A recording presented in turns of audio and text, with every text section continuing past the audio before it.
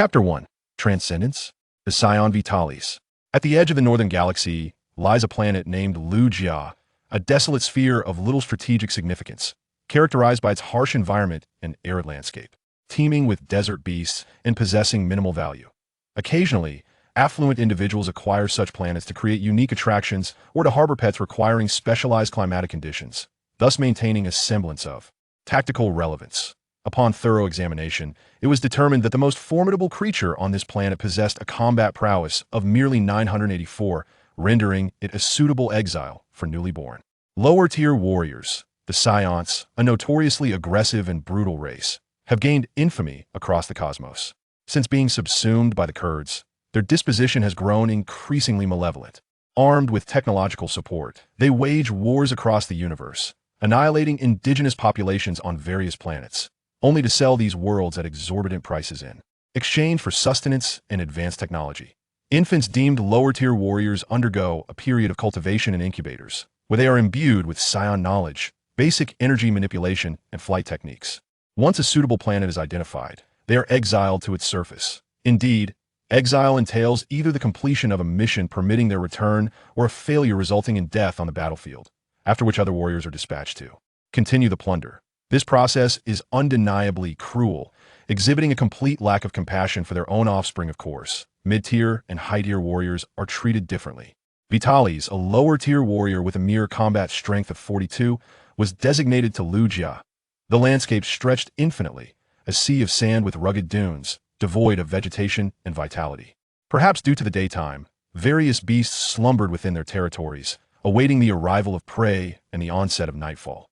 Suddenly, a fiery orb appeared on the distant horizon, trailing a comet-like tail as it descended with great force upon the sandy expanse, creating a significant crater, with the sand at the bottom even exhibiting signs of melting. At the center of this sandy pit lay a small white sphere, recognizable to any civilization that had entered the interstellar age as a standard single-person spacecraft of the Kurdish Legion.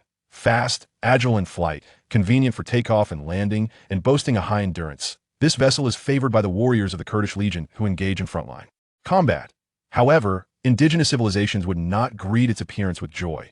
Such spherical ships are utilized solely by units capable of independent combat within the Kurdish Legion. The lesser troops and higher echelons prefer larger spacecraft. Only a select few special forces and Saiyans extensively employ these types of vessels. Therefore, the sighting of this spacecraft heralds the commencement of the countdown to the destruction of that civilization. Let me see if there are any pathetic souls with a combat strength of 5. The smoke dissipated as the hatch opened, revealing a diminutive figure emerging.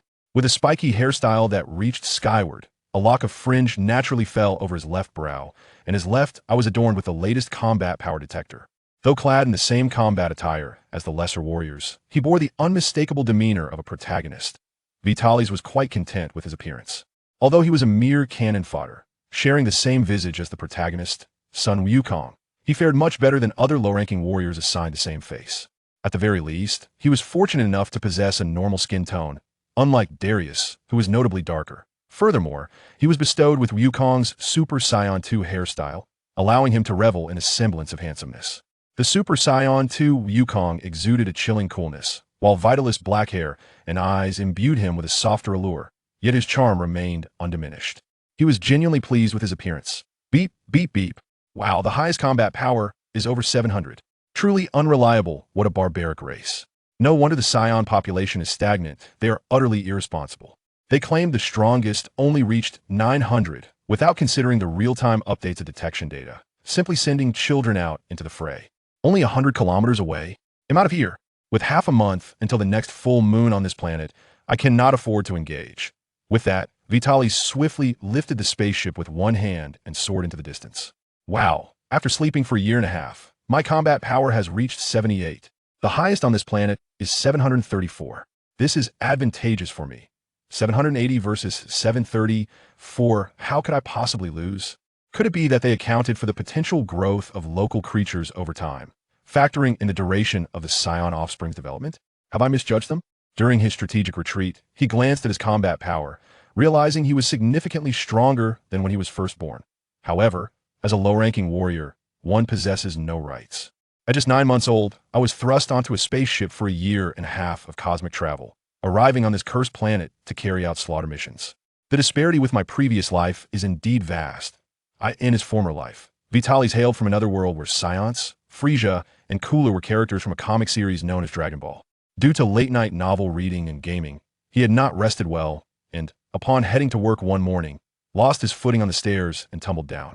The rest was a blur, but having arrived in this world, it seemed he had met his untimely demise. Returning to the present, after approximately 20 minutes of flight, he encountered a chasm about 10 meters wide and 100 meters long. Estimating that he could find no better refuge, Vitalis descended into the gorge. Let's find a cave to reside in for a while. I can rely on the spaceship's life support system for a time. Once my combat power is sufficient, I will head to Earth. As for the mission, a trip to Earth would grant him an advantage. Upon his return, he intended to claim the throne. Let the mission be entrusted to others. Fortune smiled upon him as he discovered a cavern, which housed a group of unknown creatures with single-digit combat power. Naturally, Vitalis, with his 2-digit strength, paid them no mind and carried a spaceship inside. According to the readings from his detector, he selected a few spots at random, bestowing upon one a small energy egg, equivalent in power to a standard hand grenade. The insignificant beings, with their meager combat abilities, stood no chance of survival. Sensing the imminent threat to their lives, the detector indicated that those still living fled rapidly. Indeed, possessing power is distinctly different. From beginning to end, Vitalis never witnessed the true forms of these creatures. They were effortlessly dispatched. Fortunately, the interior of the cavern was quite spacious and structurally sound, withstanding several minor explosions without collapsing. Venturing deeper, he set the spacecraft down and sat cross-legged beside it. He extended his finger to etch words into the rocky ground. Earth, Super Divine Water, Senza Beans, Hyperbolic Time Chamber, Dragon Balls, Namekian Dragon, Super Dragon Balls, and Yardradada. Earth truly deserves its role as the protagonist cradle. Not only have numerous significant events transpired here, but it also harbors an abundance of treasures. Coupled with Saiyan blood, soaring to great heights in a short time is not merely a dream. It is currently the year 732 of the new galactic calendar. Frieza has just taken command of the army, and in approximately 5 to 9 years, the Saiyans will face annihilation. I must rise before their destruction. It would be an egregious loss to allow the Saiyans to perish. That I must devise strategies to save them, ideally eliminating Frieza and his son in one fell swoop. During the Z era, Goku's battle power seemed to be over 300.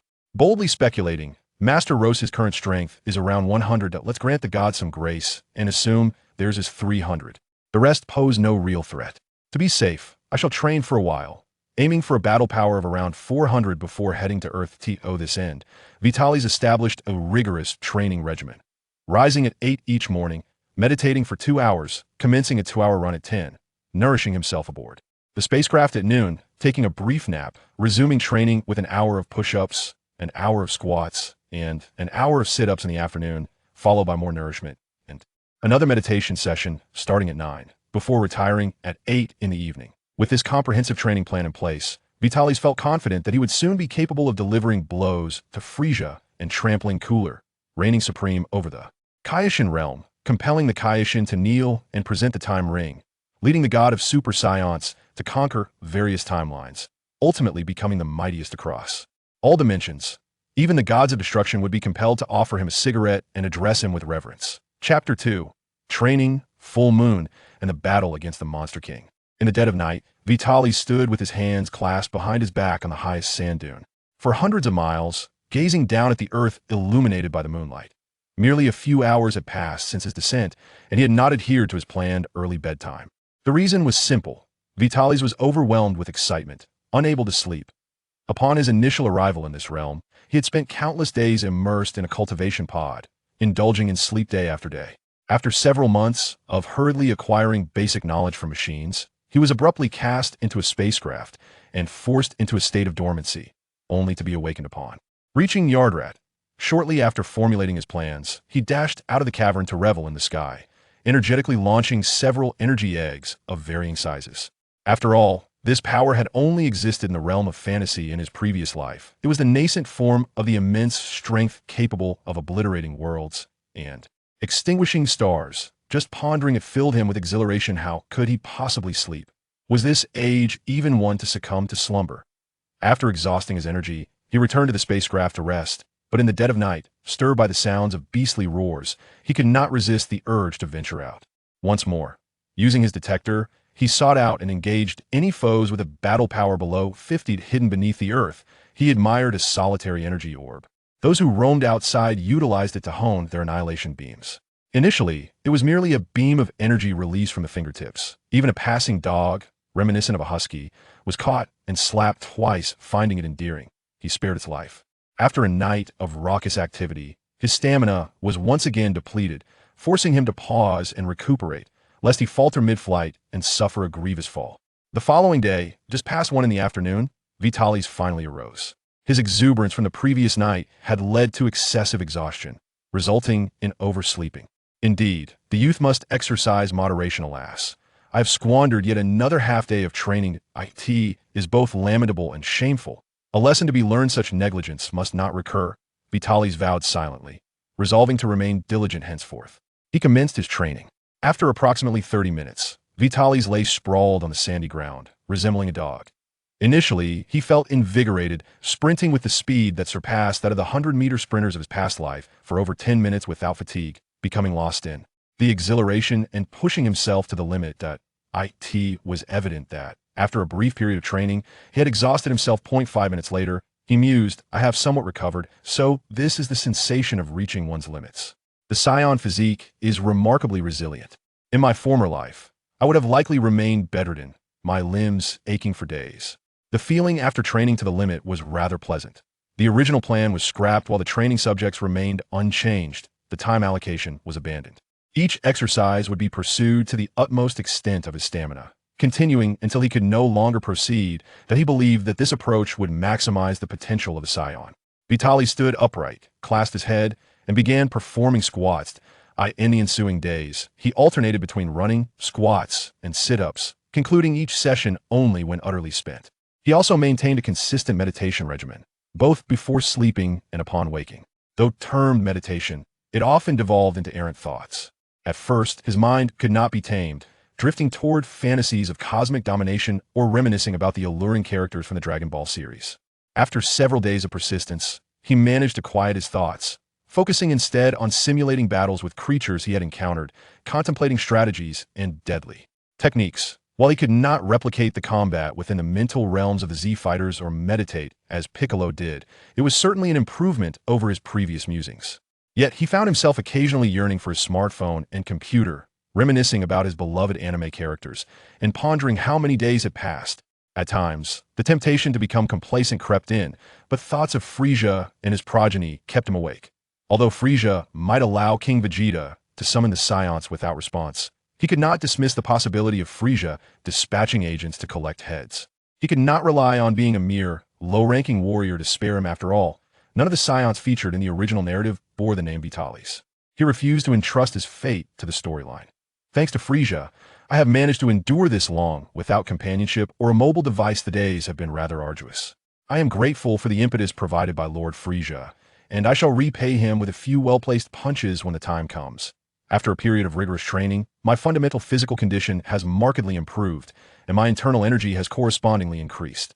A battle power of 95 is the fruit of my diligent efforts during this time. In truth, I have contemplated honing my combat skills, but regrettably, I never learned any martial arts or fighting techniques in my previous life.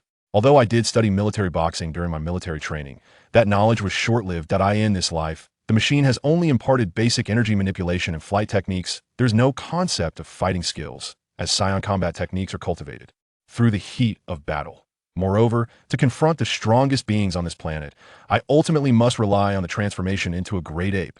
However, lower-class warriors cannot maintain their rationality during this transformation. Instinct dictates the outcome, so it is best to trust in that instinct. What I must ensure is the foundation of my combat power, maintaining a state of pressure over my adversaries. The primal instincts rooted in my bloodline, unleashed during the loss of rationality, make the transformed Saiyan a formidable force.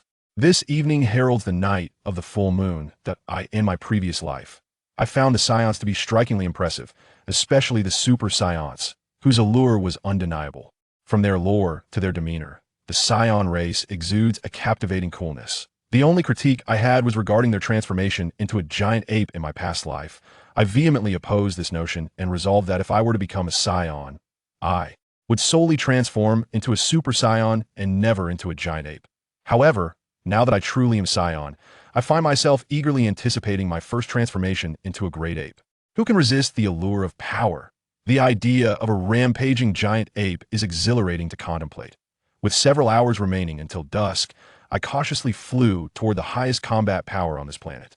In the midst of a vast desert, an oasis emerged abruptly, surrounded by sparse trees and clusters of resilient weeds bravely thriving.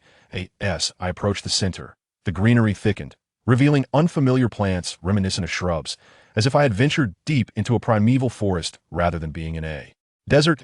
To the core lies a vast lake, where I could swim even after my transformation. According to my scanner, the creature resides within the lake. After marking the location, I flew back to my ship with all my might. I lifted the vessel and chose a random direction to fly, scanning the area for several dozen kilometers without encountering any presence with a battle power exceeding 20. I finally found a suitable spot to secure the ship and place the scanner inside. This precaution was to prevent the scanner from being destroyed during combat. Storing in the ship is the safest option to breach the ship's defenses. An adversary would need a battle power of at least 1,000. Having made all preparations, I returned to the oasis, found a pleasant spot, and laid down to rest, awaiting the arrival of night. I must say, the oasis is indeed a comfort. The trees provide shade, the air is not arid, and a faint, delightful fragrance wafts through the atmosphere, emanating from the grass or the trees. I cannot tell. As evening descends, the sun's final defiance is on the verge of fading away, while the moon shyly reveals half of its silhouette on the opposite horizon.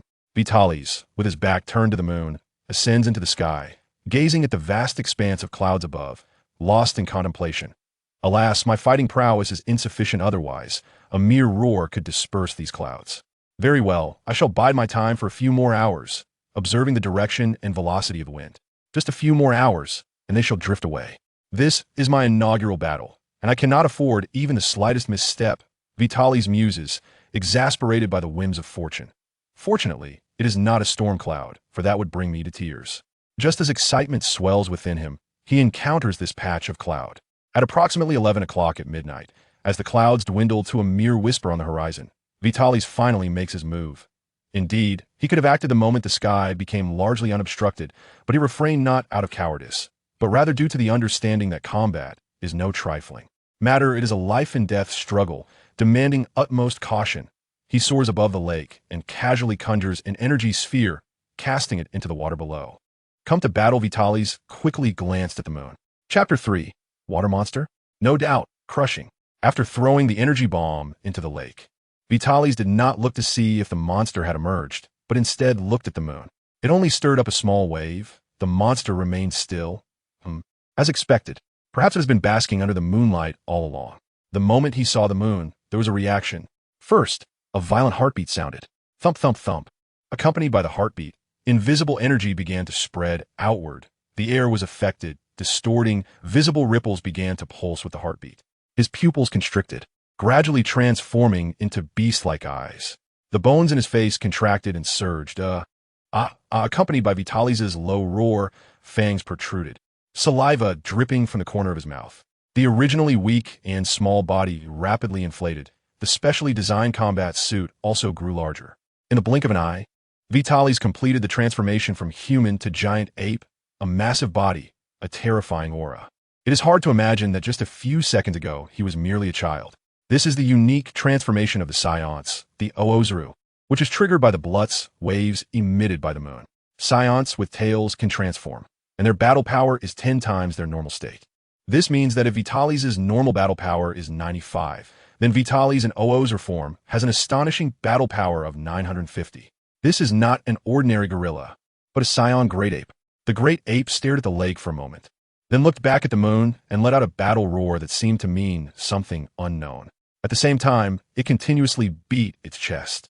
After all, Vitalis had lost his sanity and could no longer speak. After a while, the great ape lowered its head and opened its mouth wide, a faint light glowing. After gathering power for about 5 seconds, it unleashed an energy wave into the lake.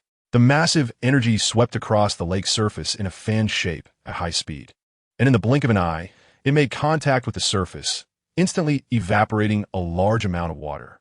The huge waves generated by the aftermath carried a small amount of water rushing towards the shore, nearly revealing the bottom of the lake. This exposed the silhouette of a monster hidden at the bottom. It resembled a dinosaur, with stout legs, small front claws, a tail dragging on ground, and spiral horns coiling around its head. It was clearly a fierce character, especially with its cold, elongated eyes that were very intimidating. The roaring beast angrily directed its roar at Vitalis. The monster's back was pitch black, with no intact scales to be found.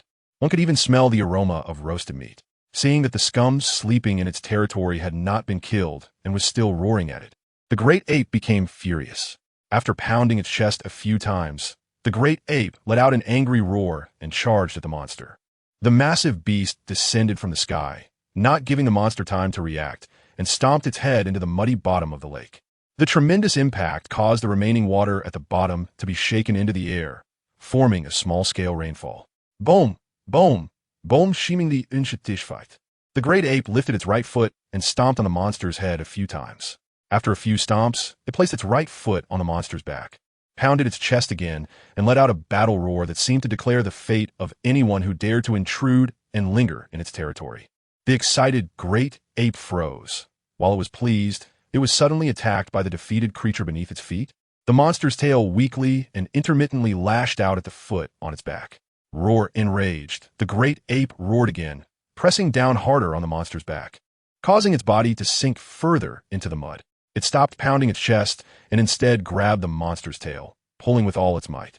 Purple blood splattered everywhere as the monster's tail was forcibly ripped off. Whether from excruciating pain or humiliation, the monster went into a frenzy, actually pushing the great ape away and standing up, its bloodshot eyes glaring fiercely at the great ape. The great ape seemed surprised that the defeated creature could still struggle, and stumbled back a bit. The next moment, the great ape, realizing what had happened, became furious and threw the tail away. It instantly appeared in front of the monster, kicking it in the stomach. Just as the monster was sent flying, the great ape followed up with a punch to its head, sending it soaring into the sky at an incredible speed. A broken horn fell towards the lake bottom. The great ape opened its mouth wide again, gathering energy, and a dazzling light flashed. This time, it was not an energy wave that spread out, but a highly condensed energy ball. Arriving late, the energy ball instantly caught up to the monster. Boom! The violent explosion generated a strong wind that even lifted a large amount of sand from afar, hinting at the onset of a dust storm. As the smoke cleared, there was no trace of the monster. Not even a speck could be found. Perhaps if one looked closely, some remnants might still be found. The great ape seemed very pleased with defeating the uninvited guest in its territory, walking around while pounding its chest and letting out a series of unintelligible roars. After patrolling its territory a few times and trampling who knows how many trees, the great ape seemed to confirm that there were no other intruders left, and it sat down by the lake, gazing at the moon lost in thought. The next morning, Vitalis was awakened by the dazzling sunlight. Seeing the surrounding environment, he was confused. The lake was nearly dried up, and the outline of an unknown creature was clearly imprinted on the lake bed. Flying up into the sky and surveying the area, he discovered many fallen trees, chaotic giant footprints, and a large broken tail in the forest. It was easy to infer that last night's battle had been intense, with two massive beasts colliding passionately at the bottom of the lake, draining the water and causing it to splash onto land. Fortunately, I emerged victorious. It was lucky I was cautious and trained before coming here, even raising my battle power to 950, far surpassing this unknown creature's 734 power. Otherwise, this tail on the ground might have been mine. Looking at the broken tail on the ground and feeling the tail coiled around his waist, Vitalis was filled with a strong sense of luck. Speaking of which, it felt really good. After a good sleep, he was now full of strength and felt like he could kill a cow. He felt comfortable all over. Vitalis only remembered the moment he last looked at the moon. After that, it was as if he fell asleep with no memories, and when he woke up, both his spirit and body were at their peak. If it weren't for the surrounding environment and knowing about the Saiyan transformation, he might have thought he simply had a nice sleep here. Taking out the spaceship remote from the compartment of his battle armor, he pressed a button to call the spaceship, which would automatically locate the remote and fly over. Very convenient. No wonder it was provided by the Kurds. Oh no, it's called the Frisia Force now, right? The battlesuit was also intact after the transformation and fierce battle. Not a single scratch. Even the remote placed in the compartment was fine. In less than 2 minutes, the spaceship landed nearby. He quickly took out the detector to scan the surrounding environment. Even though it seemed like he had won at the scene, only a broken tail was visible, and no other creature's corpses could be seen, he still felt quite anxious. What if the monster wasn't dead? Even if it was severely injured, it could still kill him in his non-grade 8 form. So even though he was 90 sure, he couldn't rest easy without a thorough confirmation. Fortunately, the detector was unable to detect any power levels above 300. The highest battle power on this planet was 734, while there were a dozen or so with powers ranging from 100 to 300. Vitalis' mission was to eliminate all creatures with a power level above 20 on this planet. After all, planets with a basic ecological environment are more valuable, as long as no creatures can threaten the lives of customers.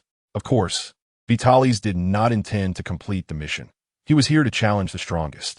One reason was that he was itching for a fight. After all, with such powerful strength, it felt uncomfortable not to find something to fight against. Moreover, coinciding with the full moon, he also wanted to test his grade 8 form. Chapter 4, Battle Power Exceeds 100. Preparing to head to Earth, Vitalis replenished some nutrients in the spaceship. Although he was tempted to roast and eat the unknown monster's tail, he forcibly suppressed his appetite. He hadn't eaten a single meal since crossing over, let alone meat, but he decided to skip the strange alien creatures. Wild animals were not to be eaten, and alien wild creatures were even more off-limits. Even though Saiyans are tough and not afraid of diarrhea or minor toxins, it would be troublesome if any hidden dangers remained. Dying young would not be good.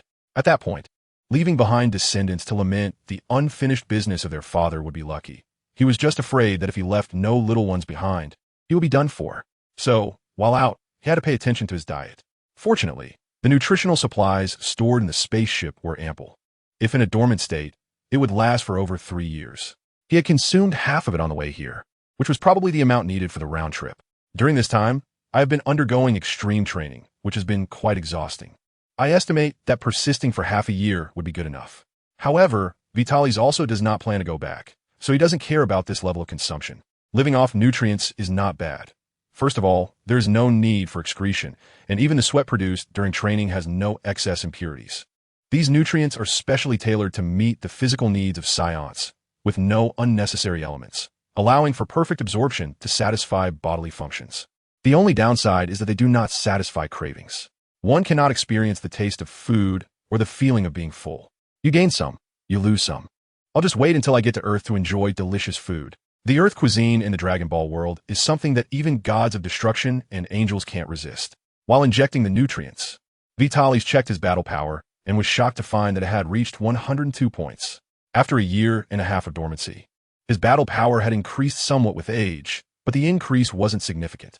After half a month of intensive training, his power rose from 78 to 95, an increase of 17 points, which is not as large as the jump from 42 to 78. The time spans are quite different, a year and a half versus half a month, so the gap is understandable. Last night, in the first real battle, his battle power actually increased by 7 points. It seems that the fighting prowess of the Saiyan race is well-deserved. Combat is indeed the best path to becoming stronger. Last night must have been a fierce battle. It must have been exhilarating. Unfortunately, my base battle power is lacking, and I can only rely on transformation to compete. If I were to fight in my normal state, it would greatly enhance my fighting skills and control over my strength. But it's a pity to lose such an excellent opponent. I will remember you, unknown monster. Thank you for everything you have given me. Perhaps I should fight in my normal state. After all, transformation requires certain conditions and isn't very convenient. But I still need to learn some fighting skills first. It would be pure folly to engage in life and death battles shortly after my arrival. I can only bully weaker opponents with a significant power gap. Fighting against opponents of similar strength would likely lead to my defeat. This is also why Vitalis knows that Saiyans lose their rationality after transforming into apes, and only relying on their beastly instincts to act on their own gives him the courage to seek trouble with monsters. If he were to operate on his own, unless he can kill instantly, he would be laughing if he could exchange a serious injury for his opponent's death. So it's a good thing that lower-level warriors cannot maintain their rationality. This is also why Vitalis is confident in competing for dominance over the universe. After all, facing alien beings, he can be ruthless, but when it comes to intelligent life forms, he might show mercy and hesitate to strike. In this world where the strong prevail, few show mercy to their enemies. Being soft-hearted can lead to future troubles. Therefore, when necessary, he relies on his transformation into a primal state. allowing instinct to dictate whether to kill or not. At most, he might feel guilty afterward, but as long as he is ruthless during the transformation, it suffices. With combat power exceeding 100 and reaching over 1,000 post-transformation, he could be considered a natural disaster on the planet, capable of obliterating surface civilizations in a short time and even inflicting irreparable damage to the planet, leading it towards decline. With barely any self-defense capabilities, he should consider going to Earth. Fortunately, the star maps within Frisia's army indicate the existence of Earth. Perhaps the reconnaissance personnel were too lazy to name it otherwise and just used the local name, considering that in the original story, both aliens and alien gods refer to Earth. He tried searching and was surprised to actually find it. The solar system, with names like Mercury, Venus, Earth, Mars, Jupiter, Saturn, Uranus, and Neptune, remains unchanged. It is indeed Earth, and these reconnaissance personnel are quite lazy. According to the planetary notes, Earth's civilization is extremely low, with a maximum combat power of only 348, and its location is remote. Although the environment is decent, it is suspected that galactic patrols roam there, making it not worth conquering. The little planet is quite lucky, even though it has been discovered, due to its geographical location and the presence of galactic patrols. It is looked down upon by Frisia's army. Thus, it remains very safe. He cannot directly take the spaceship to Earth, nor can he bring the probe there. And the spaceship's supply of nutrients is not enough to support a journey to Earth, so he needs to think of a solution. A day later, having thought clearly about what to do next, Vitalis boarded the spaceship. He didn't crush the probe. He simply tossed it to the bottom of a lake, leaving it to fend for itself.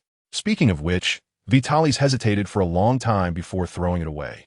The probe's functions were quite appealing before he lost the ability to sense energy, and wearing it looked cool. A Saiyan must wear combat gear and the probe to be a complete Saiyan.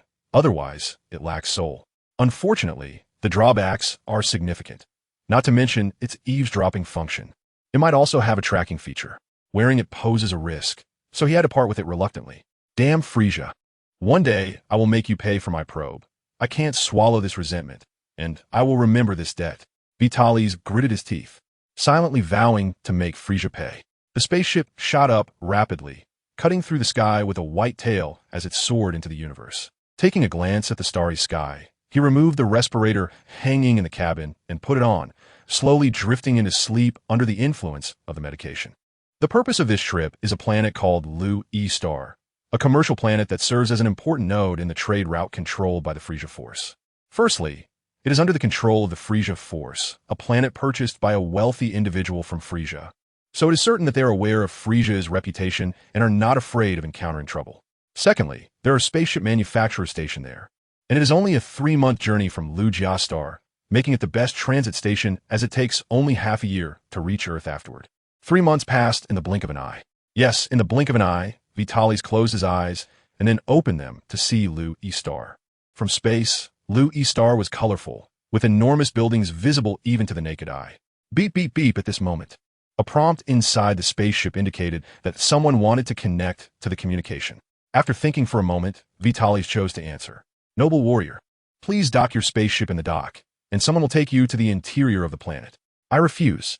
I, a member of the Frisia Force, am on a mission and have no time to play with you, Vitalis said without hesitation, continuing to speed towards Lu E-Star. What a joke. How could he possibly do as they said? He thought about what he needed to do next, and knew that in order to succeed, he couldn't show any signs of retreat. He had to present a strong attitude. The person on the other end of the communication seemed to want to say something, but upon hearing the words Frisia, they didn't dare to say anything further. Afraid of softening his heart, Vitalis simply closed the communication. I am now a member of the Frisia Force, the bravest Saiyan on the front lines. Why should I explain my actions to anyone? Chapter 5. No money? No. The face of King Frisia is priceless. The Maruko spaceship streaked across the sky and landed forcefully in the suburbs. Afraid of being mistakenly attacked, it did not dare to land in the city. Who knows if there are experts here experiencing life? Some people flew into the sky, intending to see the excitement and check if there were treasures.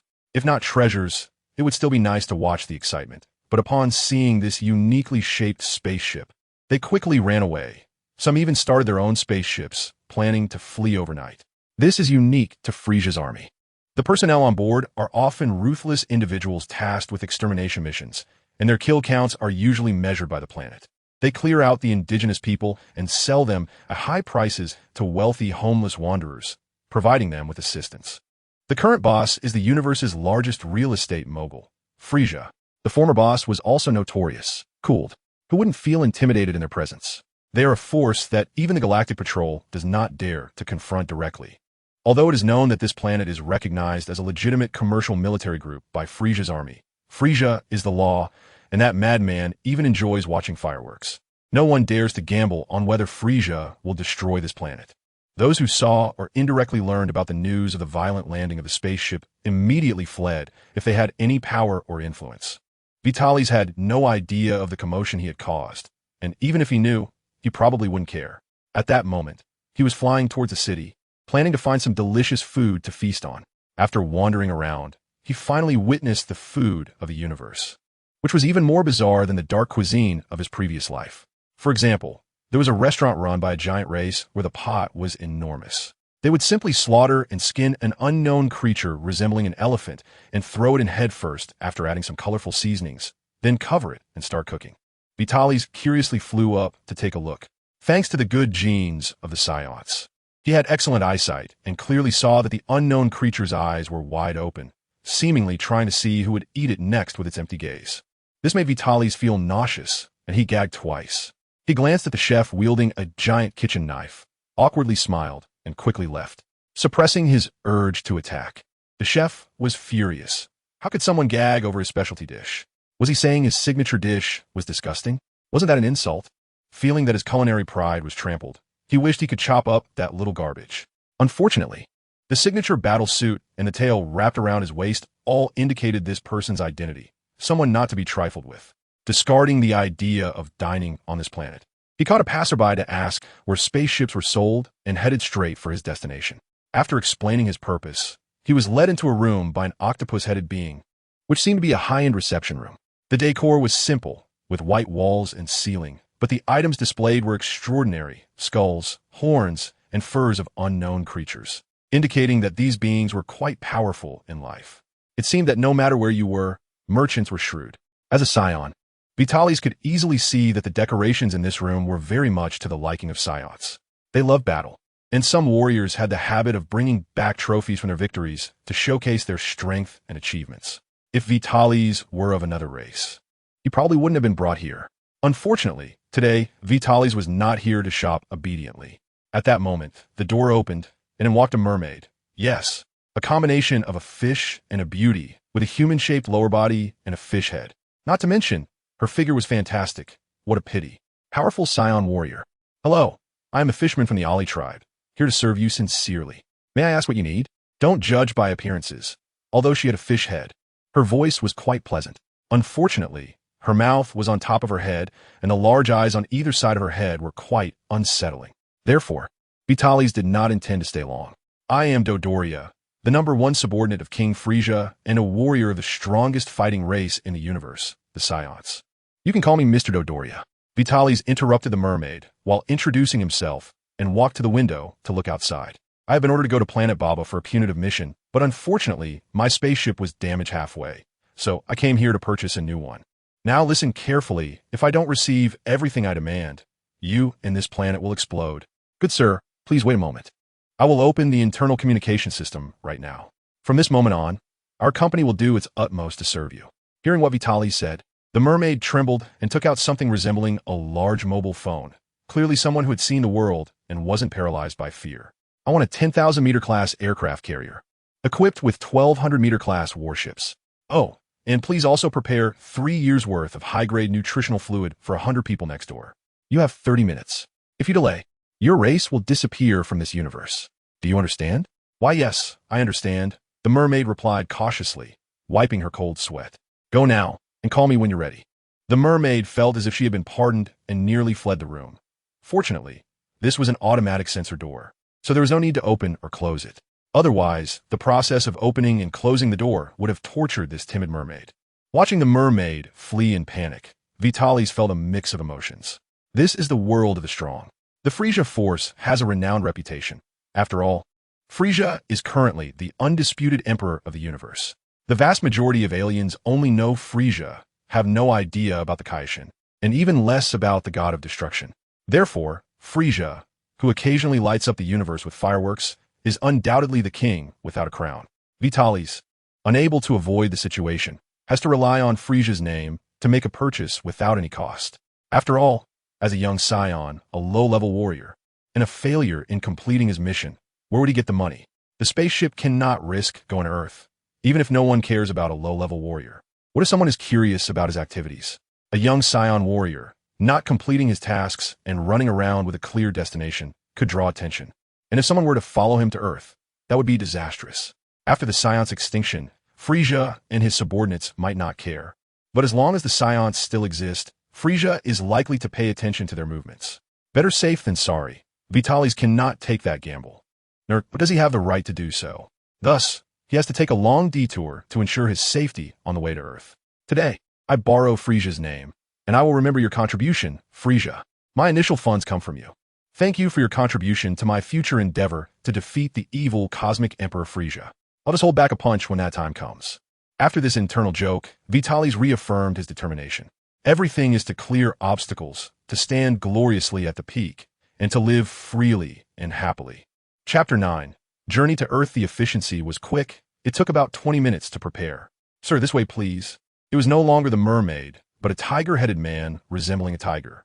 The two took the shuttle that traveled between the space station and the planet's interior to their docking place. Under the guidance of the tiger-headed man, they briefly inspected the supply depot and the required warships. With the tiger-headed man's explanation, they understood the operation system of the warships, which had intelligent AI assistance. Making it quite simple, although one person cannot control all functions in battle, it is sufficient for long-distance travel. All right, you can go down now. Time is pressing. I need to get to the front lines as quickly as possible. Vitalis was very satisfied, not only with the speed but also with the quality and quantity. Truly, as expected of King Frisia, no one dared to slack off. Sir, what about the money? The tiger-headed man asked cautiously, rubbing his claws.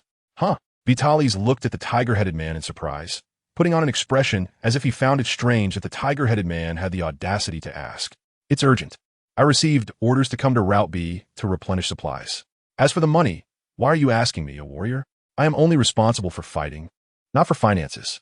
You can report to the Frisia Forces Finance Department, Vitalis explained with a frown, clearly impatient. Okay. Then may I ask where the Frisia Forces Finance Department is? The tiger-headed man chuckled nervously, his legs trembling, yet he somehow found the courage to continue asking. Vitalis was truly astonished this time. The tiger-headed man was indeed fierce. If it had been someone from Frisia's army, that tiger head would have been smashed to pieces.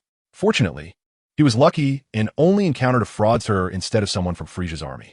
No, he actually was a member of Frisia's army now, not a fraudster. It's just that he had a heart for the light and wasn't brutal. He decided to look into it himself and told the man to leave, not wanting to waste any more time.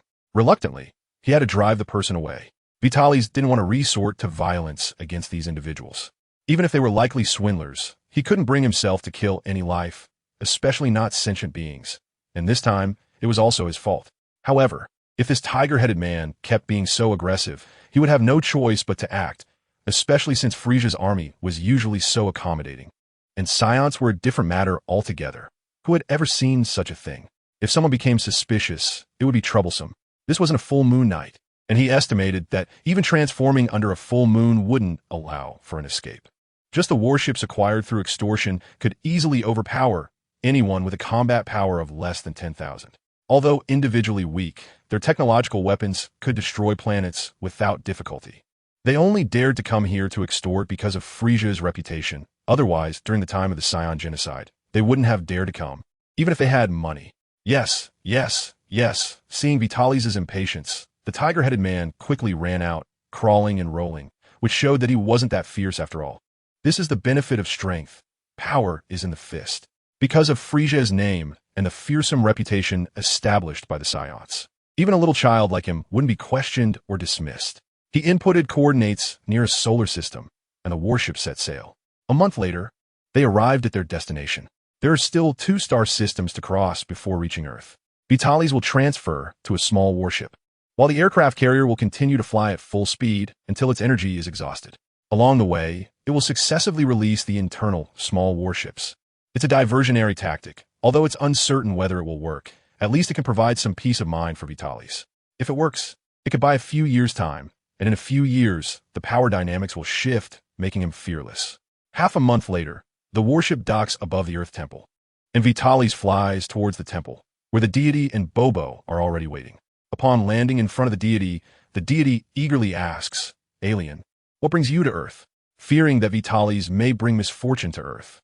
The separation of good and evil has made the deity incredibly good-hearted, wholeheartedly thinking of Earth.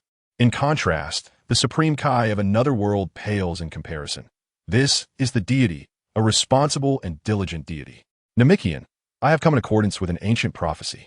Darkness is approaching. The universe will be engulfed in endless warfare, including your home planet, which will also fall. Your people will be forced to wander, and everything will fall into crisis.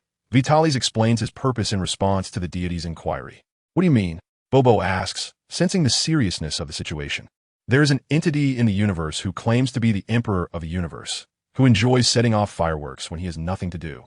In the future, he will learn about the existence of Dragon Balls on Namek and will come to plunder them. Your people will be ruthlessly slaughtered. Of course, Earth also has Dragon Balls, which are also his target. Vitalis speaks the truth, revealing what will happen in the future. Namekian? Bobo asks, did you not hear about the universal crisis from all I said? You only heard about Namek? The deity thinks, all right, you are just a poor child who has never seen your parents and doesn't know your own race. I'll forgive you. Yes, Namekian. You are a Namekian who accidentally wandered to Earth during a crisis, with green skin, powerful vitality, the ability to regenerate from severed limbs, and some strange superpowers. By the way, you only need to drink water and then photosynthesize. Among you, there are special beings who can create Dragon Balls, wish orbs that can fulfill wishes. To convince the deity, Vitalis shares everything he remembers about Namekians. So I'm also an alien? The elderly face suddenly looks much more haggard, lost in thought. Deity. Bobo looks worriedly at the deity. I'm fine. I just didn't expect that I'm actually an alien. Do I have relatives? Are they okay? After explaining to Bobo, he continues to ask. They are still doing well for now, but due to past crises, the number of combat-type Namekians is scarce, and their fighting power is low, leaving them with no ability to protect themselves in this dangerous universe.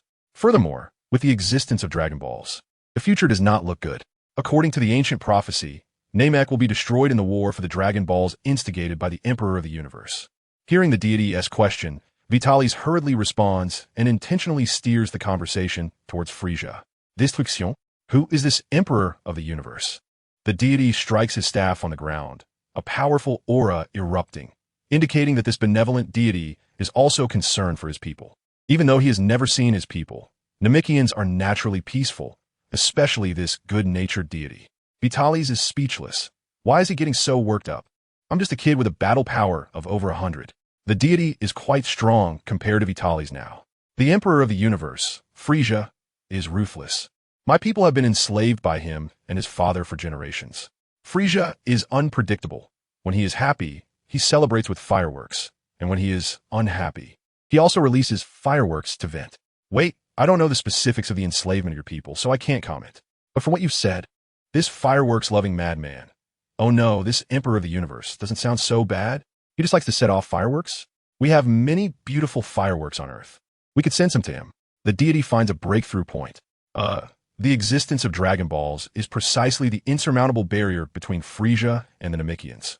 Namekians love peace. Even if it means death, they will not give a Dragon Balls to Frisia. And even if Frisia gets the Dragon Balls, he won't let the Namekians, who can create Dragon Balls, live. Moreover, setting off fireworks is just a euphemistic expression. Frisia has said that the explosion of a planet is the most beautiful firework in the universe, and his power can easily destroy planets. Bobo's face turned pale. The deity's face turned green. Frisia indeed has a notorious reputation. Chapter 7. Beginning the journey of cheating, destroying a planet? Is that something a human can do? After pondering for a moment, the deity asks, yes, Earth's deity, with your current power, if you unleash your full strength, you could probably destroy the moon. Your battle power should be over 300 in the value system established by Frisia's army. A battle power of over 1,000 can destroy a planet's core and annihilate a planet. Over 10,000 can destroy a planet without any tricks. And Frisia's base battle power is 530,000, which is a despairing number, Vitalis replies. Unfortunately, he doesn't dare to wear a scouter. Otherwise, it would be more convincing. Although he wants to fool the deity, A deity who has lived for hundreds of years is not so easily deceived. So he is just trying. It's best to resolve things peacefully, as there is a huge difference between active cooperation and passive cooperation. Therefore, it doesn't matter if a negotiation fails. The worship above is the best deterrent. At that time, he could demonstrate the power of this worship to the deity, and the deity, who loves his people, will surely cooperate. I can sense that you're not lying, but you're not a good person either. The Emperor of the Universe is real. The battle power of 530,000 is real. His intention to destroy Namek for the Dragon Balls is real, and your desire to resist is real. But don't mention any lies about ancient prophecies anymore. If you have any needs, just state them. I will cooperate, provided that you do not harm Earth. If possible, I hope you can save Namek and prevent its destruction. The deity gives Vitalis a deep look. Of course, I really like Earth, and Namek is also good. It would be a pity if it were destroyed. By the way, deity, can you find the location of the Dragon Balls on Earth? Since the conversation has opened up, Vitalis doesn't hold back anymore. It seems to know a lot. No, that's the rule. Even though I'm the creator, I cannot violate it. Dragon Balls need fated people to find them. The deity shakes his head, indicating that if one wants it, they must find it themselves. He cannot cheat. All right, I'll find a way myself.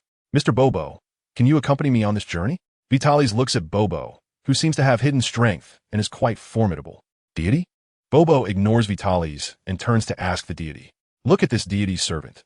That pair in the Supreme Kai realm really should commit seppuku. The deity has no dignity, and the servant is more arrogant than the deity. Go ahead, Bobo, try to meet his needs, the deity says with a green face. Yes, Bobo replies, and then pulls out a magic carpet from somewhere and stands on it. Seeing this, Vitalis doesn't hold back and jumps on as well. This thing is impressive. Incredibly fast. At least for now, Vitalis cannot keep up. Mr. Bobo, first take me to find Master Rashi. Do you know where he is? Vitalis tentatively asked. Without waiting for a response, he set off. Whoosh, with a few flashes, they arrived at the sea. Vitalis felt a blur before his eyes, and then saw a small island, a small house, a few coconut trees, a sun umbrella, and a rocking chair. Ignoring the old man's gadget and his nosebleed, it really felt a bit like a modern immortal. Seeing the small ball hanging around the old man's neck, Vitalis knew he had come to the right place.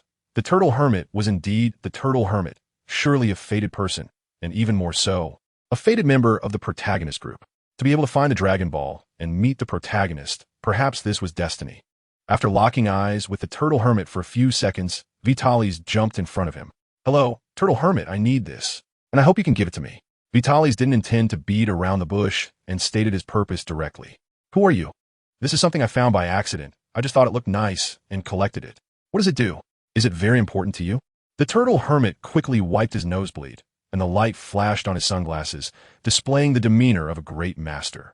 This is called a Dragon Ball, made by the gods. When you gather 7 of them, you can summon the Eternal Dragon, who can grant the wishes of the collector.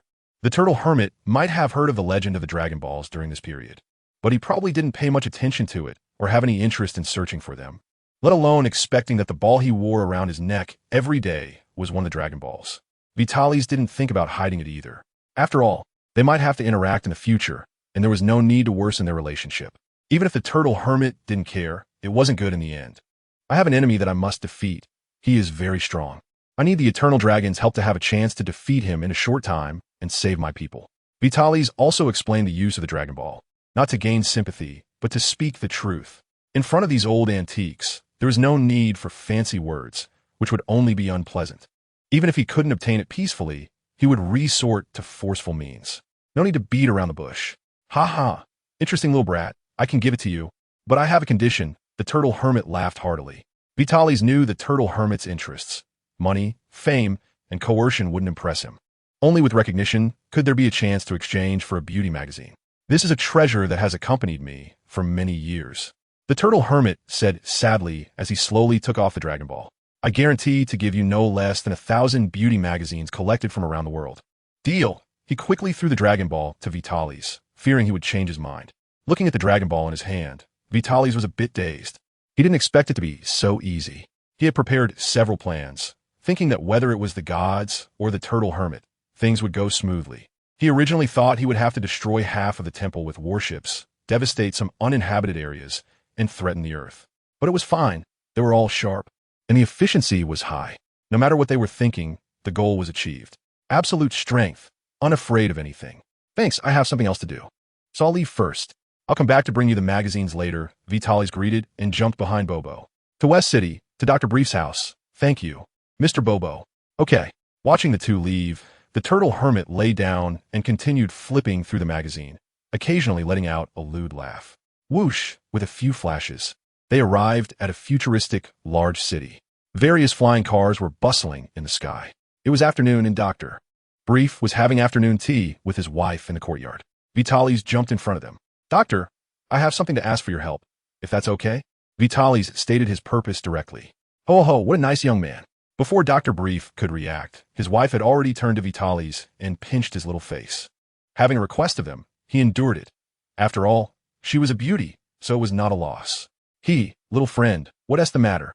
Did your toy break? Uncle will fix it for you. Dr. Brief looked at his wife helplessly.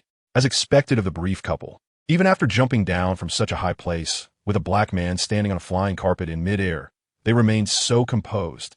Doctor, is there a wider place? Before discussing matters, I want to show you my reward. Chapter 8 Preparations Before Takeoff. Arriving at Dr. Brief's backyard, one could only sigh how he was indeed the richest man on Earth. Calling for a battleship, it landed in Dr. Brief's backyard. This is a spaceship? As a big shot in Earth's black technology, he recognized the nature of this spaceship at a glance. That's right, this is the spaceship I came to Earth on. It is one of the top technological products in the universe right now. This is my reward. I need your help with a few things. This spaceship is yours. Sure, as long as I can do it. Seeing the spaceship made Dr. Brief's eyes widen, and upon hearing universal technology, he was eager to rush in and study it immediately. It's like this, Doctor, I need you to quickly make a device that can locate this Dragon Ball. Saying this, he handed the Dragon Ball to the doctor. The second thing is, I would like to ask you to create a training room that can freely adjust gravity.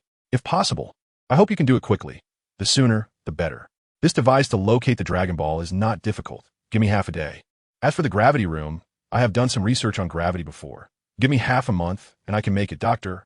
Brief said as he walked toward the workshop. Although he wanted to study the spaceship first, his principle was to handle matters first, and then take rewards. Ho. That's how he is. Little Vitalis, why don't you go on a date with my sister? His wife said with a smile, not giving Vitalis a chance to resist as she dragged him away. At this moment, Mr. Bobo was still hovering in the air watching. Soon, evening arrived. This afternoon was truly fantastic. First, he was treated to afternoon tea. Having lived a hard life, Vitalis had never eaten such high-end snacks. The food he had in his previous life couldn't compare. This was made by the private chef of the richest man. After accidentally overeating, Vitalis, under the loving inquiry of the motherly wife, revealed his story, Saiyan, glutton, and being thrown onto a desolate planet since childhood, which made her cry a lot.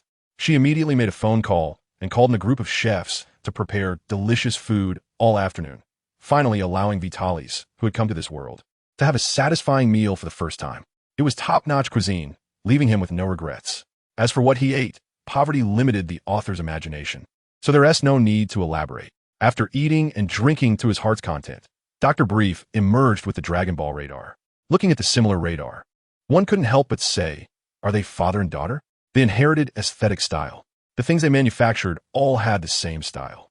Vitalis used the Dragon Ball radar to find a Dragon Ball in Dr. Brief's basement. As expected, fate was such. Dr. Brief had accidentally obtained the Dragon Ball, thought it was useless but pretty, and tossed it into the basement. Perhaps because he got the cosmic battleship, Dr.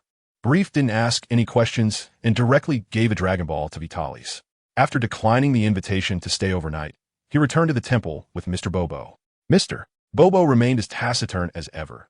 Even during lunch in the afternoon, he quietly ate, responding with yes, or right to any conversation from either Mrs. Brief or Vitalis. Perhaps great people are so aloof that they seem cold. After returning to the temple, under Mr. Bobo's arrangements, he found a place to sleep. Most of the basic work is done, and the rest can be done step by step. Defeating Frisia is no longer a dream, perhaps due to the reduced pressure. Vitalis slept peacefully that night, all the way until dawn. Being at a high altitude, dawn comes quickly. He had breakfast with Mr. Popo. The god of Earth went to bask in the sun. Mr. Popo, I'm going to collect the Dragon Balls later. After I return, I would like to ask for your guidance in my training of Ki. Is that okay? After all, Mr. Popo is an unfathomable expert, having lived since the time of the previous god of Earth. Even during the Z era, he was able to play with two Super Saiyan kids. Even if Goten and Trunks weren't serious, one could see Mr. Popo's terrifying prowess. Perhaps his combat power isn't on par with those later monsters, but Mr. Popo's realm is profound. It wouldn't be surprising if he mastered Ultra Instinct. Vitalis quickly finished his breakfast after receiving a response. He jumped down beside the temple. The first Dragon Ball was at the bottom of the sea, easily obtained, and he caught a large octopus on the way. If he encountered Gohan, he could give it as a gift. If not, he could let Mr. Popo have a treat. The second Dragon Ball was easily obtained at the edge of a cliff. The third was in a forest inhabited by a group of weak monsters, which he easily defeated to get the Dragon Ball. The fourth was in the mountains, likely the Bunya Mountain, and the houses looked similar to those in the anime. Hello, my name is Vitalis. I'm here to find the Dragon Balls. Just then, an old man carrying a basket slowly returned. Vitalis took out a Dragon Ball to show the old man. Oh, you mean this? I found one in the mountains a few days ago. It looked nice, so I took it back. Since it's useful to you, I'll give it to you. Saying this, Gohan turned and went into the house to bring out the 4-star ball. Vitalis didn't expect Gohan to be so kind, not even asking why. Simply giving it away because it was needed. What a good person. No wonder he could raise the innocent Goku. Thank you, this is my return gift. After finding the Dragon Ball, Vitalis gave the large octopus he had caught to Gohan. Ha. Alright, I want to be polite then. It's been a long time since I went to the seaside. I didn't expect to eat a big octopus from the sea again. He seemed to be a remarkable person. The thoughts and realms of these old men regarding the Dragon Balls were all quite high. Declining Gohan's invitation for dinner, after all, the Saiyans' appetite is quite terrifying, and there was no need to trouble the old man further. Speaking of which, I changed history. Kakarot might not come to Earth, and no one would step on Gohan. So, does that mean Gohan can't go to the afterlife? He can't be the protector of the great sage, either? In the anime, this old man willingly stayed there. Should I calculate the time to send Gohan down? Shaking his head, he dispelled this dreadful thought. Although he only interacted for a short while, this old man's character is good, and Vitalis couldn't bring himself to harm him. He shouldn't and couldn't. If fate allows, after Gohan dies of old age, he will also go to the great sage. The last Dragon Ball was found in a mountain gorge. With that, all 7 Dragon Balls were collected. Returning to the temple, are you sure you want to make a wish now? The god of Earth seemed somewhat displeased with Vitalis' miraculous ability to gather the Dragon Balls in just 2 days. His face turned green with anger. After all, the eternal dragon, capable of resurrecting the dead, naturally must go through many trials to be qualified to grant wishes. I didn't expect Vitalis to take a shortcut to complete it. That's right, the sooner I make my wish, the sooner the skill cooldown starts. Each wish in my plan is very important for defeating Frieza, so I want to complete it as soon as possible, Vitalis replied seriously. He was about to make his wish with a very anxious mood. He placed the Dragon Balls on the ground. The 7 Dragon Balls gathered together, shining brightly and beautifully. By the way, Mr. Popo, you can speak Namekian, right? Yes, that's good. Opening his arms to embrace the sky, Vitalis shouted, "Come forth, Shenron. Chepternove, come fort." Shenron, as soon as the words left his mouth, a fierce wind arose, the sky quickly darkened, and the 7 Dragon Balls simultaneously lit up, their light merging into one, shooting a dazzling beam into the clouds. The body of the eternal dragon emerged in the light, its enormous and elongated form circling in the sky. Its massive head slowly descended, and its eyes as big as cows stared at Vitalis. "I will grant you any wish. Speak your wish." It seemed there was no music, so summoning Shenron didn't feel as shocking as in the anime. It lacked soul. However, such a gigantic Shenron was still visually stunning. "Shenron, please bring the 7 Dragon Balls from Namek to me." "Shenron, Popo, God of Earth, are you sure?" Shenron confirmed again. "That's right, my wish is this." "As you wish." After saying this, Shenron's eyes flashed, and the 7 Namekian Dragon Balls, larger than the Earth Dragon Balls, appeared at Vitalis' feet. "Your wish has been granted." As the wish was fulfilled, Shenron disappeared, and the Dragon Balls slowly rose into the sky, turning into stones. Just as they were about to disperse, Vitalis quickly took out a bag and caught several of the Dragon Balls that had turned to stone, storing them in the bag. Seeing Vitalis' bold move, the god of Earth wanted to say something but hesitated, his face growing increasingly worse, turning a dark shade of green. Not daring to provoke the god of Earth, Vitalis turned to Mr. Popo. "Mr. Popo, the Namekian Dragon Balls require Namekian language. Please translate for me," Vitalis requested. "Sorry, I only know the universal language of the universe, not Namekian." "You're still impressive. Mr. Popo, I don't know how you learned it." Mr. Popo walked toward Shenron. "Namekian, Come fort, Shenron. Meanwhile, on the distant planet Namek. Don't panic. The Dragon Balls have been taken by an interesting child. The aged Grand Elder of Namek calmed the Guardians who were in a panic due to the Dragon Balls with his telepathic tales. Neru, fate has changed. No one knows what the future holds. Although this child seems good for now, the future is unpredictable. If something unexpected happens, I will take my own life, causing the Dragon Balls to lose their power. At that time, Mulan will succeed as the Grand Elder and will not be allowed to create Dragon Balls again. The Grand Elder instructed Neru, who was in the shadows. Neru lowered his head, looking at the ground, speechless. Earth, Mr. Popo. My first wish is to learn all the magic that exists in the universe. Mr. Popo nodded. Namekian, please let this child learn all the magic that exists in the universe. Suddenly, the Namekian Shenron's eyes flashed red. The first wish has been granted. Speak your next wish. The god of Earth was stunned. Originally, he was immersed in the majestic form of the Namekian Shenron, feeling a sense of familiarity. Not only were the Dragon Balls larger, but Shenron was also more robust and majestic, contemplating whether to change the skin of his own Shenron. Hearing Shenron's words pulled the god of Earth back to reality. Truly impressive. Coming from my hometown, it's strong enough to grant more than one wish. Mr. Popo, I want a jar of never-ending senza beans. Namekian, I want a jar of never-ending senza beans. This wish cannot be granted. I can't produce infinite fairy beans. Even infinite grains of sand would be tough, let alone fairy beans. I guess only a Super Dragon Ball could do it. Mr. Popo, to put another way, I want a jar that can automatically produce 1,000 fairy beans every day. These are 2 wishes, are you sure? 2 wishes? To have a jar that produces 1,000 magic beans every day? That's a ripoff. It seems that the Namekian dragon can't be tricked. Mr. Popo, let's change the wish to let this bag have the ability to produce 1,000,000 magic beans every day. After saying that, Vitalis took out the bag he was going to use to store the Namekian Dragon Balls. Mr. Popo, the god, said in Namekian, please grant that bag the ability to produce 1,000,000 magic beans every day. Beads of sweat appeared on the Namekian dragon's head, unable to fulfill it. The limit for producing magic beans daily is 10,000. Otherwise, the rules will be broken and the world will lose its balance. Then let's go with 10,000. Just a moment, I'll change the bag. This one is too big to hold 1,000,000. State your final wish.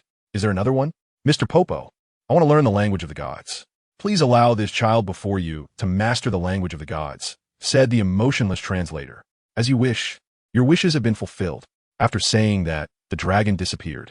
One good thing is that the Namekian Dragon Balls didn't fly around, probably because after making a wish, a few elders must guard them separately, so there was no such setting. The Earth Dragon, however, added the flying away setting to test the adventurers. Vitalis stepped forward, collected the Dragon Balls, and carried 2 bags of them. God, Popo, I'm going to rest for a bit and digest all this knowledge. It's too much all at once, my head feels swollen. After saying goodbye to the 2 masters, Vitalis headed to the bedroom. Truly, the dragon is a universal wish machine. The technology is excellent, imprinting knowledge deep in the mind. As long as you focus, it will emerge rather than being stuffed in all at once. It was still somewhat careless. If my head exploded or I became a fool, that wouldn't be good. The dragon is amazing. Vitalis lay on the bed, summarizing the wish-making process. However, it was quite unexpected. He originally wanted to learn healing magic, but found that magic encompasses everything, including teleportation magic, which saved a wish. He initially wanted to wish for instant teleportation, but time was tight, and learning it would take too long, so he thought of wishing with the dragon. He didn't expect magic to be so powerful. Next is to learn energy control from Popo, and then to enhance his energy. Otherwise, if he doesn't have enough energy, he won't be able to use any useful magic. With magic beans in hand, once he masters energy, he can trigger the Saiyans' passive ability. The Saiyans' passive ability.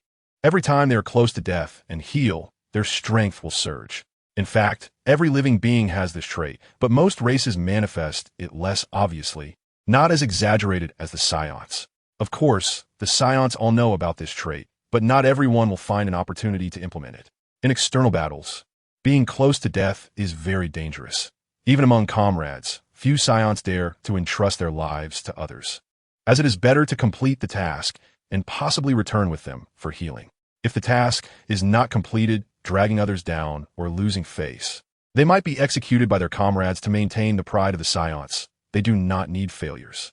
As for mutually triggering the passive, Saiyans are fierce in determining victory and death. Once a fight starts, either one side dies or both die together. It's incredibly wild. even among comrades. Pride prevents them from losing. Moreover, Saiyans fear death and are reluctant to entrust their lives to others.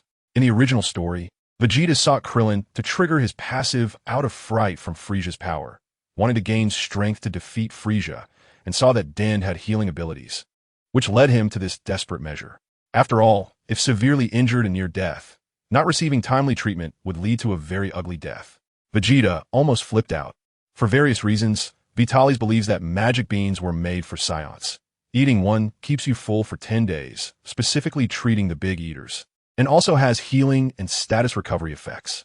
Once every Saiyan carries a large quantity of magic beans, it will be a nightmare for any race.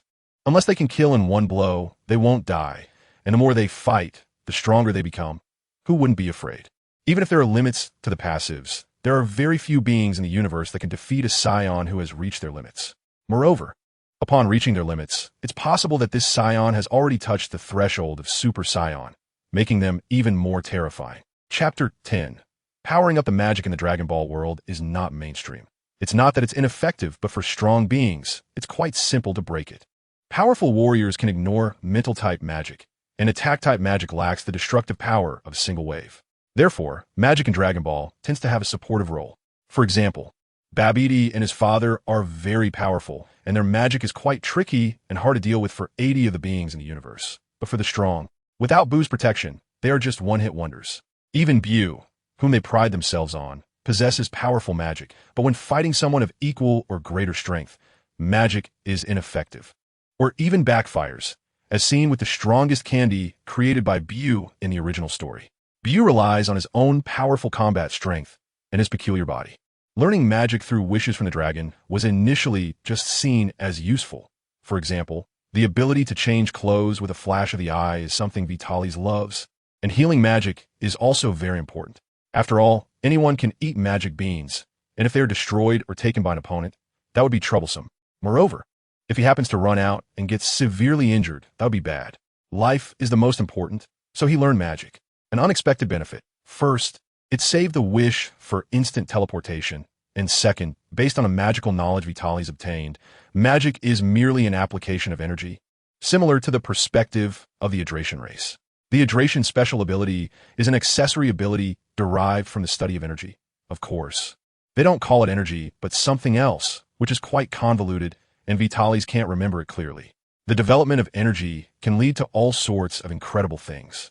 Not to mention the hydration's abilities. Just during the Namekian battle, Goku was able to read what happened in that time period just by touching Krillin's bald head, and he could even actively intervene in the group chat initiated by King Kai. The fact that he could, but shows that he had already heard everything. Although Goku's small miraculous skills weren't showcased much later, it indicates that energy is fundamental in Dragon Ball. Mr. Popo, please teach me how to control energy. Vitalis organized the knowledge related to magic, and then sought Popo's invitation for training. By the way, Mr. Popo, no need to arrange other training. Just let me fight. We, the Saiyan warrior race, learned best in battle. He suddenly thought of Popo's training methods for little Goku and Vegeta, who learned energy control after just getting beaten up. He quickly requested, "The most important thing is to become strong in the shortest time possible." Vitalis suddenly recalled that the destruction of the Saiyans was not solely Frieza's doing. Beerus is the real troublemaker, and it's best to solve the problem before it happens. Otherwise, even if he can rely on the Dragon Balls to revive the Saiyan race in the future, it would inevitably provoke Beerus. Beerus, this cat, possesses unfathomable power and continues to grow stronger with each version update. There's no need to offend this god of destruction. Building a good relationship with him could be a great asset, a golden thigh to lean on. Thus, Vitalis will become king, conquering Beerus with the universe's most comfortable pillow and Earth's delicacies. Then he can freely beat up Frieza. Glancing at Vitalis, the aloof male god Bobo flickered and then flickered again. Vitalis felt a sharp pain in his scalp, realized something, and looked at Bobo's hand. Sure enough, there was a handful of hair. Why pull so much? One should know that hairstyles are the soul of a Saiyan, damn it. Although he really wanted to complain, he kept it to himself since he was asking for help, and Bobo was doing it for his benefit. Watching Bobo walk back to his room, Vitalis sat cross-legged and began to meditate. This time it was real meditation, not the kind where he merely thought aimlessly under the guise of meditation, as before. Among all the magic, there are numerous meditation methods. Chi is the power born between the spirit and the body, a synthesis of the two. Meditation strengthens the mind, while martial arts train the body. Both will increase chi and improve its quality. Choosing a meditation method that looked decent, Vitalis began to meditate. Almost instantly, he entered the state, clearly indicating that these meditation methods, categorized as magic, were already learned. This meditation method involves visualizing the stars in the universe and simulating their movements to strengthen the spirit.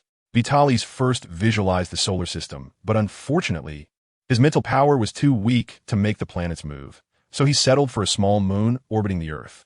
Yes, the moon. A sound like thud seemed to indicate something wouldn't have fallen, probably due to Bobo's interference. Vitalis disconnected from his meditation and opened his eyes, only to see Bobo and the deity standing at the doorway, with the deity's cane lying on the ground. It turned out the source of the noise was the deity. In midair, there was a leak of power from the meditation, disturbing the magnetic field, so it was normal.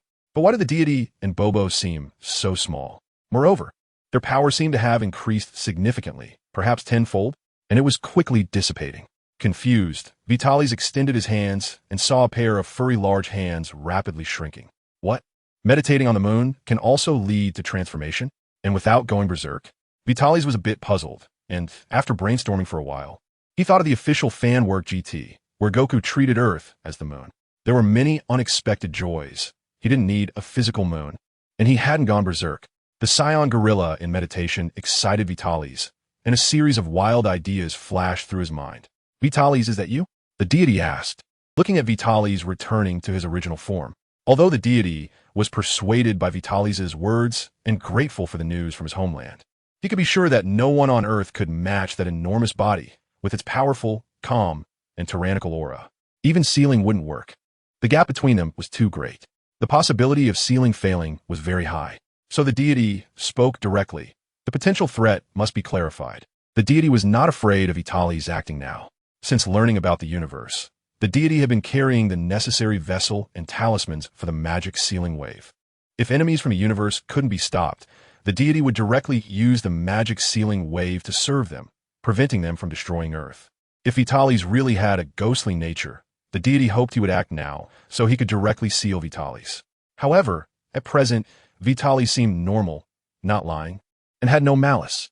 It was just that the giant gorilla from earlier had truly frightened the deity, powerful and tyrannical. If it weren't for his meditation, the deity would have wanted to vomit a set of bottles. This transformation was unique to our Saiyan race, with battle power becoming 10 times the norm after transformation. Although the deity didn't know what to think, Vitalis still sensed something. There was no hostility, but the deity was wary of him. So he only revealed part of the truth. If the deity knew he would go berserk after transformation, who knows what the deity would do? So it's better to keep it hidden. As long as he doesn't transform again in the future, this time was the first, and he suffered from a lack of information. Fortunately, even though he transformed, his physical body was still in meditation. 10 times? What a terrifying ability. It's better not to transform when there's nothing going on. That aura is very evil. If not for the meditation, he wouldn't be able to control that power. The deity glanced deeply at Vitalis, picked up his cane, and walked back into the room. Well, these old guys can't fool me. Even if they lack combat strength in the later stages, their realm is truly terrifying. Perhaps this is the accumulation of time and life experience? Fortunately, the deity was not a stubborn old fossil. There was no argument. If it came to a real fight now, he would probably be killed. Let's begin, the aloof god said, stepping aside to let the figure behind him walk out of the room, with the same hairstyle and tail, but wearing an orange martial arts uniform with a heavenly character emblem on the chest. Sure enough, the martial arts uniform wasn't bad. I really look cool. Seeing the masked figure in front of him, Vitalis naturally knew what this was. A flash of light appeared in Vitalis' eyes as he finally changed out of the battle uniform he had worn for a long time. Now dressed in a black-gray martial arts uniform, exactly like the one worn by Black Goku in the original story. Unfortunately, the hair color was off and the eye color was also incorrect. Otherwise, with this face and hairstyle, I could probably scare Cell to death. Just asking if Super Saiyan 2 Goku would be afraid? After a moment of self-admiration, Vitalis struck a Wing Chun stance. As a fighting nation Saiyan, he thought of giving a cool self-introduction before the battle. But unexpectedly, this figure disregarded martial ethics and launched a sneak attack, kicking him in the face. Looking at Vitalis hanging from the tree, Bobo shook his head and walked toward the deity's room. Chapter 11. Saiyans have no limits. The puppet created by Bobo was merciless. After being knocked away and hanging from the tree, before Vitalis could react, he was grabbed by the hair and lifted up, followed by 2 punches to the stomach. Vitalis knelt on the ground, holding his belly and retching. Wasn't that a bit careless? Although fighting is the best way for Saiyans to learn, but I can't fight. I got too cocky. Vitalis regretted overestimating himself. He had been sailing smoothly, and indeed, those who get arrogant can't maintain it for long. Reality will slap you. Watching as Vitalis' condition improved, the merciless puppet kicked him into the sky, then instantly reached above him, delivering a whip kick that sent Vitalis flying back down. Once again landing on the ground, the puppet sent Vitalis flying with another wave of force. Seeing the dazed Vitalis, the puppet did not attack again, but waited for him to fall freely, catching him before he hit the ground, preventing any damage to the temple. Lying on the ground, Vitalis silently used healing magic on himself. He hadn't expected the idea of using magic to heal would be realized so quickly. While healing, he reflected on the previous beating. According to the setting, this puppet should have the same power and skills as himself, only enhanced with energy perception. Through the puppet's attack methods, Vitalis understood that this puppet, like him, also didn't know any fighting techniques, but its punching and kicking stances were clearly worlds apart from his own. The wave was the same, with no wasted motion or energy. It was just right. The results spoke for themselves. It hit just hard enough to injure him severely, but not fatally, leaving him conscious enough to heal. After being knocked down a few times, Vitalis felt a bit embarrassed. He healed his broken bones and wounds, brushed off the dust, and stood up. The Saiyan bloodline was still good. Even though it hurt, it felt refreshing and invigorating. At this moment, the battle will derive from his bloodline, suppress the thoughts of his past life. Here we go again. Vitalis hadn't finished speaking when the puppet jumped up and kicked him head-on. This time, Vitalis reacted, leaning back while kicking out his right foot, aiming for the replica's groin. Unfortunately, it didn't go as planned. The replica flipped in the air and landed a kick right on Vitalis' stomach. Hiss!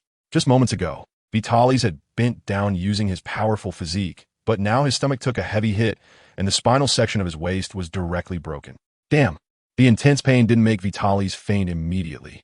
He extended his trembling little hand to take out a magical bean from the bag hanging at his waist and swallowed it. As soon as the magical bean was consumed, his state was instantly restored, and a powerful aura surged from Vitalis. One serious injury, one brush with death, triggered a passive ability, boosting Vitalis' combat power several levels. However, he still couldn't control his strength, causing his aura to leak out. Lying on the ground, Vitalis was still savoring the feeling from just now, nearly dying. With his past life's memories, his thoughts became more complex, and he felt a wave of fear. But his body trembled with excitement. Every cell was cheering. He was reveling in the battle, celebrating the acquisition of greater power after returning from the brink of death. There was a huge disconnect between his thoughts and his body. The memories of his past life were both an advantage and a shackle.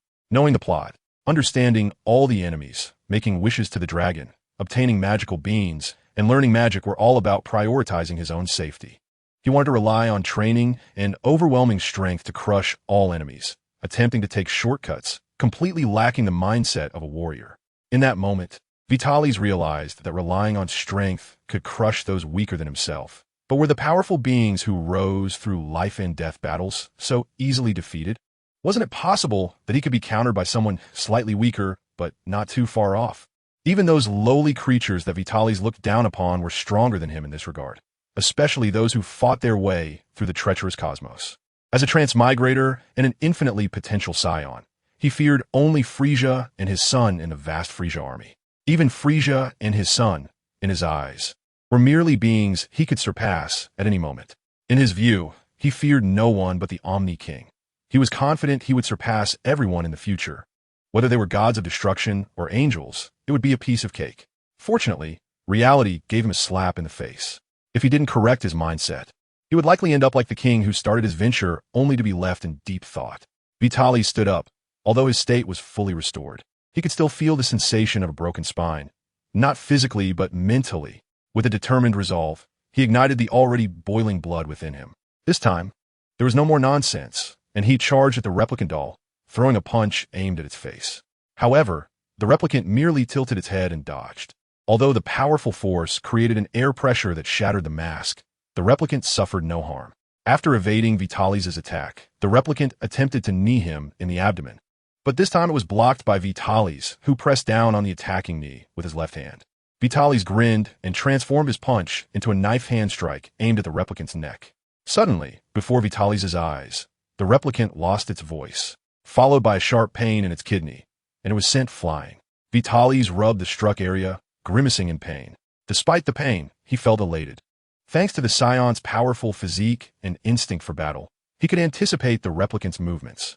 Even though the last acceleration had just flashed past him and his eyes lost the target, his body still sensed it. The perception of energy gave him clarity. Regaining his stance, Vitalis suppressed the recently surged energy, managing to control at least a part of it, marking his entry into energy control. He couldn't help but marvel at the Saiyans' combat talent. As he thought, they learned fastest in battle. Even when taking one-sided hits, they could grasp the essence of their enemies. Having mastered the basics, the next steps became simple. Using a rough control method, Vitalis distributed energy throughout his body to enhance both his defense and attack power.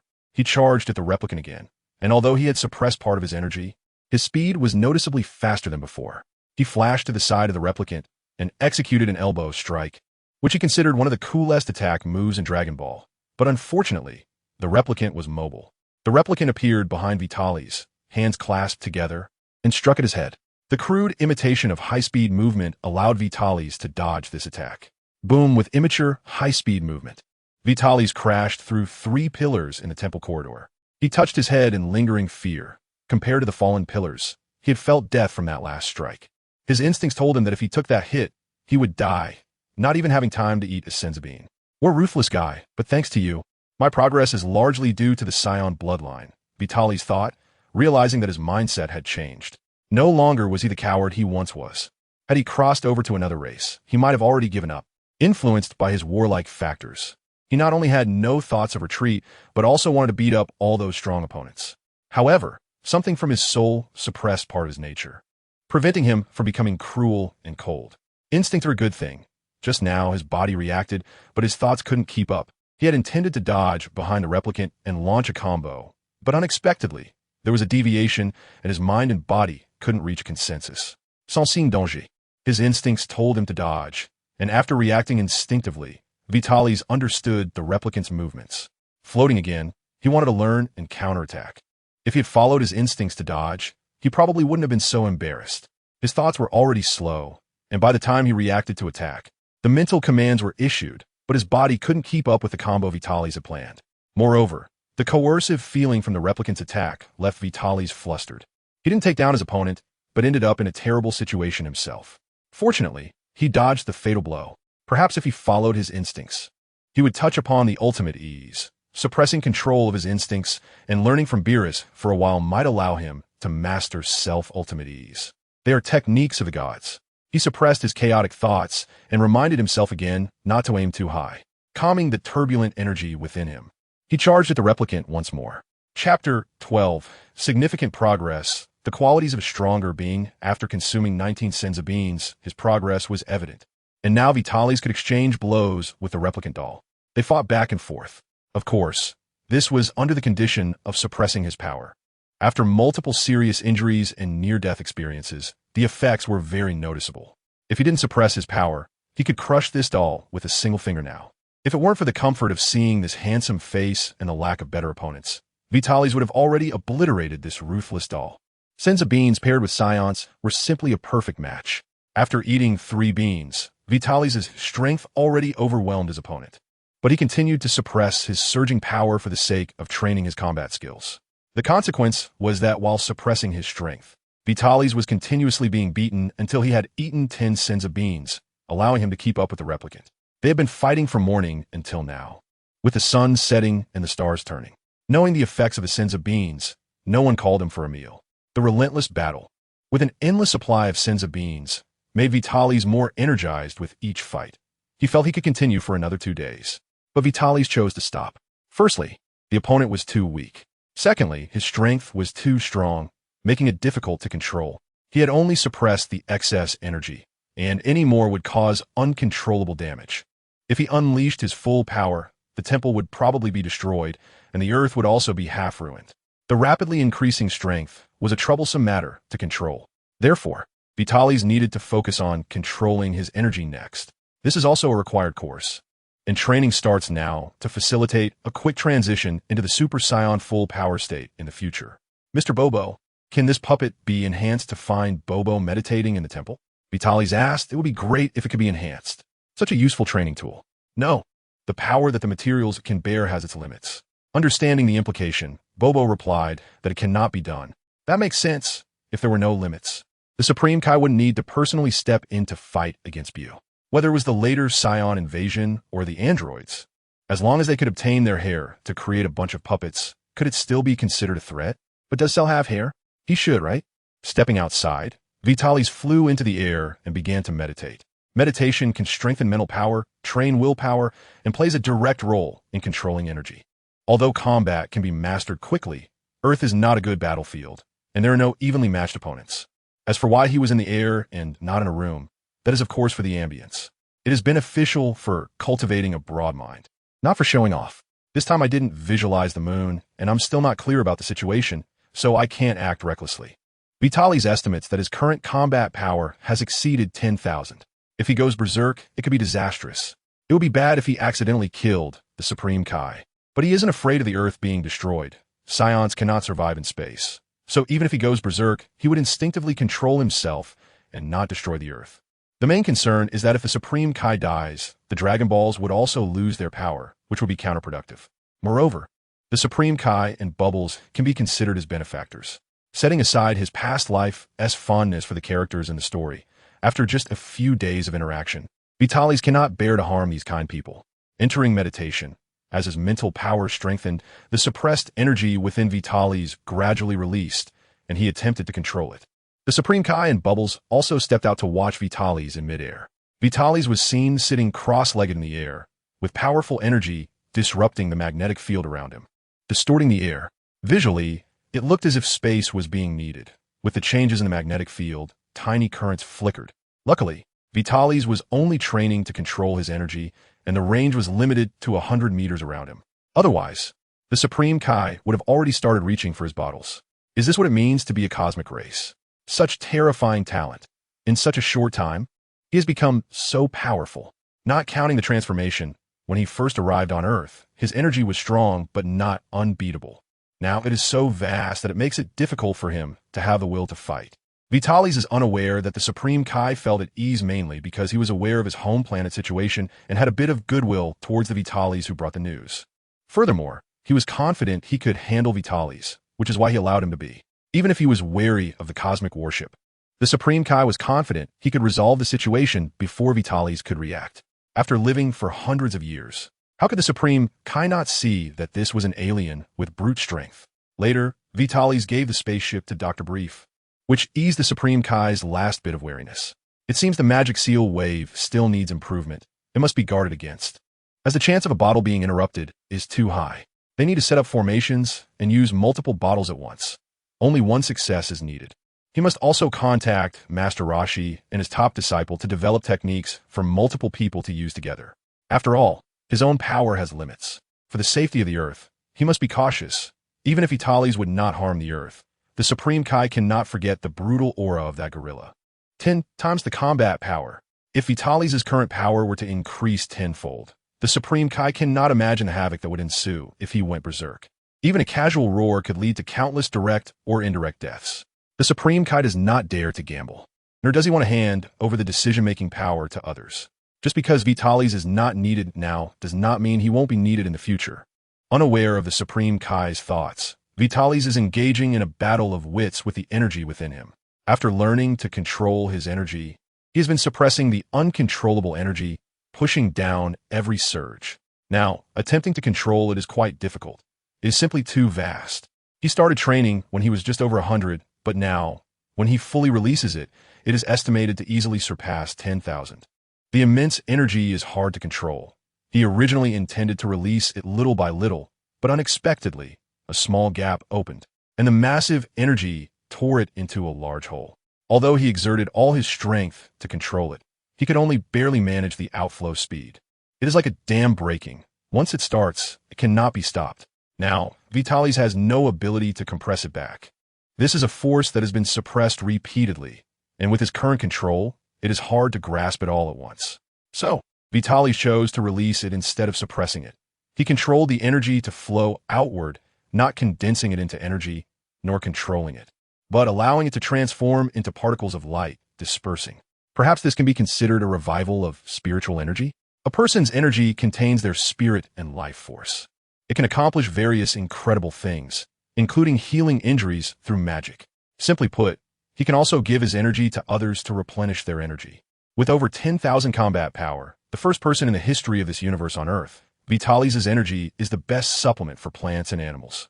Perhaps they might even evolve and awaken superpowers. As the energy dissipates, Vitalis' physical strength gradually decreases. To avoid harming his body and to train his control, Vitalis does not release it all at once, but slowly lets it out, averaging the amount released per second to be equivalent to his full amount from yesterday. When he can no longer maintain the amount needed to sit cross-legged in the air, he takes out a senza bean, eats it, and continues to release. The previous release was out of necessity. Now it is for training. Vitalis finds that this method allows him to control the energy quickly. And this way of consuming energy is no less than an all-out battle. Unintentionally, he discovered a new way of training. Vitalis does not know if others are aware of this training method or if there are any downsides, but it is effective for now. As for hidden injuries, he has the senza beans. They are effective, and there are also the Dragon Balls. With many trump cards, he can be reckless. Chapter 13. Mastering Basic Skills. Entering the hyperbolic time chamber to continue cheating after a night of recovery. The cycle of releasing energy significantly deepened his control over it. Vitalis discovered that this is a very effective training method, and the quality and quantity of his energy have significantly improved. Only someone like Vitalis, who possesses a large number of senza beans, can afford to be so extravagant. If that group of Z warriors saw this, they would probably be in tears, as that fat guy wasted a lot of senza beans, making them face a crisis where they had to share even a single bean. As his control over the energy deepens, Vitalis finds that the larger the energy, the more difficult it is to mobilize. Unless he maintains his energy at maximum capacity at all times, it would cause unnecessary damage. Therefore, outside of battles and training, he only needs to mobilize it when necessary. In the original story, when someone went berserk, it was a full mobilization of energy, and the physical body would also bear a certain burden. Shouting could help focus attention. Others do not know, but Vitalis tried it out. When going berserk without shouting, he felt no passion, and the efficiency was low. However, shouting could accelerate energy gathering, and it felt really good to let out. Moreover, the roar of a strong person carries harm. After greeting Bubbles and indicating he wants to use the hyperbolic time chamber, Bubbles consulted with the Supreme Kai, who also agreed. After all, the Dragon Balls have already been used, and everything that needs to be settled has been settled. It is not worth turning against him now, and fighting would not be profitable either. If they succeeded, it would be a mutual destruction. If they failed, he would likely be one-sidedly beaten. The Supreme Kai must leave a useful body to protect the Earth. Since the hyperbolic time chamber had not been used for a long time, Bubbles needed to make some preparations. Coincidentally, Vitalis also had something to do. He bid farewell to Bubbles and jumped down from the temple. Passing through several obstacles, he arrived at the top of Corinne Tower, the home of Corinne, commonly known as the Cat Sage. "Hello, Cat Sage." Vitalis greeted the old cat, leaning on a staff. "Hello, alien. What brings you here? You don't need my training now, nor do you need senza beans. Is it for the ultra-divine water?" Although he had never seen it, it was clear that the Cat Sage knew of Vitalis' existence. "Yes, let me introduce myself. I am a warrior of the universe's #1 fighting race, the Saiyans. I am Vitalis. Just as you said, I need the ultra-divine water." Vitalis holds great respect for these elders and does not start by offering fish in exchange. That would be foolish. Even if they are weak, the realms they have accumulated over the years require Vitalis to spend a lot of time learning and pursuing. Compared to certain Kaiashins, these gods seem more like true gods. "Since you've spoken up and the Supreme Kai recognizes you, then I'll give it to you." The Cat Sage pulled out a bottle from behind and threw it to Vitalis. "You know of the existence of the divine water, and you must also be aware of its effects, which can hardly be called side effects. I won't elaborate further. I'm curious why you know so much, and I'm also curious about your future. You mustn't die." Licking its paw, the Cat Sage turned away. Clearly, seeing the eager Vitalis, the Cat Sage didn't want to delay any longer. Watching the Cat Sage's retreating figure, Vitalis decided that after this training session, he would take some time to run through the seas, rivers, and valleys to collect various fish to present to the Cat Sage. Even after becoming the king of the Saiyans, he would issue a task for his subordinates to search the universe for fish. "You help me. And if there's something I can assist with, I will. If not, I'll indulge your interests. This is how Vitalis interacts with others. This time, the cat immortal refused, and Vitalis would not use force to seize it. After the Dragon Balls cooled down, he could just ask the dragon. Holding the super divine water, Vitalis flew at full speed and quickly arrived at the entrance of the hyperbolic time chamber deep within the temple. You should know the rules of the hyperbolic time chamber, but I still want to emphasize that it is quite burdensome for a person's mind. The environment inside is harsh, and, importantly, one can only enter for 2 days in their lifetime, which is equivalent to 2 years inside.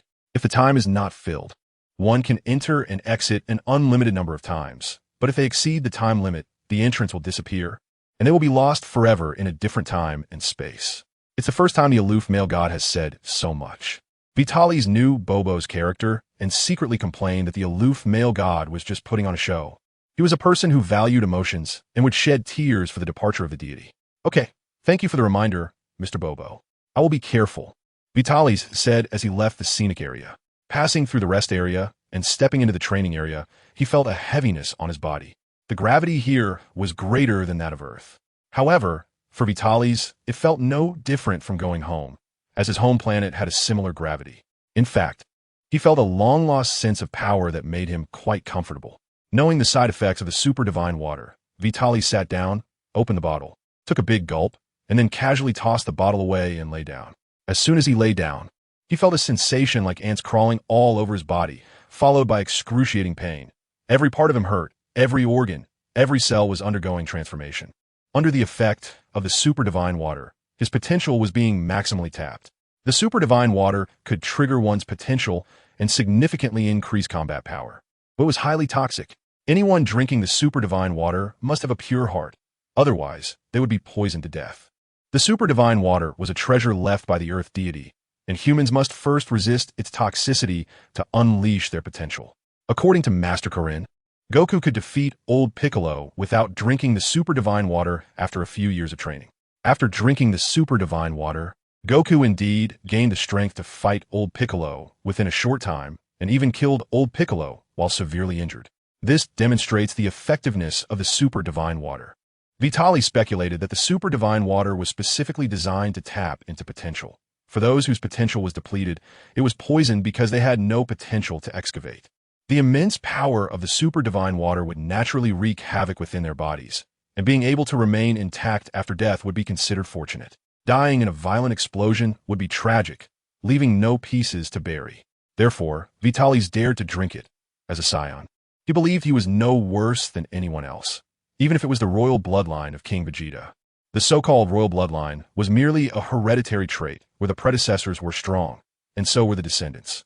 If we really talk about bloodlines, Broly's legendary bloodline truly surpasses that of ordinary Saiyans. The battle power at birth cannot determine any Saiyan's potential. The key lies in postnatal effort and opportunities. For example, the current Vitalis, whose strength was already enough to return and defeat King Vegeta to claim the throne. As time passed, Vitalis' screams began to diminish and eventually stopped. The pain faded, replaced by a warm current that enveloped his entire body, making him feel so comfortable that he wanted to have another can. Unfortunately, it was ultimately a treasure of Earth. The potential that could be developed was limited, and drinking more would have no effect. After swallowing a senzu bean, he felt fully replenished and noticed a slight increase in his energy. Considering Vitalis' current combat power, this slight increase was significant. However, the increase in energy was just a bonus. The real gain was the tapped potential.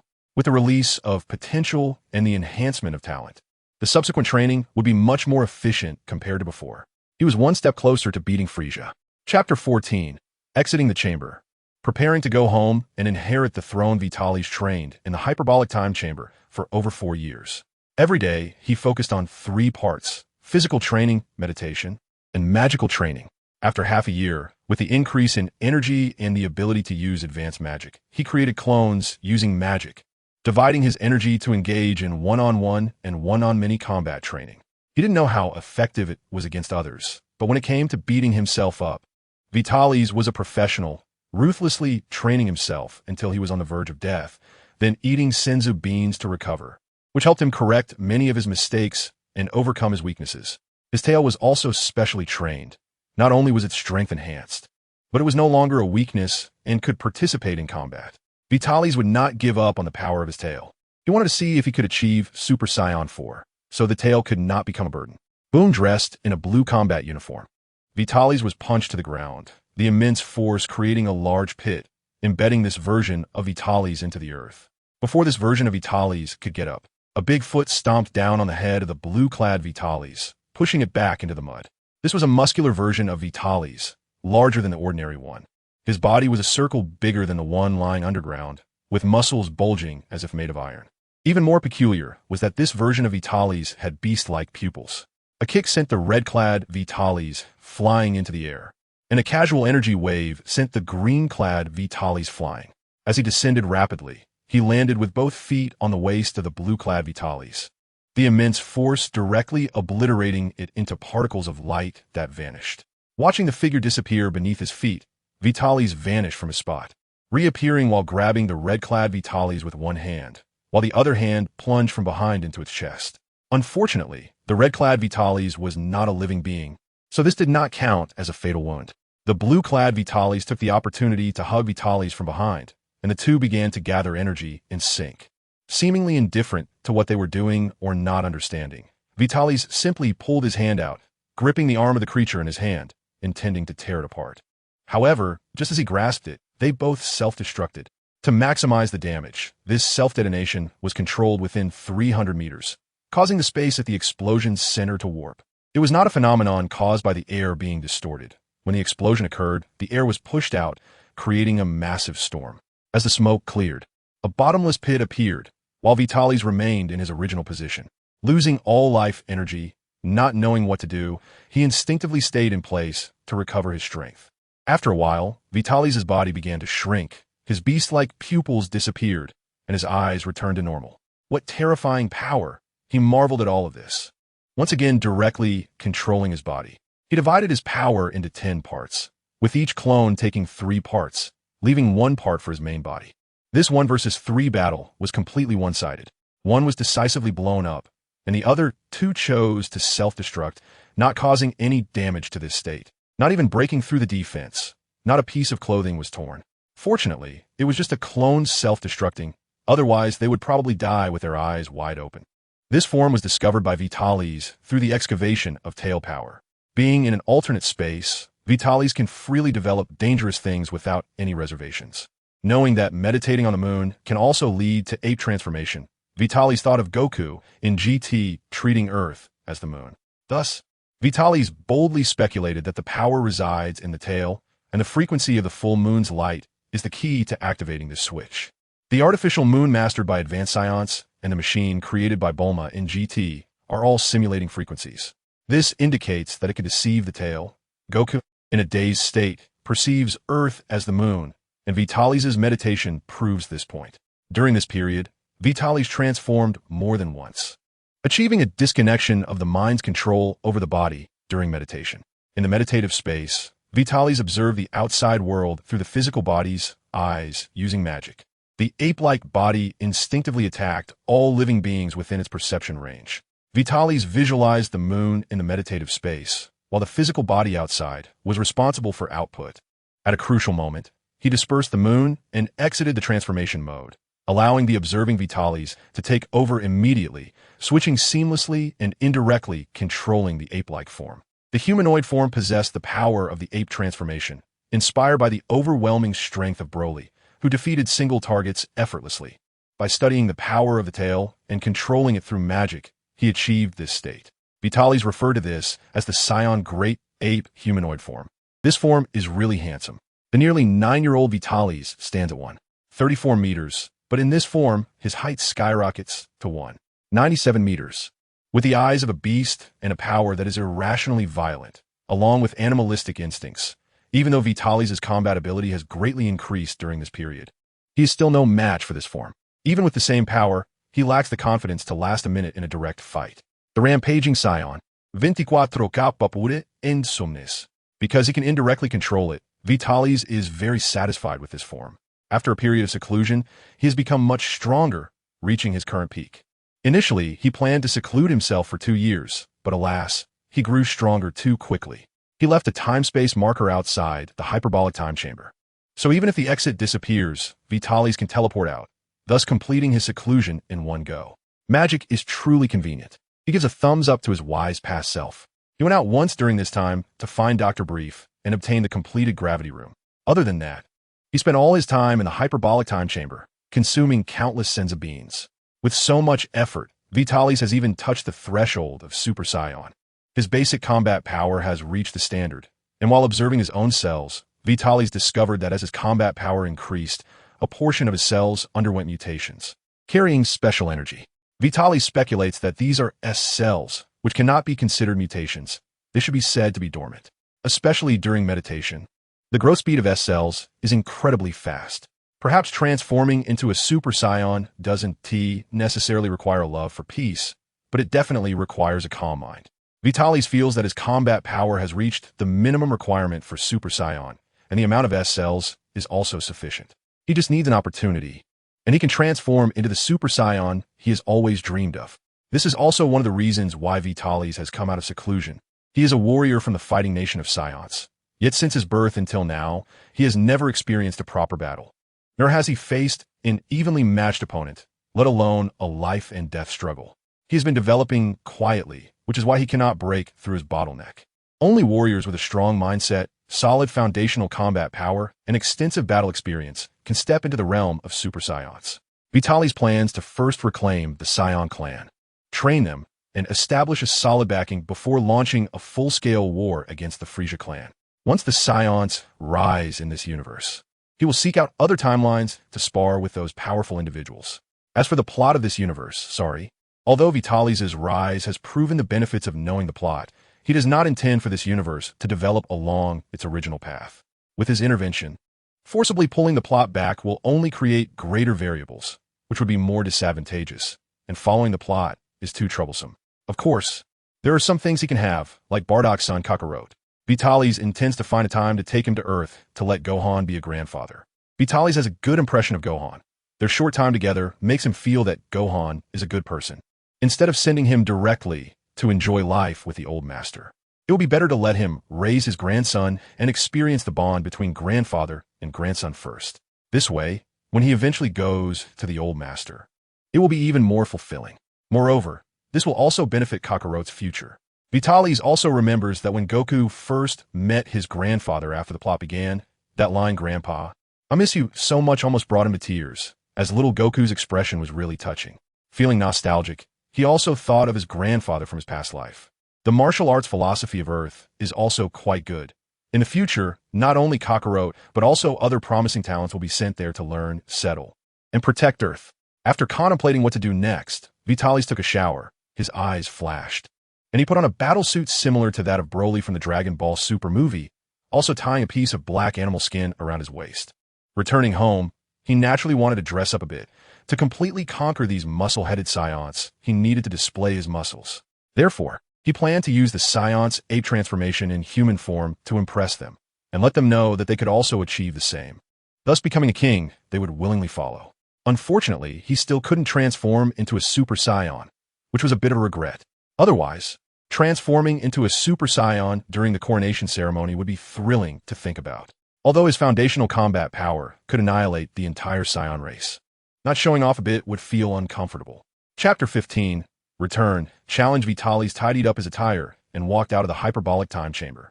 Since he had come out several times during his stay, only a little over 100 days had passed in the outside world since Vitalis arrived on Earth. However, for Vitalis, more than 4 years had gone by. The hyperbolic time chamber has one of the biggest bugs. After all, it involves time, and utilizing the time difference allows for many things to be done. He found the Supreme Kai and Bibidi. The Supreme Kai was busy with research, and Bibidi was accompanying him. The bond between master and servant made Vitalis sigh, but he didn't want to disturb them further. After mentioning that he would be going home for a bit, he said his goodbyes and left. Arriving at Dr. Brief's house, he collected the books he had asked Dr. Brief to gather. Despite appearing gentle and a bit absent-minded, this guy was quite skilled and wealthy, ensuring a high quantity and quality of the books. Some of these books were not easily accessible to ordinary people and required a certain level of wealth and status to obtain. After thanking the doctor, he bid farewell to the lady who warmly invited him for afternoon tea and went to Kame House. He handed over the books he had collected from the doctor to Master Rashi, while the latest ones were kept by Vitalis for now. After all, Master Rashi was getting old and had a tendency to have nosebleeds. So Vitalis needed to skim through the books first to make sure there were no issues before giving them to Master Rashi. Otherwise, if Master Rashi got too excited and passed away, it would be a significant loss for both Earth and the universe. Vitalis was also considering having Master Rashi guide the young Saiyans in the future, even if he couldn't take them as disciples. Learning a bit of the Kame style would still be beneficial. Vitalis could mimic the Kamehameha, but unless he overwhelmed with sheer quantity, his imitations lacked the strength of the original from Master Rashi. Master Rashi created the Kame style, and as the bearer of the Kame spirit, the Kamehameha could be performed at an extraordinary level under his guidance, unleashing his power to the fullest. In Vitalis' hands, however, it was no different from a regular energy blast. Many people could strike a pose and imitate it, but that was meaningless. Each person's unique technique embodied their own will and was developed to express their spirit, enabling them to unleash their power beyond limits in a short time. The Kamehameha could only be effectively executed by the inheritors of the Kame style. Having realized this through his training, Vitalis held deep respect for Master Rashi and placed even greater importance on this martial arts master, as he had yet to find his own path and could only rely on bloodline and external factors to reach his current level. His strength was merely external. His will was that of a weakling. On his way, he visited every place with water, sea, river, and mountain stream. Vitalis could now fly at full speed, making a complete circle around Earth in half an hour. He caught fish from 2 large ice houses, and he couldn't help but praise the time capsule for its usefulness. One portion was given to the Cat Master, and the other to Gohan. The Cat Master genuinely loved fish, while Vitalis was unsure what to give Gohan. He certainly couldn't send him to find the old master right now. Moreover, Gohan mentioned he hadn't been to the beach in a long time, so he mainly sent him seafood. After bidding farewell to everyone he thought of, Vitalis sat cross-legged in the stratosphere, starting to observe the starry sky and searching for planet Vegeta. There are various types of teleportation magic. Some require coordinates, while others use energy positioning similar to instant transmission. And there are those like the old Kaioshin who can teleport just by knowing the destination. However, since he needed to construct his own coordinate system, Vitalis gave up on this idea. The amount of data involved was too vast.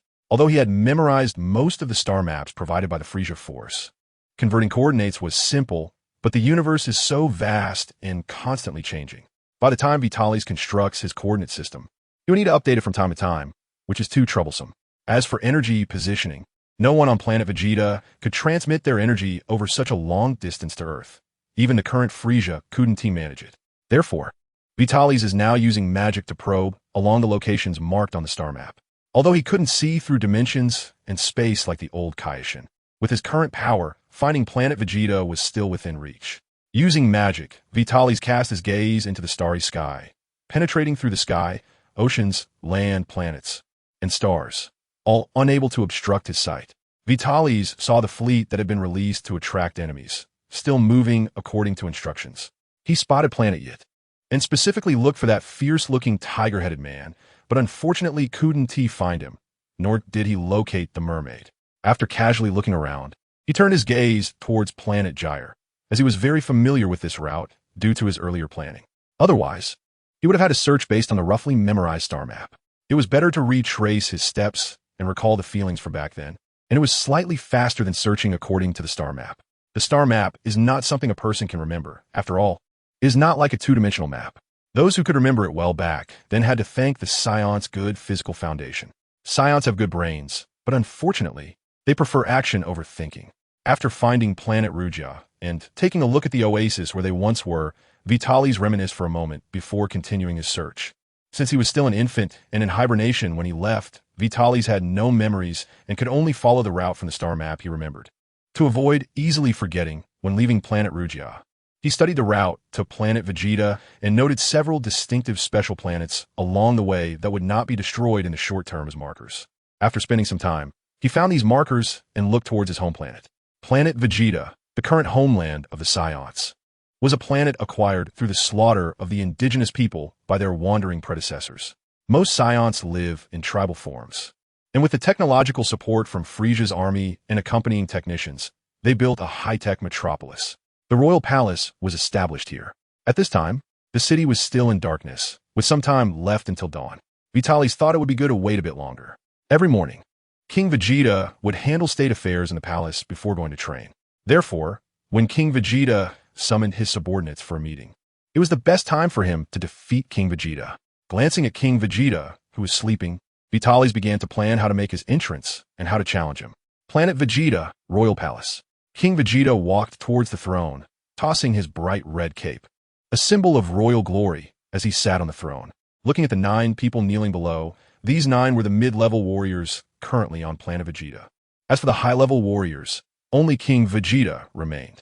There were only about 10 mid-level warriors among the Saiyans, while the rest were low-level warriors. Teleporting to the palace entrance, Vitalis slowly walked towards the hall. The sound of his footsteps was unreserved and attracted the attention of several people. Seeing that everyone was looking at him, Vitalis stopped, crossed his arms, and slowly spoke, "King Vegeta, I, Vitalis, hereby challenge you. I will lead the Saiyans as their king to bring order to this universe and restore the glory of our Saiyan warrior race." Chapter 19. The Throne, You Little Brat. What qualifications do you have to challenge the king when you aren't even a mid-level warrior? Seeing a child, a bald mid-level warrior said, judging by his size and hairstyle. He was probably that Bardock's father. The Saiyan bloodline strengthens the stronger, and the royal bloodline and mid-level warriors have roughly the same number in each generation. Occasionally, there are outstanding low-level warriors who surpass ordinary Saiyans and produce children rated as mid-level or even high-level warriors. For example, that low-level warrior Bardock, whose strength is second only to the king, has a son who is rated as a high-level warrior. If King Vegeta's soon-to-be-born son has adequate potential, then Raditz will serve as the personal guard of Vegeta IV, growing up alongside the next king. Among the many low-level warriors, aside from a few strong ones and their descendants, most do not deserve to be known by these mid-level warriors. And none of the mid-level warriors look like this. So Vitalis is just a low-level warrior. According to the clan's agreement, the strong are king. Does it matter to me whether I am a low-level warrior? Vitalis glanced at the bald man. This guy really is Bardock's father, so his strength must not be weak. After all, his sons serve alongside Raditz under Vegeta IV. Moreover, Bardock has surpassed Bardock's useless eldest son. I am not a stereotypical old-fashioned king, and you do not know my strength. I will spare you this time since you are educated. Vitalis considered himself a wise and mighty king, a benevolent king, the highest of the good. Well, although I've thought a lot, the gap in battle power is too great, making it too uninteresting. So, King Vegeta, I give you the chance to challenge me. If you can knock me off the throne, you will still be king. As he spoke, Vitalis flashed and stood in front of the bewildered King Vegeta, grabbing his collar and tossing him away. Then he sat on the throne. Impossible. 7. As King Vegeta finally registered what had just happened, he looked at Vitalis in disbelief. The speed with which Vitalis had just moved and the strength he used to throw him shocked him. Although he was unprepared, the power he felt head-on made him realize that even in a frontal battle, he was not a match for this little brat. The other 9 mid-level warriors, seeing King Vegeta being thrown down, also understood the confidence of this little brat and naturally fell silent. After the initial shock, they immediately stepped aside. Who was the king was irrelevant, as the king stood above all. Forget it. Knocking me off the throne is unrealistic. I will suppress my energy to about 80. If you walk in front of me, I will retreat, and I will come and challenge you again next month. Vitalis looked at the incredulous expressions of the few below him, feeling inexplicably pleased. It seemed like he had awakened something. King Vegeta did not know what energy was, but he was unwilling to give up so easily. He stood up and walked toward Vitalis, knowing he would surely lose. But he also wanted to know how strong this low-level warrior was. As for walking up to Vitalis and giving him a chance to challenge him next month, he would not give Vitalis that opportunity. It was better to step down in such a dignified manner than to be beaten publicly in front of everyone. These 9 are ultimately just intermediate warriors, while I, even if I am no longer a king, will be the strongest under the future new king. These 9 are not fools. They know what to say. However, the idea is good, but after only taking one step, King Vegeta knelt on one knee. If it weren't for his dignity, he probably would have collapsed. Seeing that King Vegeta couldn't go on after just one step, the 9 intermediate warriors were eager to try as well, wanting to feel the power of the new king. They exchanged glances, reached a consensus, and together approached the old king's side. But compared to the old king, they were even weaker, directly suppressed to the ground. Well, the ground didn't break, after all. I had just become king, and this royal palace couldn't have any problems. So, Vitalis divided a portion of his power to strengthen the palace's defenses, which is the composure of a strong person. However, because the ground was reinforced, there was no place to release the pressure, and these few were severely suppressed. Looking at their miserable state, Vitalis increased his output, and Vegeta 3 also collapsed to the ground. She not only encompasses the life energy within the body, but also carries spiritual power. Under Vitalis's aura, not only their bodies but also their spirits were bearing endless pressure. In their days, everyone saw a golden giant ape roaring at the sky. Blood flowed from their 7 orifices. Seeing everyone's miserable appearance, Vitalis slowly increased his power. The sound of bones cracking was heard, but not a single person screamed. They had all fought their way out of mountains of corpses and seas of blood. What kind of injuries hadn't they endured? Although they didn't know what Vitalis was up to, they could feel kindness from this power. Yes, it wasn't killing intent, but kindness, and gradually they seemed to sense a breath of joy, realizing that they wouldn't die. Perhaps this was the new king's test. Everyone gritted their teeth and held on, unwilling to embarrass themselves in front of the new king. Perhaps the new king had a way to become stronger. After all, he was just a low-level warrior, yet so strong. If they performed well, they might be cultivated. And this little injury was nothing. They would recover in a month or so. However, they were mistaken. Vegeta 3 was the last to faint. This guy had even surpassed his limits, with not a single bone intact and his organs a mess, only hanging on by sheer willpower. Perhaps it was the dignity of being a king? Approaching the puddle of mud that was Vegeta 3, Vitalis took out his Senzu Bean, lifted Vegeta 3, and sent a portion of pure life energy, along with the Senzu Bean, into his stomach. After consuming the Senzu Bean, Vegeta 3's injuries visibly healed at a rapid pace. Truly one of the most overpowered items in Dragon Ball. It was a waste to use it just for recovering stamina, and, of course, using it as a meal like that fat guy would be even more wasteful. Watching Vegeta 3 recover to a near-complete state, Vitalis casually tossed him back to the ground and returned to his throne, perhaps due to the mental torment as well. He was healed, but still in a state of unconsciousness. After waiting for a while, seeing that Vegeta 3 still hadn't woken up and the other 9 were close to death, though not as severely as Vegeta 3, they had waited long enough that even the strongest body would be on the verge of death. Vitalis had no choice but to cast a mental magic to forcibly awaken him. Originally, he wanted to wait for him to wake up on his own, as it was truly pitiful. Even Vitalis couldn't bear to watch it. But for the sake of things going smoothly afterward, he had to put Vegeta 3 in a difficult position. Am I still alive? Vegeta 3 opened his eyes and saw Vitalis sitting on the throne. My injuries? He quickly checked his body, an expression of disbelief on his face. Illusion? No, my power? Is this my power? Stretching out his hands, Vegeta 3 felt the surging power within him in amazement. Stop being surprised. This is for you. They are about to die. Give them this, and you'll understand, said Vitalis as he threw 9 Senzu Beans to Vegeta 3. Crack! With a surge of power, Vegeta 3, unable to perfectly control his strength, caught the Senzu Beans. But they were crushed. Slowly opening his hands, he divided the powder into 9 portions and fed it to them. Take it slow. Don't waste any.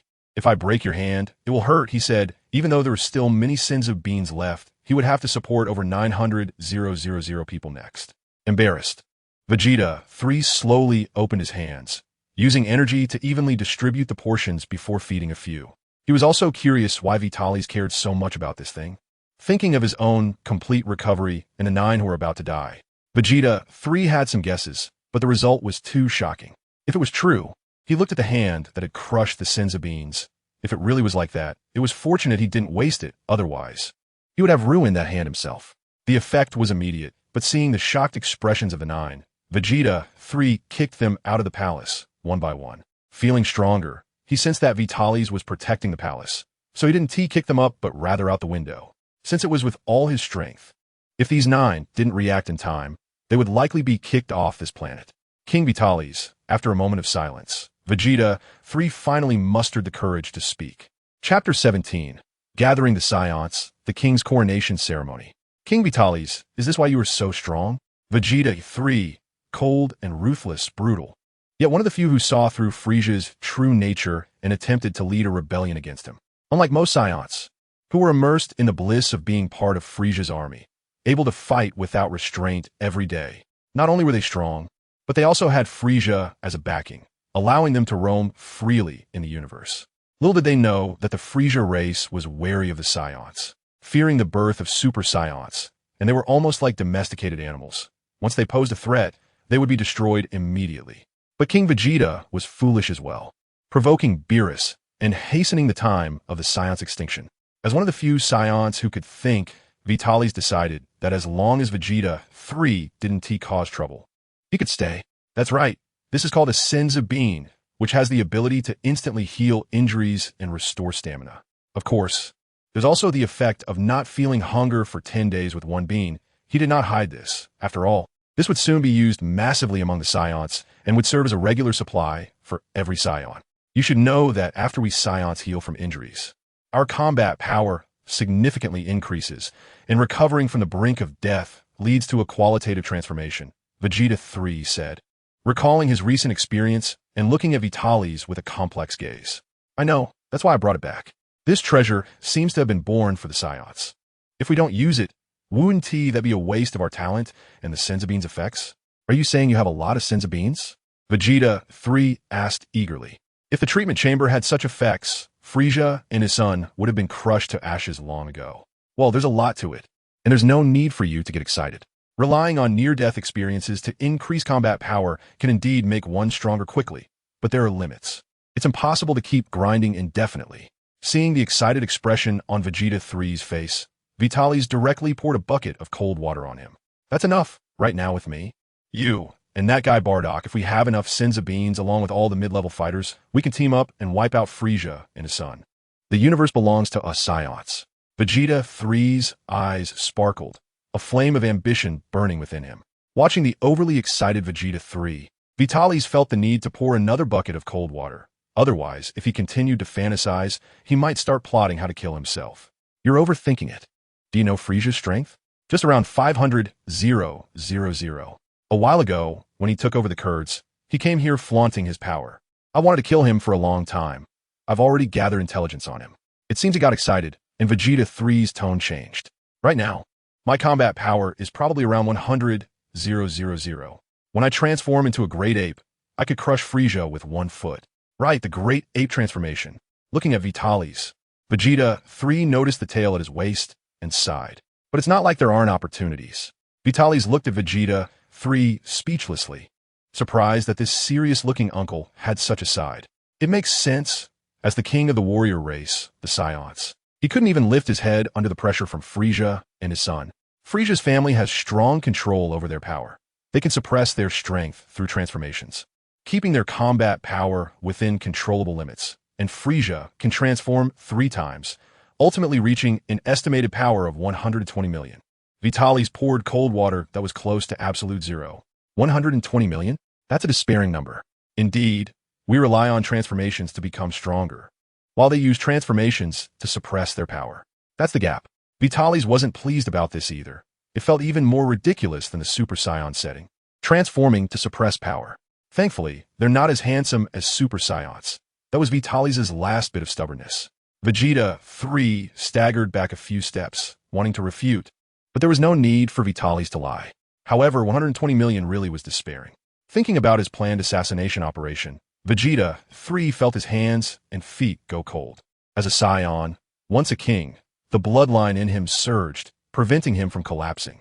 With a combat power of over 10,000, dying once could increase it by about 10 times. Ignoring the limits mentioned by the king, how many near-death experiences would it take to reach over 100 million combat power? And there are limits too.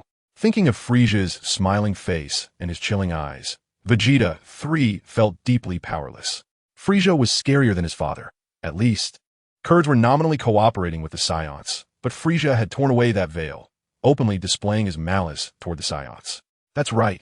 My current combat power is probably just over 2 million.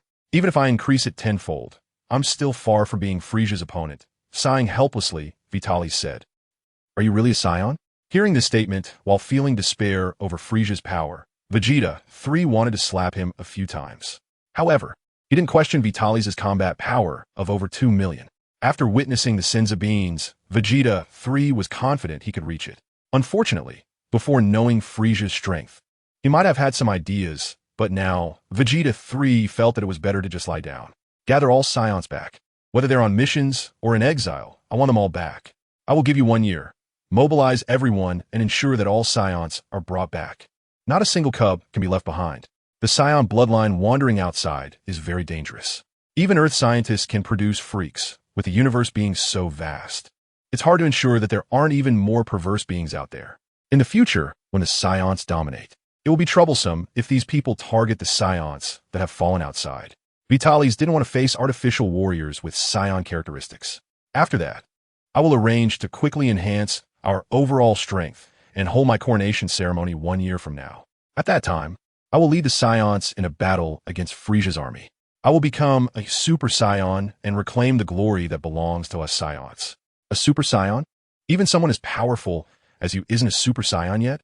When he was young, Vegeta 3 thought he would become a Super Saiyan, but unfortunately, reality slapped him in the face.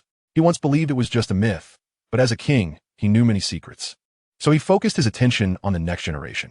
Upon just learning about Vitalis' combat power, he once thought that Vitalis had broken the limits and become a Super Saiyan. Not yet.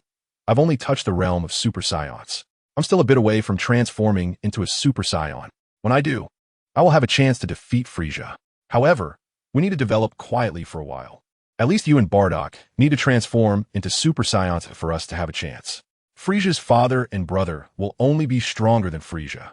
We just need the 3 of us to win, and the Frisia family will be easily crushed. Hearing that he could also transform, Vegeta 3's breathing became rapid. But in the end, he suppressed his excitement with willpower. Right now, it's just daydreaming. We can celebrate once we succeed. Vitalis hadn't transformed yet either. Vegeta 3 understood the saying joy leads to sorrow.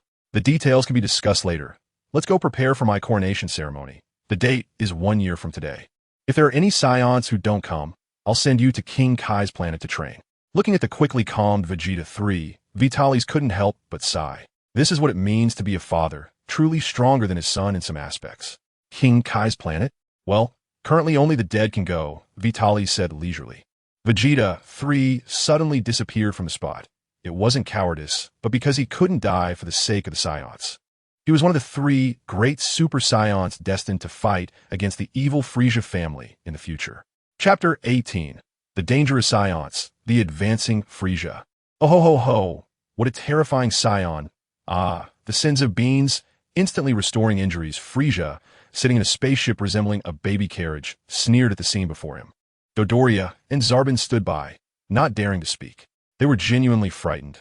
They had always thought those dead monkeys were nothing to fear except on a full moon night. But they didn't expect the suddenly emerging king to be so terrifying. Moreover, after experiencing the king's methods, King Vegeta and his 9 subordinates had already surpassed the 2 of them. Even if the Ginyu Force came, they would likely be beaten to death. They had never set traps for these dead monkeys, and if it weren't for King Frisia being right here, they would have probably run away long ago. Fortunately, everything was under control. These Saiyans didn't realize that every move they made was under our surveillance, and we discovered the Saiyans' secret in time. Many people knew that Saiyans gained tremendous strength when severely injured or near death, but no one cared. After all, Saiyans were ruthless to their own kind, and no one was willing to entrust their safety to others. Many Saiyans had died at the hands of other Saiyans, and the treatment took a long time, with no Saiyan willing to lie in a healing pod indefinitely. So no one thought of getting stronger by always being on the brink of death. But the appearance of the Senzu beings broke this balance. Frisia was also frightened, although the large machine only detected a combat power of over 300. 000. When that Saiyan was training his subordinates, from start to finish, it was clear that this new king could control his combat power at will.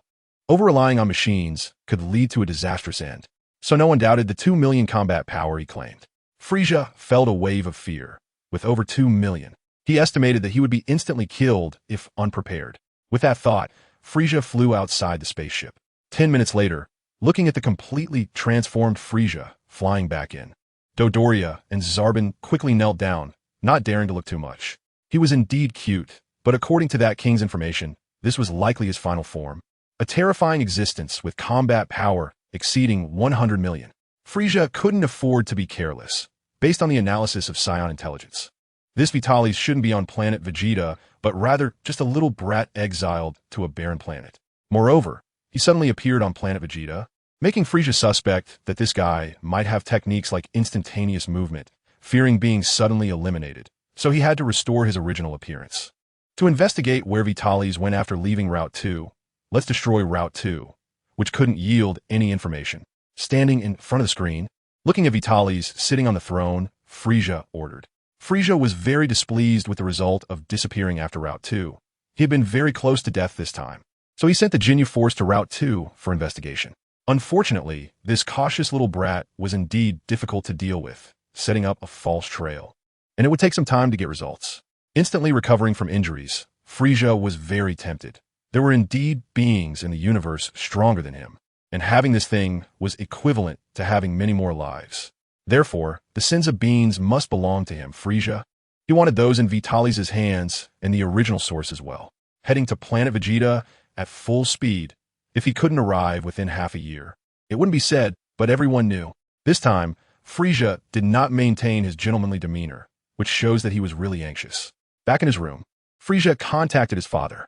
Frieza, well done. It's good that you held back a bit and monitored planet Vegeta and the 3 Super Saiyans. Indeed, it's a plan. You must arrive within 6 months and kill every Saiyan without leaving any behind. Remember, any Saiyan heading to planet Vegeta must not be touched. It would be bad if they caught on. First, eliminate their leaders, then slaughter all the Saiyans. Just in case, if you find yourself at a disadvantage, try to take out one person and then escape. It will take me and Cooler a year to arrive, and by then, the 3 of us together will definitely not lose. Listening to his father's instructions in the video, Frieza turned off the power and crushed the wine glass in his hand. He didn't want to contact his father, but he couldn't afford to ignore the situation. This Vitalis, according to the data, is only a little over 2 years old. Just look at how strong he is now. Frieza had heard of buildings in the universe with mysterious powers that differed in time from the outside world, and he couldn't help but suspect that Vitalis had mastered such an existence. So right now, Vitalis might only estimate there are 3 Super Saiyans, but what if, a year later, hundreds or thousands of Super Saiyans jumped out? Vitalis is only considered a lower-level warrior in the Saiyan assessment, still at a mid to low level. Indeed, Grandpa was right. Saiyans are truly terrifying. But is Grandpa blind? Back in the day, Frieza's grandfather left behind a golden-haired Saiyan, but he died before finishing his explanation. Later, the Saiyans that Kiririn encountered all had black hair, no golden-haired ones, and their fighting power was low. Out of curiosity, instead of exterminating the Saiyans for his father's revenge, he established a cooperative relationship and observed them. Frieza wished he could drag his deceased grandfather out and ask him, "Were the golden-haired Saiyans you saw really died?" Frieza felt it was all his grandfather's fault for not clarifying the situation, leaving his father curious and causing trouble, while he himself became careless due to his father's actions.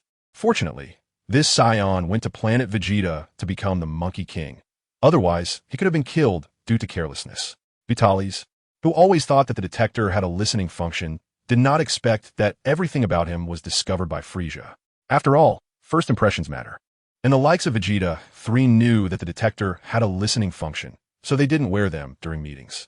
The royal palace must have checked, which is why Vitalis dared to say everything in the palace. Now, Vitalis was unaware of the impending crisis and was counting down the days.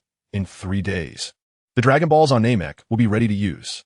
A year on Namek is only 130 days on Earth, making Namek's Dragon Balls much more powerful than those on Earth. Boom, continuous rumbling sounds came. It was Vegeta 3. After arranging the tasks, he eagerly found the 9 intermediate warriors who had been kicked away. He wanted to fight to his heart's content and release this surging power. Just now, he had lost control of his power and destroyed many innocent buildings, and these places were not protected by Vitalis. Therefore, Vegeta 3 urgently needed to control his power, and the 9 warriors felt the same way. Fighting was naturally the first option for Saiyans. Stepping out of the palace and watching the 7 people colliding in the sky, Vitalis leaned against a pillar and silently observed. This counts as the highest level of battle he has seen since his crossing. Although the scene is not as grand as when he fought against his own doppelgangers, every move is incredibly exquisite. Each strike is lethal, honed from the experience of battle, without any flashy actions. It is worth learning for Vitalis. Chapter 19. I am just here to train you after watching for a while. Vitalis felt an itch to join in. He rushed into the battlefield, kicking the 3rd Prince Vegeta, who was displaying his might by fighting 9 opponents. Into the group of 9. Seeing the resentful look from the 3rd Prince Vegeta, Vitalis quickly explained, "I have techniques to teach you, and fighting is the fastest way. Although I do have a bit of desire to hit someone, teaching techniques is also genuine. Well, in the place where I learned. The energy within us is called Qi. As for the existence and usage of Qi, I think you're all seasoned warriors and don't need me to elaborate, Vitaly slowly said. Though fighting is fine, I still need to remind you first to understand what you need to learn so that you can have a clear goal and improve efficiency. With research on Qi, that place developed methods for sensing and controlling Qi. Sensing Qi does not require a detector. One can perceive the power contained within living beings without the risk of overloading. Mastering Qi perception allows for quick reconnaissance of the enemy's location and their power levels. Even fighting without relying on sight. Controlling Qi, like I do, allows one to freely manipulate the size of Qi, meaning one can change their combat power value at will. If you only rely on detectors, I can control how much combat power I show you, and I can even completely hide my presence so that you cannot find me. These techniques are all very useful. Facing the Frisia force, which relies on detectors, we will have the advantage. Oh ho, hurry up and teach. My dear Mr. Vitalis, I'm learning this too, said a handsome guy who was exercising while watching the live stream. Now that the purpose is known, it lets a few people know what to do. Vitalis charged forward again, kicking the third Prince Vegeta away. The third Prince Vegeta was speechless, wondering why he was the only one being kicked. Watching the third Prince Vegeta fly far away, Vitalis created a doppelganger, which was responsible for activating the energy barrier to surround the group. Vitalis was fine, able to perfectly control his strength, but if these few, who had just experienced a surge in power, accidentally blew up planet Vegeta, that would be problematic. Dozens of energy blasts flew from the direction of the third Prince Vegeta. Vitalis raised his index finger, condensing a small energy blast, and flicked it out with his finger. The originally fist-sized energy blast expanded with the wind, devouring the energy blast fired by the third Prince Vegeta, controlling the energy blast to stop in midair. Vitalis turned around and delivered a spinning kick, sending the third Prince Vegeta, who attempted a sneak attack from behind, flying away. Useless. I've said it before, sensing Qi does not require looking with the eyes. Sneak attacks are pointless. Without controlling Qi, you are as glaring as ink spots on a blank piece of paper. Feel your own power. Feel my power. Rely on your heart to sense it. Abandon your eyes and ears. By the way, U9, is this how you want to look? Perhaps this is why he is the king, and you're mere cannon fodder, Vitalis mocked, observing the 9 standing still. He could see the fighting spirit in their eyes. But for some reason, they dare not take action. The battle between the old and new kings is not something we should intervene in. And even now, with the 7 of us working together, even if you were a king, the words were left unfinished, but Vitalis understood their meaning. Firstly, these people saw him and the third Prince Vegeta fighting and felt they shouldn't intervene, as Saiyans revere the strong, and the gap between classes is significant. Secondly, they thought that even though their combat power had surged, even if Vitalis was very strong, it would still be quite difficult, fearing that Vitalis would feel embarrassed and might give him a hard time in the future. Indeed, you are very brave to think you could defeat me just by staring at me. It seems you still do not understand my power. Come and feel it personally.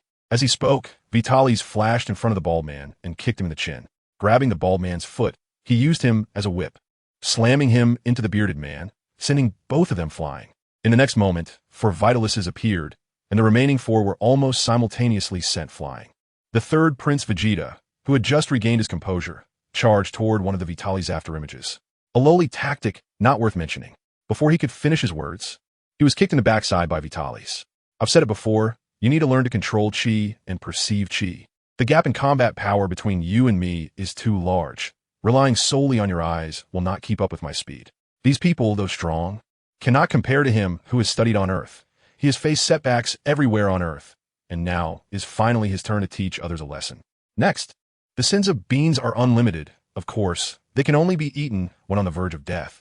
This is for your own good. To help you quickly master the use of Qi, Vitalis looked at the 7 with an insidious smile. Unfortunately, the habit formed over the years is hard to change. Even though Vitalis attacked in different ways, the group still relied on their eyes, unable to find direction to learn Qi perception. In the future, Vegeta does a great job by deducing Goku's abilities on his own and actively learning during battles, successfully mastering them after the fight. TSK, if I don't teach you a lesson, you won't remember, right? Just seeing you move makes your eyes widen as you stare at your 7 companions. Vitalis thought of something fun.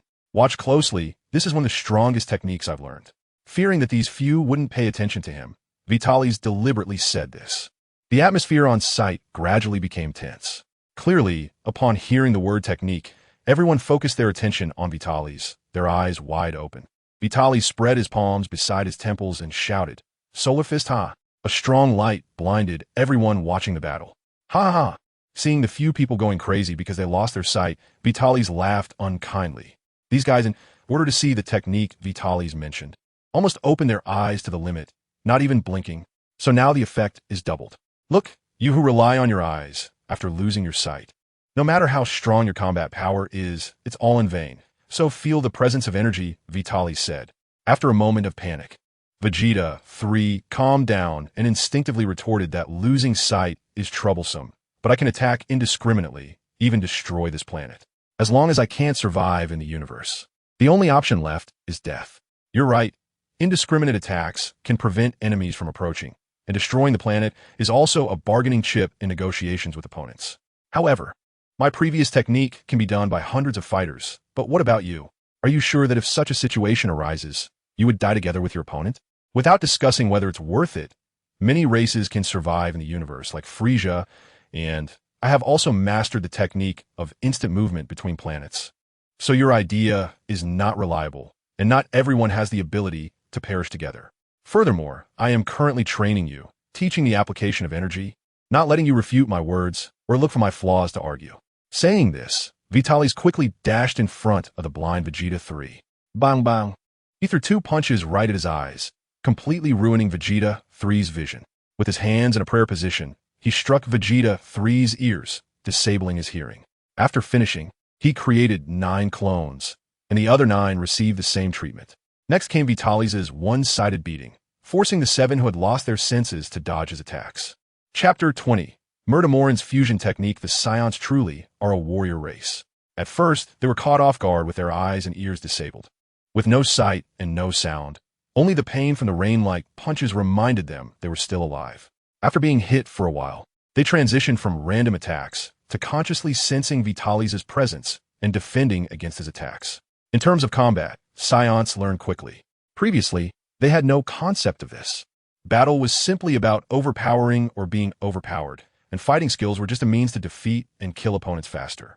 Their internal energy only needed to be sufficient to launch energy blasts.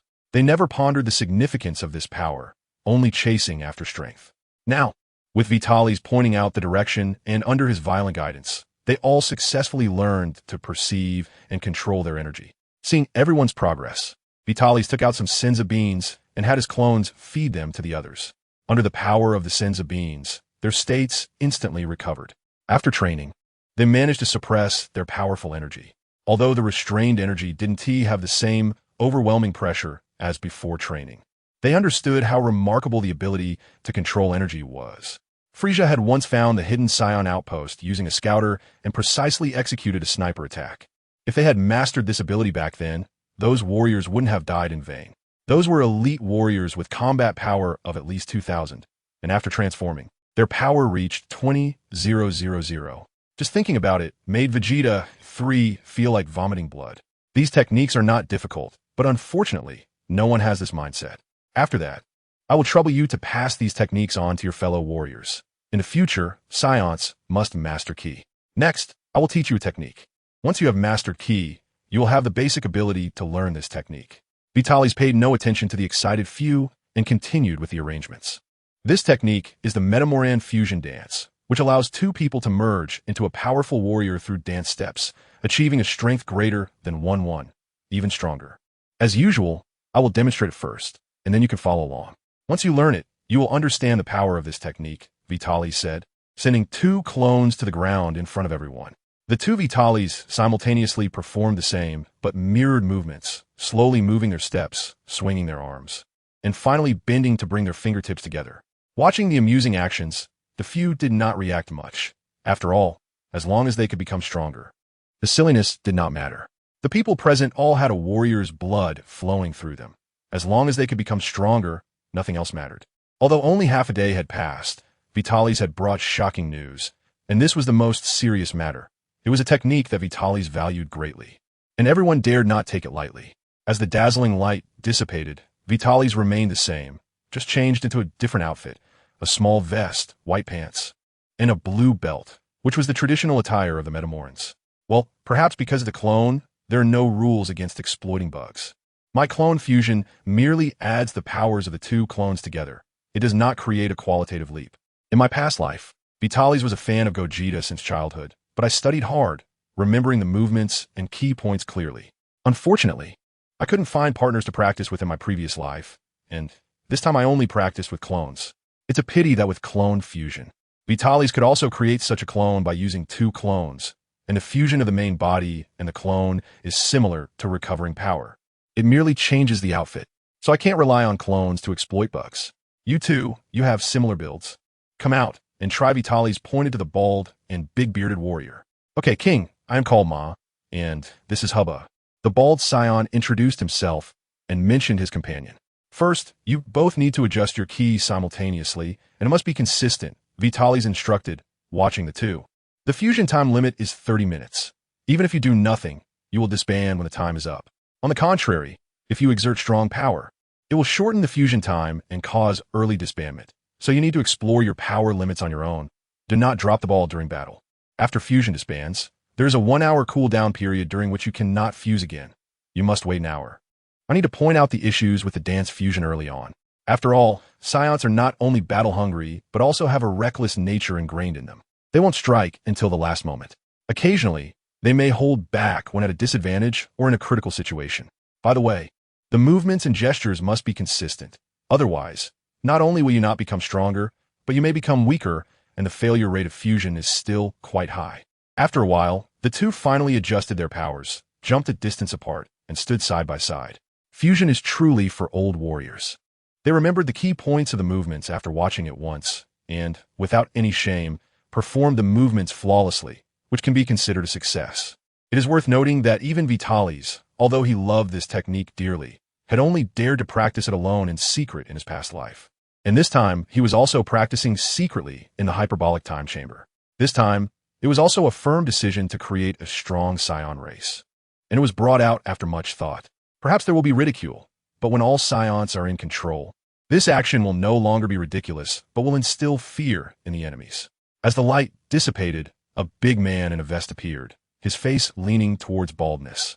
But he had hair and a thick beard, and his physique had not changed much, only his muscles had grown bigger. Although his energy was well controlled, everyone present could clearly sense that the current person and the two who fused before were worlds apart. I'm neither that horse nor Hubba. Just call me Naba. The voice was a combination of the two, which sounded somewhat strange, yet had a certain magnetism, making it more pleasant to hear than a single person's voice. Now, I am incredibly powerful. Young King, let me see your strength. Is that so? Two fighters with battle powers of 590,000 fused together. Who gave you the courage to challenge me? And Naba, right? That name is odd. Let's call you Mahu instead. As he spoke, Vitalis suddenly appeared in front of Mahu. A whip kick sent Mahu flying, and then he said to the remaining four, "You four, fuse as well. Let me experience the power of fusion." As for Vegeta, with Bardock not here, the others are not qualified to fuse with you. You go gather everyone from Vegeta's planet and have everyone find teammates in pairs of 2. From now on, this will be our Saiyan combat mode. No matter what task we undertake or where we go, we must work in pairs. While he was speaking, the other 2 groups also finished fusing. Vitalis pulled the 3 into the battle circle and started to fight together. One must admit the power of fusion. It was indeed much more durable than before. Vegeta 3 looked at the 3 fused warriors, eager to try his hand at defeating Frieza, as he had long wanted to pound him to death. Compared to that, what did the dignity of a king matter? Moreover, he was no longer king now. Thinking of Bardock, who was rushing back, Vegeta 3 felt a surge of excitement. The king had previously said that he and Bardock had the potential to become Super Saiyans. When the time came for them to fuse, they should be able to beat Frieza and his son to death, right? Imagining the future, Vegeta 3 flew towards the royal palace to start popularizing fusion. Compared to the bustling Vegeta planet, Frieza was feeling heavy-hearted as he was rushing over. Just a moment ago, he was still pleased with his newfound control and perception of energy, thinking about showing off to Vitalis and scaring him. Unexpectedly, Vitalis had pulled out a bomb instead. Fusion and the effects exhibited by those monkeys made Frieza think about turning around and leaving. It had only been half a day. Was it really necessary to be this frightening? Super Saiyan, Senza Beans, Fusion, Frieza felt overwhelmed. Now he could only brace himself and hope to catch this group of dead monkeys off guard. He needed to eliminate them quickly. Otherwise, the longer he dragged it out, the worse it would get. A group of fused Super Saiyans, Charging at him? This was the only opportunity he had. Frieza began even harsher training. Chapter 21. The cooling down of Namex Dragon Balls. Vitalis sent away the 9 who had just fused and returned to the royal palace. It seemed that the power after fusion was not simply additive. When 50,000 and 90,000 fused, their battle power was around 220,000, while a fusion of 40,000 and 50,000 only resulted in about 110,000. When 250,000s fused, their battle power was nearly 200,000. It was not a simple addition, but there was no clear pattern when comparing the three groups. Was it the potential difference between the fusers, or the relationship between the fusers? Just like the fusion warrior Gogeta, as evaluated by the old Kai, who is both a friend and an enemy, complex emotions generate powerful strength? Or is it emotional resonance? The theory that fusion adds and multiplies has been passed down in the last life. But the three fused warriors just demonstrated that fusion is not merely the simple joining of two individuals into one. It's a further enhancement of power based on the two. Yet the degree of this enhancement has no rules. The only current speculation is about the potential of the fusers and their relationships. However, Vegeta 3 had already begun to popularize energy control and fusion among the warriors on Vegeta Planet, and it would not be long before large amounts of data could be collected for comparison.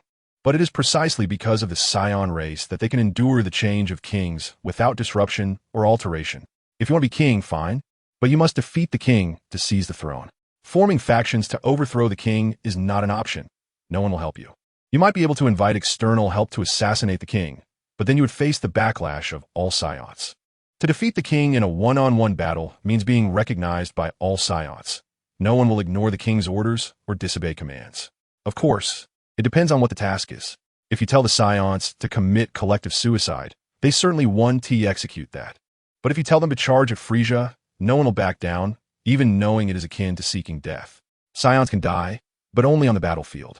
Vitalis' throne has been firmly established. As long as he maintains a leading strength, the Saiyans will forever follow. This is also the reason why Vitalis wants to be the king of the Saiyans. Otherwise, like those mundane dynasties filled with intrigue, with subordinates being duplicitous, it would be better to let the Saiyans wait for Frieza to annihilate them. For example, Vegeta 3 must have objections, and this person is quite ambitious, definitely calculating something. But the king is Vitalis now. He not only firmly executes Vitalis' orders, but also reminds himself to do his best. This unique unity is also why the Saiyans are famous throughout the universe. Most Saiyans do not have concepts of family or partners. They have no hobbies other than fighting. But they unite under the king's leadership. In a sense, Saiyans can actually be quite endearing. They're not only loyal but also full of potential. Thousands and thousands of lower-level warriors, not to mention being comparable to Goku. Just achieving 1/1,000,000th of Goku's power would make Vitalis smile in his sleep. After thinking about it, Vitalis summoned Vegeta 3 and the 9 mid-level warriors. Then he abolished the original warrior ranking system. The Saiyans would no longer be categorized by their birth battle power. From now on, everyone would be considered a lower-level warrior, and only those who mastered the Super Saiyan transformation could automatically advance to mid-level warriors. Upper-level warriors must master the godly key and become Super Saiyan gods. This will be the new classification of Saiyan levels. In military matters, positions such as Marshal, General, and Corps Commander will be established. 2 people will form a team. 9 teams will make a small squad. 9 small squads will form a medium squad. And 9 medium squads will create a large squad. The basic center will focus on fusion for work distribution. Daily operations will primarily involve small team actions. And during wartime, battle groups will be formed on-site. Medium squad leaders and large squad leaders will be appointed on the spot during wartime. Each general can command up to 10 battalions, and a marshal can oversee 100 battalions. Vitalis does not plan to establish a standing army, because every Saiyan is a warrior. Moreover, with a bit of development, achieving star-level destruction per capita is not a dream.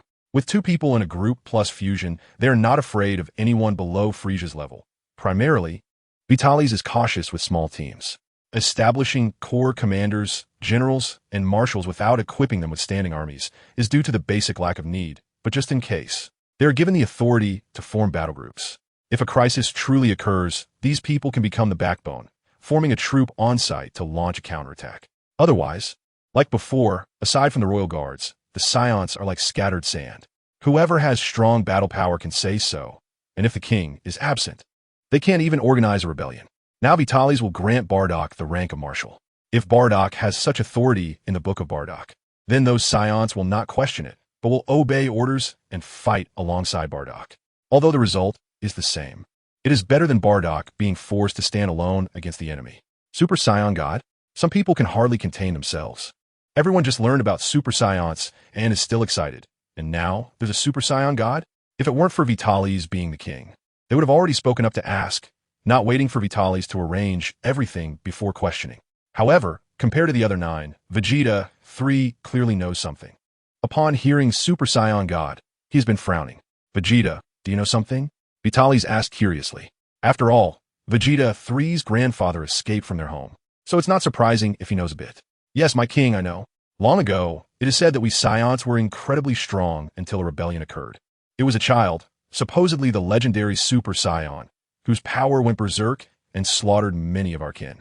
In their despair, our ancestors did something that triggered a mysterious ritual, creating a powerful warrior known as Super Saiyan God. Unfortunately, after fighting the legendary Super Saiyan, this warrior also perished from exhaustion. Since then, Super Saiyans and Super Saiyan God have become legends, and after that, the Saiyans fell into decline, until 1,000 years ago when an unknown Super Saiyan traveled the universe, leaving behind tales, leading us to believe that Super Saiyans truly exist. As for Super Saiyan God, it only appeared once, and its authenticity is unverified, Vegeta 3 said cautiously, revealing what he knew. That's right, I know the ritual for Super Saiyan God, but we are not yet in a position to hold it, Vegeta 3 added. Vitalis was surprised that Vegeta 3 knew so much, and that the appearance of the Super Saiyan God was in a battle against the legendary Super Saiyan, and after winning, he died from exhaustion. However, thinking about Broly, it made sense. Super Saiyan God is still far away. We should focus on living well in the present and not think too far ahead, Vitalis said. He didn't intend to hide the existence of Super Saiyan God from everyone, revealing it could effectively motivate the group. Vegeta, you and Bardock, I appoint you as marshals. I hope you can manage the kingdom well in my absence. As for the 9 of you, you will temporarily hold the position of Legion Commander. If it doesn't work out, I will replace you, and we will adjust in this manner for now, making changes as issues arise later. 8 marshals, 39 generals, and 72 Legion commanders, that should be about right. The rest will be filled after the coronation ceremony. Vitalis thought of a few easy-to-remember numbers. Next, I need to retrieve something. I will be gone for a few days. Vegeta, you need to manage the kingdom well. The fusion and energy control must be popularized. There will be a surprise when I return, Vitalis said, disappearing from the throne before Vegeta could respond. He was going to Earth to retrieve the Namekian Dragon Balls. The cooldown time was almost over, and this time was crucial for the Saiyans' power increase. Meanwhile, Dodoria and Ravenstar were the closest planets to Vegeta's planet. Contact them. I will rush over with all my strength and resupply there. Make sure they're prepared. We'll head directly to Vegeta's planet, Frieza instructed before hastily flying away from the spaceship. There was no time to waste. It hadn't even been a day, and now there was talk of Super Saiyan God. Unlike Super Saiyan, known Super Saiyans have basic power requirements and a barrier. According to reports, there will be at least 3 Super Saiyans in a year. And now, what is this Super Saiyan God? Something that can defeat Super Saiyans just by holding a ritual? But we don't have the conditions to hold it yet. After saying this, Vitalis vanished without a trace. How could Frieza not be anxious? What if he went to prepare the ritual? If they slowly made their way there, wouldn't it be like sending them to their doom? Believing that they would be killed, these monkeys would surely celebrate their feast, including Cooler and Gula. They also flew to catch up. Fortunately, their clan could survive in a vacuum, so they could travel on their own. There was no time to waste. Their grandfather, was truly killed by a Saiyan. According to the legend left by that person, that was a Super Saiyan. A few Super Saiyans were not to be feared, as they had surpassed their grandfather, but when it comes to gods, especially one named Super Saiyan God, who wouldn't panic?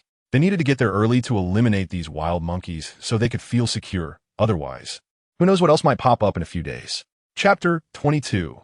The Namekian Dragon Balls have cooled down. Vitalis appeared in the Earth Temple. Bobo, who was watering the plants, noticed him. You left for less than a day and forgot something? Mr. Bobo asked. No, I have successfully inherited the throne. This time I'm back to stay for a few days. I will wait for the Namekian Dragon Balls to cool down and make my wish before returning, Vitalis explained.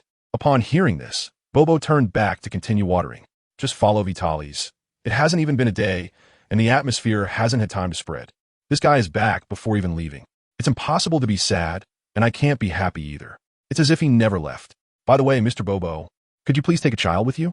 This kid is a bit troublesome, and I hope you can train his mindset, Vitalis thought of Broly. This kid was already born, and if he hadn't returned in time, he would have been exiled. Vitalis planned to bring Broly over and let Mr. Bobo teach him for a while, then go to Master Roshi to learn a bit. He believed it would be better than being on a desolate planet with only Paragus as a teacher. Paragus might have higher combat power than Mr. Bobo and Master Roshi, but in terms of martial arts, his level was lower.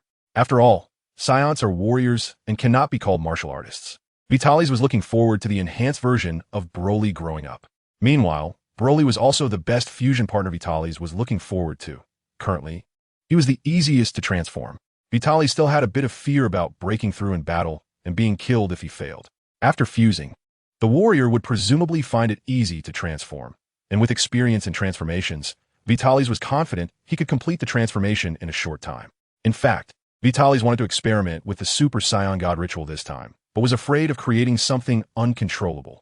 A person with a heart for peace could become a Super Saiyan God by holding the ritual, but what about a heart filled with evil? A Super Saiyan demon? An evil Super Saiyan God? The probability is high. A heart for peace is a kind of willpower, praying for peace, embodying the will to quell rebellion and giving birth to a Super Saiyan God. But isn't pure evil also a kind of willpower? Especially now, the Saiyans are burning, killing, and looting, committing all kinds of evil. They know their actions are evil, but they don't care because they enjoy the process of fighting while carrying out their tasks. As for justice and evil, it doesn't matter to them.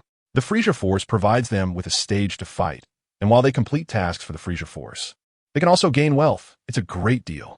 As for the life forms that died in the process, no Saiyan cares about the feelings of the defeated, especially the feelings of the dead losers. Firstly, it is unknown whether the Super Saiyan God has any power requirements, and secondly, Vitalis currently lacks the confidence to suppress the Super Saiyan God. Of course, Vitalis could become a Super Saiyan God himself, but he does not dare to try now. It would be bad if he were brainwashed by the current mainstream Saiyan ideology during the ritual. Although there are some non-warrior Saiyans responsible for scientific research and logistics, their thinking is the same as everyone else's. Although he has not seen the two unique Saiyans, Bardock and Jain, ultimately there are only two of them, and their eldest son clearly did not inherit their will. Therefore, Vitalis plans to have Broly train in the hyperbolic time chamber for a few years, and when he is close to the same height, he will take people to a desolate planet to hold the ritual. If a Super Saiyan God is controllable, it will be a joyous occasion, and perhaps the Saiyans will soon enter the age of gods. If it is uncontrollable, then the fusion warrior of the two will annihilate everything until the Saiyan mindset is reversed before promoting the Super Saiyan God. Mr. Popo inquired with the Supreme Kai, who agreed, as Vitalis briefly explained the existence and hidden dangers of the Super Saiyan God. This extraordinary thing made the Supreme Kai feel uneasy. It was clear that it couldn't be sealed by the current evil containment wave. The Supreme Kai instructed Popo to teach well, as he trusted Popo's mindset. He believed that after Popo's teaching, that troublesome individual would also possess a calm and peaceful mind, thus solving a problem for the universe. Moreover, having received the Saiyans' favor, there would be benefits in the future. The Supreme Kai visited the afterlife and inquired about his hometown and the Saiyans. Some had heard of his hometown, Namek, but it only appeared in beautiful mythological stories with the Dragon Balls. In contrast, the Saiyans are recognized by basically everyone as the great villains in the stories of evil invasions. A significant portion of the countless beings that die daily are sent by the Saiyans, often from an entire planet. When the Supreme Kai first learned what a Saiyan was, he regretted it and wished he could immediately return to seal Vitalis. However, after considering the Vitalis he had met, he realized that he was not an evil person. Although he occasionally displayed some unusual traits, the Supreme Kai was always observing the mortal realm and knew that such behavior is referred to as Chunibyu.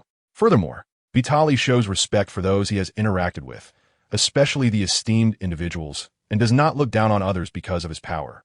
Even with the power to take by force, he would obtain things through exchange, and for those who give without seeking return, he would repay in his own way. Thus, the Supreme Kai could only let Vitalis develop as he wished. He had already reported to the King of All, who gravely stated that they would monitor both Vitalis and the Saiyans. With the leadership taking responsibility, the Supreme Kai felt more at ease. Not to mention one Broly. Even if all the Saiyans were called, the Supreme Kai would not be worried.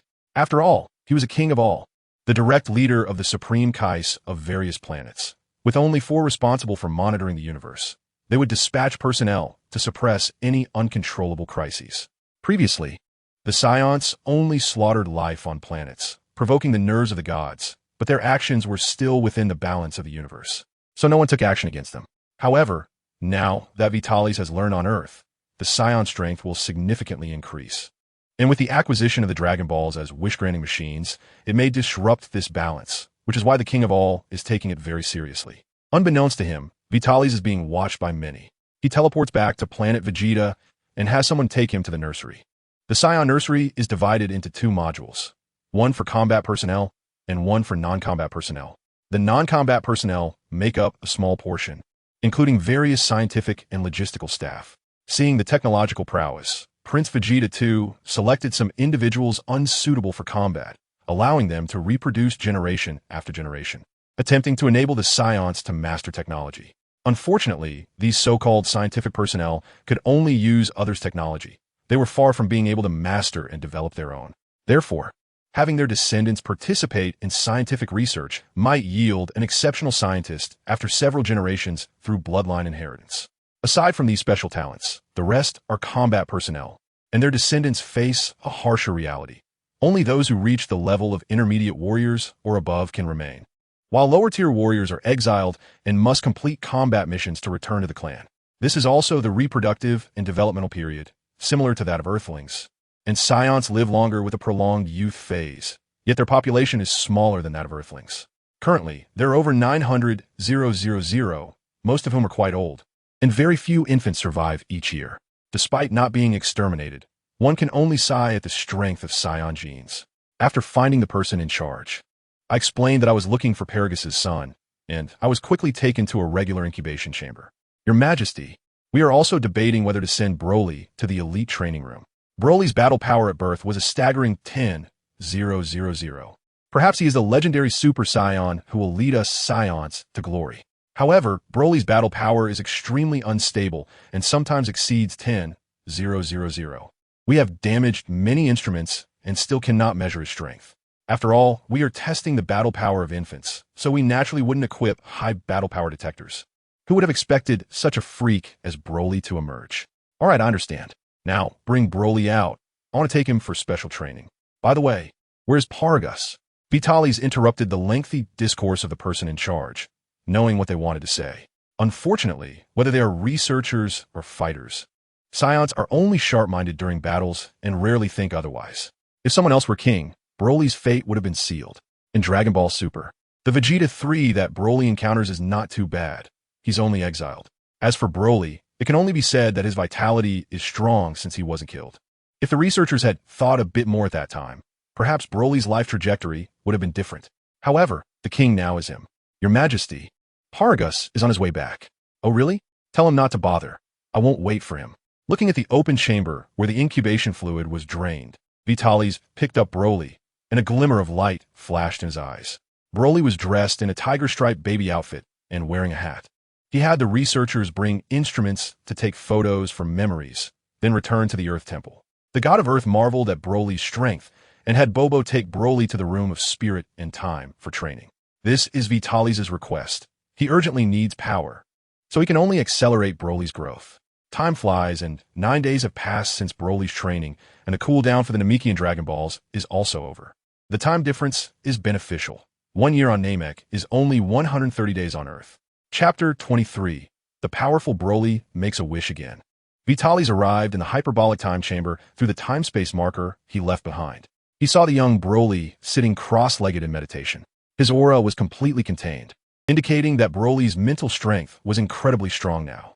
Over the past few years, Broly was educated by Bobo in multiple languages from a young age.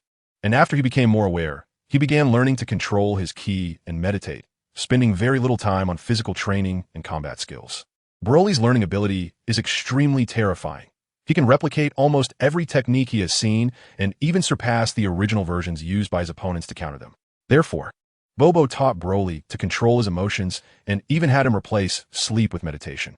Broly's method of meditation does not involve cultivating any power, just pure tranquility.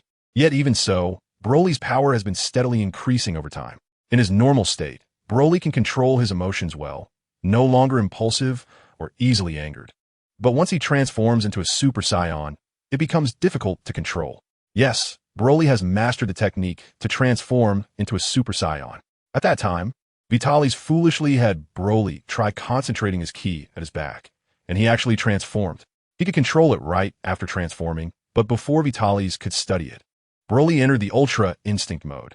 Fortunately, Vitalis reacted quickly and teleported away with Bobo. He probably can consider reincarnation now. Luckily, Broly is still young and has not yet reached the power to break through spatial dimensions. He only managed to destroy most of the environment in the hyperbolic time chamber. After that, Vitalis dared not act recklessly anymore. Vitalis also taught Broly various teleportation techniques. After returning, he would have someone investigate Frieza's location and then directly send Broly over to give Frieza a surprise, fighting in the enemy's lair. Losing control and going berserk, he felt no pity at all. Both Vitalis and Broly need a thorough battle. Unfortunately, Vitalis truly does not dare to fight Broly. However, Broly currently has a good relationship with Vitalis. Under Bobo's guidance, Broly's personality is now leaning towards that of Earthlings, curious and longing for his father, whom he has never met. Being introverted, he is also extremely reliant on Vitalis. Therefore, in terms of personality, Vitalis is reassured. With a trump card to suppress Super Saiyan God, the next step is to find a way to suppress Broly's power. The Super Saiyan God ritual can be experimented with at some time. Broly himself is not afraid, but the Berserk Broly is truly both handsome and strong, and he recognizes no one. It might be okay to watch on screen, but in reality, it's best to run as far away as possible. Thus, it is necessary to suppress Broly's power. Broly does not even dare to fully release his own power, so how can he talk about control? Therefore, whether helping Broly or preventing him from going berserk, power is needed. And ordinary Super Saiyans cannot keep up with Broly's version. So the power of Super Saiyan God is necessary. Fortunately, creating a god among Saiyans is quite simple. It only requires holding a ritual. Even if the gods of this time are not as powerful as the gods of the past, a group of Super Saiyan gods must be able to suppress Broly. Broly, let's go. I'll show you the dragon. We'll make a few wishes, and then we'll go home. Vitalis suppressed his thoughts and woke up Broly, who was meditating. Originally, Broly called him brother, but Vitalis requested him to change it. Being called by his name by Broly is also a great experience. In the original story, when Broly said Kakarot, it ignited a spark, especially with the accompanying BGM. It was instantly exhilarating. He enveloped Broly with ki to establish a connection and teleported outside the temple. Using magic, he transferred the shining Namekian Dragon Balls from inside the temple to the ground in front of him. In Namekian, come forth, dragon, and grant my wish. Vitalis and Bobo learned a foreign language to enrich themselves and avoid troubling others. With a whoosh, the dragon appeared. State your wish, said the familiar voice. And it seemed they might meet regularly from now on. The tool dragon didn't waste any time. In Namekian, a hyperbolic time chamber is to be built on Vegeta planet, with the entrance deep within the palace. These are 2 wishes, are you sure? Damn, the dragon doesn't give any leeway. No, you can't just casually create a magic portal yourself at the entrance. You can't spoil this dragon. As you wish. The entrance is now above the royal palace. You're not targeting me? Are you sure there's no revenge mentality? Vitalis looked helplessly at the divine dragon. My second wish is that the room of spirit and time on planet Vegeta can freely adjust gravity. And my third wish is to expand the area of the room of spirit and time on planet Vegeta to its limit. Vitalis directly stated his wishes. Since he couldn't find a loophole, there was no need for a bit of probing. As you wish, a flash of light appeared in the dragon's eyes. Your wishes have been granted. After saying this, the divine dragon vanished, and the Dragon Balls lost their glow, turning back into stones. Throughout the process, the Supreme Kai did not show up, while Bobo stayed by the Supreme Kai's side. Vitalis decided not to disturb the 2 of them. He took Broly back to planet Vegeta. This time there was no farewell, and only a few days had passed. So those acquaintances didn't know he had returned to Earth. Mainly, Vitalis didn't expect it to go so smoothly. He said goodbye on the first day and came back the next, and people thought he was just playing with them. A waste of emotions. Upon returning to the palace with Broly, they heard faint voices coming from outside. Upon closer inspection, it was nothing but talk about what that was. Vitalis took Broly out of the main hall and saw many Saiyans in the sky pointing at a portal standing in the void. This door is the same as the one in the Earth Temple, except it only has a door without walls, and it looks the same from the back. King, you're back. Sensing Vitalis' aura, Vegeta 3 hurriedly stepped forward. This door just appeared above the royal palace, and according to those who discovered it, it appeared suddenly. Fearing it might be a trap, we have not taken any measures for the time being and have mobilized the Research Institute personnel to bring instruments to investigate. Vitalis looked at the door, and Vegeta 3 took the initiative to explain. This door was obtained by my wish through the Dragon Balls. It's called a hyperbolic time chamber. This is Broly. I'm sure you've investigated me and have doubts about my age. Now if you investigate Broly, you will find that he was still an infant 9 days ago, Vitalis explained directly. The hyperbolic time chamber exists in a different space. 1 day outside equals 1 year inside, and the internal environment is harsh, combined with a gravity adjustment function, making it an excellent training base. Vitalis disclosed all the information about the hyperbolic time chamber, as it was primarily for these people, so there was no need to hide anything. Upon hearing this, Vegeta 3 understood immediately, his eyes shining with excitement as everything connected. There's only one truth. Vitalis became so powerful thanks to the Senza beans and the hyperbolic time chamber. Taking a deep look at Vitalis, Vegeta 3 truly acknowledged him as their king at that moment. He felt he could not match this level of magnanimity. He decided that when he reclaims the throne in the future, he would spare Vitalis' life. Even though Vitalis is currently stronger, now that he knows Vitalis' powerful secret, he is confident that he, with a strong royal bloodline, will eventually surpass Vitalis. At the same time, Frieza and his son, who were flying at full speed, received notifications from their subordinates about the information regarding the hyperbolic time chamber. Damn monkey, Frieza gritted his teeth. Recently, he rushed to planet Rube, where Kula and Gula met midway, and then the two fused to continue their journey. Once they gathered on planet Rube, they would head towards planet Vegeta together. They were particularly anxious because after a few days of calm, something so outrageous appeared again. Frieza and his son had no time to waste, as time was not on their side. Chapter 24, Captain of the Guard Broly. After entering the hyperbolic time chamber and taking a look around, it was indeed much larger than the one on Earth. Although the space of the Earth's hyperbolic time chamber is vast, it is too small for a race like the Saiyans, which can only accommodate a few people making noise. Now, expanded to the limit by the Namekian dragon, the space is conservatively estimated to be several galaxies in size. Vitalis was not interested in measuring the exact size. It was enough to accommodate the entire Saiyan race for training. There are currently over 900,000 of them, and even if the number increases several times, it will still be sufficient. If it becomes insufficient later, they can seek the Super Dragon, so there's no need to panic.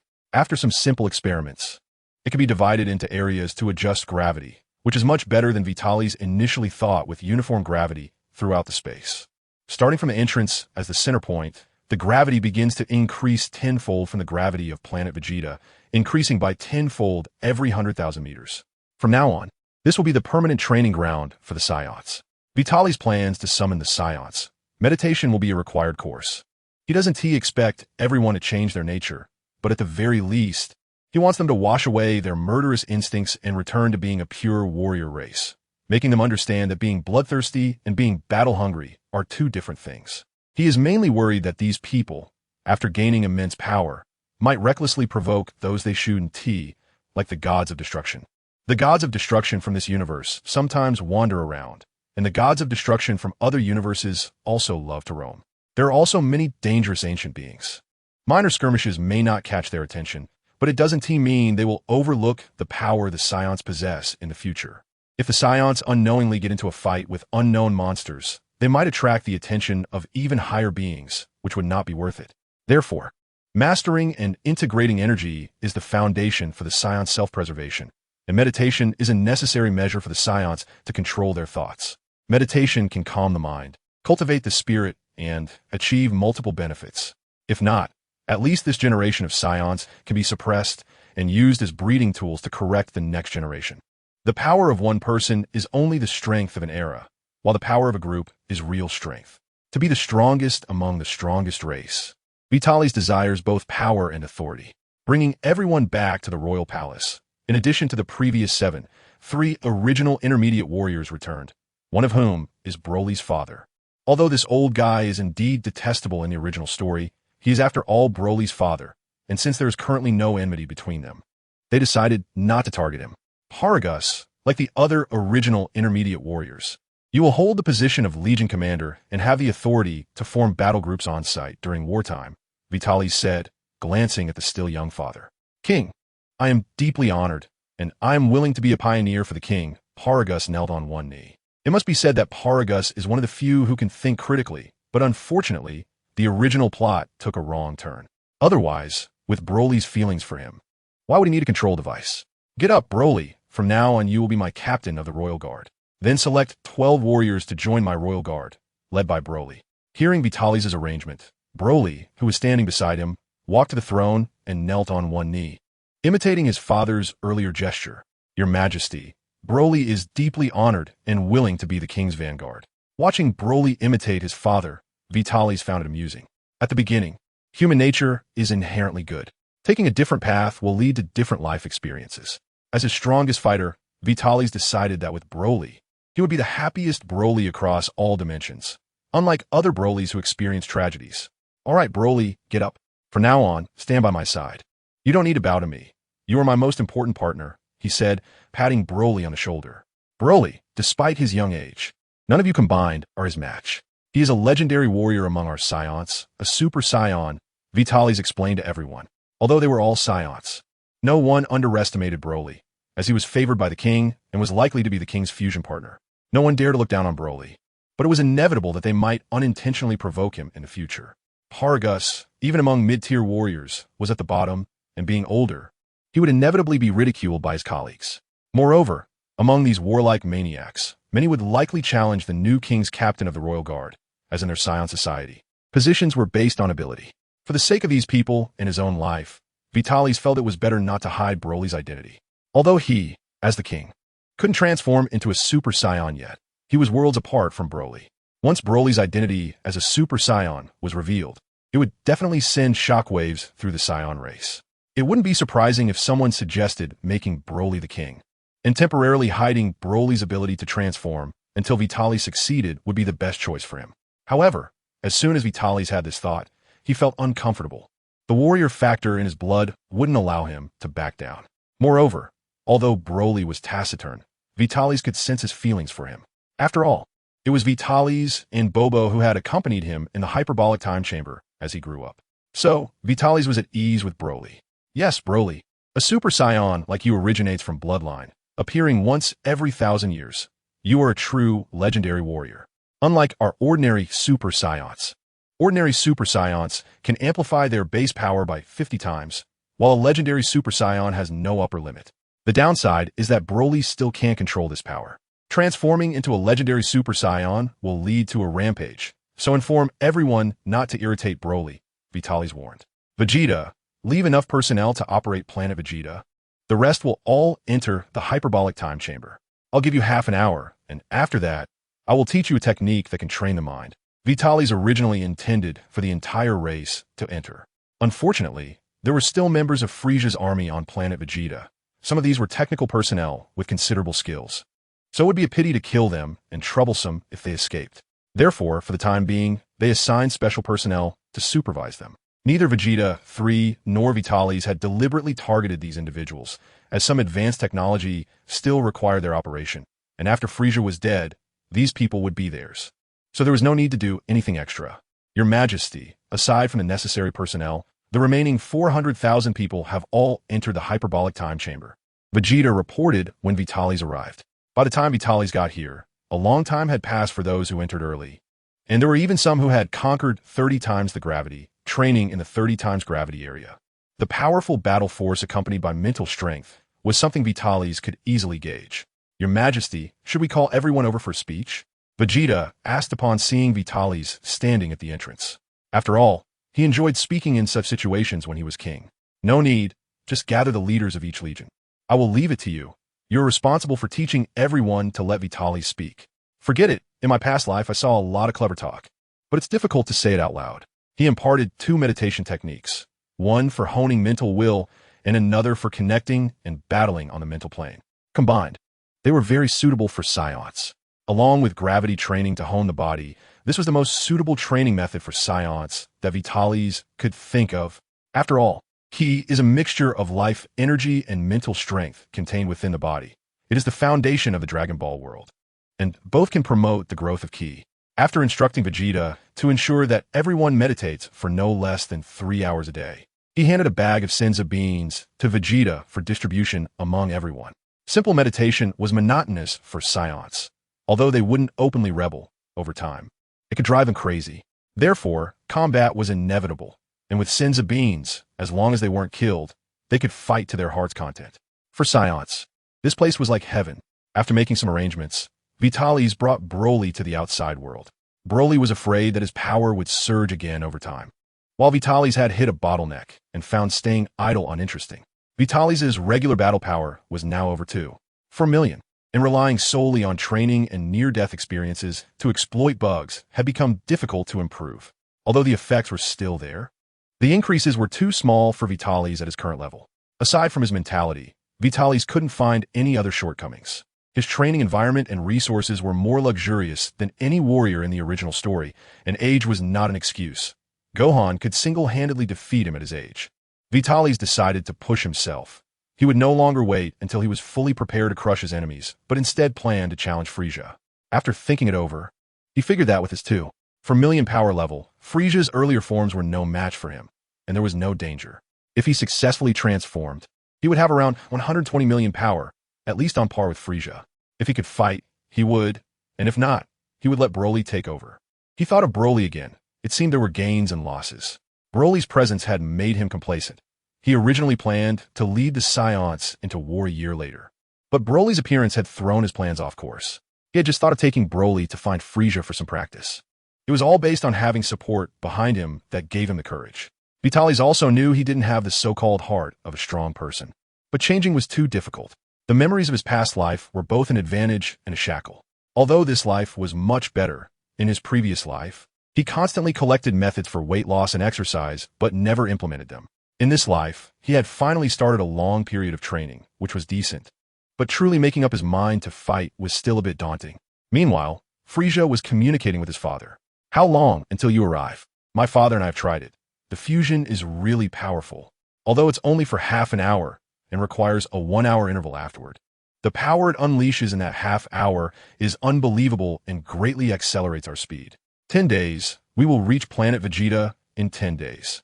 Cooler and Kuriza were expanding into other territories, so they were in a distant galaxy.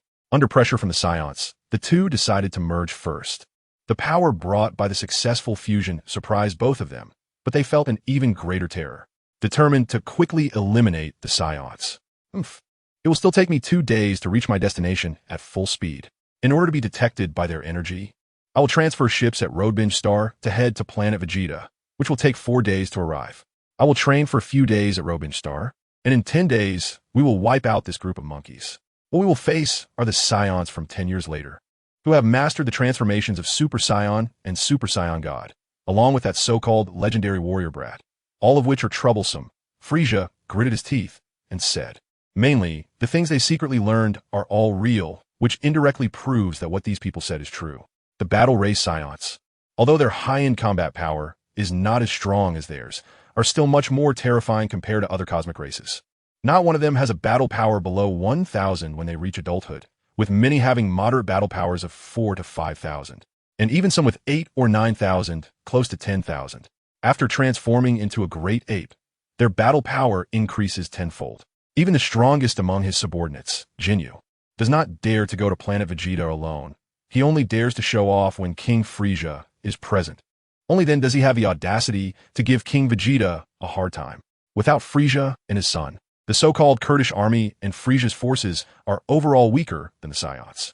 And now, that new king has just beaten down Vegeta 3 and his subordinates.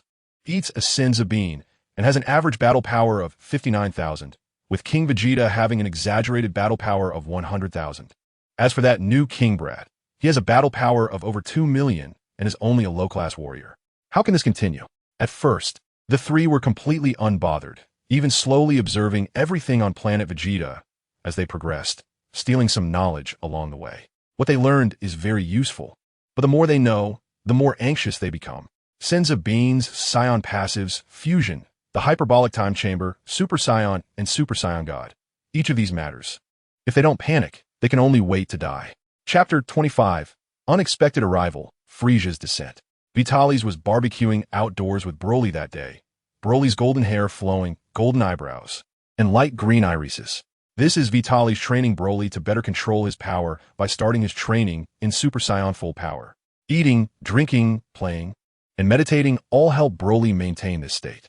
After a few days of training, Broly's aura is no longer violent, and he won't recklessly transform into what is referred to as the legendary Super Saiyan. It seems that the original setting called it something like Super Saiyan, but Vitalis can't remember the English term and has gotten used to calling it legendary Super Saiyan. Vegeta also mentioned that this is the most primitive Saiyan form, and there are theories that it is a Super Saiyan form that emerges when Broly's great ape power reaches its limit. However, Vitalis is too lazy to think more about it and refers to it as legendary Super Saiyan. The latter theory is somewhat similar to Super Saiyan 4 in GT, and Vitalis plans to try it out later to see if he transforms into the same legendary Super Saiyan as Broly or into Super Saiyan 4. But the prerequisite is mastering the transformation into Super Saiyan. Whether transforming into Great Ape first and then into Super Saiyan, or transforming into Super Saiyan first and then into Great Ape is a question. While envisioning the future, Vitalis suddenly sensed a very evil aura. The power is not strong, but it's the first time Vitalis has felt such an evil presence. During this time, there have been returning Saiyans from outside, some of whom have just come back from missions, and the overwhelming killing intent can make Vitalis feel uncomfortable. However, compared to this evil power, it is nothing. Although no threatening power has been sensed, the more it is like this, the more dangerous it becomes. A person with such an evil aura cannot be weak.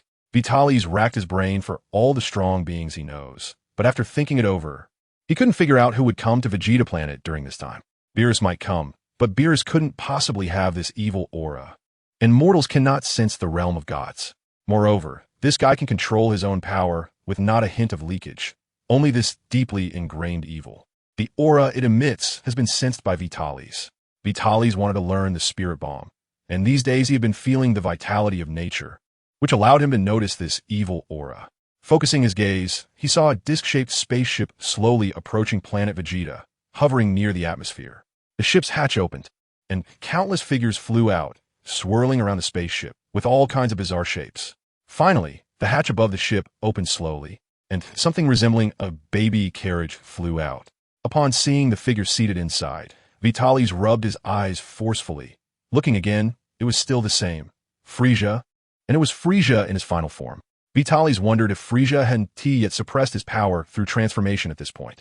Damn, he couldn't sense Frieza's power. Could Frieza control his ki? Vitalis felt that things weren't that simple. It was a bit troublesome. Frieza's power was conservatively estimated at 120 million, while the strongest Broly currently had a base power of over 1.8 million, and even in his Super Saiyan form, he was only around 90 million. In his transformed state, he could probably catch up to and surpass Frieza in a short time, but he feared that Frieza would notice Broly growing stronger with each fight and not given the chance to improve. After realizing it was Frieza, Vitalis began to consider the power of both sides. Although Broly's power would increase slightly with each battle, it was still minimal. After all, in the original story, there were over 40 years of development, and Broly had been unable to harness his power on the desolate planet, which was why he could suddenly go from a mortal to defeating Super Saiyan gods in a short time. Broly still needed time now. Even if I fused with him, I would probably just hold him back. My thoughts would weaken him. I hope Frieza is just here to observe the Saiyans. Vitalis thought starting a battle now would be very unfavorable. Abandoning the idea of fleeing, Vitalis led Broly towards Frieza. The two sides met in the stratosphere, with Vitalis flying to a height equal to Frieza's, gazing at him. He was only slightly weaker now, so there was no need to be afraid. At worst, he could take Broly and run, returning for revenge in a few days. As for the Saiyans who might die, they could just be resurrected with the Dragon Balls later. Silently giving himself a thumbs up for his cleverness, Vitalis looked at Frieza and said, "Your Majesty King Frieza, I apologize for not welcoming you properly. Please forgive me. I'll arrange a banquet right away to introduce myself." "Oh ho ho ho. I know you, Mr. Vitalis." Frieza's characteristic laughter interrupted. revealing Vitalis' identity before he could introduce himself. Looking at Vitalis and the blonde-haired Broly, Frieza realized that one was about to become a Super Saiyan and the other was in Super Saiyan form. Damn, my father is too slow. Should I make a move first? I wonder how the Saiyans in the hyperbolic time chamber are doing. Is there a Super Saiyan god? Frieza thought, hesitating whether to act immediately while keeping an eye on Vitalis, trying to discern something. Not being able to see anything, it was Vitalis' calm demeanor that left Frieza indecisive about whether to wait for his father. He originally intended to rendezvous with them, but they feared that the two flying at full speed would cause Vitalis to run away. So Frieza arrived first, trying to stall for time and block the Saiyans from moving, but when it came to acting, he still hesitated. The unknown was the most frightening aspect. As for waiting until they gathered in another galaxy, that would delay things for several more days, and Frieza and the others did not dare to take that gamble. Huh? King Frieza knows me? What an honor. Vitalis responded, thinking that the sooner they acted, the better. Every second wasted would make the Saiyan stronger. Oh ho ho ho. I know a lot. Senza Beans, Super Saiyans, the hyperbolic time chamber, the Super Saiyan god. Truly dangerous, the Saiyans are indeed called the warrior race. Frieza said as he stood up and slowly floated away from his vehicle. If you present me with Senzu Beans and the secrets of the hyperbolic time chamber, and kill anyone with a power level above 500,000, how about I let you go, Mr. Vitalis? Frieza looked at Vitalis and said, a wonderful proposal, right? Just need to eliminate those with power levels above 500,000, and you'll still be the king of the Saiyans, Frieza said, slowly pointing at Vitalis. A beam of purple laser shot toward Vitalis at high speed, and in an instant, Frieza's ki leaked out, shocking Vitalis, who was still pondering why Frieza knew so much. This is definitely not just 120 million in power. Vitalis has deduced the power of 120 million with his and other strengths, and it is far from being this strong. It is known that in the original work, Frieza only possesses such power at 100 strength. Yet now, Frieza, with no change in his muscles, easily uses the power that in the original was fought for desperately. Undoubtedly, this Frieza is much stronger than the one described in the original. Vitalis didn't react, but in his Super Saiyan state, Broly shot this beam of laser towards the universe. Oh my, is this the power of a Super Saiyan? It's really surprising. This strike could destroy planet Vegeta. You bunch of dead monkeys should not be underestimated. As the attack was deflected, Frieza felt no surprise. He just wanted to test if he could kill Vitalis. Even if someone had a battle power of over 2 million without mastering the Super Saiyan transformation, transforming into a great ape would only yield over 24 million, which is still trash. What he truly cared about was the hyperbolic time chamber. Frieza had already locked onto the portal of the hyperbolic time chamber, fearing a bunch of blonde-haired Saiyans might come out. Should he try and see if he can destroy this door? What would happen if he destroyed the door? Could it completely isolate two different dimensional worlds? Although it was a pity, Frieza thought it wouldn't be bad to leave those Saiyans in another dimension. Although Broly wanted to rush up and hit Frieza, Vitalis had said that at any time, without his command, Broly could not act and could only defend. So Broly looked at Vitalis, waiting for his command. Chapter 29. The defense battle of planet Vegeta begins. Glancing at Frieza with lingering fear, without Broly, he must have already died, right? Sure enough, the weak are ultimately weak. After crossing over, everything went smoothly, only thinking about the listening function of the detector, not realizing that Frieza had other means of eavesdropping, exposing his trump card without reservation. This made Frieza wary and act preemptively. Frieza, can you tell me how you're monitoring us? Vitalis asked, hoping for an answer for future defenses. Oh ho ho ho ho. Just now you call me King Frieza, and now I'm called Frieza King by you. What a rude little monkey. Vitalis, you will be disliked for this, Frieza said, also wanting to buy time while waiting for his father and brother to arrive. There was no need to take risks to defeat the opponent safely. At this moment, Vitalis, Broly, Frieza, and others looked in one direction. Two stronger energies than Frieza's were approaching. Curd and Cooler? Vitalis asked. Oh, it seems you know quite a lot. I am curious. I received my father's territory in this galaxy. It's not strange for me and my father, but Cooler went to other regions to conquer a long time ago. The people here shouldn't know, Frieza said, genuinely curious about this little brat who knew so much. In a short time, the Saiyans utilized their inherent advantages, transforming from being overlooked to becoming a significant threat to their race. Broly, go. Kill him. In a moment of urgency, Vitalis ordered Broly to act without thinking. The three of them gathered. Now, the combined strength of the Saiyans was no match for them. which was an unexpected possibility. Following the command, Broly pushed his energy to the limit, with golden flames erupting around him as he punched towards Frieza. Boom! Frieza did not dodge, but chose to clash fists with Broly. Transformed into a Super Saiyan, Broly stood at 1.7 m, and his violent posture contrasted with Frieza's petite body, making it seem as if Broly was the real demon. The two did not separate, but continually increased their power, entering a contest of energy. The invisible energy spread out in circles. The minions Frieza brought were blown away, and Vitalis gradually could not withstand the pressure and retreated to the rooftop of the palace, watching the two contest their strength. Oh, what incredible power! If I hadn't trained a bit before coming, I would probably struggle in a fight. Feeling honored, Frieza remarked, since I was born, I have never trained.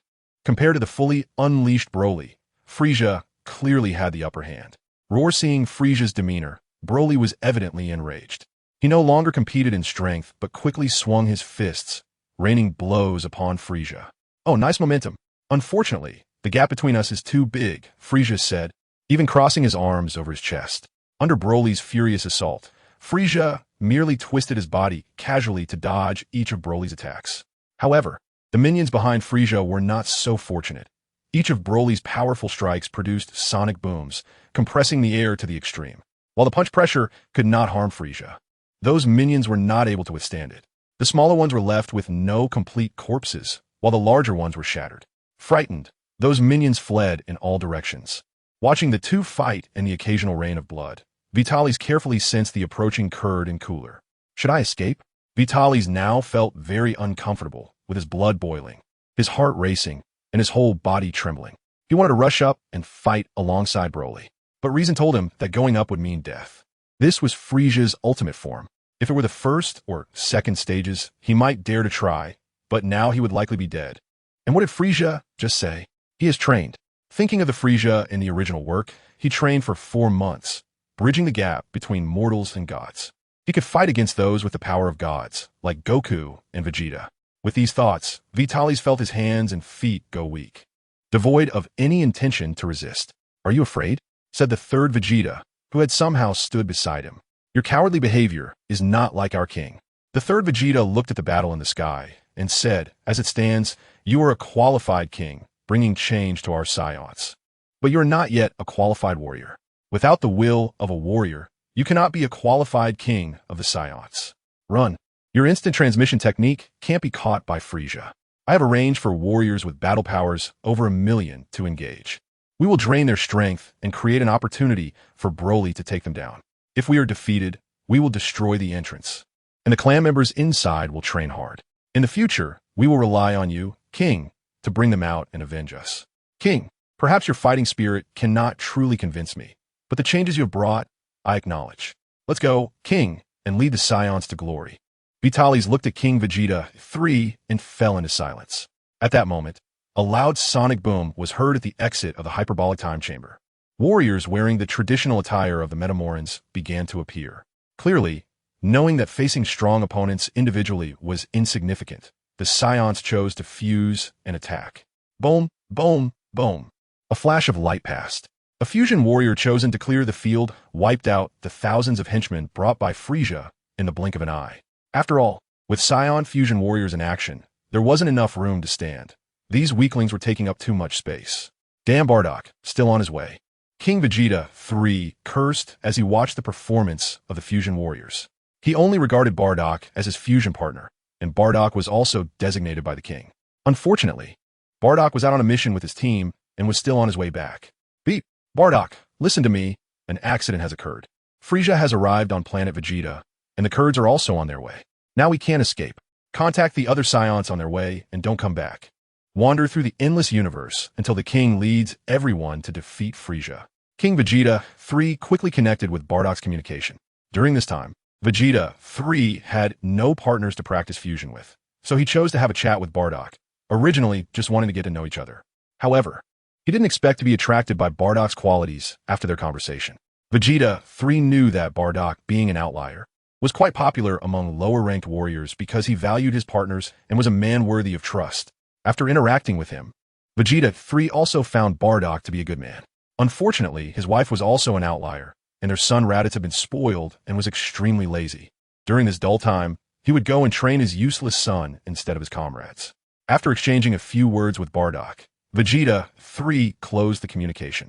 Daily meditation washed away his irritability, and a stable life made him and other Saiyans notice things they had previously overlooked. Looking towards the nurturing base, where his newly born son was, he wanted to give his son a normal childhood since he had just been born, so he didn't take him to the hyperbolic time chamber. Paragus, with his bragging about his son, made Vegeta 3 exceptionally eager for his own son. Sure enough, when his son was born, he was impressive, with a battle power record only second to Broly. He announced on the spot that his son would inherit the name Vegeta. Regarding his expectations for his son, Paragus's bragging, and talking about family with Bardock, he felt it was necessary to ensure his son's childhood was happy. He wanted to surpass both Paragus and Bardock's sons, knowing that his son's fighting power might not match Broly's in the future. But young Vegeta would definitely have the happiest childhood, unlike himself and other Saiyans who grew up as killing machines from a young age. With a calm mindset, the Saiyans began to pay attention to the important matters they had previously overlooked. Seeing the people he arranged to relocate the infants, Vegeta 3 looked at Frieza, his body gradually swelling. Since there was no fusion partner, transforming into a great ape was the best choice. Meanwhile, some of the fusion warriors also chose to transform into great apes, and the once crowded figures now blocked out the sun. Additionally, a large number of non-fused warriors stood behind Vitalis. Fusion had a time limit, and they were the backup force after the previous batch of warriors disbanded. Were they really going to escape? Watching the massive bodies fall, no longer just the minions of Frieza's army, but Sans, Vitalis felt very uncomfortable. Chapter 27. The Powerful Frieza, the Unyielding Vitalis. Oh ho ho, what a splendid race. Frieza taunted Broly while striking down the great apes. These dead monkeys. Most of them had limited positions and couldn't surround him, so they just shouted from a distance. The one closest to him would occasionally come up to harass him. Although they had lost their sanity, except for Vegeta 3. Instinct told them who posed the greatest threat and who was of the same kind. Coupled with Vegeta 3's occasional roars and commands, everything appeared orderly. Indeed, Vegeta 3 was actually controlling this group of rampaging great apes. Under Vegeta 3's coordination, they were causing trouble for Frieza. After merging, the combat power of this group of monkeys was at least 2 to 3 million, with quite a few reaching 4 to 5 million, and after transforming, it exceeded 10 million. Frieza couldn't just kill them with a wave of his hand. He needed to expend a certain amount of energy to effectively take them down. Yes, they had to be killed. A group of agile warriors with Senzu beans were weaving through the crowd, tossing a bean into the mouths of those who were seriously injured. Frieza was stomping his feet in frustration. Although he wanted to prioritize killing these people, Broly was relentlessly pursuing him. Being held back, he had to endure a massive amount of attacks every moment, each strike coming from a master with combat power in the millions. If he didn't defend carefully, he would also get hurt, and defense also consumed energy. Seeing Frieza being worn down gave them a glimmer of hope for victory. But no one was happy because 2 even more powerful presences were rapidly approaching. The only chance of victory was to defeat Frieza before they arrived. Facing 2 was better than 3. Those damned wild monkeys. Frieza kicked Broly away and flew towards one of the warriors holding a Senzu bean. Along the way, the great apes were struck in the hearts by Frieza's finger beams, reverting them back to normal and dropping to the ground. Wow, is this the Senzu bean? Grabbing the hand of the fused warrior, Frieza reached for the Senzu bean. Boom, sensing the disparity between them, the captured warrior chose to self-destruct, not hoping to injure Frieza, but to take the Senzu bean with him. Now that Frieza could be dragged down by a sea of people, with the supply of Senzu beans, he would be hopeless. Oh ho ho, very good. Frieza laughed in anger. He originally wanted to get the Senzu beans first, but now that he had them, he could unleash his full power without restraint. After all, using his full power consumed too much energy, which was not conducive to a prolonged battle. Die, all of you! An enraged Frieza decided to destroy the planet along with everyone on it. What Senzu beans? What hyperbolic time chamber? All of it would die. If this went on, he would be the one to die. Besides, he had been the ruler of the universe without these things before. A massive purple energy ball flew from Frieza's hand, smashing towards Planet Vegeta. Feeling the threat, the great apes all shouted in unison, trying to destroy this energy ball. But this was a furious strike from Frieza. It wouldn't be so easily deflected. The Saiyans, standing on the ground, also fired beams of energy, trying to stop Frieza from destroying Planet Vegeta. Unfortunately, the gap in power was too great. Frisia's combat power at this point was as high as 150 million. Even with some loss, it was not something the combined efforts of the others could stop. As Frisia was clashing with the Saiyans, he was kicked away by Broly. The energy blast, now devoid of its source of power, was pushed out of planet Vegeta and flew into space. That damned wild monkey! Frisia wiped the blood from the corner of his mouth. He had finally been injured, hurt by that accursed wild monkey's kick. This is also the reason why he is eager to destroy planet Vegeta. This wild monkey was initially being toyed with and beaten by it, but now, in just a short time, its power level is close to 100 million. Along with thousands of giant apes with power levels over 10 million, it won't be able to defeat Broly anytime soon. Frisia is feeling overwhelmed if his father doesn't come. He wants to run away. Run? Am I really going to run away? Vitalis is still confused. Just one Frisia has already cost the lives of hundreds of warriors. If they disband, the numbers will double. These are all elites among the Saiyans. Even the Saiyans with power boosts. After nearly 10 years of training in the hyperbolic time chamber, mostly have power levels between 100,000 and 500,000, with only a little over 30,000 in the range of 500,000 to 1,000,000. There are only about 10,000 above 1 million. However, when facing a terrifying existence like Frisia, the number of fighters is meaningless. This was once a level of power that the Saiyans could only dream of, and it can only serve as cannon fodder to wear down Frisia's stamina. The brutal scene struck Vitalis' mind. This is not a battle. It is a war. A war that bets on the survival of a race. Limbs and broken bodies fly through the air. This scene was something Vitalis had never imagined. In his memory, it was always a struggle between the protagonist group and the villains. Scenes where Babidi destroys cities, Frisia annihilates planets, and Bu precisely kills Earthlings were just cool moments he appreciated while watching anime, without giving them much thought, because it was just anime, and the people being killed had nothing to do with him. But now, his own kin were being slaughtered, and he had arrogantly taken the throne not long ago. Yes, arrogance, because he had saved the Saiyans, and he looked down on these brutes. Wanting to be king was merely a means to utilize the Saiyans as effective tools. As a prize for saving them, he intended to use them for his own purposes. Looking at familiar faces, most of which he couldn't remember the names of. But these once brutish and mindless warriors obediently followed his commands, engaging in tedious meditation training every day. They promised to give up killing. As long as they could fight freely, killing was meaningless. With Senza beans, they could battle with their comrades to their heart's content, and that was enough. Killing was merely a requirement that came with the task. After defeating Frisia, there was no longer a need to venture out on dangerous missions. Daily training and fighting were what the Saiyans now yearned for. These brutes, after washing away their rage and calming their hearts, occasionally show a cute side. They gather together with smiles, asking Vitalis to let Broly show them what a Super Saiyan is.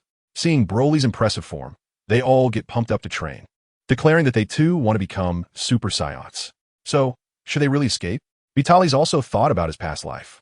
When he was young, he didn't understand. He thought he could act recklessly as long as his parents were around, believing there were no problems they couldn't solve. It wasn't until he grew up and finally experienced the pain of adulthood that he realized how ridiculous his past self was. Taking on adult responsibilities, he understood the hardships of his parents. Unfortunately, he was powerless to change anything.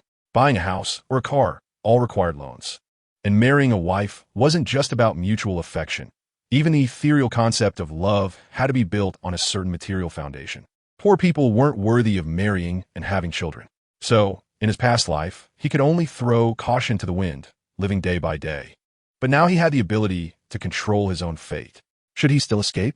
In his previous life, he could avoid reality and immerse himself in his little world because he had a stable and peaceful home. But what about now? Can he keep escaping? Perhaps this is the cost of changing the plot? No longer suppressing the excitement in his blood, Vitalis roared to the sky. He began to unleash his power. Atomodu oha rising. The ground cracked. A chaotic magnetic field caused gravity to shift, and debris floated upwards against all conventions.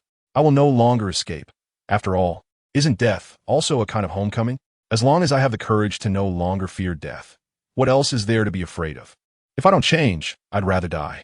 Chapter 28. Frisia's power. Frisia at 100 battle power. Broly on the brink of rampage. Vitalis raised his power to the limit, standing still and not recklessly charging forward. His current battle power was over 2 per million, with only Broly being stronger. The most powerful Vegeta, 3, had a battle power of over 2 million. Even in a fused state, he could only defeat Frieza if he was lucky, and not dragging the others down would be good enough.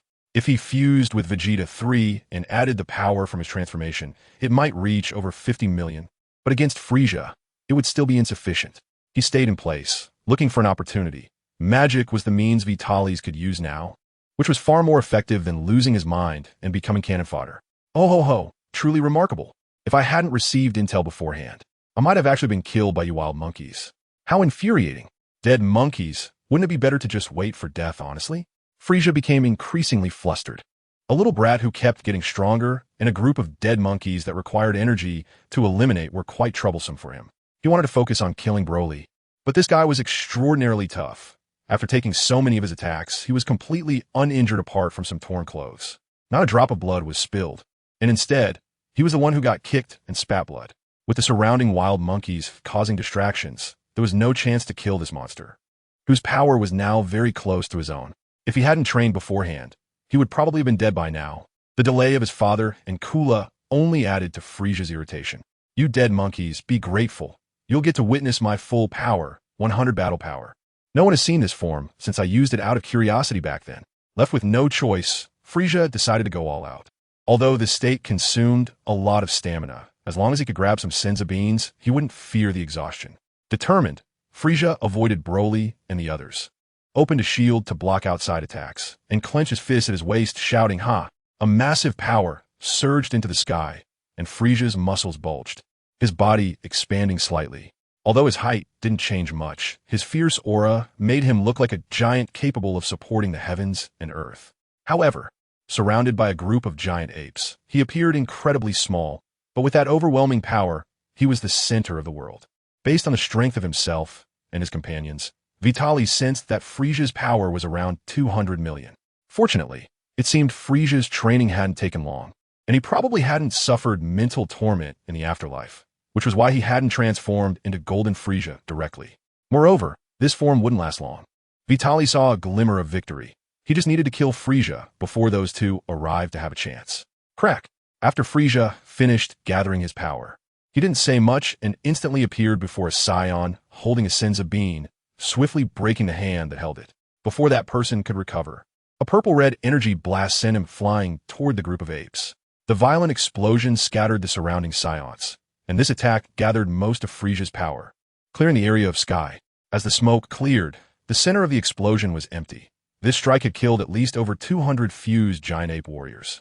Fortunately, the explosion occurred high in the air, and since the power was concentrated among the giant apes, it didn't harm Planet Vegeta. Otherwise, if this hit Planet Vegeta directly, even 10 Planet Vegetas would be destroyed. Breathing slightly heavily, Frieza took out a senza bean and swallowed it. His stamina was instantly restored, and the internal injuries he received from Broly healed completely. Oh ho, oh ho ho, what a wonderful treasure. Senza beans were made just for me, allowing me to unleash my full strength without worrying about stamina issues. Frieza laughed maniacally. The scene made the remaining rational Saiyans in attendance twitch at the corners of their mouths, especially Vitalis, who thought, damn, the villain actually stole the senza beans? Well, it turns out someone in the original story did steal them, but they were taken back again. However, no one present, including Broly, could retrieve or destroy them from Frieza's hands right now. Frieza, at full power, was far beyond Broly. Broly still needed time to catch up. At this moment, Frieza's gaze turned cold. It turned out that the warriors holding the senza beans, after witnessing this scene, began to crush the beans in their hands and scatter them into the air, provoking Frieza with their looks. Hee, the wild monkey's haven tea changed it all. With that, he instantly appeared in front of a warrior who had just crushed a senza bean. Using his tail to choke the warrior's neck, he hung him behind him. The moment Broly caught up, he reappeared behind another warrior, thrusting his hand through their chest and pulling out their still-beating heart. Looking at the heart, he exclaimed, "Oh, it's not black. But why?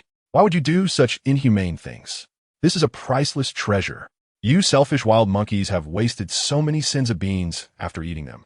And now you're destroying even more in front of me. You all deserve to die, to accompany my senza beans to the grave." Enraged, Frieza moved through the crowd, and with each flash, a warrior had their heart ripped out. At full power, Frieza was unreachable for Broly. He could only watch helplessly as Frieza slaughtered. Frieza, fight me! Broly shouted in fury, watching his kin being tortured one by one, feeling utterly powerless. In that moment, Broly stopped suppressing his anger. He was afraid of losing control, afraid of hurting his kin, hurting his father, and the king who absolutely could not tolerate any harm. He had been repressing his emotions. Although losing control would allow his power to grow faster, in the end, he would become the greatest threat to himself. Anger caused Broly's power to surge again. With a thunderous boom, his suddenly skyrocketing power caught Frieza off guard, and Broly kicked him into the ground. The tremendous force created a large crater, and the cracked earth formed wide ravines. He stomped Frieza down again as he tried to rise, grabbed Frieza's tail, and began to slam him left and right. At the same time, he continuously infused power into the tail, disrupting Frieza's protective energy. Without the power to protect him, Frieza screamed in agony. He couldn't even shout loudly. His throat emitted a choking wheeze. "Go die, you dead monkey!"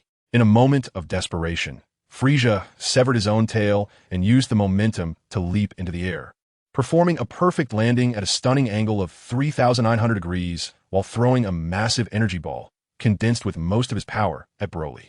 Broly swatted it away effortlessly.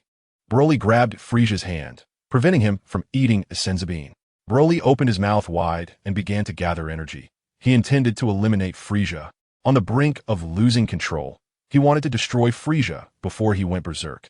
After gathering enough energy, he hurled Frieza into the sky, unleashing a massive burst of power. Killing Frieza in midair was his last shred of rationality. Chapter 29. The arrival of Cooler's family. Desperate power boom. A massive explosion échoué. Before the sound of the explosion faded, a piercing laugh rang out. "Ha ha, my dear brother, how pathetic you are. Although you're in a sorry state, shouldn't I congratulate you? After all, you managed to hold out for so long in front of these terrifying wild monkeys. If it weren't for your dear brother's timely arrival, you would have been dead by now. How tragic." As the smoke cleared, a slightly larger version of Frieza stood in front of Frieza, blocking the attack. "Cooler, stop teasing your brother. If it weren't for Frieza discovering the problem and arriving in time, our entire clan would be in danger. Is everything all right, Frieza? What you have in your hand is a senzu bean, right? Give me one. Flying for so long has drained my energy." Another larger version of Frieza, even bulkier than the two brothers, said. Clearly, it was Cooler blocking the attack, while the largest one was Kuriza. The hearts of Italis and the others sank to the bottom. Although they had sensed two powerful energies rapidly approaching and guessed they were Cooler and Kuriza based on their similar auras to Frieza, what did it mean for them to show up in their final forms? Was this really necessary? Did they think they could not handle it? Vitalis at least decided to transform into Super Saiyan before going to deal with Frieza's family, rather than waiting to master Super Saiyan 2 or even 3 first. Frieza took out 2 senzu beans and tossed them to the two. As the two regained their energy, their auras became unabashedly powerful, altering the magnetic field of Planet Vegeta. The distant sky darkened with ominous clouds, and countless lightning bolts intertwined like a net. Meanwhile, the area where everyone stood was clear and cloudless. The gravity changed, causing countless stones and debris to float in the air. It was like a scene from the apocalypse. Indeed, it was the end of the world. Everyone here possesses the power of a single person annihilation. However, the Saiyan side cannot survive in space, and since this is their home planet, their power is restrained. On the other hand, Frieza's side wants to obtain the senzu beans and the hyperbolic time chamber, and with confidence in his own strength. He can eliminate all the Saiyans without using planet-destroying methods. But Frieza's side, which doesn't care about the internal environment of the planet, recklessly unleashes their power, causing various natural disasters within the planet. There are fierce winds and heavy rain, thunder and lightning, landslides and tsunamis, and the sky crumbling and the earth splitting. There would be no ordinary people left. Otherwise, millions would have already died. "Hey, King Vegeta, long time no see, you've really developed, huh? But in your grade 8 form, you're still as ugly as ever." Kurta looked at Vegeta 3, who had a combat power of over 20 million, and it was barely acceptable. "Ha, Kurta, you should take a look at yourself. Just look at your ridiculous head and your skin. Did you even wear clothes? Are you running around naked? Even when we transform into great apes, we're still dressed. We're civilized people." Vitalis glanced at Vegeta 3 with surprise. It seemed he had truly been oppressed for a long time. Unfortunately, his vocabulary was insufficient, so it seemed necessary to send him to other planets to learn how to curse. However, his arrogant demeanor and relatively reasonable remarks infuriated Kurta. Just then, Broly completely went berserk. His pupils disappeared, his aura shifted from golden yellow to green, and his muscles swelled again. He vanished from his spot, raining down punches on Gula. Lacking rationality, he instinctively knew that this guy had saved his prey and that this guy's power posed a threat to him. He instinctively wanted to destroy anyone who was a threat. Unfortunately, every blow from Broly was easily deflected by Gula, who only used one hand. The gap was still too large. Even though Broly had surpassed Frieza, there was still a difference when facing Gula. Vitalis sensed that Gula's power was now more than twice that of Frieza, while Kurta was 5 times stronger than Frieza. This tribe does not choose to cultivate due to their innate strength. For them, there is no need for training, as they are naturally superior to all things in the universe. Aside from the legendary gods and demons, no one can threaten them. With ages surpassing that of Frieza, they are much stronger than him.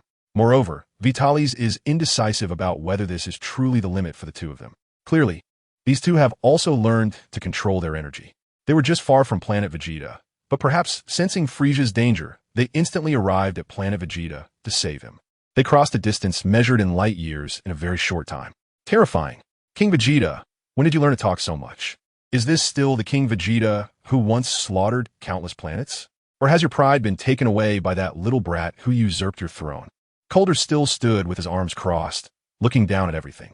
Dispelling the imagined moon in his mind, the third King Vegeta returned to his original form. Guldo and Calder are indeed strong, but the determined Saiyans will not be afraid. It's just death after all. But even in death, they wish to die honorably. They initially intended to fuse with Vitalis, but without the will to fight, Vitalis was not forced. Now that Vitalis has regained his fighting spirit, even if they are outmatched after fusion, they can still put up a fight. At the very least, they must buy time for Broly. Even if planet Vegeta is destroyed and all Saiyans perish, if Broly can take down 1 or 2 enemies, that would still be worthwhile. However, the infants have not yet been fully relocated, and the intense battle has caused trouble for their transfer. They are also afraid of provoking Frieza, so they dare not send them to the hyperbolic time chamber. For now, they will transfer them to the palace, and once everyone is gathered, they will send them all at once to the hyperbolic time chamber. Oh ha ha ha! Is this the legendary warrior? Super Saiyan, still somewhat interesting. No wonder he was able to defeat Frieza with just one hand, blocking all of Broly's furious attacks. Stupid Guldo, hurry up and deal with the Super Saiyan. This guy will only grow stronger as the fight goes on. Stop playing around. Seeing Guldo's smug expression, Frieza shouted loudly. Broly has left an unforgettable memory for Frieza. Tough skin and strong flesh that can't be beaten down, and he grows stronger the more he is attacked, seemingly without limits.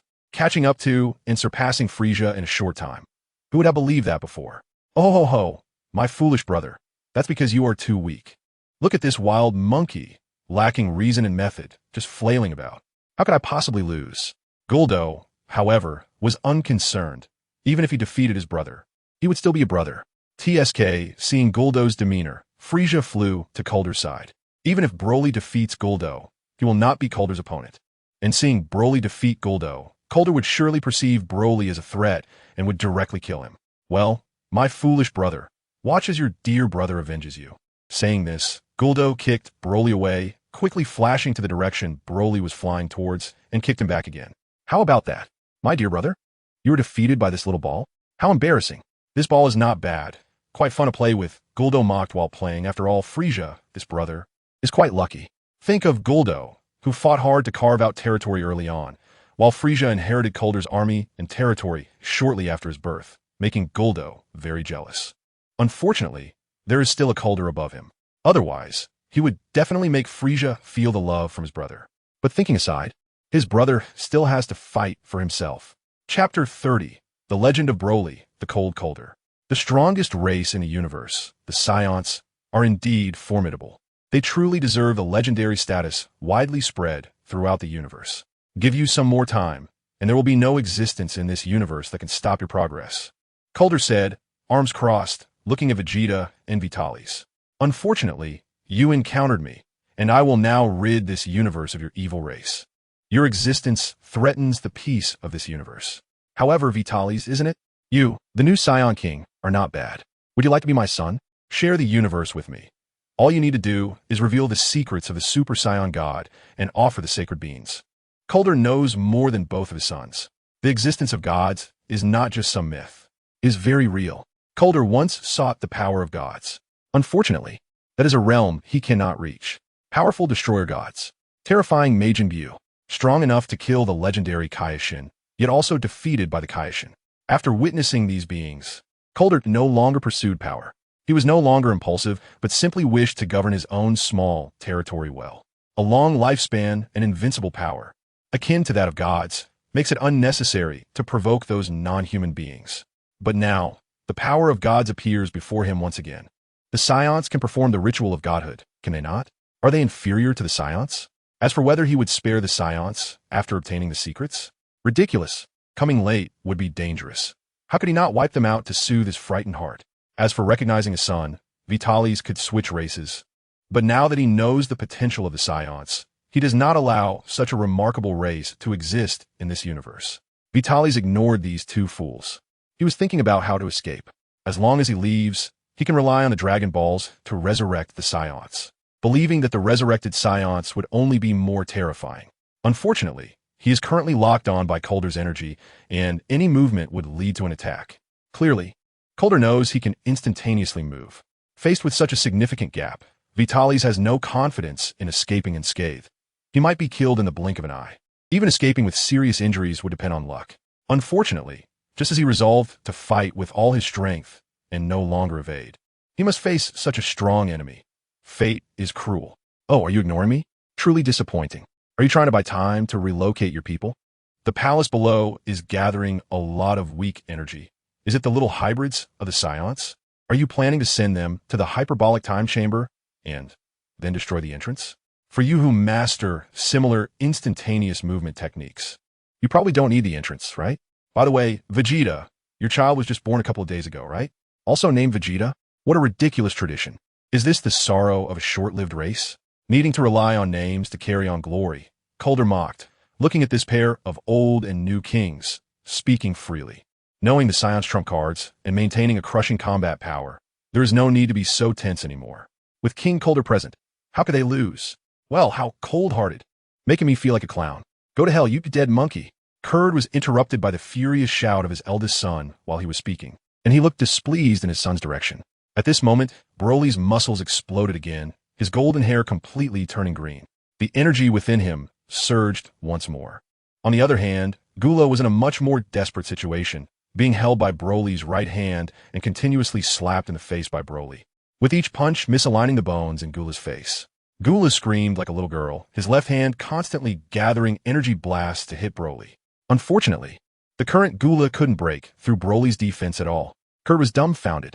What happened? Wasn't it his son who was just kicking Broly like a ball? Now, why was it his son being used as a punching bag? Is this the Super Saiyan God? After a long while, Kurd voiced his doubts. Unfortunately, no one answered him. While Kurd was talking to himself, Vitalis created a telepathic chat group, pulling all the Saiyans present except Broly into it. I am Vitalis, and this is a telepathic communication channel I created with magic. We only need to communicate with our thoughts, so don't let Kurd discover any flaws. Vitalis, what a convenient ability. Vegeta 3, my son is impressive. Look at how he is gradually catching up to Gula. The lower-class Saiyans only deserve to listen. We need to divert Kurd and Frisia's attention and safely send the babies into the hyperbolic time chamber. They're the hope for the future. Vitalis, Frisia and his son somehow got wind of our plans. Their timing is truly fatal for us. Vegeta 3, now, besides Broly, we have no means of resistance. We can only reach a battle power of tens of millions at best, while Frisia and his son are above 1 billion. Vegeta 3, against Frisia. We can still serve a role in exhausting him, but Gula and Kurd are far too strong. They could wipe us out without much effort. I must say, Kurd's power is truly despairing. Withdraw from the Great Ape transformation. The rampaging Saiyans in their Great Ape form don't care how strong the enemy is. They just charge in until death. Watching his comrades continuously rush towards Frisia and then get easily killed, Vitalis ordered. Now that Kurd wants to talk. Gula is playing with Broly, and Frisia is watching Broly waiting for him to beat his brother. So there's no need to throw away our lives. The Saiyan spirits within the Great Ape are dissipating, meditating under the moon, and reverting back to their original forms, regaining control of their bodies. Look, my son is amazing. Isn't he? Beating Gula, Paragus, who had been watching his son, remarked. Vitalis, Vegeta 3, all warriors, Your son is indeed powerful, but you're easily losing friends like this. However, it's dangerous. Broly has indeed gained the upper hand, but the gap between Kurd and Gula is too vast. Can Broly increase his power again? Even if he can, will Kurd give him a chance? How pessimistic? Vegeta 3. Yes, if we had come a little later, my son would have done it all by himself, dying without regrets. Speechless. The battle-hardened Saiyans have no ifs or buts. Even if we are wrong, we won't regret it, because regret is the escape of the weak. Angry brother Vegeta 3. Face reality. Fight and struggle. Even if we die, we must die on the battlefield, for we are the warrior race of Saiyans. Fighting is our instinct, our honor. When we die, we must keep our eyes wide open, staring dead at the enemy. Go hate. Hate yourself for not being strong enough. Blame yourself for not being excellent enough. It is not your fault that the enemy is strong, but being weaker than the enemy is our fault. Vegeta 3. Worthy of having been a king. Although his thoughts are too extreme, Vitalis likes this mindset. While talking, Broly completely gained the upper hand, effortlessly dominating Gula with one hand. Frieza, on the other hand, watched with his arms crossed, enjoying the sight of his brother's misery. The Super Saiyan with yellow hair was just like the one his father spoke of, the Saiyan who defeated him. This green-haired form now might just be the Super Saiyan God? Kurd watched his eldest son being beaten without any reaction. After all, Gula's little thoughts couldn't escape his notice, and he had merged with Gula more than once during this time. Although he didn't know all of Gula's thoughts, he could faintly sense Gula's desire to take his place. Though he wasn't enraged, as it was a tradition of their clan, he thought it would be good to let Broly beat Gula for a while to help him realize the gap between father and son. As for Broly, he still wasn't enough. Even if he could surpass Gula, it didn't mean he could catch up to him. Moreover, with Gula's fusion, it was just short of having invincible carved on his face. He had confidence in facing Beerus and Majin Buu as well. Vegeta and the young king. Are you refusing to answer my question? Making me look like a clown. But I'm magnanimous. I never hold grudges. On the contrary, I'm extremely tolerant, Kurd said with a smile. However, that smile had no warmth, only an endless chill that sent shivers down the spine. Slowly raising his right hand, he extended his index finger. Well, Vegeta, your son was born, and I didn't have time to congratulate you. So let me make up for it now. Here's a firework for the birth of the new Vegeta. With a slight movement of his finger, a small purple light particle floated toward the royal palace. As it moved, it gradually grew larger. Its speed was not fast, as if waiting for Vegeta and the others to intercept it. Kurd, with veins popping, was furious. With a determination of certain death, he fought for his son and others to grow up safely, believing his proud son would take revenge for him. But now, Kurd was actually targeting his pride. Moving beneath the energy blast, Vegeta 3 resolutely charged forward. I'll get back here. He attempted to push it back, but the difference in power was too great. Seeing Vegeta 3's situation, Vitalis also rushed up. Saiyans were hard to change, but the changed Saiyans valued emotions extremely. And what was changing the Saiyans now was him, and he had the duty to take responsibility. Paragus also pushed forward, and the surrounding Saiyans gathered around. Below them were not just Vegeta's sons. There were their wives and children, the Saiyans, who could fight without reservation after venting their combat desires. Also discovered the emotions they had always overlooked. In the past, it didn't matter, but now they wouldn't allow anyone to hurt their families. Oha, ho ho ho. Is this still the cold-blooded, heartless warrior race of Saiyans? It's truly pathetic. Is it worth sacrificing oneself for a bunch of little cubs? Seeing this scene, Coulter became interested. He exerted more force, accelerating the energy ball downwards. The serious Coulter was unstoppable, while at the bottom, Vegeta 3 and the others had their feet already touching the palace dome. Run, Vitalis shouted, realizing the situation was dire. Following the command, a large number of Saiyans holding children appeared. With sharp eyes, Coulter saw something, reached out, and a child flew towards him. Below, a massive explosion engulfed everyone, and no one managed to escape the blast radius. Chapter 31, Coulter's Recklessness, the Angry Warrior. As the smoke cleared, the Grand Palace had completely vanished, replaced by a bottomless pit. The remnants of immense power caused arcs of electricity to flicker at the edges of the pit. Under Coulter's strike, all Saiyan infants during this period were annihilated, and the warriors responsible for transporting the infants were also wiped out. Pushing aside the warriors shielding him, Vitalis walked step by step towards the edge of the pit. He took out a Senza bean from the magical space and swallowed it. A white aura rose again, and intense fluctuations even produced a whooshing sound. Step by step, he fixed his gaze on Coulter. Coulter held a Saiyan infant tightly in one hand. Judging by the hairstyle, it was little Beta, who had just been born not long ago. With bloodshot eyes, he stared intently at Coulter. He didn't dare look around or sense how many were still alive. Vitalis always held a condescending attitude towards the Saiyans. He had defeated Vegeta to ascend to the throne. He brought sins of beans, training methods for ki, fusion techniques, and the room of spirit and time. He thought he could change the Saiyans' original fate. He believed he was their savior. Therefore, he considered himself the rightful king of the Saiyans. However, reality slapped him in the face. The Saiyans had indeed become powerful, but they had also brought about their own destruction prematurely, with an extermination lineup more luxurious than the original story. Regret? Yes. Hatred? Yes. Regret for knowing his problems all along, but making no changes. Hatred for his cowardice, for his high expectations, but low abilities, for his inaction. If only. Many thoughts swirled in Vitalis' mind. Regret was the escape of the weak. Facing reality, fighting, and battling was glory. He recalled Vegeta 3's words. Indeed, at this point, right and wrong no longer mattered. The past was irrelevant. What mattered was that he wanted to kill Coulter and his son. As he reflected on his time living among the Saiyans, it finally fixed on the Saiyan warrior who had protected him. Why would they protect him? Aren't Saiyans supposed to be cold-blooded and ruthless? Because he was the king, because he changed the Saiyans. Therefore, next, he would fight as the king of the warrior race, taking on the responsibilities of a king and bearing the costs of changing the Saiyans. With each step, the ki rising to its peak began to change, gradually cloaked in a faint golden hue. His eyebrows and hairstyle remained unchanged, but golden light shimmered around him. Coulter and Vitalis charged at each other with all their might. Before dying, he had to rescue Vegeta, not because he was the second male lead, but because he was a comrade's son, regardless of the plot. It was merely the responsibility of a comrade and a king. Oh ha ho ho ho, how terrifying. Things are going awry. Frieza also noticed the commotion here and blocked Vitalis. A Super Saiyan? A bit different, but indeed much stronger. However, compared to that madman over there, it's still lacking. With his arms crossed, he effortlessly neutralized Vitalis' attacks with a single foot.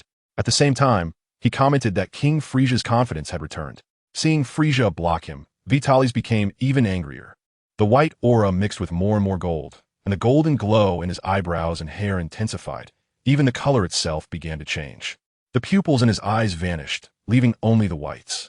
Unaware of the changes in himself, the enraged Vitalis only wanted to tear Frieza apart. Is that the king? Vegeta 3 crawled out from the nearby pit, also protected by nearby warriors. Watching Vitalis fight, Vegeta 3 felt very gratified. A mix of inexplicable joy and a hint of loss. That immature king had grown, but he felt utterly useless, unable to keep up with Broly's madness. And now, even this little king he once looked down upon had far surpassed him.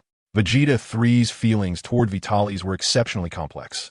He had taken his throne, spared his life, and brought countless invaluable treasures for the Saiyans. He allowed them to truly stand tall, with a chance to rise to the pinnacle of the universe. Once, he thought this lucky brat would soon be surpassed and have his throne taken back. He genuinely looked down on this lower-class warrior. Yet, undeniably, the benefits brought by Vitalis greatly benefited the Saiyans, so he felt he wouldn't kill him.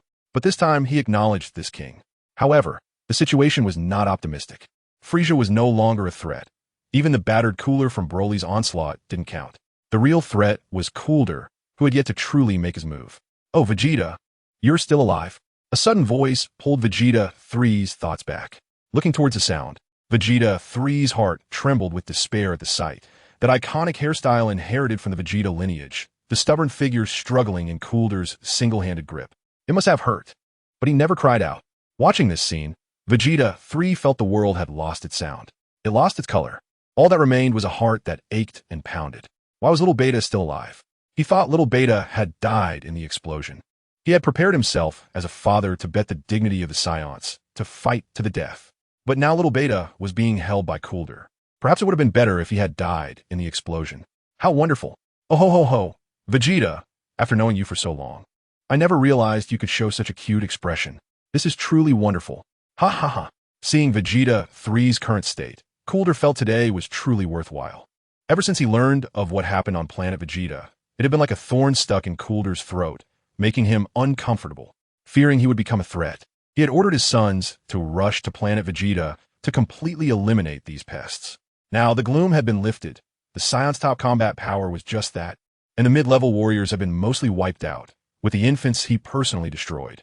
Next, he would deal with these troublemakers, obtain the secrets of the gods, and then go to the room of spirit and time to exterminate the Saiyans.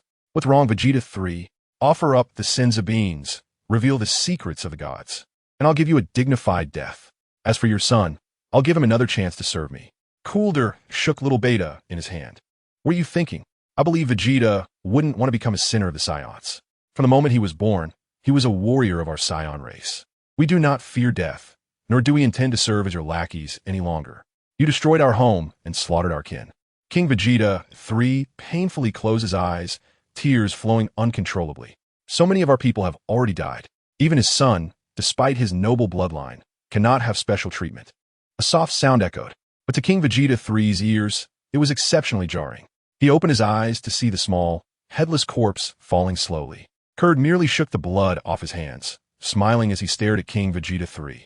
With trembling hands, King Vegeta 3 wanted to catch his son's body, but a purple energy blast struck first, and a violent explosion completely obliterated the small corpse.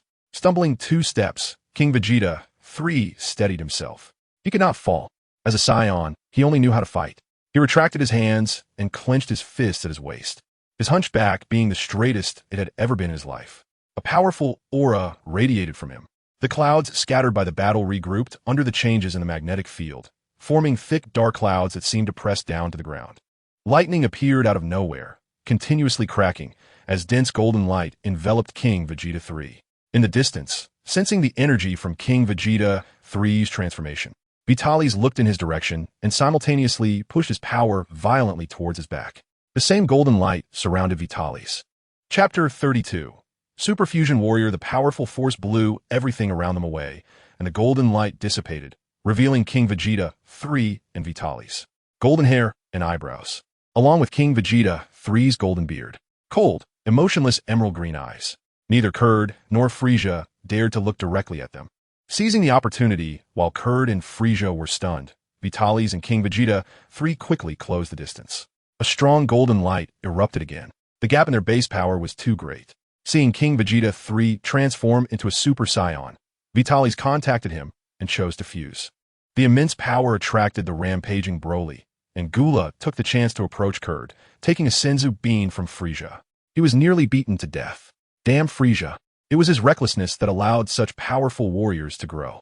And damn Kurd as well, who also seemed to have learned from someone, being so reckless himself, giving rise to 2 powerful Super Saiyans.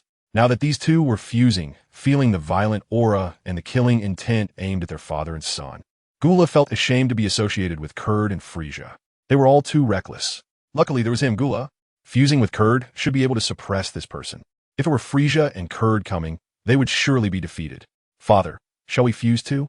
Before he could finish his sentence, Gula's vision blurred, and his father vanished, replaced by a strange warrior standing in his father's place. A lock of bangs fluttered in the wind, with a crazy hairstyle and emerald green eyes sweeping over Gula, making his heart tremble. Similar to Gogeta, the protagonist has Super Saiyan 2 hairstyle of Goku, and King Vegeta 3 looks a lot like Vegeta, so it's probably Gogeta's appearance, just with King Vegeta 3's beard. Let's say it's the middle-aged version of Gogeta. Fusion, it seems you indeed know quite a bit.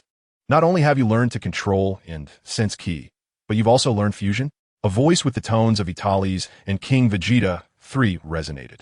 Fusion of Vitalis and King Vegeta 3. Well, it's hard to come up with a name, so let us call it Vegeto. The fused warrior said while crossing his arms. Making you fuse with Kurd might be troublesome. Although I would love to fight against your fusion form, I'd prefer if you died first. Right now, I'm not qualified to be reckless. Vegeto said to Gula, his eyes glaring as he slowly backed Gula down. Don't kill me. I was forced by Kurd to come here. It was Kurd and Frieza who enslaved your Saiyans. I didn't take part in it. Today, too, I didn't kill a single Saiyan. It was Kurd and Frieza who did it. Gula hurriedly explained as he felt his body losing control. Go die, you monkey. Kurd, who was sent flying, raised a massive energy ball to smash into Vegeto. Seeing that Vegeto was distracted by Gula, Frieza simultaneously charged at Vegeto, jumping up to kick him in the waist. fusion, a powerful technique. In the blink of an eye, the situation reversed, and their positions exchanged. Vegito easily dodged Frisia's kick and sent him soaring into the sky with a kick. Pointing a finger, the energy blast in Kurd's hand was deflected into space. Grabbing Kurd's hand, Vegito swung him towards Frisia, arriving first and colliding with Frisia. Extending his right hand towards Gula, a small colorful ball flew out, sticking to Gula and lifting him into the air, chasing after his father and brother. In just a few moves, it was all seamless, and the three had no power to resist. At the moment the three converged, a burst of colorful light flashed by. There was no explosion, no smoke, and the father and son disappeared without a trace, silently heading to the underworld. Whether it was heaven or hell was the business of the king of hell. Unfortunately, Vegito was still too weak to extinguish the souls of the three. In less than a minute from the end of the transformation, fusion, and annihilation of the three, it took less than a minute. The fused warrior was terrifying. Meanwhile, the rampaging Broly, having lost his target, charged at Vegito. Losing his rationality, the immense power needed an outlet. What a rare opportunity, let us play a bit, Vegito thought as he faced the charging Broly. He stepped forward and grabbed Broly's face, pushing him down. Let us change locations. Planet Vegeta can no longer withstand our battle. Grabbing Broly, he used instant transmission to arrive at a desolate planet. The thin oxygen made this planet almost devoid of life, but for the two of them, it was just right as a battleground. Facing the large hand on his face, Broly began to gather power in his mouth. After thinking it over, Vegito didn't dare to push back, as he was one of their own. He moved his hand and slapped Broly, causing Broly's energy to spray into the sky. Since Broly had not yet mastered his power, Vitalis hadn't let him learn any other techniques before. Now, after rampaging, through fighting Frisia and Gula, Broly learned their fighting skills, with every move reflecting strong influences from Frisia and Gula. Unfortunately, this didn't suit Broly, so Vegito began to teach Broly techniques. The skills brought out by King Vegeta III, which Vitalis learned on Earth, were continuously used by Vegito to strike Broly. Rampaging Broly instinctively began to learn his opponent's techniques, growing stronger. 20 minutes later, at this moment, Broly's pure strength had caught up with the earlier Kurd, but perhaps due to nearing the limits of his age. The rate of his increase in power had begun to slow down 10 minutes ago. If this continued, it would severely overdraw Broly's potential. And fearing a backfire where Broly might turn on him, Vegeta knocked Broly out with a knife hand strike. Holding the unconscious Broly, Vegeta returned to Planet Vegeta. Perhaps the surviving Saiyan warriors had informed those in the Room of Spirit and Time, as many Saiyans were now clearing the battlefield. They searched for the remains of their kin, leveled the land, and several powerful warriors used their strength to quell the erupting volcano and their energy to suppress the storm. Observing all this, Vegeta was silent for a long time. The other Saiyans saw Vegeta and did not disturb him, until the moment before the fusion was undone. Vegeta glanced at the sky, and his powerful energy dispersed the dark clouds above, allowing sunlight to shine on the earth once more. As the light flashed, Vegeta split into two. Paragus was also fortunate enough not to have died. He had only been knocked unconscious and was found by the searching warriors. At this moment, he held his son and shed tears of joy. Having survived and being the father of the savior Broly, his emotions were extraordinarily intense. Watching Paragus holding his son, King Vegeta III's hands trembled slightly. His hands had taken countless lives throughout his life, quick and steady, but today they shook several times. Seeing King Vegeta III's expression, Vitalis smiled with satisfaction. He knew he had truly changed these Saiyans. The Saiyans were cold and ruthless, but once they felt emotion, that emotion would become their most powerful source of strength. At this moment, the Saiyans would abandon their pride and glory for the sake of their emotions.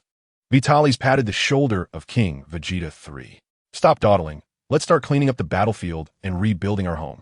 You wouldn't want little Vegeta to see you like this when he comes back, would you? King Vegeta III looked at Vitalis' departing figure and decided to believe in this king who brought change once again. Chapter 33. After the war at the end of the underworld, in a higher dimension of the mortal realm. A dimension unreachable by mortals. King Kai's planet. For figures formed a circle, their antennae twitching from time to time, sometimes clenching their fists and sometimes gasping. Vitalis was unaware that, besides them, there were other beings who had witnessed the entire battle from start to finish. Kula, Gula, and Frisia, each with terrifying individual strength, dominated the universe. Their influence encompassing a large part of it. except for the areas near the Galactic Patrol headquarters and within the invasion range of the Demon Realm. The real estate business of the three father and son was spread throughout the universe. They were capricious, wantonly destroying life on planets. Additionally, a certain inactive Supreme Kai was constantly searching for the whereabouts of Majin Buu, making the situation in this universe even worse. Over the years, the population of the universe has continued to decline, with life being extinguished faster than it can be born. Naturally born life planets couldn't keep up with the destruction caused by these beings. Meanwhile, the Supreme Kai was neglecting his duties, having not created new planets or life for a long time, leading to a deficit. Comprehensive indicators across various aspects of this universe were continuously declining, and the drop in performance left the four Great Kais anxious. Divided by the center of the universe, the four Great Kais govern the universe in the east, south, west, and north. They seemed powerful, but only they knew their own struggles. Their direct superior, the Grand Kai, loved competitions and was always looking for people to participate in various contests and martial arts tournaments, or listening to music and dancing to all sorts of bizarre dances. Only they were diligently working, trying to please their leader while also scouring for talent. As for the kings of hell below them, who had to manage everything related to the death of beings, they had no time to help them and lacked the strength to do so. And whenever they had headaches, the kings of hell only ended up with worse headaches. As for the various gods of the planets below, it was even worse. Some couldn't even ensure their own safety, their assigned planets being destroyed, leaving them to wait in the underworld for reassignment. Hope was exceedingly slim, as only a few planets had gods, and the selection of gods prioritized their own planets, with many unemployed gods considering switching careers. Thus, the positions of the four Kais were quite awkward. They poured their hearts out for the development of the universe. They monitored entities that posed a threat to the universe, and also suppressed those who violated the rules set by the gods. They were all considering whether to compete for the position of Grand Kai, and the Supreme Kai position could also be contested if it weren't for the emphasis on lineage. Unfortunately, combined, they couldn't defeat the Grand Kai.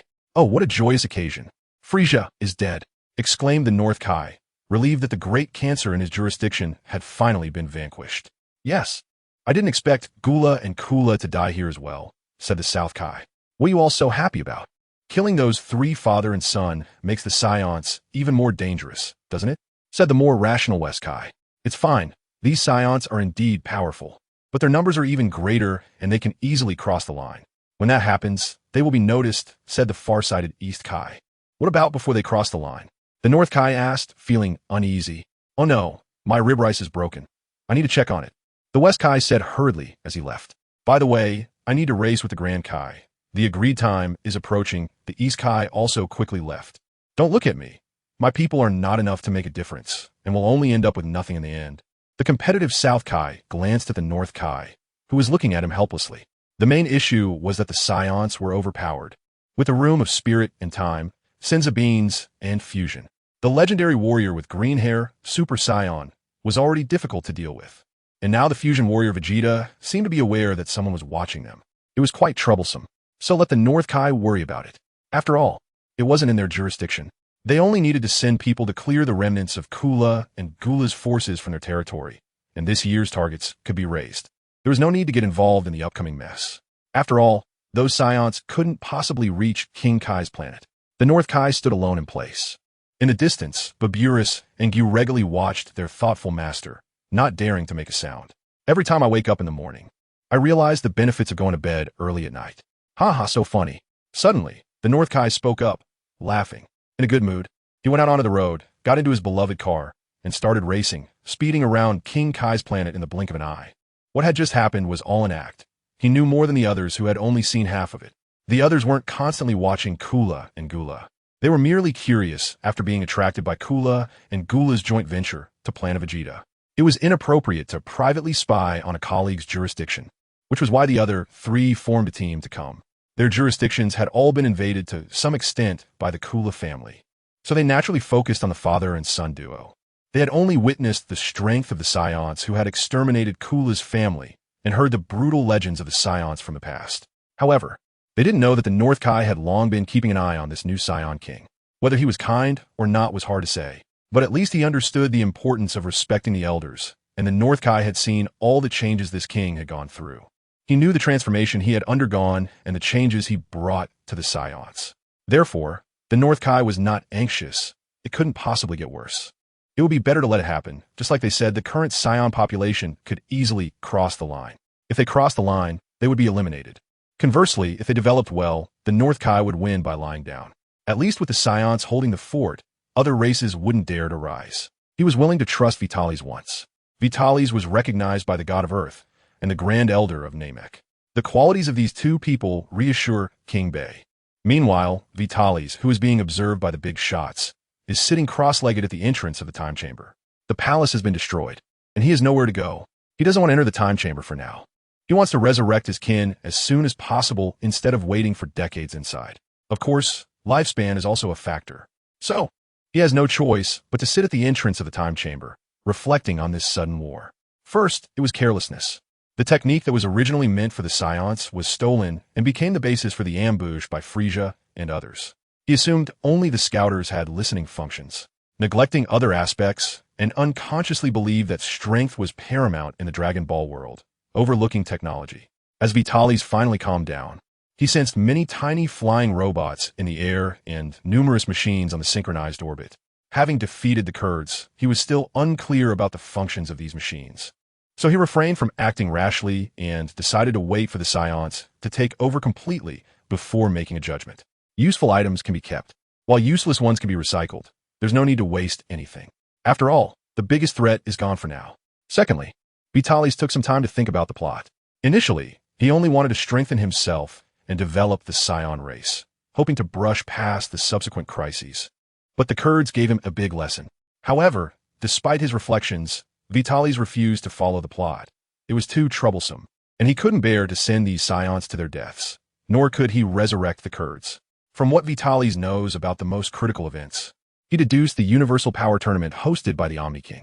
He wondered if it would still be held without Goku's intervention. If it weren't held, the universes with below-average levels would be directly eliminated, leaving them unaware of how they perished. Therefore, he needed to prepare for both possibilities, aiming to win the tournament. Ideally with 10 Super Saiyans Blue as a foundation. If they could comprehend the God technique, that would be even better. If he couldn't win in a one-on-one fight, 5 fused Super Warriors would not fear any other universe. Furthermore, he aimed to raise the average level of his universe. This is a headache. I don't know how the Omni King and the Grand Priest will assess it. Damn it, Vitalis cursed under his breath. It's not the gods who are manipulating the hearts of the gods. Vitalis could only vaguely think of some factors that would affect the judgment. Next, the Saiyans must launch a full-scale attack, working tirelessly for the peace, prosperity, and stable development of the universe. First, it can give these Saiyans something to do. Second, to whitewash the Saiyans. After all, what the previous Saiyans did made Vitalis cringe. There was no way to wash it away, but for the future, he had no choice but to forcefully cleanse it. After all, strength speaks volumes. Third, to avoid the universe being rated too low and being eliminated directly. Speaking of which, if they do well in the future, could they become a Kaishin? Chapter 34. Universe Patrol? In any case, the Omni King is a major hurdle. It's not easy to get through, but if they do, there will be a future. As for the previous crisis, after experiencing this upheaval, Vitalis decided to take the initiative and eliminate the danger in advance. This timeline does not allow for an existence as powerful as Cell, and Majin Buu will also send people to search. It's best to find him in a sealed state and then hand him over to Beerus or banish him to another timeline. After all, Vitalis wasn't confident in facing Buu without a hitch. This thing is hard to kill, and it needs to be eliminated down to the last cell. It can also grow stronger by devouring, developing into an unsolvable problem. Especially now, with so many Saiyans alive. It can be foreseen that the Saiyans will become even stronger in the future. Just thinking about a Majin Buu developing in such an environment is frightening. As for other strong enemies that the original protagonists like Golden Frisia and Broly will face, all of Frisia's subordinates will be sent to reunite, leaving no chance for resurrection. Broly is one of their own. Other crisis-causing characters from the movies and androids cannot appear either. The remaining Super Namekians and demons like Hildegard are not a big problem. They can be defeated head-on or through sheer numbers.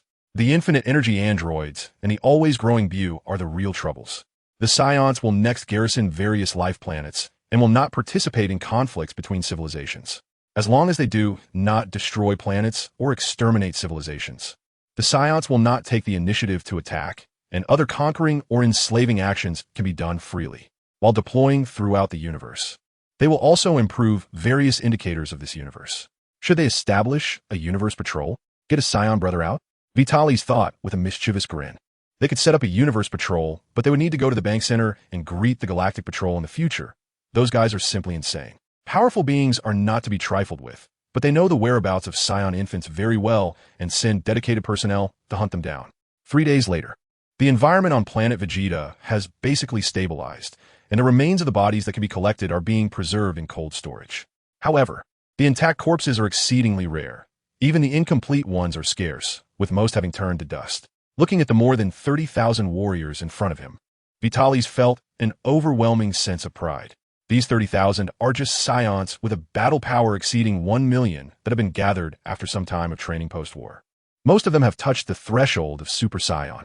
Vitalis has roughly figured out the number of cells required to reach the Super Saiyan threshold, but the basic battle power index has not yet been determined. It will need to wait until there are more Super Saiyans to collect data for comparison before it can be established. These 30,000 warriors were selected with sufficient combat power, excellent meditation courses, no longer brutal, and the aggressive Saiyan warriors have been calmed down.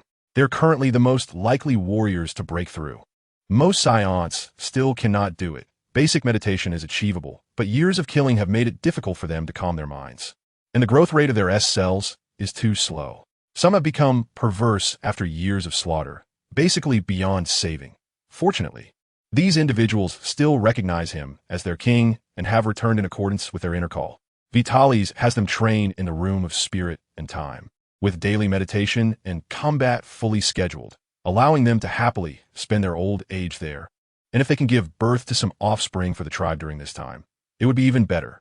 The 30,000 warriors are led by Vegeta 3, attacking Frisia's territory in the North Galaxy, tasked with eliminating Frisia's soldiers and receiving Frisia's scientific personnel. Unfortunately, most have only learned to use instant transmission based on key positioning, and initially need to travel by spaceship. After making a round, it will be easy with instant transmission. After briefly explaining a few things, I watched as the 30,000 warriors left aboard the spaceship. Each warrior is responsible for 2 to 3 star systems, and if danger arises, nearby Saiyans can quickly support them with instant transmission. Vegeta 3 then heads alone to Frisia's main base, which will later become the headquarters of the Cosmic Patrol. Meanwhile, Vitalis, along with Broly and a small team, prepares to go to Namek. They plan to visit the Grand Elder of Namek and station an elite team there to protect Namek. Searching and locating. The sky is green, causing the water to be green as well, creating an overall green atmosphere. This is the home of the Namekians, the paradise of the Namekians. Here, the skin of the Namekians blends seamlessly with the surrounding environment. With 3 suns shining, there is no night, allowing them to bask in the sun at any time without fear of starvation. Standing directly outside the Grand Elder's door, there is already a much younger person than the deity waiting here. The Grand Elder knows you are coming, so you may enter, but do not attempt to harm the Grand Elder, or else, betting on the future of the Namekians, I will kill you, warns the young Namekian. However, Vitalis does not mind.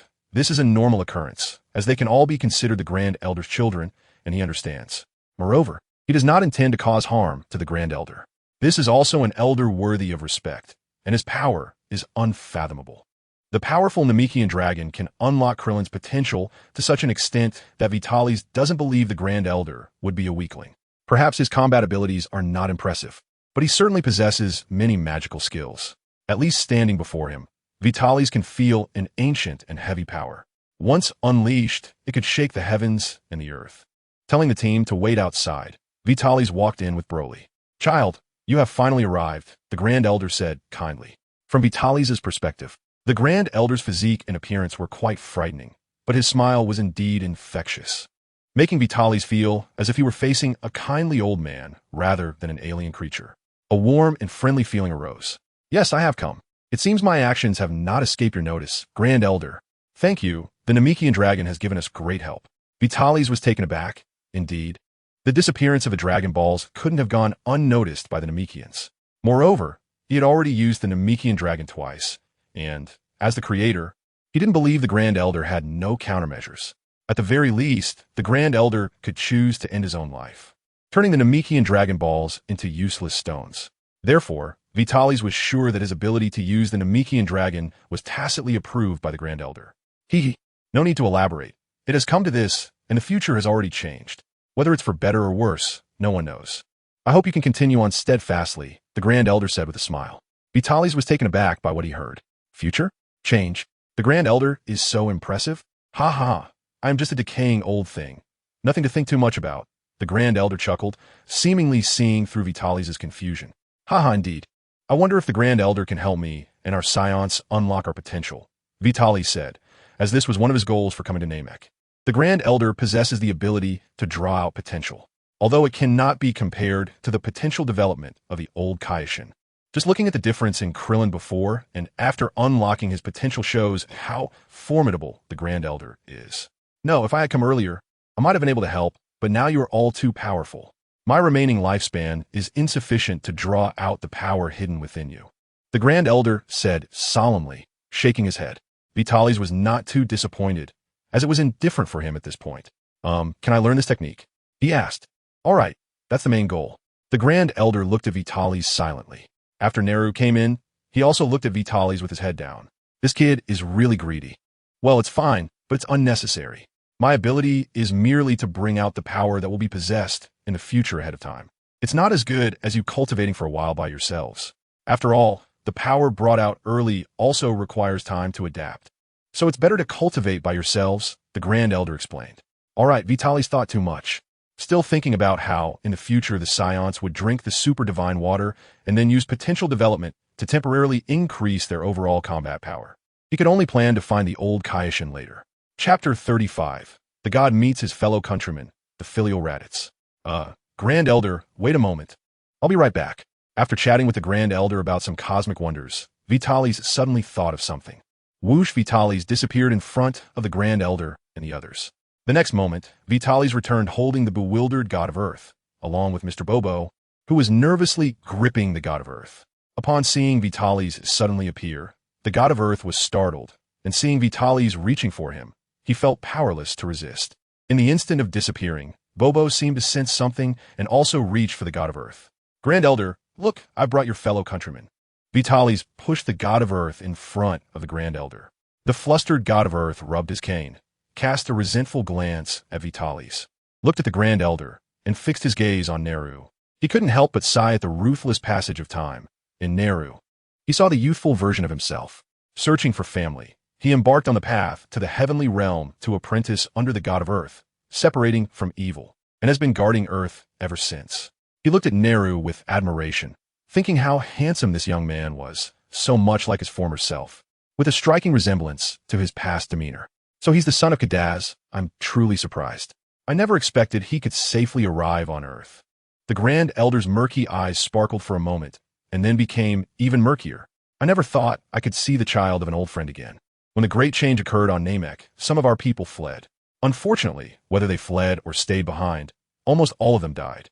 The current Namekians are all his descendants. Tears slowly flowed from his murky eyes as he recalled Namek before the mutation. Back then, he was still a happy child. But regrettably, he could not return to the past. Come here, child. The Grand Elder struggled to wave to the God of Earth due to his size. Facing the Elder, the God of Earth cautiously moved toward the Grand Elder.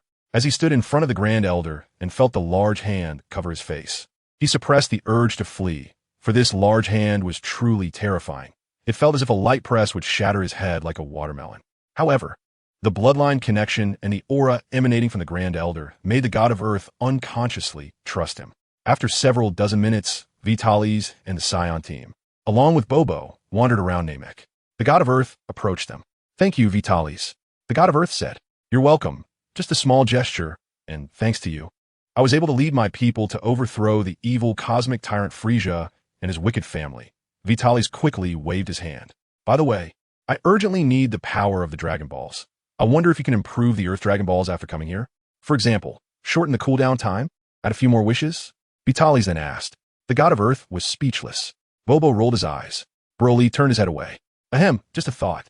Vitalis admitted he was a bit impatient, but after spending so much time together, who doesn't know who? There was no need to hide. I can do it. But my power is still insufficient. I need to become a perfect Namekian to do so, the God of Earth said with a darkened face. feeling aggrieved after being moved for a moment. Understood. If you need my help, just call me. Vitalis immediately knew what the god of Earth wanted to do. It seemed that after learning some of the secrets of the Namekians, he no longer rejected his evil side. Or perhaps the current god of Earth was craving power. Take me back, he said, looking back at his hometown before firmly turning to Vitalis. Aren't you going to take another look at your hometown and chat with your fellow villagers? Vitalis questioned. No, being able to come back this time. I have no regrets in this life. But as the god of Earth, I cannot leave Earth for a long time. The god of Earth shook his head. All right, this Saiyan team is sent by me to protect Namek, and I will also send a team to guard Earth. When you want to come back, just tell them, and they will bring you here. Instant transmission is quite convenient. Vitalis explained his arrangements. Don't think too much. The warriors I arranged are all carefully selected, and there won't be any problems.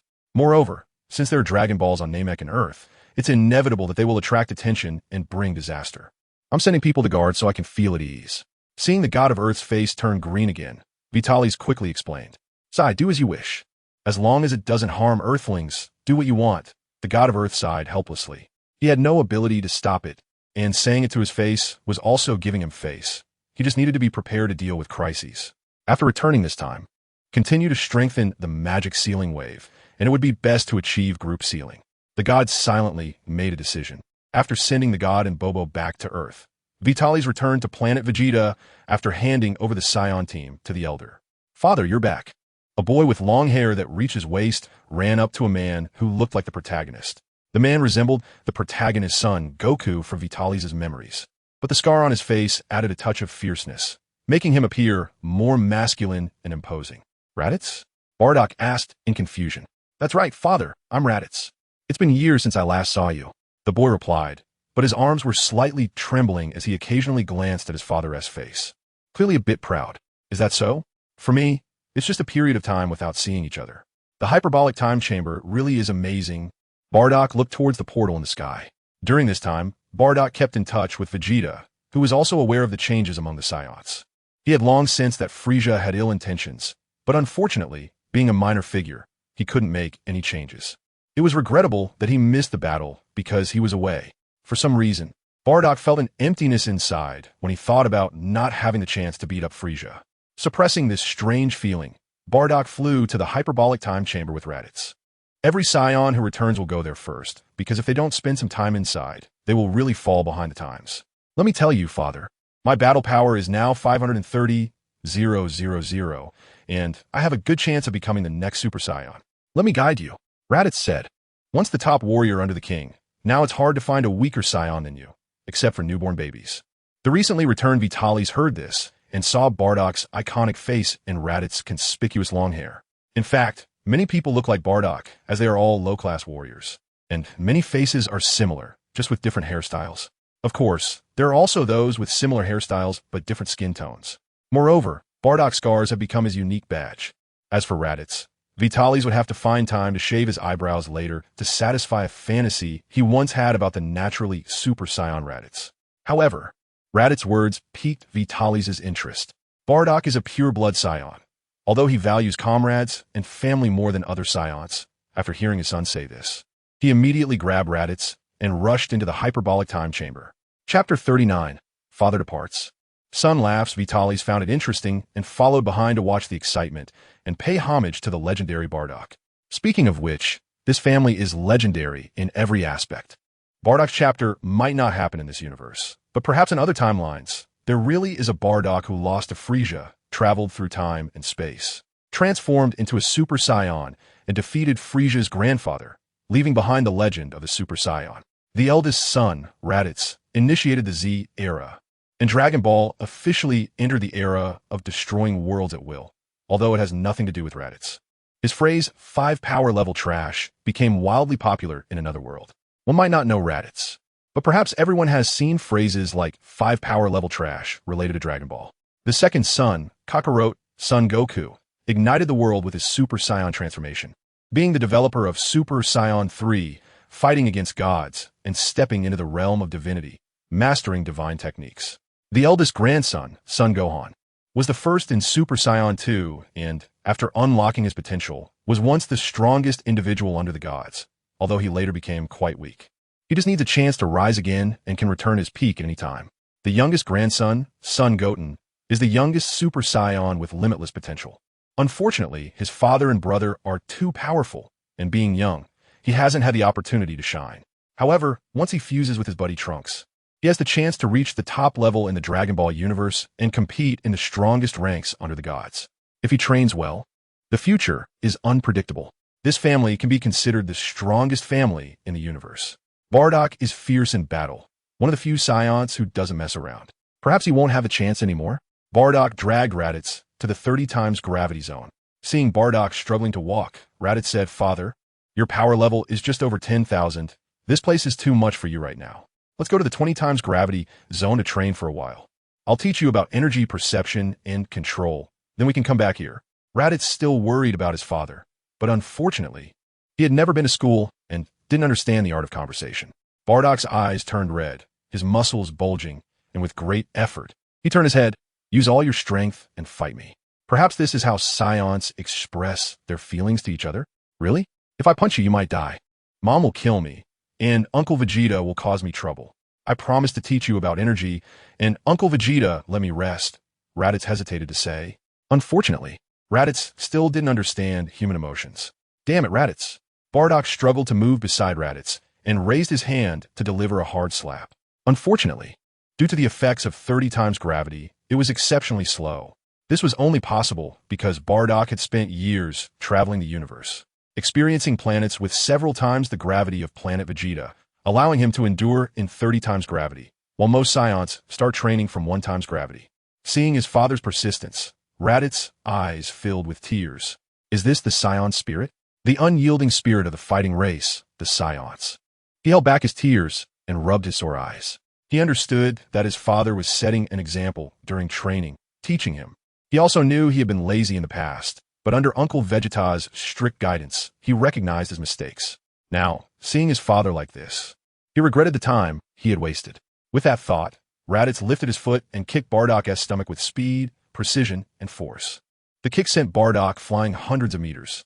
Vitalis, watching, wondered if Bardock usually abused Raditz. He teleported next to Bardock. At that moment, Bardock was no longer breathing. His eyes were glazed over, his battle suit torn, and the ground was plowed into a long trench. Clearly, Raditz had really gone all out. No, it was a kick. Fortunately, Raditz didn't unleash his rage and charge up, and Bardock was also a Saiyan. His body was still strong, with a power level over 10,000. So he wasn't kicked to death despite being caught off guard. If he were slightly weaker, he could have been split in half. Placing his hand on Bardock's chest, he used pure life energy to stimulate Bardock's heart. Coughing twice, Bardock finally began to breathe again, but the situation was not optimistic. He was now relying solely on Vitalis' energy to hold on to life, and could die at any moment. Glancing at the rapidly approaching Raditz, Vitalis sighed and took out 2 senza beans to feed Bardock. Once the senza beans were consumed, Bardock's condition was fully restored. Bardock's soul probably started queuing in the underworld, and he opened his eyes, confused and looking around. He stared at Vitalis for a moment, seemingly puzzled about who he was, then turned to see Raditz standing beside him. His veins bulged again. Vitalis felt that Bardock was not far from becoming a Super Saiyan. After instant transmission, he thought it was better to leave this time for the father, who was a parent extremely eager to pass on his paternal love to his child. At this moment, Raditz also noticed something was off with his father. He wanted to call out to Vitalis, but unfortunately, he was a bit too late. "Raditz, you truly are my son," Bardock said as he stood up slowly. "Well, father, you were the one who told me to go all out. Who knew you were so fragile?" Vitalis had forgotten to give Bardock something, and just after instant transmission back, he heard Raditz's words. Although he was interrupted, he regretted being a bit late. Silently, he put away a bag of senza beans that he originally intended to give to Bardock. It seemed that there were not enough now. He switched to a larger bag filled with an estimated 10,000 beans and handed it to Bardock. "These are senza beans. After you finish them, go find Vegeta for more. You can still train for 3 days here, which is 3 years in your time, and then come find me. There's a mission," Vitalis said without saying much more. The current situation was not suitable for discussing other matters. He prayed for Raditz, hoping he would never be surpassed by Bardock. Otherwise, he would feel an overwhelming amount of paternal love. Raditz, due to his father's influence, was born with an exceptionally high battle power and was rated as an upper-class warrior. But that could not change the impact of being born into a lower-class warrior family. He was once looked down upon, became lazy, and did not like to train. With his mother being a rare, kind-hearted Scion, Raditz could be said to be quite unremarkable. Although Bardock valued family, he loved kind more. As for his son, he only cared that he grew up healthy. Other than that, he did not mind. Bardock, pursuing power, fought with his squad mates and rarely returned home. So Raditz grew up poorly. Growing up in a special environment, he did not pursue power like normal Scions and lacked a spirit of striving forward, getting by on his own strength. According to the original story, he would likely end up not even being able to match an intermediate warrior. Fortunately, Vitalis made changes. King Vegeta III took slight notice of Bardock's situation. He knew there was such a little rascal who caught Raditz and trained with him in the hyperbolic time chamber for a while. It could barely be said that Raditz was brought back on track. Of course, that was King Vegeta III's opinion. Vitalis felt that it was just a shift from one wrong direction to another. Of course, the notion that Scions generally lack emotional intelligence is true. Even if they consider others' feelings, they would not express it properly, but would instead show it in their own unique ways. For Bardock and his son, it was also a benefit. With plenty of sins of beans, there was no fear of casualties, and even if there were, it was not a big deal, as there were Dragon Balls, unless devoured by beings like Majin Buu, where the soul is immediately sent for reincarnation, or if destroyed by Beerus or erased by the Omni King. Dying in Dragon Ball is not considered a major issue. Overall, Bardock was close to becoming a Super Saiyan. His pride was no less than anyone else's. Chapter 37 Transition. Happy Dragon Boat Festival. Plans cannot keep up with changes. The original plan was to gather the Saiyans, and the entire Saiyan race would return and assemble for at least a year. By then, the Saiyans would surely be incredibly powerful and could undoubtedly crush Frisia's forces. At that time, a grand coronation ceremony would be held to decisively deal with Frisia and intimidate the universe. Unfortunately, Frisia learned of this in advance and came early. Although the outcome was still relatively good, it cost the lives of hundreds of thousands of warriors and children. Reviving them would require at least 2 wishes. And although this idea seems ruthless, in the long run, it was indeed a loss. The original plan could have dominated the universe without casualties. Now that Frisia and his father were dead, the Frisia force had received the news, and this information would gradually spread throughout the universe. Therefore, Vitalis had no choice but to send out a large number of warriors to carry out extermination operations against the Frisia force, the Cold Force, and the Gula force. On one hand, it was to quickly inherit the legacy of Frisia and his father, and on the other hand, it was to establish authority and lay the foundation for the future cosmic patrol. Unfortunately, there were very few Scions who had learned instant transmission. Most still needed to locate their energy, and only a handful had learned to instantaneously move to the target point they could see. However, the accompanying observation magic progressed slowly. Even the best could only observe targets within a small star system. Otherwise, things would be much easier. Of course, Vitalis also had teleportation magic, which could transport personnel on a large scale. After transforming into a Super Saiyan, the teleportation range could cover the North Galaxy. But Vitalis did not plan to do that. He had already done enough, and he was the king. Now it depended on whether these Scions could keep up with his pace, rather than always being dragged along by him. Looking at the Scions he sent out, although they had only been gone for a few days, the planets near the Frisia force had already been suppressed by the Scions. Researchers and other non-combat special talents were left behind, while combat personnel were to be eliminated without exception. Vitalis did not like killing, or rather, he had not yet gotten used to it and was even afraid of it. However, that did not mean he would let these hidden dangers go. Fortunately, the Scions were quite professional in this regard, especially since Vitalis issued orders that any enemy who attacked them could be killed without prior consultation. Other killing behaviors needed to be reported and approved by their direct superiors before being carried out. Actions that could lead to city-level destruction or greater needed to be reported to a commander-level figure and permitted before implementation. If found unreasonable afterward, the commander would be punished, and planet destruction would require Vitalis' personal signature to issue a world destruction order. These regulations were made because the current Scions had planet-destroying capabilities. Without restrictions, it would definitely lead to major trouble. Fortunately, the technique for telepathic communication was not difficult, and the current Scions could easily learn it. Their strength allowed for interstellar communication, and with personnel distributed widely enough, they could even establish a chat network covering the entire universe. Real-time communication was simple, so the reporting and approval process was quick and would not delay the timing of the battle. Vitalis also had no experience in management and could only think of one thing at a time. Fortunately, Scions, in some aspects, were quite simple and would not actively look for loopholes to engage in some tricky operations. Moreover, the hierarchy formed by battle power had a strong sense of respect and inferiority, and subordinates generally would not question their superiors. Although these Saiyan warriors have calmed down through meditation and are no longer irritable, Vitalis is still uneasy. Therefore, he trains in Super Saiyan full power alongside Broly while observing the Saiyans executing tasks outside. If the previous Saiyans were chaotic evil, the current ones are lawful evil. Their perception does not include concepts of justice, goodness, or evil.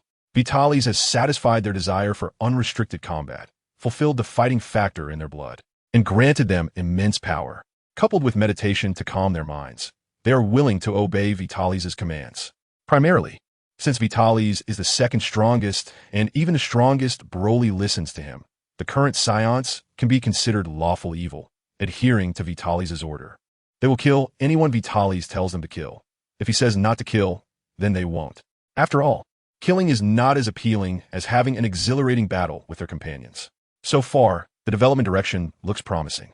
Vitalis' goal is to create lawful neutral Saiyans to replace the incompetent Galactic Patrol and establish a new order in this universe, striving to enhance the overall evaluation value of this universe.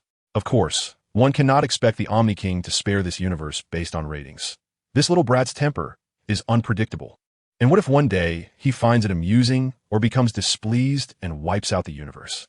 Therefore, it's necessary to obtain power comparable to the Omni King, taking control of one's own fate. However, the process will be dangerous. He cannot cause trouble in this universe. After stabilizing this universe, Vitalis will find ways to travel to other universes, dimensions, and timelines. At least the Omni King's erasure of the universe pertains only to the current timeline's universe and does not involve other timelines or dimensions. Moreover, the Omni King is not a uniquely multiversal entity. He is not completely unsolvable, although he currently exists in an incomprehensible manner. But as a person, one must have ideals. After observing the Saiyans for a while longer, he will select suitable individuals for the Super Saiyan God experiment. Once successful, even if it's just one case, Super Saiyan God and Super Saiyan Blue will quickly become widespread. In fact, most Saiyans have decent talent. Unfortunately, in the original story, they didn't have that opportunity. Unlike the Saiyan race in the Brother universe, where the individuals have high base combat power but are unaware of the existence of Super Saiyans. Once they learn about it, transforming will be easy for them. Similarly, the Saiyans in this universe are also not lacking. Their foundation is caught up due to Vitalis' presence, and surpassing them is just a matter of time. There's one more issue to resolve. Saiyans cannot survive in space. With their powerful ki and physical bodies, they can operate freely in dangerous places like magma, deep seas, and outer space, using ki defense to resist various cosmic rays, magma, and the unknown dangers of alternate dimensional environments. They can engage in all-weather, all-terrain combat, but unfortunately, they need oxygen. Without it, they quickly lose combat effectiveness. Compared to those races that rely solely on their physical bodies to traverse the universe, they fall short. Of course, if they can resolve battles within their breath-holding time, it won't be a problem. However, such beings don't need to fight in space. They can eliminate enemies in the universe from within a planet. But those evenly matched opponents pose a problem.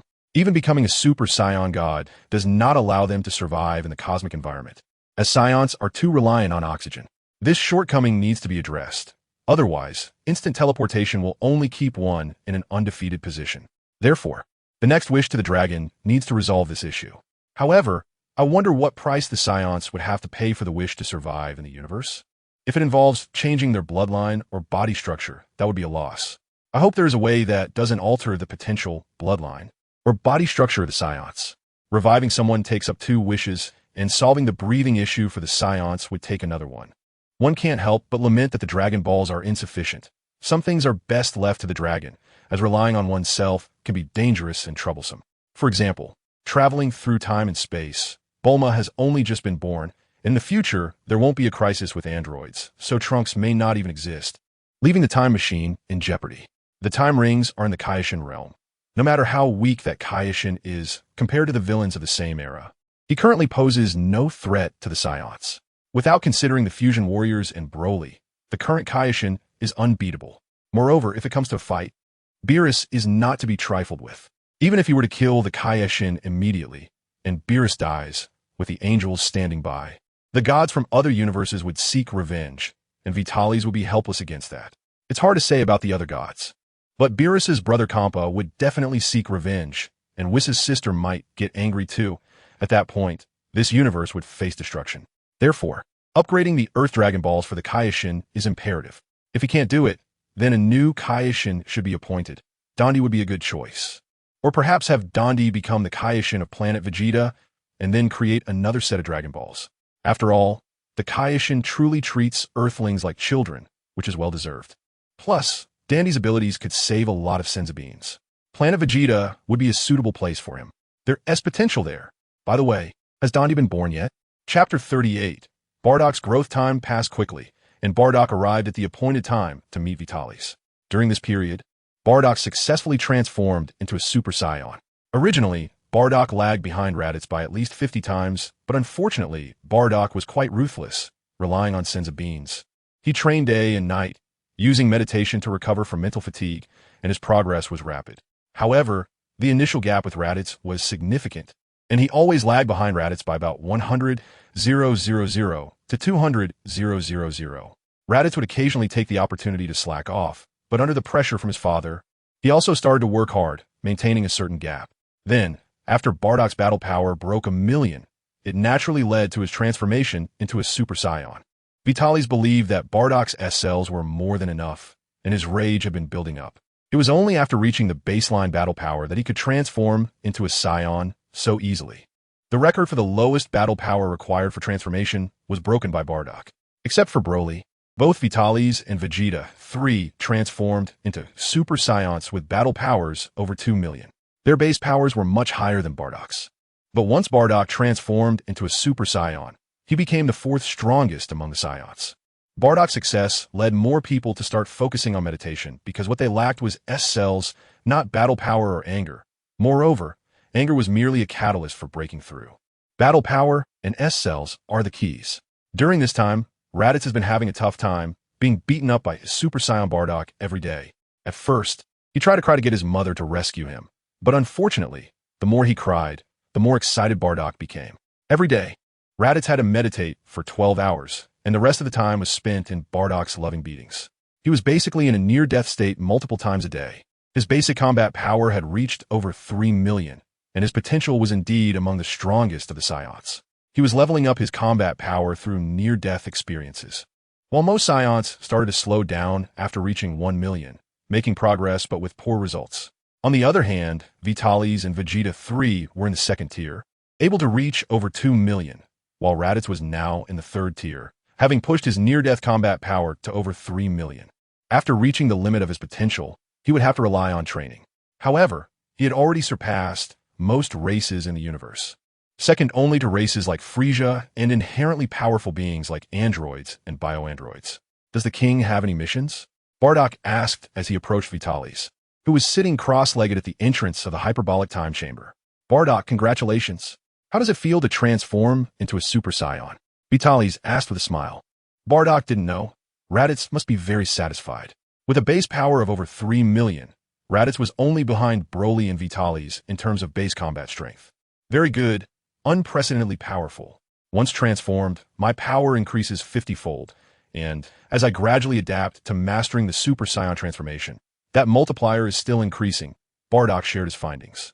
That's right, the Super Saiyan is just the beginning. As far as I know, there are transformations that surpass the Super Saiyan, known as Super Saiyan 2, and even beyond that, Super Saiyan 3, Vitalis revealed, knowing that it would eventually be discovered anyway. It was better to mention it early, so everyone could work together to develop it. Super Saiyan 2? Is that so? Bardock said as he transformed into a Super Saiyan without shouting or any special effects. He simply burst into golden flames and became a Super Saiyan.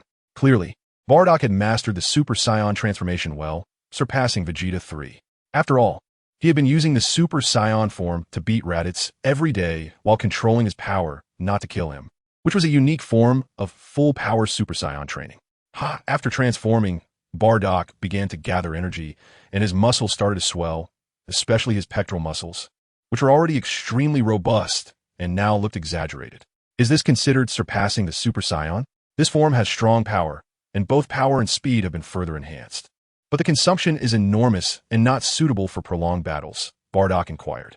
No, this form is called Super Saiyan 1 second stage, and on this basis, you can further enhance your strength, known as Super Saiyan 1 third stage, Vitalis explained as Bardock began to rage again. His muscles bulged even more, resembling a small giant, and a fierce aura spread out. Is that so? This form has exaggerated power. A light touch nearly killed Raditz, whose combat power is 3 million. I also don't dare to use it too much. Moreover, although power is strengthened, speed is significantly slower, even slower than the initial Super Saiyan state. And the consumption is greater, making it unsustainable and even unable to maintain the Super Saiyan transformation, Bardock said slowly. I guess it's true that Bardock is impressive. Without Vitalis' guidance, he discovered so many things and developed these forms. Vitalis had known early on and directly abandoned these transformations, choosing a more comprehensive and closer to Super Saiyan 2 full power training. If Vitalis didn't know and had to rely on his own exploration without knowing the information, he wouldn't have been sure to discover these. But what exactly did Raditz go through? However, in contrast, to make up for the lack of speed, I also developed this opposite form, completely abandoning power in pursuit of speed. Of course, in a high-speed state, the striking power is not weak. But to achieve the same level of power as in the power form, it takes a bit of time, Bardock said as his body began to shrink. A light touch in the power form severely injured Raditz, but to achieve that effect in this form, he would need to kick a few more times. After training, I can now switch forms in just 3 seconds, allowing the power form to have a chance on the battlefield. Now Bardock's muscles had completely disappeared, and he even felt a bit weak. If it weren't for the hair color and eye color being off, I would really think I saw Super Saiyan God Goku. Vitalis sighed. Is this the main character's father? He explored on his own and made corresponding changes. Goku chose to master the Super Saiyan transformation, making it a regular practice to reduce consumption and increase endurance, developing the full power form that pushes Super Saiyan power to the limit, infinitely close to Super Saiyan 2. Bardock, on the other hand, chose to compensate for his shortcomings and enhance his combat abilities. According to the King's naming convention, this could be called Super Saiyan 1 third stage speed mode, while the previous one could be called power mode. The only drawback is that switching requires time, but soon he would directly surpass the Super Saiyan. Bardock clenched his fist. These Saiyans are all like this, never satisfied with the status quo. In the past, they only chased the legend of the Super Saiyan. Now, they can transform, but they quickly suppress the excitement of transforming into a Super Saiyan, attempting to surpass it again. That's right, Super Saiyan 2 is more comprehensive than all forms of Super Saiyan 1, balancing power and speed. However, Super Saiyan 2 can also transform into speed mode and power mode. Your idea is not wrong. Even if there are other forms later, this is still useful. Vitalis thought these forms could be trained. In the original story, Trunks, Vegeta, and others relied on power mode, and their combat power could completely match the Slaughter and Super Saiyan 2 Gohan at that time, only lacking in speed, which caused no harm. But now, with so many Saiyans, they attack in groups, not playing single combat games, so there is no concern. The speed mode individuals are responsible for harassment and interception, while those in power mode are responsible for output, and they can also enhance through switching. However, the foundation of combat power must still be prioritized. The power after transforming into a Super Saiyan depends on the base state. Super Saiyan 2 requires a base combat power of 100 times the normal state, while Super Saiyan 1 is 50 times. But a base power of 10 million at 50 times and 1 million at 100 times means that even Super Saiyan 2 is not a match for Super Saiyan 1. The gap between the normal states is not so easy to bridge, Vitalis said, not wanting these people to be immersed in the power of Super Saiyan and neglect the basics.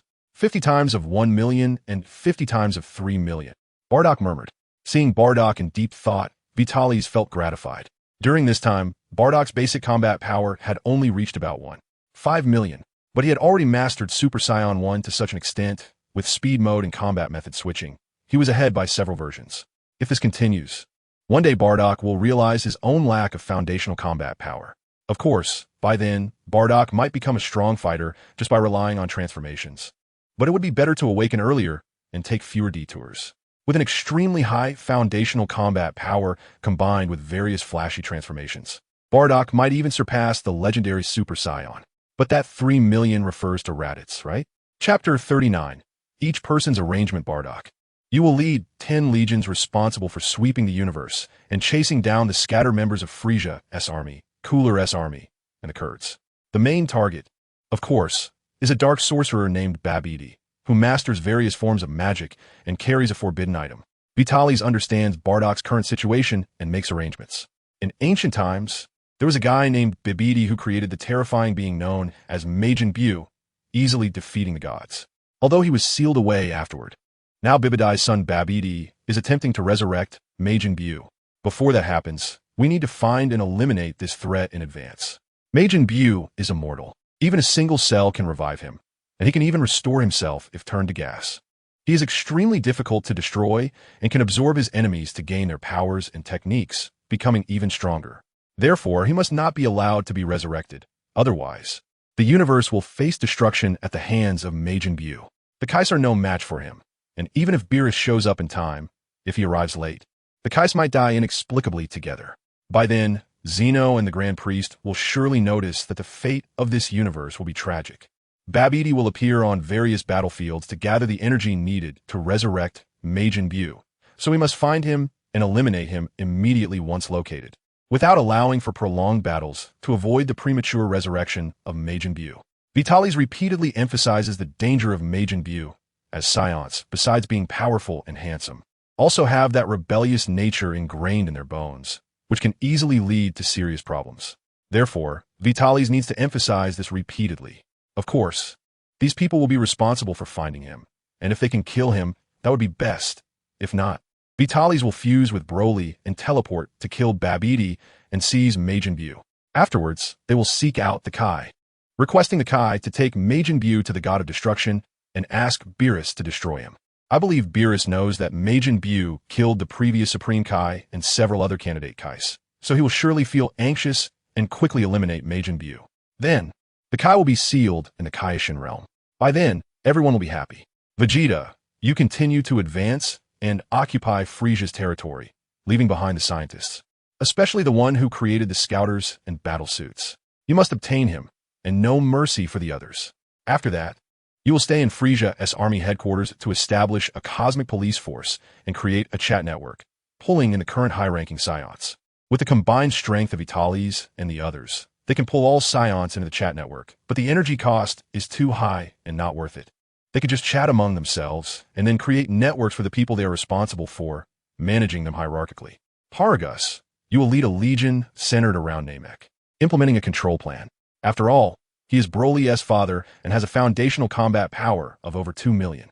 Vitalis sets aside his biases from his past life and arranges a general's position for him.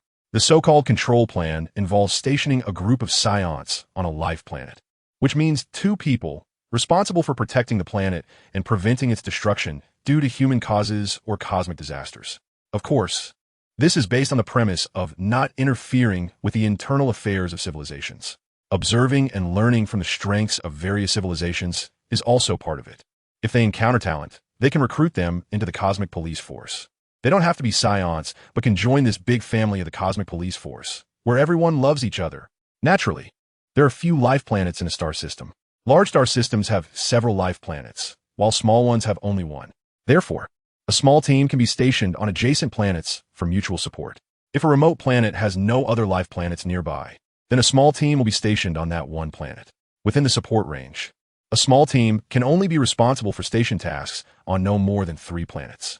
It is essential to ensure that at least one fusion warrior can immediately engage in battle when facing a strong enemy, adhering to the principle of not being ostentatious. They should immediately fuse when they encounter someone they cannot see through. Otherwise, unless they achieve great merit, they will not have the right to resurrect. This is the rule set by Vitalis, fearing that the Saiyans would know they can be resurrected at will. One needs to accumulate merits to gain the power of resurrection. Of course, family and friends can also use their merits to bring someone back. It's not that Vitalis is reluctant to use the Dragon Ball wishes. Aside from a few wishes that are absolutely necessary, the subsequent opportunities for wishes are inconsequential. However, to maintain the laws of the universe, resurrection needs to be controlled in quantity, preferably within the Saiyan community. The potential emergence of evil dragons is one concern, but the real issue lies with the gods of the underworld. Breaking the rules recklessly is not a wise move, especially since relationships haven't been established yet. It's enough to take care of one's own. And as for other races, it's better for them to die early and be reborn. That's all for now. I hope everyone can complete their task soon. Broly and I will go solve some minor issues. Contact me if there's anything else. Vitalis ended the connection. Vitalis wanted to first take Broly to deal with the Ginyu Force. He didn't trust anyone else to go, fearing that one day he might be swapped with someone nearby if another Saiyan shouted exchange. Better safe than sorry. Moreover, that little guy in the Ginyu Force has the super ability to pause time. Although it's a racial innate skill, it could be worth studying. As for the other minor characters, Vitalis couldn't remember them distinctly, not even their appearances or names. The most he recalled was the dance of their team, which left a deep impression on young Gohan, skewing his aesthetic sense.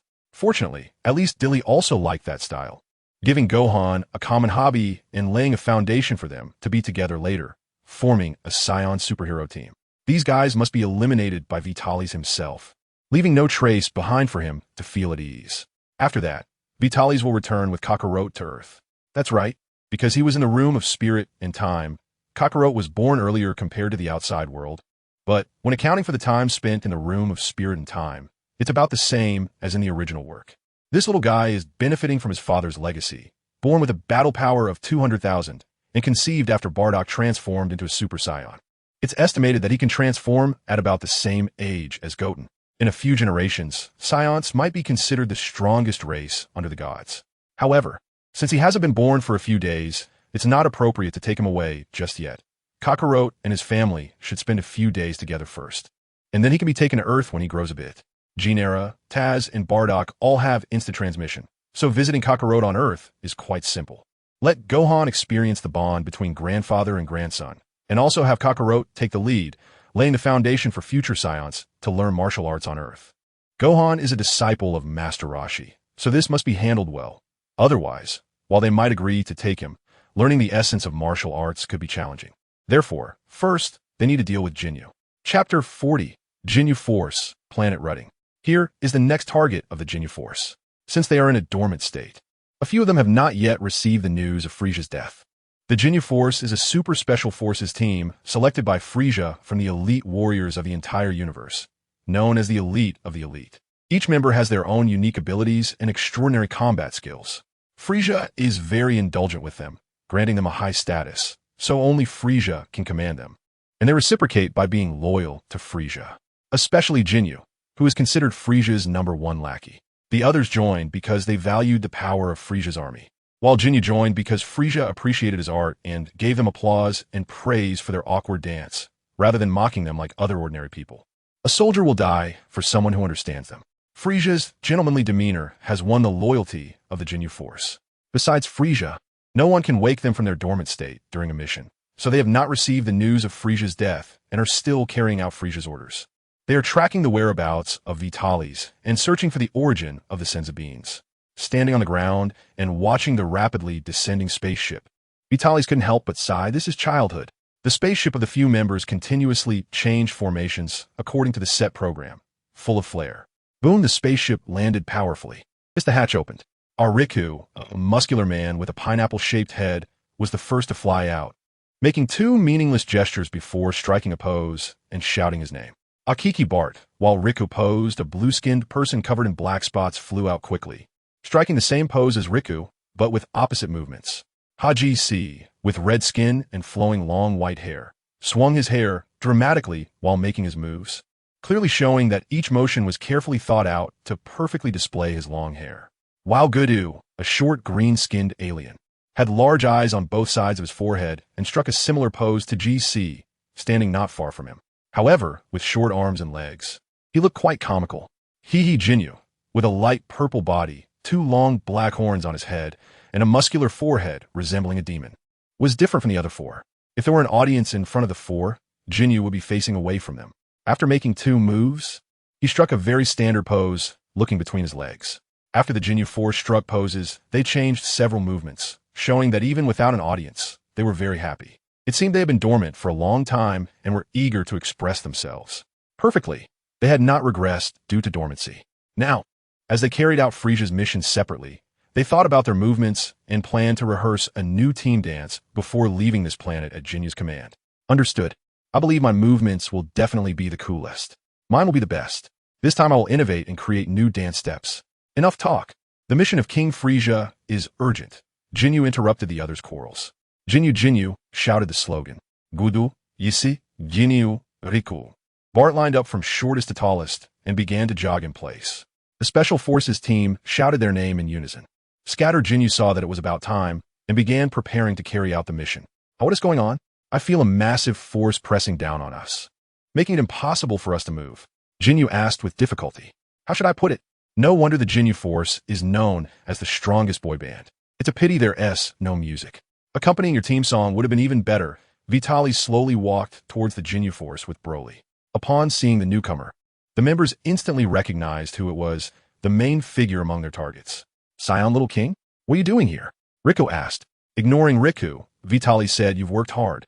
Frisia, finding 5 unique individuals like you, with such great power and shared interests, must have taken quite an effort, right? TSK, TSK. Back when I was at that little broken station, I almost got brainwashed by you guys. You are undoubtedly the strongest boy band, the only ones who can make Frisia blush. It's a pity to think of how many you've killed. He shook his head, seemingly truly regretting their impending downfall. Oh dear, why do I feel like a villain? Although the videos edited at that little broken station make you seem quite righteous. I am the one on the side of justice, okay? Vitaly's quipped. Bastard, tell me, how do you know King Frisia? And how do you know us? What kind of nonsense are you talking? Jinyu roared in anger, daring to ignore them. Although he knew Vitaly's was powerful and that they were currently unable to move due to his immense strength, he had a faint suspicion that King Frisia was likely no longer around. Even if he couldn't believe that the mighty Frisia, Gula, and King Cold had fallen on planet Vegeta, this Saiyan kid knowing about Frisia and them, and coming here to intercept, indicated that King Frisia had indeed failed. Frisia is already dead. I'm here to send you down to the underworld to accompany him. With you there, you can warm Frisia until forever. I'm sure Frisia will thank me for sending you down, being able to make him sweat and blush, and being so indulgent towards you. He must truly love you, Vitaly said mockingly. By the way, please tell Frisia that I will visit him in heaven when I have time. Don't worry, I'll thank him later, Vitaly's added. Damn it, King Frisia. Jinyu and Riku were furious and heartbroken. Isn't King Frisia supposed to go to hell? How could he possibly go to heaven? The short-sighted Gudu asked. Why you? Hearing Gudu's words, Jinyu trembled with rage. But unfortunately, he was not a Saiyan nor the protagonist, so he could only be powerless and furious. Well, goodbye. I have things to do, so I won't chat too much. Goodbye. Let this fireworks display commemorate my soon-to-be past childhood. Farewell, my childhood. As Vitaly's controlled the 4 members of the Jinyu Force, except for Gudu, to slowly ascend, he also created a protective shield covering them. They reached an altitude of 10,000 meters. Vitaly's controlled the energy to surge into the 4 members. An explosion occurred from within, for fireworks erupted. Due to the shield, the explosion did not spread, and the sound was very soft, barely audible from the ground. As the smoke cleared and he saw debris at the bottom of the shield, Vitaly's nodded in satisfaction and sent the shield into space, heading towards the stars of this galaxy. With the temperature of the star, these gases would surely sublime again. Chapter 41. Time pause. After finishing everything, Vitaly's turned his gaze to the distance, feeling the sensations from his neck, chest, and forehead where vital points are located, and smile happily. This is time pause. What a powerful ability. If it weren't for knowing Gudu's capabilities, I would have probably been caught off guard. The Saiyans mainly rely on energy. While their physical bodies are strong, they don't rank highly in terms of raw strength in the universe. Without the enhancement of energy, they are only a few dozen times stronger than Earthlings, and many races and advanced technology weaponry can break through their defenses. Gudu can pause time, making him a perfect assassin. He probably couldn't kill a physically tough race like Frisia, but when the Saiyans let their guard down, he could definitely take them out. Therefore, Vitaly's has been maintaining his energy in a combat state since arriving on this planet. And Broly has been repeatedly warned to avoid falling into the hands of this little 4-eyed creature. Sure enough, this little 4 eyes tried to attack him and Broly, but unfortunately, he couldn't break through their defenses and chose to flee instead. If it weren't for the perception of energy, they would have likely let him escape. However, this little 4 eyes must have used time pause several times, as his energy is now very weak and his movement speed is extremely slow. He's probably crawling. In an instant, Vitaly's teleported next to Gudu and watched as this little creature crawled forward, sweating profusely and clearly exhausted. Vitaly's chuckled. He wasn't looking at his face, but he was quite cute. Where are you going? Do you need me to give you a lift? Vitalis asked kindly, hearing that familiar voice. Although only a few minutes had passed, Gudu could guarantee he would never forget it for the rest of his life. It was deeply etched in his memory. Thinking back to his time with the Jinyu Force, they had been invincible since their formation, silencing anyone who dared to speak, even making crying children stop. When had they ever been this pathetic? Until this guy suddenly appeared, suppressing them and spouting some nonsensical words, then brutally killing his companions. The death of his like-minded friends hit him hard. Devastated, he used his strongest time pause to seek revenge. Unfortunately, after a long struggle, he couldn't break through their defenses and had no choice but to escape in embarrassment, waiting for the day he could become strong again and establish a new Jinyu Force. No, Gudu Force to take revenge. But now, this sudden voice made the thrill of surviving turn cold. His heart, which had just regained calmness, began to race violently again. Slowly turning his head, he saw that devilish face, smiling at him. After experiencing such extreme ups and downs in a short time, combined with excessive energy consumption, the shock caused Gudu's 4 eyes to widen, and he fainted. He must have exhausted himself to the point of fainting, right? It can't be that my handsome face scared him unconscious? Vitalis turned to ask Broly. In response to the question, Broly shrugged and shook his head, indicating he didn't know. It was beyond his comprehension. Whether he fainted from exhaustion or fear didn't matter, if needed. He could wake this creature up right now with a punch to change his state of unconsciousness. It seems the environment has changed, and Broly has too. Whatever happened to the desire for communication? Now he's completely a cold, aloof god, immersed in silence, doing whatever he wants as an invincible fighter. Has he been influenced by Bobo? Shaking his head, Vitalis stopped thinking too much. After taking a couple of steps, he stepped on Gudu, transferring some of his energy to him. If he left the situation unchecked, he would probably die in his sleep soon. Seeing Gudu's condition improve, he used his foot to guide Gudu back to planet Vegeta. You're awake?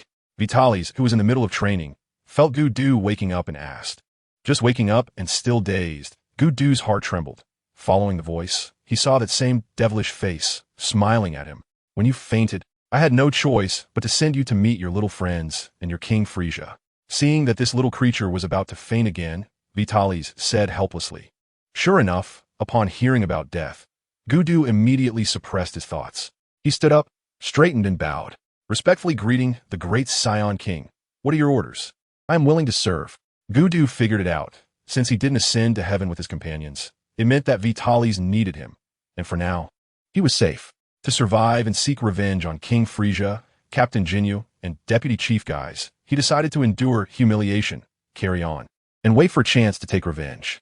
Well, it doesn't matter. Here, this is a Senzu bean. You must know its effects. Let me experience time pause. Vitalis said without further ado, directly tossing a small bag of Senzu beans to Gudu. The beans should help extend his energy. By the way, let me tell you, this is planet Vegeta. Not long ago, Frieza and his sons were beaten to death here. You can try to see if you can escape. If you get caught, I'll let you experience how Frieza was killed, Vitalis said leisurely. Thinking about Frieza's might and that his sons had died here, Gudu initially wanted to see if he could escape, but now he dare not.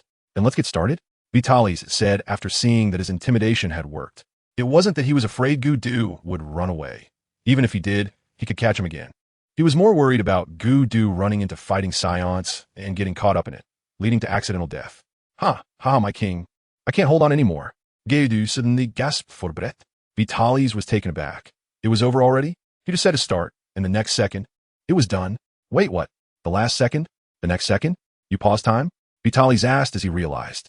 Yes, my king, I paused time, Gudu replied, breathing heavily. Vitalis understood now. Because this peculiar little creature was standing still, he hadn't reacted. In that last second, this little guy had paused time. Because nothing around had changed. Vitalis hadn't caught on. How long did you pause for? Vitalis asked curiously. Replying to the king, I used 8 Senzu beans to pause for about 10 minutes. Normally, I can pause for no more than 10 seconds in full state. I can pause 5 to 9 times. With full power, I can pause for 1 minute. And if I push myself, I can pause for 2 minutes. With Senzu beans to restore energy, the limit is about 8 minutes. Even if I have energy, my spirit cannot continue to support the consumption. If I keep going, I will die, Gudu quickly explained, also mentioning his limits to avoid being killed by Vitalis' curiosity. In the anime, Gudu pauses by holding his breath. Here, I took it as energy consumption. Otherwise, it would be too much of a bug to pause as long as he holds his breath. Speechless, Vitalis originally wanted to experience time, pause himself, and see if he could learn it, but he didn't even notice it. As for having Gudu teach him, it's a talent skill. This guy probably doesn't understand the principle either. Otherwise, Frisia would have learned it long ago. It seems I can't become the king of time. Disappointed, Vitalis thought he might be a genius and could learn it. But it seemed he was thinking too much. Time pause, whether in his past life or this one, was the skill Vitalis desired the most. Under time pause, being able to perform various tricks and maneuvers is just the tip of the iceberg. Escaping and assassination are just small matters. This is a skill that Vitalis must master in this life. That first assassin of the ninth universe can crush opponents with pure energy violence, but when facing the gods, they can use tricks like time reversal whenever they want. If there is no way to counter it, one can only be passive. Chapter 42, The Determination of the God. Kakarot and Son Gohan brought good to the depths of the hyperbolic time chamber, establishing an area with normal gravity while surrounded by a high-gravity environment to prevent good from running around, temporarily imprisoning him. Killing him would be too regrettable. It's better to wait until he gets stronger and see if he can master time-related skills. They arrange for regular deliveries of water and food. As long as he stays alive, it's fine for now. After a few days of training, Vitalis found Jine and told her he was going to take Kakarot to Earth for further training. It's worth mentioning that Kakarot was born in the hyperbolic time chamber, and his age calculation is roughly the same as in the original work. His hairstyle and appearance are just like Bardock S, and his name is also Kakarot. So he most likely has become someone else. However, his external age has changed from being younger than Bulma to older than her. Upon learning that her son had a mission, Jine didn't refuse. She was just taken to the hyperbolic time chamber for a while and taught Kakarot some basic knowledge. Holding little Kakarot, she admired his extraordinarily handsome face. Although many lower-class warriors share this face, very few have the handsome hairstyle and normal skin color. Of course, even someone like Dallas is still quite handsome. Vitalis personally sealed Kakarot's power. Otherwise, with his current strength, he could easily send Son Gohan to meet the goddess ahead of time. After confirming several times, he teleported with Kakarot and Broly to the Earth's divine realm since he needed to greet the Earth's top expert. Oh, what is this? Are you planning to have a meal? Upon arriving at the temple, they saw the god and Bobo squatting outside, studying a peculiar rice cooker. That's right, a rice cooker with a sealing label on it. Without responding to Vitalis' joke, the god slowly explained the origin of the rice cooker. So, in order to regain his power and become a complete Namekian, you want to absorb this evil incarnation again? Vitalis asked. He remembered that the god had an extremely powerful talent, capable of creating Dragon Balls and possessing combat ability, which is very rare among Namekians, or rather, only the god has achieved this. Other Namekians with such comprehensive abilities have to rely on assimilation. But it seems that the god and Piccolo want to fuse again, which requires the other party's consent without resistance, right? Would old Piccolo agree? Is it possible? Would this guy obediently go back? Vitalis frowned and asked. It's possible. After all, this guy was expelled by me. I've researched him for a while and am confident I can absorb him again and purify the evil energy and dark thoughts, the god said confidently. All right, what do you need me to do? Vitalis asked. During this time, Piccolo on Earth can be considered invincible. In other aspects, Vitalis couldn't help much, but was willing to provide forceful assistance. It's just a pity about the Majin Buu, the babysitter Piccolo. That guy is a professional babysitter. But who knows where the plot has already deviated, and whether Majin Buu can come out normally is uncertain. Furthermore, the current god is his friend, Vitalis. I can't defeat him. I need you to control him so that he loses his ability to resist, and then I can absorb him, the god said slowly. This is simple. When can we start? It's just a few hundred battle points. Multiplying by a few hundred 1T even create a ripple. Although the time isn't right yet, old Piccolo has already fallen behind several versions. I could do it any time. It seems the god is looking forward to it.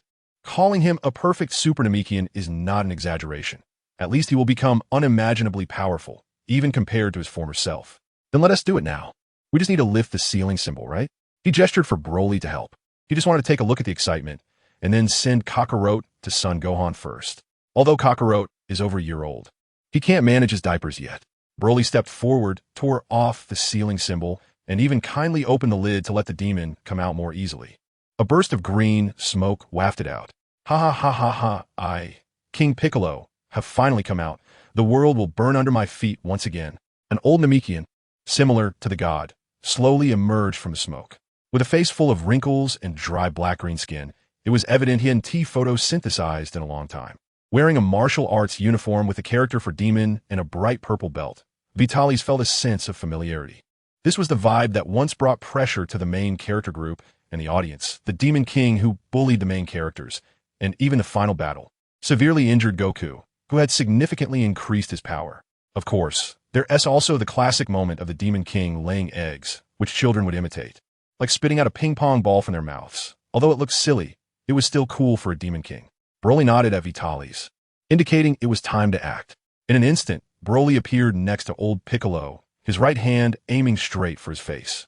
Boom, the ground shattered, and the spirited old Piccolo was pinned to the ground by Broly with one hand, his distinctive Namekian head creating a pit in the ground. The god couldn't help but twitch his eyelids. This is his evil thought manifested. After falling into the path of darkness, its pure combat power is even stronger than his. Now it is being suppressed with one hand, and this old face somewhat resembles his, making it a bit hard to save face. It seems that a long period of sealing has weakened old Piccolo. The heavenly god slowly stepped forward and placed his hand on Piccolo's stomach. Seemingly sensing something, Piccolo wanted to say something, but his face was ruthlessly pressed down by Broly, preventing him from speaking, and no one could see his expression. He was even controlled by Broly's aura, unable to move his legs. Is this your kindness, Broly? Afraid that the god might be soft-hearted, you chose to act this way. Otherwise, old Piccolo could have been subdued with just one glance. Vitalis nodded secretly, confirming that Broly is indeed inherently kind. Seeing that it would still take some time, Vitalis began to search for Gohan's energy. Compared to the incident with old Piccolo, this was far more important. With a whoosh, Vitalis disappeared from the temple. At this moment, it was morning. Gohan was chopping wood, without an axe. He kicked a log into the air, jumped up, and with a few swift moves stacked the pieces neatly to the side. He was still vigorous. If it weren't for encountering Kakarot, this old fellow could probably live for a long time. Unfortunately, Vitalis had brought Kakarot here. Who knows how long he can live this time? Clap, clap, clap. Using energy to lift Kakarot, Vitalis walked towards Gohan, applauding. The old man is quite impressive. At such an age, he can still maintain this kind of strength. Truly worthy of being a student of Master Roshi. Vitalis praised while casually mentioning Master Roshi. Haha, not all. I can't compare to the younger generation. I didn't even know when you appeared. By the way, how do you know I'm Master Matato's disciple? Gohan asked. Yes, I was fortunate to meet Master Roshi while searching for the Dragon Balls. It was during our conversation that I learned you two actually have a master-disciple relationship. Remarkable. Truly remarkable. Both master and disciple are martial arts greats. Who wouldn't he love to hear good things about them? Moreover, Vitalis wasn't wrong. In terms of realm, few in the entire universe can compare to these two. Ha ha ha. You're overestimating me. At least I am definitely not your match. How is the master? Ignoring Vitalis' words. Though they were flattering, Gohan was still sharp despite his age. Vitalis was definitely not weaker than Master Roshi. At least Master Roshi couldn't fly. Master Roshi is doing very well. I also visit him from time to time to chat. After all, he is a great martial artist, and I benefit greatly from it. However, Master Roshi often laments that he hasn't seen his proud disciple in a long time and hopes to see Vitalis one more time before he dies. Looking towards Master Roshi's house with his hands behind his back. Sigh, it's my fault for not being diligent. I can't consider myself a proud disciple, but it's all right. The master is getting old. It's my fault for making him worry. I should visit him before I die. Gohan's eyes gradually became misty. Ahem. The reason I came this time is to ask for something. As the atmosphere shifted, Vitalis quickly changed the subject. Oh, what is it, young friend? I didn't bring Dragon Balls to trade this time. Huh. Gohan chuckled while stroking his beard. It's like this, you see. This young one beside me is my kin. His parents are on a mission, and his older brother is obsessed with training. I would like to ask you to take care of this child for a while. What do you think? Vitalis once again held Kakarot in his arms.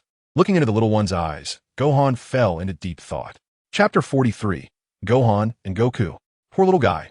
All right, let me take care of you for a while. Ultimately, Gohan was touched by little Kakarot's adorable appearance and chose to help. By the way, are you that older brother obsessed with training? Taking Kakarot, Gohan glanced at Vitalis and Kakarot, asking. If it weren't for the age difference, he might suspect if this was an illegitimate child. After all, it would be safest for this old man in the mountains to raise him. No, I'm not that idiot, Raditz. In a while, his parents and brother will come to visit Kakarot. By the way, Kakarot is our Saiyan name. Since he will live on Earth from now on, could you please give him a name? Vitalis explained, wanting to see what name Gohan would come up with. An alien? Although he found it unbelievable. This tale indeed didn't look like a normal human. Although there are many humanoid races on Earth, they are merely animal-like beings. Many aliens have come to Earth. They just haven't been noticed by ordinary people.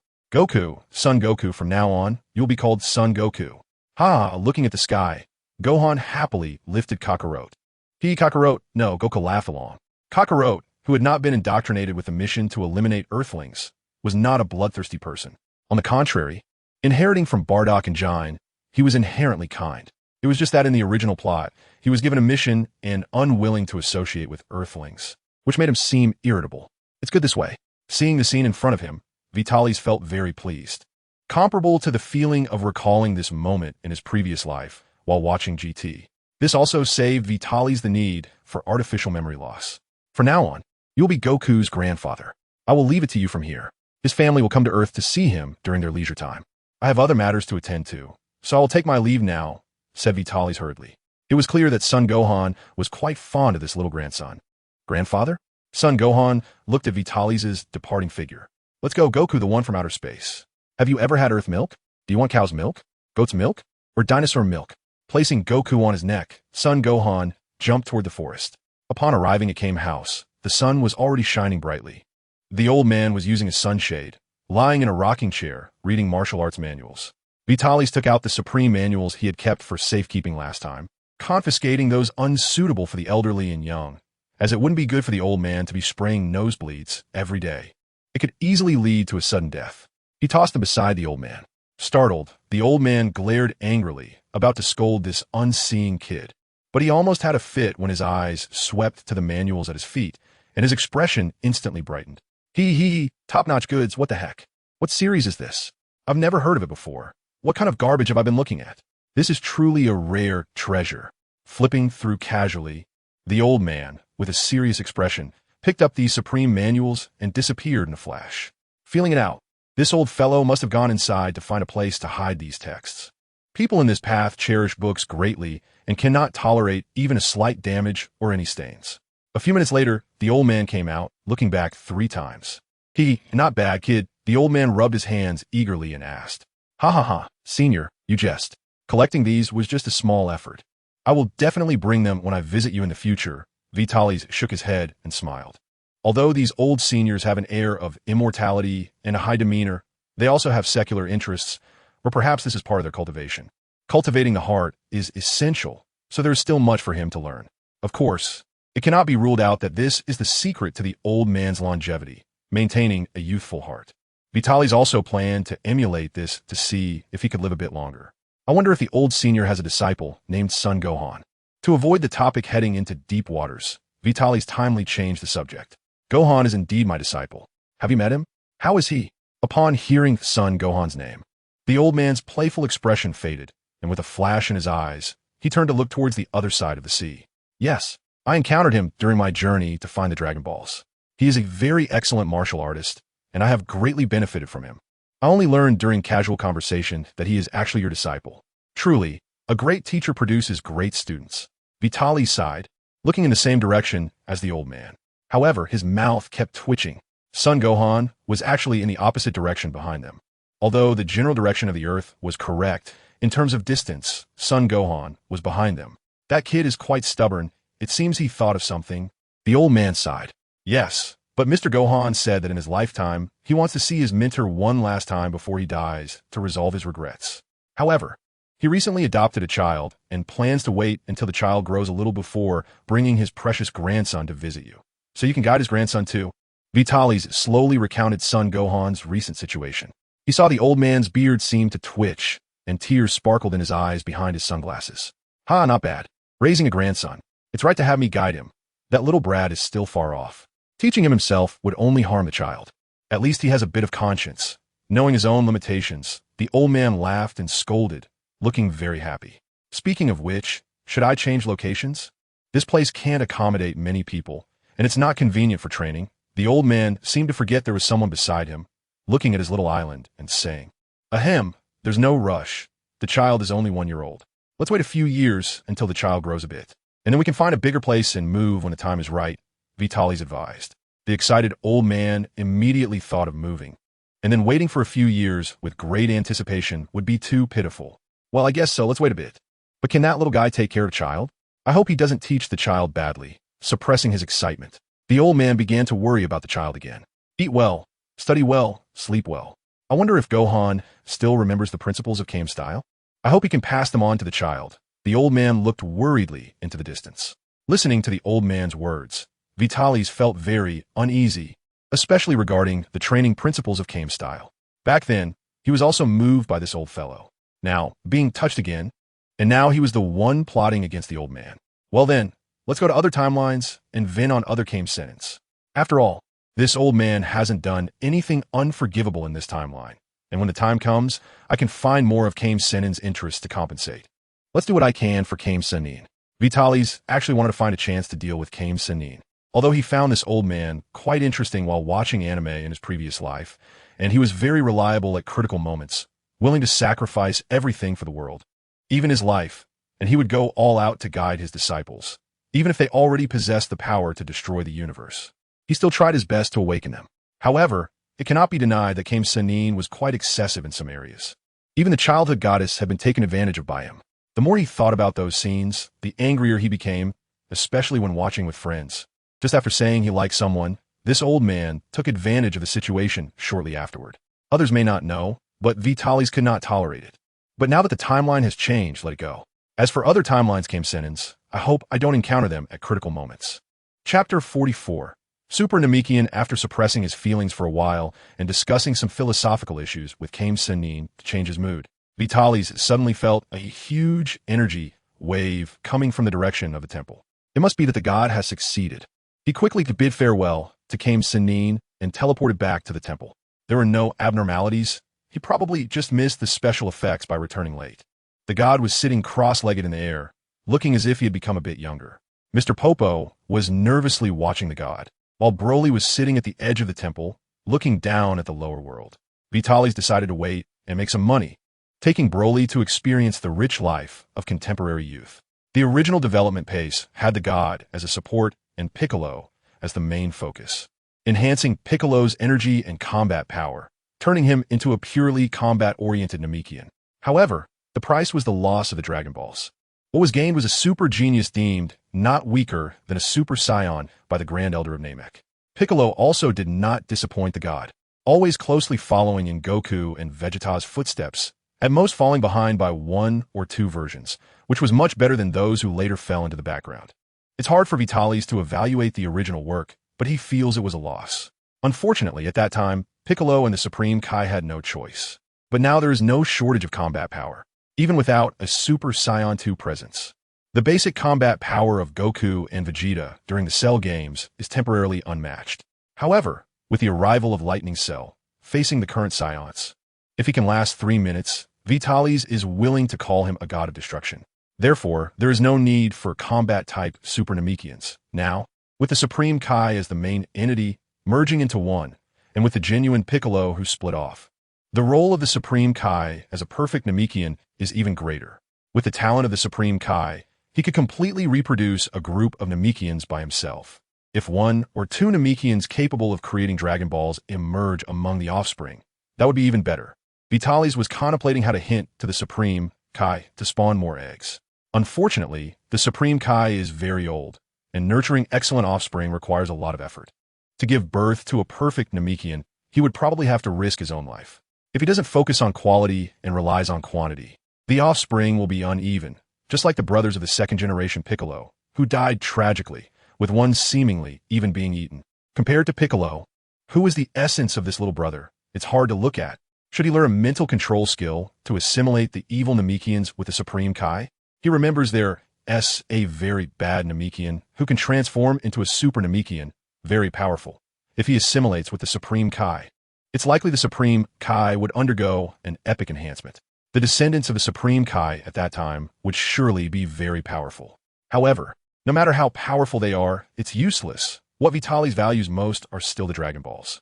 Stopping his wild thoughts, Vitalis decided to give the Saiyans a mission later to search for the lost Namekians. Back in the day, there was a massive change on Namek, and many Namekian children were sent to other planets. There should still be other beings capable of creating Dragon Balls. After all, There are many legends about wish orbs in the universe, and since the Dragon Balls of Earth and Namek have not been exposed, there must be other Dragon Balls elsewhere. If worst comes to worst, he could also experiment with forcibly assimilating those evil Namekians. He found a group of robbers who had just succeeded in a robbery, and Vitalis was planning to play the superhero. The Supreme Kai is over. Over? Is there a problem with the Dragon Balls? Do you ever have the feeling of wanting to conquer the world, to see the world turn to ashes beneath your feet?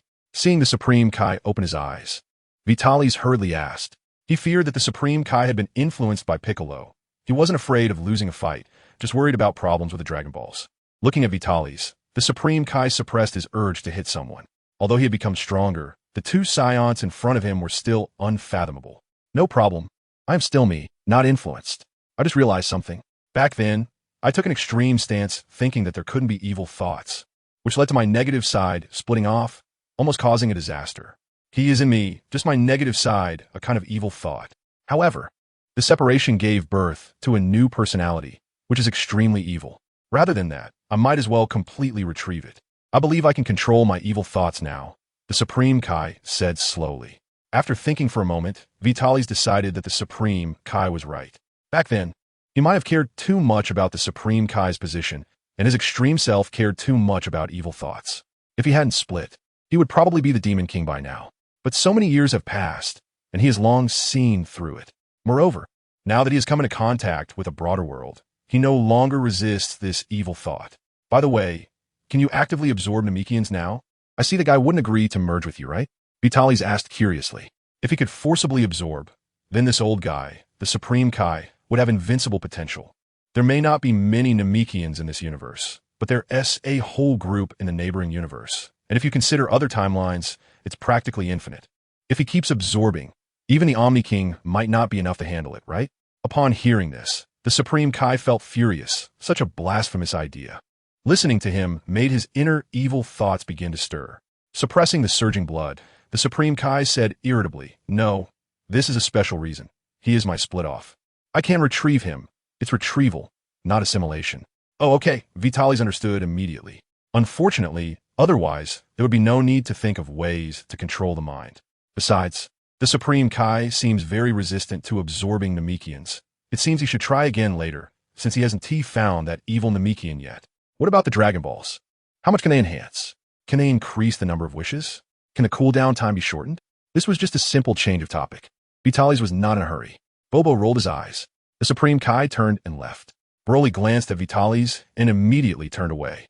In a few days, when the Dragon Balls regain their power and I upgrade, you will know the voice of the Supreme Kai echoed from inside the house, not letting Vitalis feel awkward for too long. All right, Vitalis scratched his head. Although his question was out of place, it was indeed something he urgently wanted to know. Sometimes, the more you know, the greater the pressure. However, there are only a few dozen days left. He could wait. He called Broly and teleported to the target he had just set his sights on.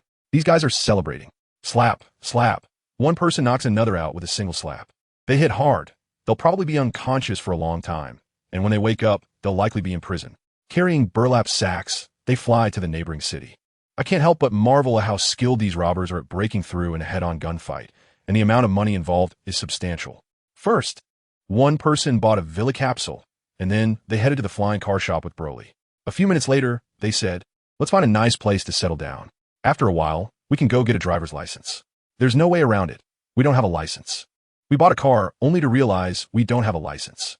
It doesn't really matter, but since we've chosen to live here, we should follow the law. After all, the environment here on Earth is much better than on planet Vegeta. Not to mention the scenery, just the food is reason enough to stay on Earth. Vitalis decided that from now on, all Saiyans without missions should come to Earth for vacation, to enjoy the food, learn how to cook, and interact with Earthlings to learn some social skills. Who knows, they might even develop a few Super Saiyans. Moreover, Saiyans blending in with Earthlings can help prevent the emergence of androids, allowing them to identify and resolve issues immediately, ensuring that there's no opportunity for androids to appear. Once the Red Ribbon Army figures out the technicians and their secret base, they will be eliminated right away, and afterwards, the scientists in Earth's scientific community will be closely monitored. The Dragon Ball Earth scientists are pretty extreme. He doesn't want to be chased by androids or bioengineered beings one day. Chapter 45. Summoning the Dragon again. Days passed in playfulness. Vitalis took Broly on various adventures, exploring remote mountains and deep forests, sampling every city's delicacies, and taking Broly to amusement parks. Life was quite carefree, although occasionally they found themselves short on money and had to look for treasures or rare metals to exchange for cash. Ordinary robbers couldn't support the two of them, and Vitalis could sense everything happening globally with ease. The success rate for robbers was basically zero. In the past, they might have succeeded once or twice. But now, even if they managed to escape the scene, they would mysteriously lose their money and end up in prison, leading to almost no one working in the robbery industry anymore. While playing, they also collected information on the Red Ribbon Army and discovered that this Earth doesn't have a place called Penguin Village, nor does it have a projection of a certain powerful being. The creator of Aral, the genius Dr. Slump, is actually Sunbei Normaki. This relieved Vitalis, but also left him a bit disappointed because he genuinely wanted to see Aral versus Beerus. As for the Omni King, these two together wouldn't even be enough to entertain them across 12 universes. However, no best is better. Otherwise, the variables would be too great. Vitalis had basically grasped Dr. Gero's whereabouts and knew that the android project had begun, but he was unsure if the modifications for humans and Cell had started. So, he wasn't in a hurry to take action. Instead, he kept observing, planning to strike when he understood everything about Dr. Gero, aiming for a one-hit kill. He couldn't leave any hidden dangers. Although he was very envious of the android technology as the king of Saiyans, he didn't lack fighting power and didn't need unstable androids. Although he could rely on the dragon to obtain the technology or methods for creating androids, it wasn't necessary. The potential safety risks weren't worth the attempt. It was just a pity for Android 18. She was a childhood goddess, and compared to other anime goddesses, she was not inferior at all, with her powerful abilities, family-oriented nature, and awareness of her partner's reputation, making her one of the most suitable marriage candidates. However, he didn't plan on looking for the unmodified siblings, as it was quite pitiful. They were kidnapped and modified, betrayed, and sealed. After finally escaping, the future timeline, without constraints, led them down a dark path. While the main timeline faced numerous setbacks, they survived without having time to make mistakes, and their personalities remained intact, leading a relatively good life. But the journey was too arduous. In this timeline, they would just live as an ordinary brother and sister. In endless timelines, there was no shortage of Android 18. He could just visit other timelines to admire the goddess. Estimating that the time was about right, he returned to the temple with Broly. He saw the Supreme Kai busy early in the morning, holding a model in his hand. Vitalis couldn't help but twitch his mouth at the sight of it, trying hard not to laugh. The dragon head and horns looked relatively normal, but the upper body was too muscular, with chest muscles more exaggerated than Broly's. To compare, it was like the difference between Super Broly and regular Super Saiyan Goten. Compared to this thing, Broly only had a bit of muscle. Vitalis felt it was necessary to advise him, telling him that the original dragon was the most handsome. "Oh, Supreme Kai, you're early? Is this the new dragon you're planning to create?" Vitalis said nonchalantly, sitting next to the Supreme Kai. "Is the dragon I made handsome?" The Supreme Kai glanced at Vitalis, surprised that this thing could actually speak human language. However, he still felt that the Namekian style was more to his taste. "Yes. Look at the Namekian dragon. Aside from its size, it has no characteristics. Look at the Earth Dragon's body, those horns, those claws, that aura. There's no comparison, right?" Broly had to go along with it. Who knew this would happen? He hadn't prepared a script in advance, and couldn't think of how to praise it on the spot. Yes, Vitalis, you're absolutely right. Broly didn't expect to be questioned about himself, but Vitalis was indeed correct. "By the way, Supreme Kai, is this new dragon stronger than the Earth Dragon? If so, it doesn't matter how handsome it is. This is pretty good," Vitalis said, convincing himself. "Yeah, it doesn't matter how handsome it is, as long as it's useful." The Supreme Kai looked at Vitalis speechlessly. He looked at the model in his hand, and suddenly found the Earth Dragon more pleasing to the eye. "Wouldn't it be better to throw this model to you?" he said, tossing it to Vitalis before turning to enter the temple. When he came out again, he was holding the sparkling Earth Dragon balls. To be honest, gathered together, they emitted a rhythmic glow, which was quite beautiful, though it lacked some voice acting, which made it feel a bit lacking. "I've slightly upgraded the dragon's performance. The number of wishes increased from 1 to 2. This is my current limit," the Supreme Kai said slowly, appearing calm, but the smirk on his lips indicated he was quite proud. "Just 2, Vitalis thought to himself, but he didn't show it. Having an upgrade was good enough, and he couldn't be too demanding. However, he had to think of some compliments for the Supreme Kai. That raised corner of his mouth was too obvious, and if he didn't flatter him a bit, It wouldn't end well. After all, he was an ungrateful wolf. He didn't know what the Supreme Kai liked, making it hard to find a gift. The cat hermit was much easier to take care of. The Supreme Kai looked at Vitalis in amazement, not expecting this guy to refrain from mocking him. He had even paused, intending to slap Vitalis' face, but it seemed his expression had given him away, and unfortunately, that opportunity was lost. The Supreme Kai secretly blamed himself. Although the cooldown time couldn't be changed, this upgrade was massive. Not only did it increase the number of wishes, but initially, a person could only be revived once. Now, there were no limits. As long as one hadn't been reincarnated, they could be revived. However, reviving too many people at once would consume a lot of energy and occupy 2 wishes. Glancing at Vitalis, the Supreme Kai said he knows that this time, Vitalis wants to revive his people, so he made some changes. After all, they're a fighting race and are bound to take risks. Now you understand my power, right? He is not afraid of the Saiyans abusing it, and this time he left some things behind. Unfortunately, the Dragon Balls can be destroyed at any moment.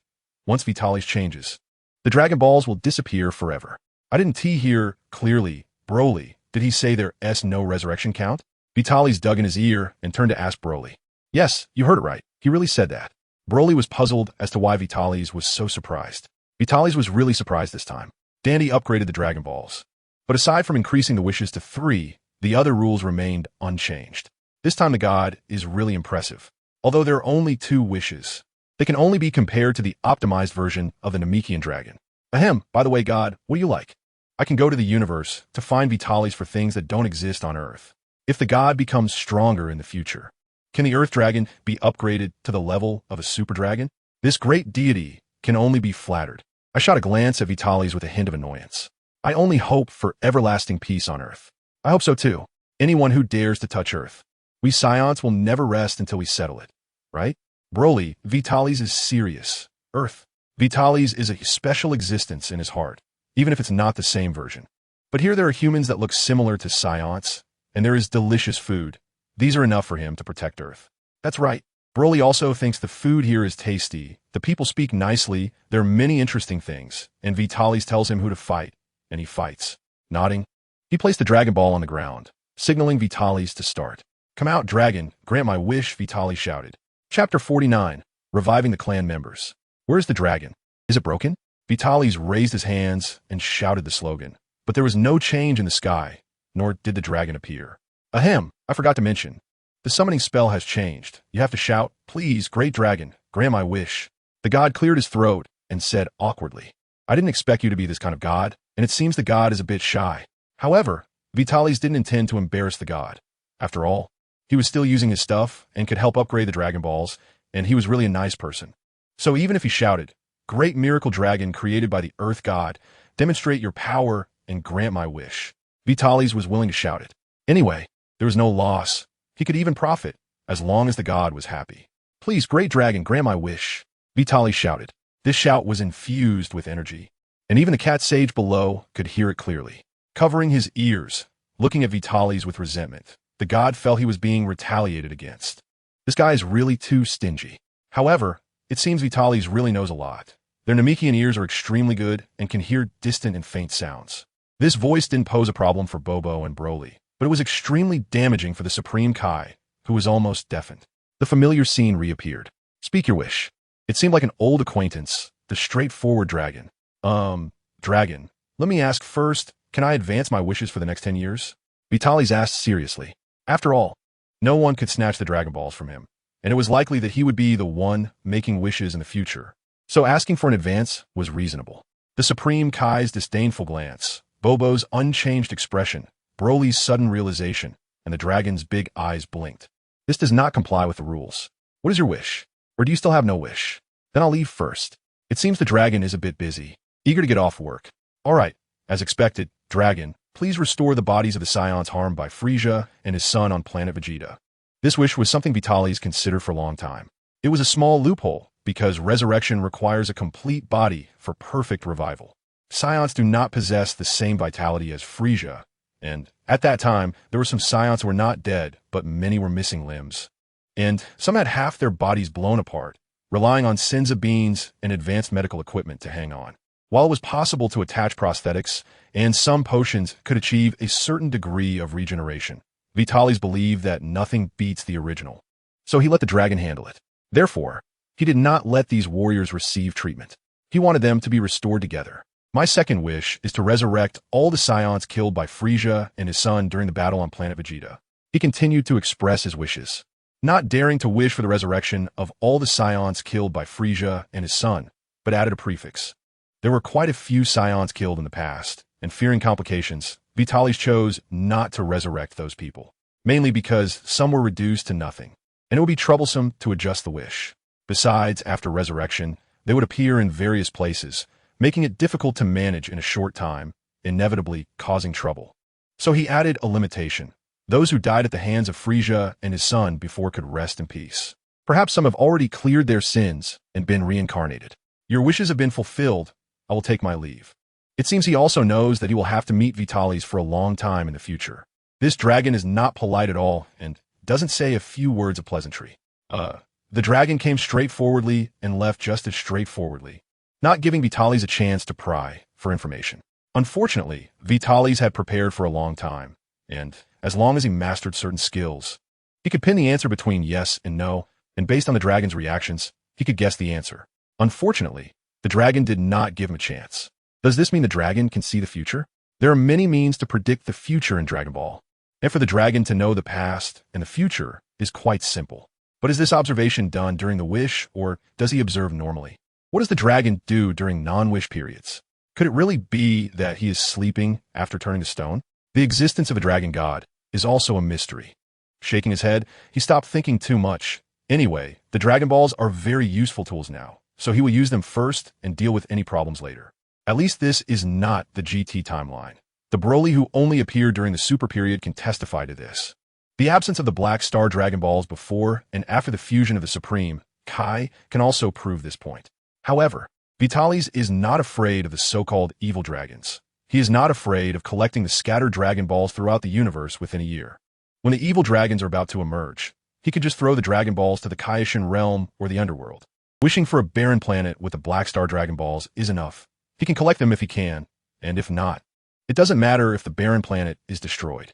It is unlikely that he would be afraid. Rather, he would regret not having these things. After greeting the Supreme Kai, he brought Vitalis back to planet Vegeta.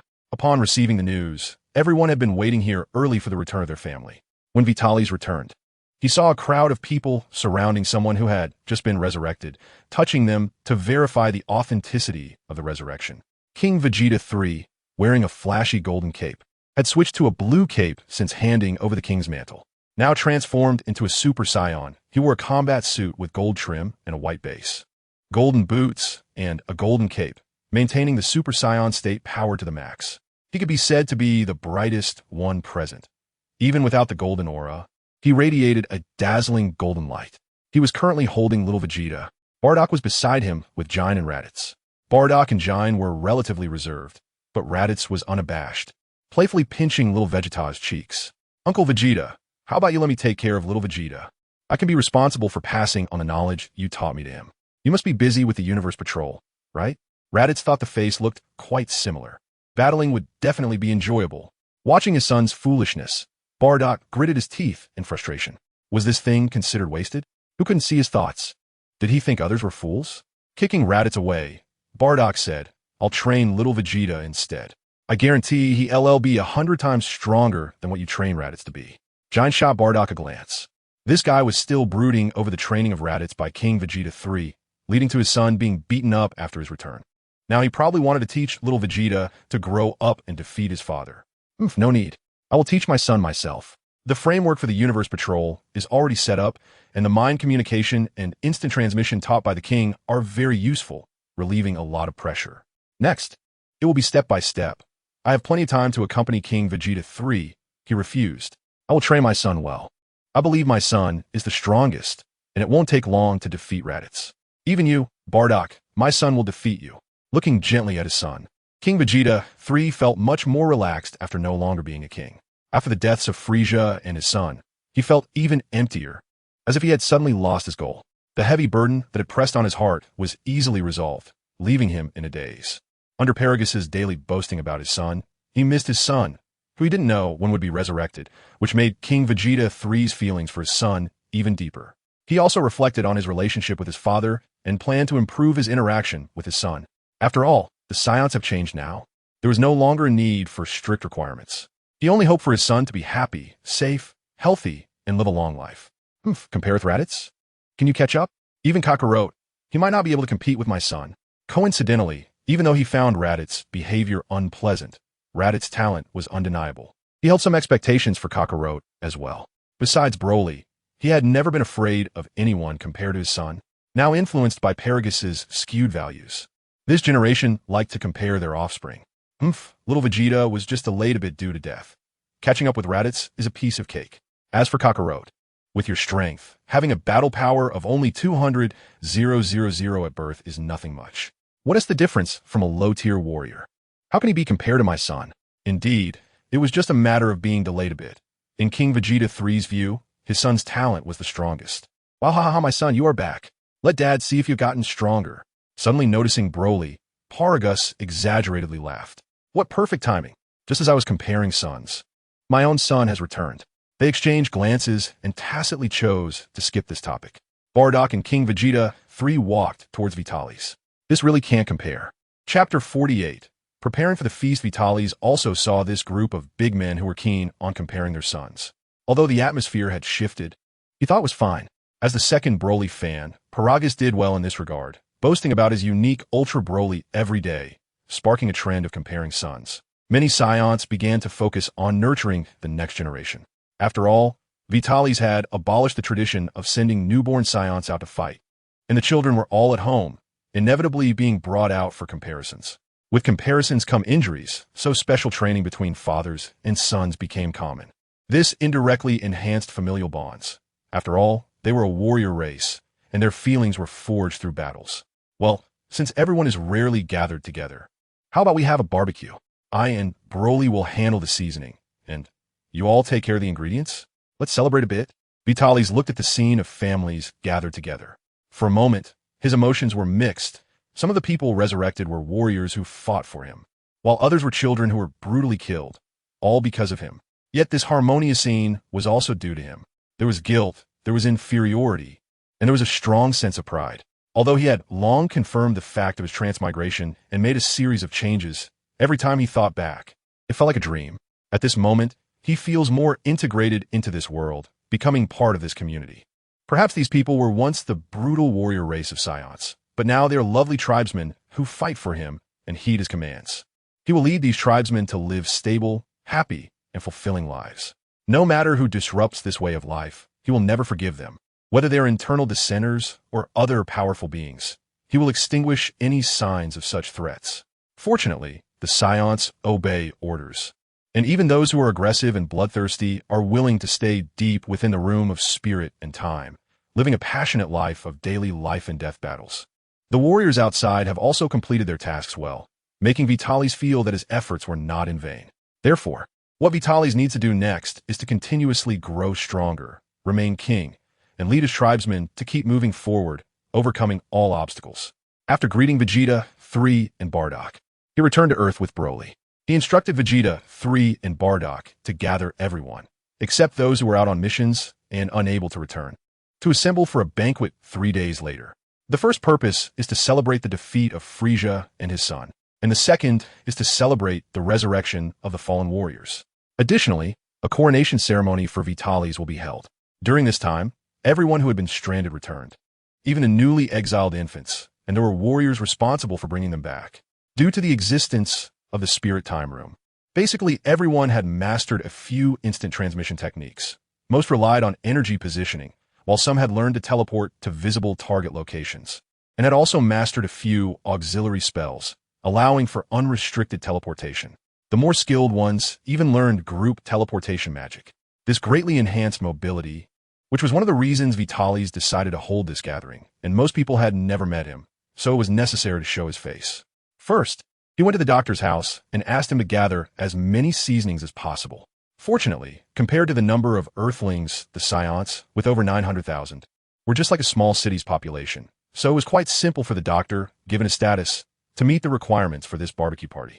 At the same time, he invited the doctor's family to the banquet and received a reply agreeing to attend, but unfortunately, the eldest daughter was nowhere to be found, leaving only the doctor and his wife to attend, which disappointed Vitalis as he missed the opportunity to meet the legendary sister of Bulma once again. After leaving the doctor's house, he invited the Supreme Kai, Bubbles, Master Roshi, Gohan, and others, and everyone except Master Roshi agreed. The Supreme Kai intended to see if the so-called evil clan, known as the Fighting Nation, had really changed. Master Roshi agreed only because Vitalis promised there would be many specialty fish from other planets. Upon hearing that he could meet Goku's parents, Gohan immediately agreed to attend the gathering. However, Master Roshi, who was originally quite interested, clearly refused as soon as he heard Gohan was going. He wanted to wait for Gohan to bring the children to him. Vitalis was momentarily perplexed by Master Roshi's thoughts and didn't press the issue, as there would be many opportunities in the future. Next, he visited Namek, but unfortunately, none of the Namekians agreed to come. They had grown accustomed to their quiet lives and didn't particularly enjoy noise. However, Vitalis thought that a barbecue party would be quite cruel for the Namekians, who only needed to drink water. They probably didn't even know what meat tasted like. After reflecting on this, he apologized to the elder before leaving Namek. At the same time, he contacted Vegeta 3 to arrange for people to gather barbecue ingredients from various planets, specifically emphasizing the collection of fish and fish-like creatures. Fearing toxicity, he specially purchased a batch of various ingredients from Earth and sent them to the former Frisia headquarters, which was now the headquarters of the New Galactic Patrol, to have the personnel there test the composition and create detection machines. When the time came, they would select foods that were harmless to Earthlings. Saiyans and Earthlings appeared quite similar except for their tails, but their physical qualities were actually quite different. Saiyans had decent resistance to toxins.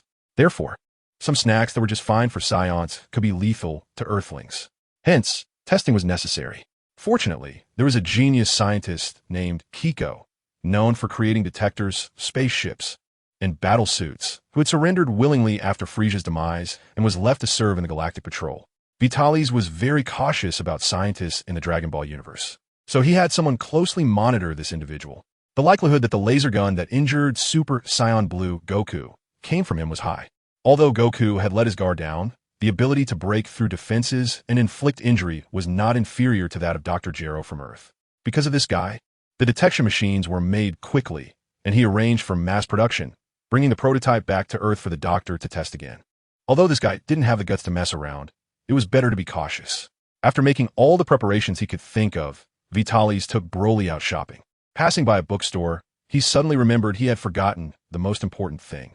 He took Broly and swept through major city bookstores, collecting all the books on cooking and sending them back to Vegeta's planet for the logistics warriors to study. They were the main force for the barbecue party, and if they didn't learn, the seasonings would likely go to waste. The universe had countless types of seasonings, many similar to those on Earth, but very few could study food like Earthlings.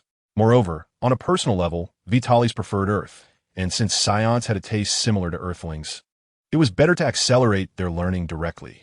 It would be even better to spark a food craze among the Saiyans, and later they could hold a cooking competition and award honorary titles to top chefs.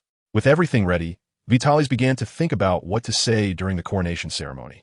Chapter 48. Saiyan King Vitalis. Soon, the appointed day arrived.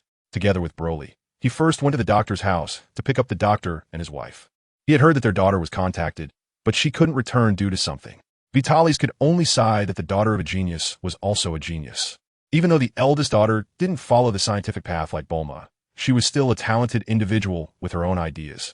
Having found her hobbies at a young age and practiced them, using instant transmission, he brought the couple to Baozi Mountain to pick up Gohan and his grandfather.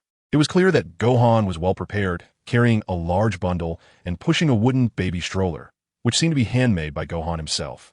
Meanwhile, Goku was lying in the baby stroller, soundly asleep. The next stop was the top of Korin Tower to pick up Master Roshi.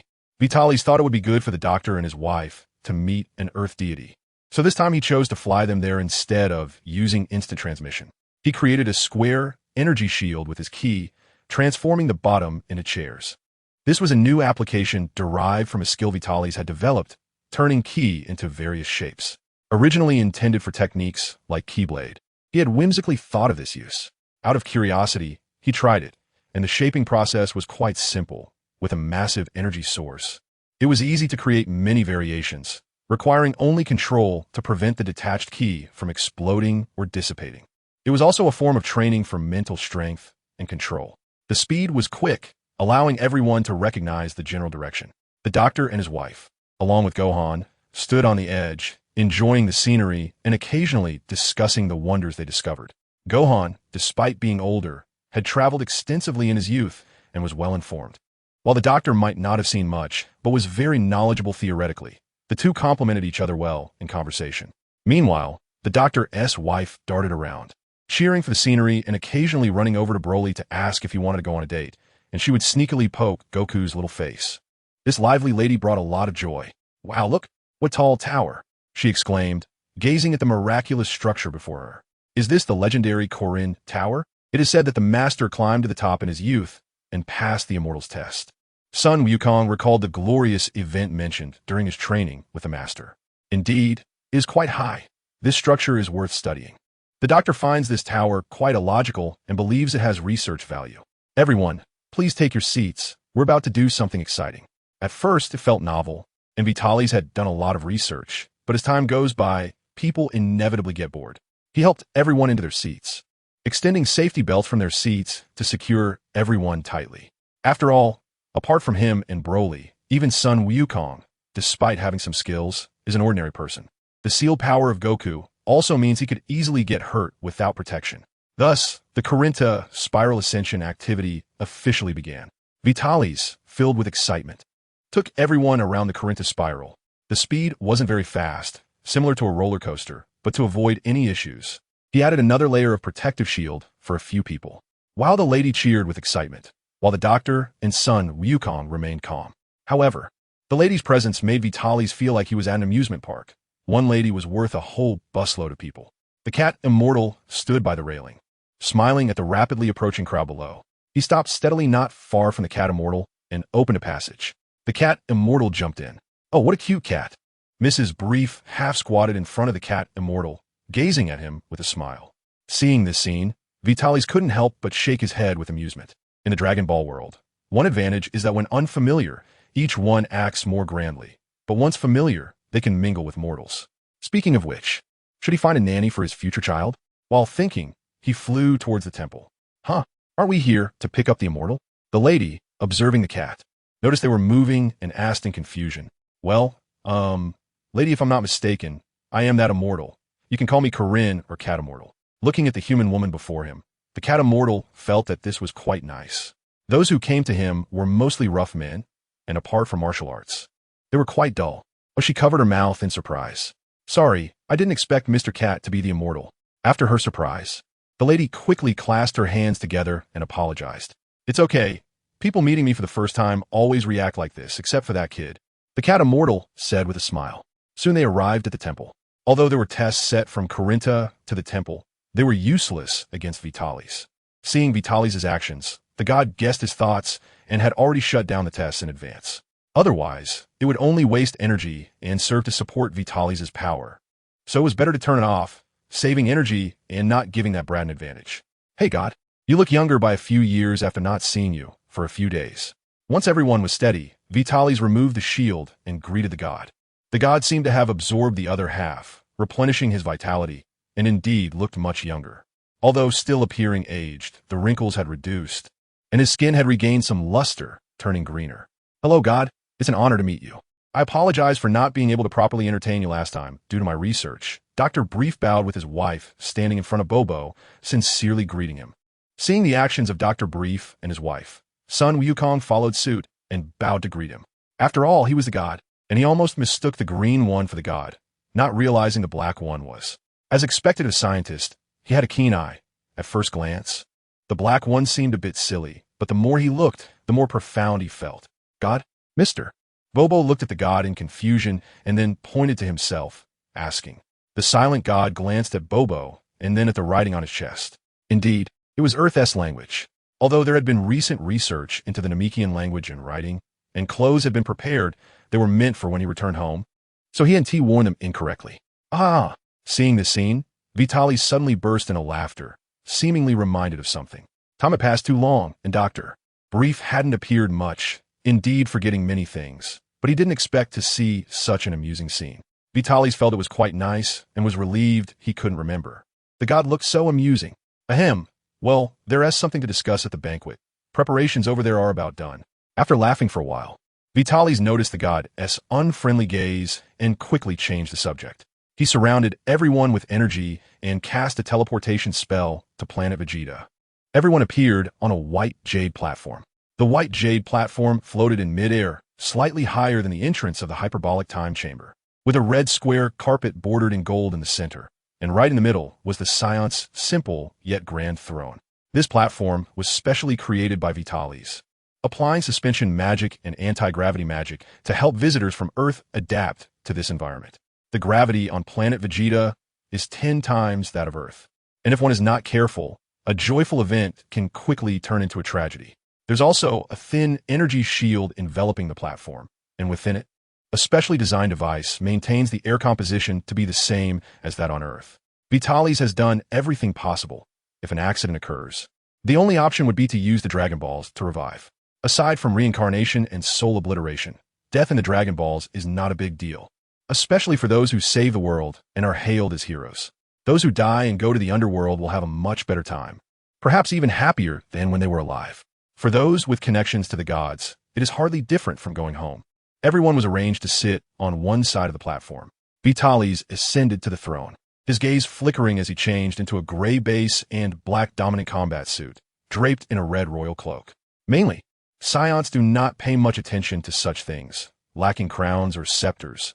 The only thing that can be considered a legacy is this cloak. And there seemed to be a gold chain, but Vitalis didn't like it and removed it. Upon seeing Vitalis seated, Bardock and Vegeta, 3, saluted and stood on either side of the throne. Broly stood next to Vitalis' throne. The remaining Saiyans were arranged in order of battle power, orderly and densely surrounding the platform, floating in the air, waiting for the king to speak. I am your king, Vitalis. Chapter 49, Because I Want Peace. We must bring order to the universe. The Supreme Kai sat below, looking at Vitalis on the throne and the densely packed Saiyans in midair. He suddenly felt that this was not bad. His relationship with Vitalis was fairly good, and Vitalis had no intention of harming Earth. So, continuing in this peaceful coexistence was quite nice. Mainly, he had been watching for a long time and had not seen anyone weaker than him. Even the strongest warrior from Namek would probably be the weakest here.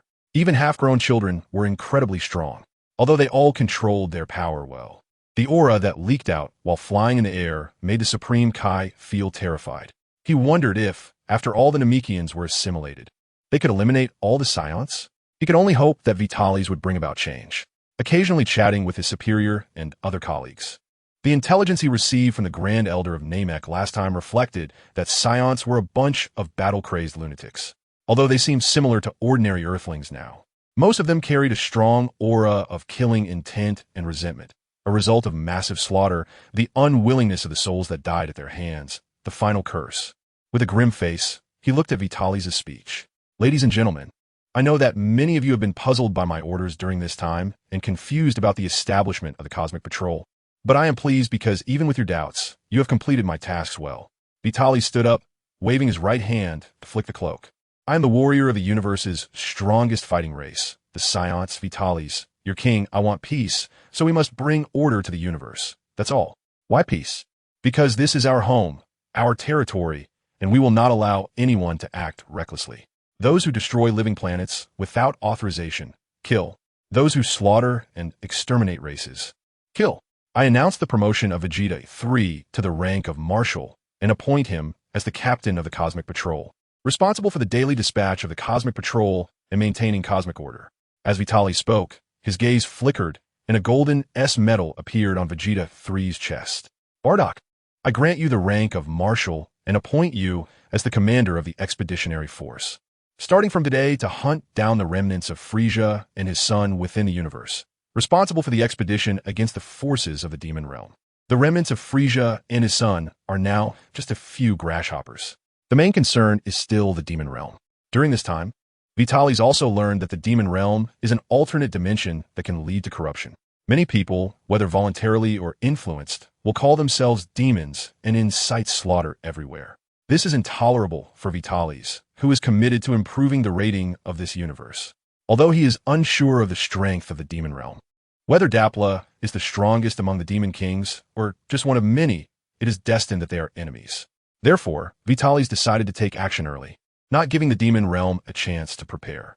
We are the warrior race of Saiyans, and we hope everyone will cooperate with the two marshals to suppress the evil of the universe, bringing order and peace to our homeland. If it weren't for fearing that those high-ranking beings would be displeased, Vitalis, who is now a bit hot-blooded, would have announced on the spot that this universe is theirs. Although he was a bit euphemistic and still used the pretext of eradicating evil, aside from a few existences, the Saiyans have the strongest fists, and solving problems through force can still bring peace. This gives the universe time to recuperate. Now, let us cheer and celebrate the defeat of the evil Emperor Frisia and his family. I declare the barbecue party now begins. Vitalis made some simple arrangements and then got to the point. Eating is the most important. Originally, Vitalis had thought of many processes for the coronation ceremony, speeches, and even came up with a Saiyan version of I Have a Dream, but in the end he gave up. As a warrior race, there was no need for such superficialities, and everyone already knew and acknowledged him as king, so there was no need for anything flashy. Thus, he only made a simple self-introduction, declared his status, and arranged the upcoming development path. With Vitalis' command, the Saiyans dispersed, gathering in small teams to light bonfires, while the logistics warriors entered the hyperbolic time chamber to start processing ingredients and making delicious food. Although there were hundreds of thousands of them, everything seemed insignificant in the face of their individual strength. The Saiyans began to perform ancient war dances, agreeing not to use any energy or techniques, only primitive hand-to-hand combat. A joyful and harmonious atmosphere spread. Through projection magic, the Earth visitors could see what was happening on the ground, mainly for the sake of the doctor couple, as the Supreme Kai and the Cat Sage still had the strength to observe. Father, look at this. At that moment, while a group was enjoying the Saiyan war dance, an out-of-place voice rang out. Following the sound, it was Raditz, who flew in carrying the skinless carcass of an unknown animal, proudly heading towards Bardock. Father, look at this. This is an Amalon beast I hunted on planet Material Armor. The meat is delicious, and it's extremely tasty when roasted and dipped in salt. Raditz happily boasted about his catch. Father, I killed 50 of them. Unfortunately, because they were too delicious, the indigenous people there almost wiped us out. I think it's necessary to apply for a genocide order. No, destroying the planet is too wasteful. We just need to wipe out those despicable natives. How about calling it a genocide order? I'll go find a king to apply for it. Raditz said angrily. Is that so? Hurry up and roast it, and then talk about other things. Bardock, let me see how your catch compares to mine. Vegeta 3 interjected, urging Raditz to roast the meat while he competed with Bardock. After spending some time together, he discovered Bardock's charm. He felt that Bardock was his lifelong rival. Even if he was ahead, Bardock could quickly catch up without falling behind. Recently, during a sparring session, his nearly perfect Super Saiyan full power state was caught off guard by Bardock's speed and power transformation tactics. If it weren't for his stronger base power, he might have been defeated by Bardock. Yet even so, he only managed to reach a stalemate with Bardock. Even though everything was initiated by him, why was Bardock so exceptional? He was just following Vitalis' description and progressing alongside him, while Bardock had carved out his own path. This stirred the competitive spirit of Vegeta 3. He absolutely could not let Bardock surpass him, or he would lose face. Boring. Yesterday, he was lucky enough to find a star beast, put in some effort to kill it, and brought it back. Now, Giant is leading people to handle Bardock and glanced at Vegeta 3 before walking toward Gohan. He believed that Vegeta 3 was no match for him. It didn't matter if the star beast was good to eat or not. The main thing was that the star beasts were strong. Any creature that could be called a star beast was a strange being living in the universe. They were huge, powerful, and some strong star beasts even fed on stars. In the past, when faced with these creatures, he could only escape.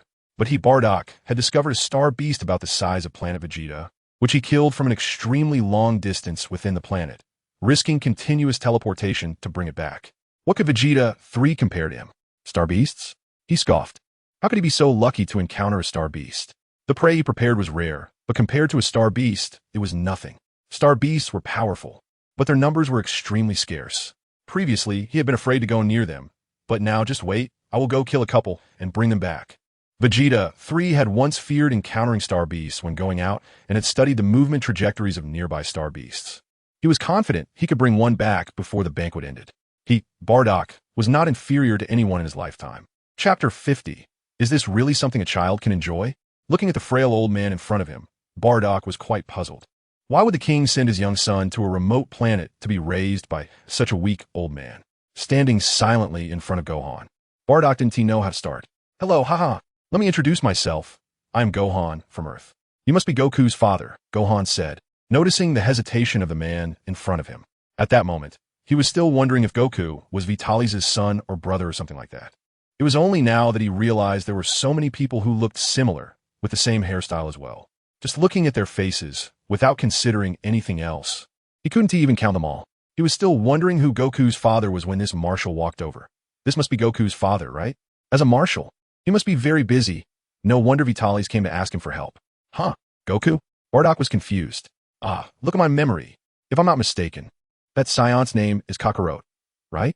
I gave him an Earth name, Son Goku. Gohan explained quickly upon seeing Bardock's puzzled expression. Son Goku? Kakarot? Bardock lifted Kakarot from the stroller and sensed the power within his son had been sealed. However, he understood that this was the king's doing, to prevent Kakarot from accidentally harming this old man. But he felt that Kakarot should be useless now, although he had a high battle power at birth.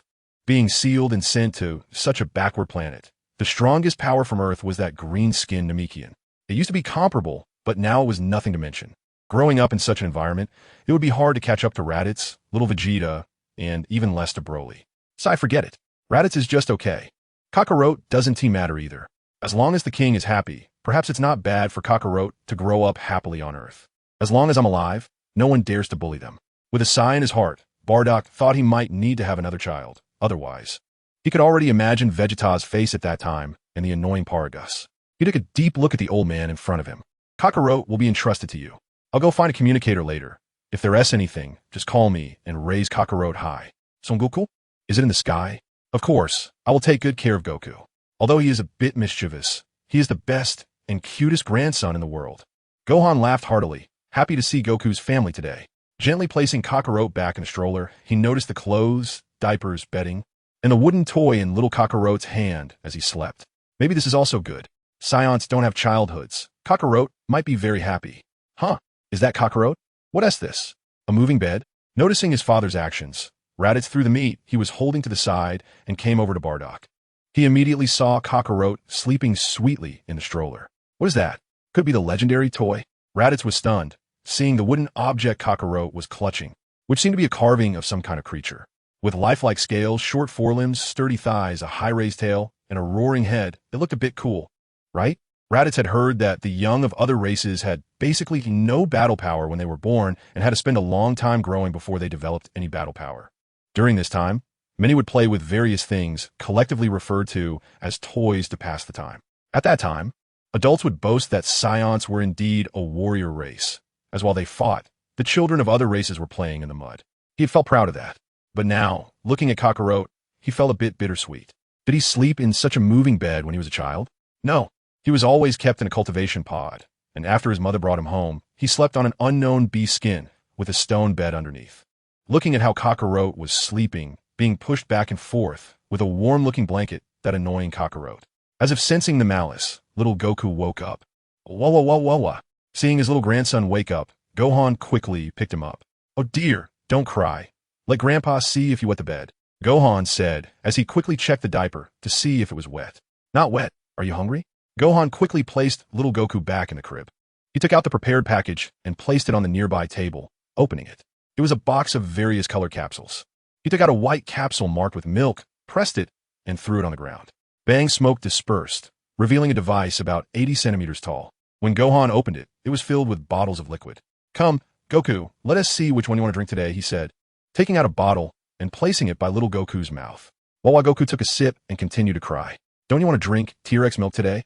Come on, let us try cow's milk instead, he said, putting the milk bottle back and taking out another one. Kakarot? Raditz looked blankly at the scene in front of him. He remembered that after being taken out of the cultivation pod, he ate meat, drank water, and occasionally had alcohol, and even drank raw meat and hot blood. Milk? What is that? Also, when he cried as a child, his mother threw him out. And as for his father, he probably coaxed him like this too, right? A few times when my father was home, I cried, and then he came over, quickly fell asleep, and slept well. However, my memories are quite vague. I forgot how he comforted me. I used to wonder if I was knocked out, but now I see that he must have comforted me like that. Women with children are indeed unreliable. In the future, I will raise my child like this. Fortunately, I have a father, and I don't envy at all. Father, I apply to train Kakarot on Earth. I guarantee that Kakarot will become a qualified warrior. I'm afraid Kakarot will lose his fighting spirit and forget his identity as a warrior race. He loves his younger brother so much, and he comes to spoil him. By the way, I'll take a look at Earth too. He really doesn't envy. Let's talk about it after you can transform into a Super Saiyan. As for now, after we finish eating, wait for me in the 150x gravity training area. I will help you train. I glanced at Raditz. How could Bardock not see through his little thoughts? Now that he is alive, he is confident in taking care of the two brothers for a lifetime, but he must have some self-defense strength. The requirement is not high. Just being able to transform into a Super Saiyan is good enough. The meat is burned. Let me go take a look. Raditz, upon hearing this, quickly fled. Training with my father is right, but that training with my father, he is the target, and it is called training under the guise of getting beaten. No one knows my father's strength better than he does. The last time my father developed a new form, which part of my bones wasn't shattered? Look at this happy little guy. Come here, Broly. Bardock and I have a close friendship, so you must protect Kakarot well in the future. He will be your brother. Paragus came to Bardock's side and called Broly over. TCH Bardock, don't turn your head. This guy really can't stop talking about Broly. Kakarot, is he your brother? Broly stood by, looking at the crying Kakarot. Chapter 51. The deal with the doctor watching Bardock and them. Vitalis didn't go over. Although Bardock seems cold, he values family and friends. And he even took the initiative to give Gohan a communicator, which shows that he has already recognized the old man. Let's go, doctor, to eat barbecue. These are all hunted by warriors from various planets, but you can't find them on Earth. I have some things to discuss. Let's chat while we eat. Vitalis called the doctor, intending to discuss some business. Doctor, I have an idea.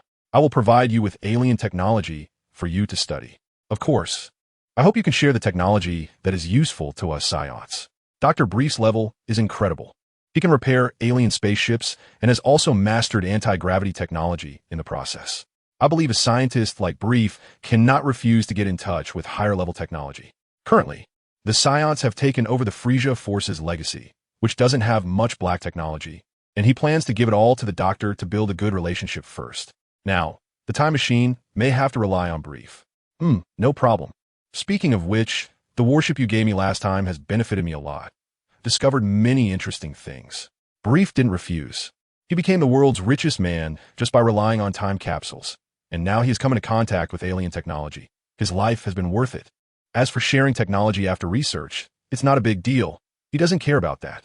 I didn't expect the doctor to agree so quickly. He was still trying to find a way to politely propose a request. The doctor was so straightforward, and he didn't hesitate.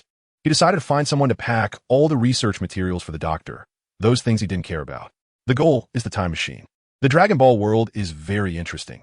There's martial arts, magic, gods, and strong technology. The magical creation Majin Buu has endless potential, and if left to develop, those destroyers might encounter something. The technological side is represented by Earthlings artificial humans, with the strongest being Cell, who collected cells from various races and possesses the strengths of various races, also with endless potential. Below Cell are the androids 17 and 18, who have unlimited energy and can continuously cultivate and grow stronger. The 17 from the Super period is extremely outrageous. There's also the 19 created out of nothing, which is similarly equipped with an infinite energy device, and its strength is comparable to Cell's first form at that time, with a bomb capable of destroying planets built in, which is quite terrifying. Moreover, Bulma's time machine, although it can only traverse parallel universes, involves the power of time and space. It can be said that there are 100 schools of thought contending, whether magic or technology, neither is inferior to the mainstream martial arts. By the way, I hope you can provide a large number of time capsules, and as for the payment, please list the materials that Earth lacks later, and I will send someone to look for them. I will exchange these for it, and the surplus will be sold to you. Vitalis expressed his thoughts. At present, it seems that he is at a loss, giving technology and covering the materials and supplies that Earth lacks, so he will send someone to discuss with the doctor later, allowing the doctor to enjoy the technology without guilt. Exchanging more valuable technology and items for some Earth currency is also good. Saiyans going to Earth will burn a lot of money. That's fine. After all, Earth's resources are limited. The doctor didn't refuse. He was confident that he could come up with technology that would satisfy Vitalis. By the way, doctor, I will send a small team to station on Earth. If there's anything, just call them. They can provide military assistance free of charge. If you need anything else, you can also hire our other warriors. such as to protect you while traveling in space. Vitalis thought it was necessary. The Brief family is actually in a very bad situation. The hostility of their peers and the wolves envious of their wealth make the doctor and his wife basically stay at home, not wanting to go out. Only at their home base is safe. Once they go out, they will encounter a bunch of annoying things. Having a station team on Earth to protect them is nothing. If they want to go out to play, they can only hire people, making some extra money since he is the richest man on the planet. After discussing some cooperation matters with the doctor, Vitalis found the Kaioshin. The Kaioshin stood at the edge of the platform, looking at the Saiyans below, while Bubbles stood aside. "Mr. Bubbles, you should go eat something. I will talk with the Kaioshin for a while," Vitalis said to Bubbles. Seeing the Kaioshin nod, Bubbles walked aside and took some raw meat, apparently planning to do it himself. "So, have you changed your view of us Saiyans?" Vitalis could feel the Kaioshin's vigilance towards him and the Saiyans. It's not surprising. Vitalis knew that the Kaioshin could communicate with the underworld, and he had a superior. The rise of the Saiyans and the fall of Frisia were significant events. He didn't believe King Kai didn't know. It's not strange for the Kaioshin to receive information about the Saiyans, thinking from the other side, facing the notorious warrior race Saiyans in the universe. If he were the Kaioshin, he would also be on guard. Moreover, the Kaioshin treated him well and provided a lot of help. And this time inviting the Kaioshin was also a gesture of goodwill, letting him see the strength of the Saiyan race and showing that Saiyans do not play tricks. Everyone can be honest with each other. The Universe Patrol, maintaining peace in the universe, looks pretty good. I hope you can keep it up. However, I find it strange that you don't rule the universe. For you, it shouldn't be difficult, right? Isn't it good to establish laws to manage the universe? Simply prohibiting genocide and planetary destruction cannot stop war. The god is also pondering Vitalis' intentions, but cannot comprehend them, clearly possessing the power to rule the universe, yet choosing to face the world with a neutral stance. Ha! I only want to rule the universe because I'm bored. Not to mention, I don't have the power to suppress the entire universe yet. Being a ruler is a hassle. I would have to be cautious when dealing with my subjects and consider all aspects before taking action. I just want to leave my people to live well. In the past, Frisia destroyed many life planets, leading to the extermination of various races with unique abilities, which is a pity. I just want this universe to be more exciting. As for war, why stop it? For me, as long as my race is not completely exterminated, life planets are not destroyed, and the fighting doesn't come to my doorstep, it is peace. Vitalis also considered ruling the universe, but upon careful thought, it is really troublesome. As an emperor, one cannot only think of oneself. One must consider the overall situation. He doesn't have that much leisure, and being restrained is very uncomfortable. He cannot do what Frisia does, killing at will. Making him a ruler to establish laws would only limit himself. Thus, it is better to adopt a neutral stance and set rules for all beings to act within. Unfortunately, he cannot speak of the universe's rating system. Otherwise, everyone would understand the importance of self-restraint and develop independently. Now, he doesn't dare mention the Omni King or reveal the existence of gods of destruction and angels. Exciting? It's a hassle for the god to remain silent. He can sense that Vitalis still hasn't revealed the whole truth, but part of it is true. And that is enough. Chapter 52. Drifting in the water after talking with the god for a while, Vitalis returned to his throne. Looking at everything, he felt a sense of accomplishment. However, the current situation is not optimistic. Many issues need to be resolved. With the expansion of the Saiyans, Vitalis has also received much information, including suspected traces of the great demon king Babidi. A group of wandering magicians, possessing terrifying magic, are searching for something, leaving countless deaths in their wake. Many planets are suffering from magical disasters. Either someone has fallen and become a demon with greatly enhanced power, or someone has summoned powerful demons from the demon realm. There are also many strange creatures that appear out of nowhere, causing chaos before disappearing again. Some things Vitalis can deduce based on his memory, but there are some things he has never even heard of. There are many things here that the current Saiyans cannot solve. Even if the strongest among them fuses with Broly, they still lack the confidence to win due to the vast difference in their fundamentals. However, we cannot ignore it. If we leave some things unchecked, their growth rate could surpass that of the Saiyans, and they might not even need the Omni King to erase the universe, as they wouldn't survive until that time. Next, Vitalis plans to conduct experiments on the Super Saiyan God and the possibility of Super Saiyan 4's existence. The Super Saiyan God involves 5 Saiyans with righteous hearts transmitting their energy to the Transformer, which works by elevating their ki within, then sublimating it to the divine realm, i.e. divine ki. After that, there are 2 normal states, the ordinary state without using Divine Ki, and the Super Saiyan God state after releasing Divine Ki. Both can transform into Super Saiyan on this basis. The ordinary state transformation is the golden-haired Super Saiyan. The transformation based on Super Saiyan God is a Super Saiyan with Super Saiyan God power, and the combination of the two produces the blue-haired Super Saiyan, referred to as Super Saiyan God Super Saiyan, commonly known as Super Blue. Previously, experiments were not conducted because the original work required 5 Saiyans with righteous hearts, and Vitalis was afraid of creating an evil god that could not be suppressed. But now he plans to find a few weaker fighters to try it out. With Broly around, there shouldn't be any accidents, and if things go wrong, he can fuse with Broly to ensure suppression. The normal Super Saiyan God is preferred. If it's an evil god, it can be subdued. As for Super Saiyan 4, Vitalis feels it is somewhat similar to Super Blue. Saiyans possess both human and beast powers, having both human and grade 8 forms. Super Saiyan forms 1, 2, and 3 are the human route, without utilizing beast power, as the presence of tails in these forms is irrelevant. Super Saiyan 4, however, transforms into a great ape to achieve Super Saiyan transformation, becoming a golden gorilla, regaining rationality to control the power, and further sublimating into Super Saiyan 4. It is a Super Saiyan with the power of a great ape, full of wildness. On the other hand, Super Blue is a Super Saiyan with divine power, possessing divinity. Currently, the most likely candidate to become Super Saiyan 4 is Vegeta 3, who has mastered the Super Saiyan transformation and can maintain rationality while in grade ape form. Previously, Vitalis hesitated to tell Vegeta 3 about this route. He was afraid that if Vegeta 3 transformed into Super Saiyan 4, he would take the throne again. But now he believes it is unnecessary to hide it. Even if he loses the throne, he can reclaim it later. The warrior race of Saiyans should not fear battle. Moreover, he has also noticed the changes in Vegeta 3 during this time and has decided to trust him, even if he were to lose the throne. Vegeta 3 would not alter the plans that Vitalis has set. Therefore, the experiments on Super Saiyan God and Super Saiyan 4 will proceed simultaneously. Additionally, the old Kaioshin also needs to plan. Potential release is also a good route. Gohan has given up the Super Saiyan route and has found his own path, as he has expressed a desire to fight as a human from Earth, so it is temporarily referred to as the human path. In this way, with the 3 paths of humans, beasts, and gods, even if there are differences in talent among the clan members, one can always find a path that suits oneself. Looking at the lively scene before him, Vitalis felt that there was great potential. At this moment, Janae had also finished her tasks and came to Wukong's side. Greetings, Son Gohan. By this time, Son Goku, who had already eaten and drunk to his fill, had become the most eye-catching one.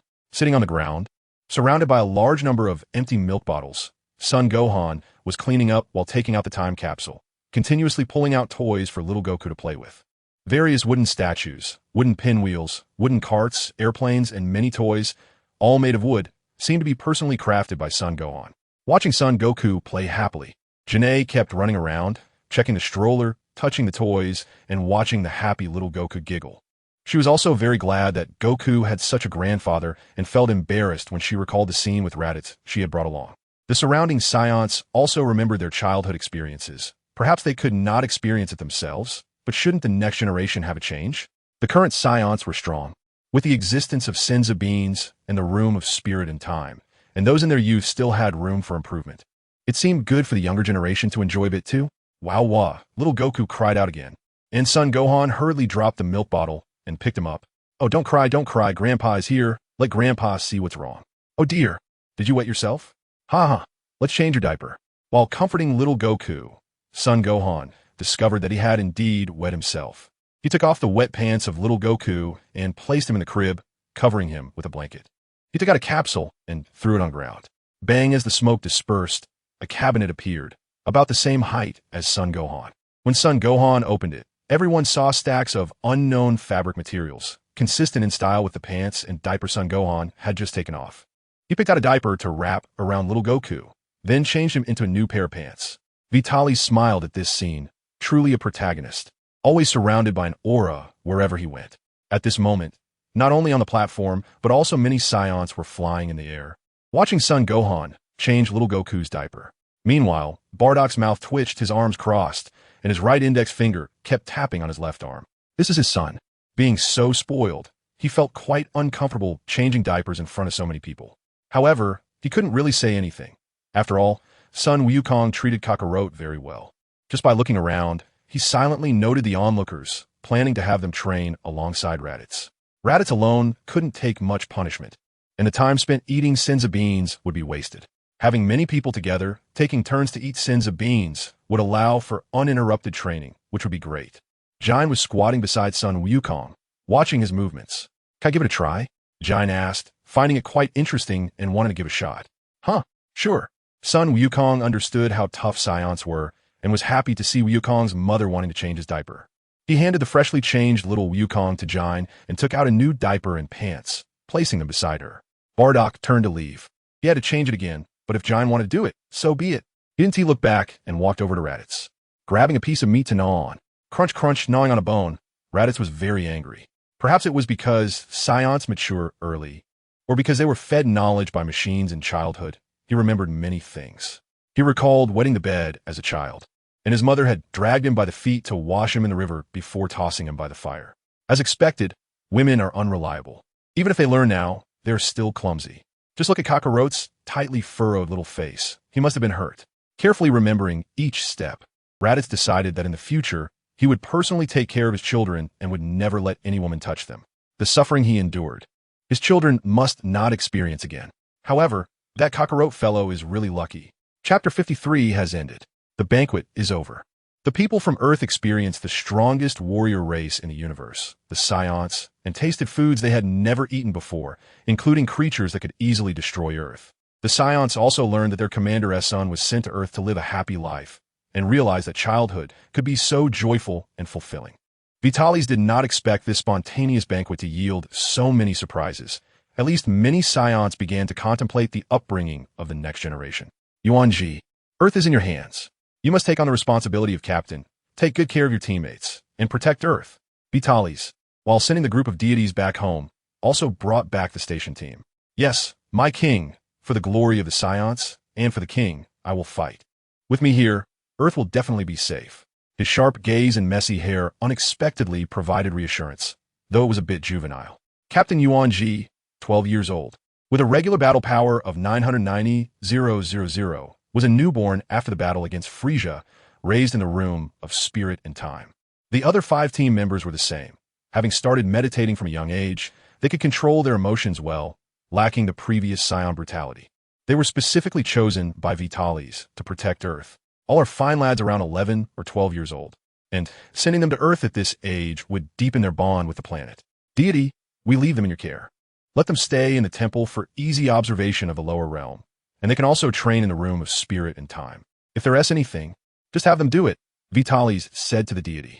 Moreover, the Dragon Balls are placed in the temple, so it's reassuring to have someone guarding them. After arranging everything, Vitalis sent son Wukong and the doctor home. Back on the throne of planet Vegeta, the palace had yet to be repaired. Vitalis thought it was too wasteful. The symbol of kingship only required this throne, which was also convenient to carry. As for living quarters, he prepared various models of capsule villas and could instantly create a palace using magic, so that was not an issue. It was deep into the night on planet Vegeta. Sitting on the throne, he waved his hand gently, and a powerful wind pressure blew away all the clouds, allowing for a better view of the starry sky. He extended his right hand, fingers slightly curled, as if grasping the endless void. This power is real. Fate, can I grasp it? No, I must grasp it. This feeling is quite nice. With the juvenile thoughts completed, he retracted his right hand, leaning against the throne, gazing at the beautiful starry sky, using magic to observe it. The dreamlike scene captivated Vitalis. Tap, tap, tap, footsteps approached, and the visitor quietly walked over, standing beside the throne. After glancing at Vitalis, they also looked up at the sky. After a long while, Vitalis suddenly asked, "How is it, Broly? What do you think of the starry sky?" "It's beautiful," Broly replied, returning his gaze to Vitalis. "Yes, it's beautiful. For the sake of this starry sky, we must quicken our pace. The sooner we clear things up, the sooner we can rest easy." "How is your father?" Vitalis inquired. "Father is very happy." "Yes, Paragus is very happy, dragging Broly around to meet his brothers, whether they are his comrades or the sons of his colleagues, all pulling Broly to puff out his chest and stand straight, making Broly protect them. During this time, besides causing a stir with Broly, Paragus also sparked a baby boom. Many people felt that if Paragus a weakling, could have such a strong son as Broly. They could too, perhaps even stronger. Vitalis didn't explain. He was happy as it was. Moreover, if another one was born, that would be a huge gain. Although the chance was slim, because of this matter and the existence of the room of spirit and time, the population had increased several times. Due to the strength of their fathers, the newborns were generally quite strong, forming a virtuous cycle, and the development trend looked bright. Bardock, go call Vegeta. Vitalis contacted Bardock, who was training his son in the room of spirit and time, to find Vegeta. Vegeta 3, not knowing what had spurred him, was jumping around in a star system about 100 light years away. He had only met during the coronation ceremony banquet and then ran off to have fun. Your Majesty? All right, I'll go get him. Bardock replied to Vitalis' telepathic communication, feeling puzzled but knowing that as a warrior, obeying orders was his duty. Araditz, keep your eyes wide open. Bardock began to gather energy, his muscles starting to shrink and become more proportionate. Whoosh, whoosh, whoosh, a flash of golden light passed. Raditz, how many times did I attack you? Bardock asked as he returned to his original position. Father. Aye. Raditz struggled to speak, but due to his severe injuries, it was very difficult. You weakling with a battle power of 3 million. You still can't break through? Waste. Seeing Raditz like this, Bardock walked over, grabbed Raditz by the collar with his left hand, and roughly shoved a senzu bean into his mouth. Now answer me. How many times did I just attack you? As Bardock spoke, his body began to change, muscles rapidly bulging, powerful energy erupting, even currents of electricity coursing over his body. Gulp. Watching Bardock's appearance, Raditz swallowed hard. 1843? No. 1939? Give me some time to think, Father, Raditz said. No, don't. He shouted in panic, with his left hand holding Raditz, and his right hand extending his index finger slowly towards Raditz's chest. Bardock said, Raditz, you who inherited my bloodline, shouldn't be like this. Think carefully about it. If you continue like this, I won't care about you anymore. You can live under my protection for the rest of your life. After all, you are my son. He hesitated, unable to press his finger down. Finally, he let go, allowing Raditz to fall. Feeling the imprint left in the outside world, he no longer looked at Raditz and teleported away. Sighing, Bardock returned to his normal Super Saiyan form, took out a senzu bean, and ate it to recover his stamina. He didn't want to treat Raditz this way, but due to the influences from his childhood, Raditz was still very resistant to training. The reason lay with him. As a low-class warrior, he had surpassed middle-class warriors and became the strongest under the king, carrying the glory. However, Raditz was born and classified as a high-class warrior, but was not accepted by his peers because of his low-class warrior family. Rejected. He had unknowingly become lazy and unwilling to train. Bardock didn't care about this before, but now he saw it clearly. He still hoped his sons could grow up happy and healthy. Through the violent beating from King Vegeta 3, Raditz now possessed a combat power of over 3 million, but had reached his limit and could not break through. Although he was strong, if this continued, he would eventually be eliminated. The reason for his inability to break through was that Raditz was unwilling to change. Shaking his head, Bardock decided not to think too much. This would be his last attempt. If it didn't work, he would send Raditz to Earth to live a carefree life and protect Kakarot in the process. Closing his eyes, he cleared his mind and began to locate Vegeta's energy. Chapter 54. Vegeta, why doesn't your transformation into a great ape lead to losing your sanity? In the Alpha Star system, King Vegeta 3 stood atop the highest peak of Planet Alpha, carefully observing the situation of this star system. It was hard to describe his feelings at this moment. He initially thought he could quickly hunt a star beast, but after running through several star systems, he had seen no trace of one. He had clearly read in the Frisia Force's intel that there were star beasts nearby. Damn it. He had even hoped to catch a big one before the banquet ended to compare with Bardock. But he couldn't find any, and he was well aware that the banquet had long since ended. However, he couldn't face returning empty-handed. Without concealing his energy, he couldn't hide his actions from others. And Bardock would definitely know his intentions. How could he return empty-handed? Should he tell them he was out sightseeing? Sightseeing? Bardock asked as he suddenly appeared. Oomph. Vegeta 3's heart trembled. What was this guy doing here? The scenery is nice. A couple days ago, I hunted a star beast right here, Bardock said leisurely. What? You did it on purpose? You bastard. Vegeta 3 shouted angrily. They were good friends, and while they didn't say everything, it was irritating for Bardock to have killed a star beast right where he stood. Huh? What's wrong with that? After all, we are partners, Bardock replied, still caring about the situation. Forget it. The scenery is nice. What are you doing here? Vegeta 3 crossed his arms and looked around. Oh, so you like the view down there? I prefer the starry sky from this angle, Bardock said, not wanting to say much about his partner's preferences, but confirming there was no problem.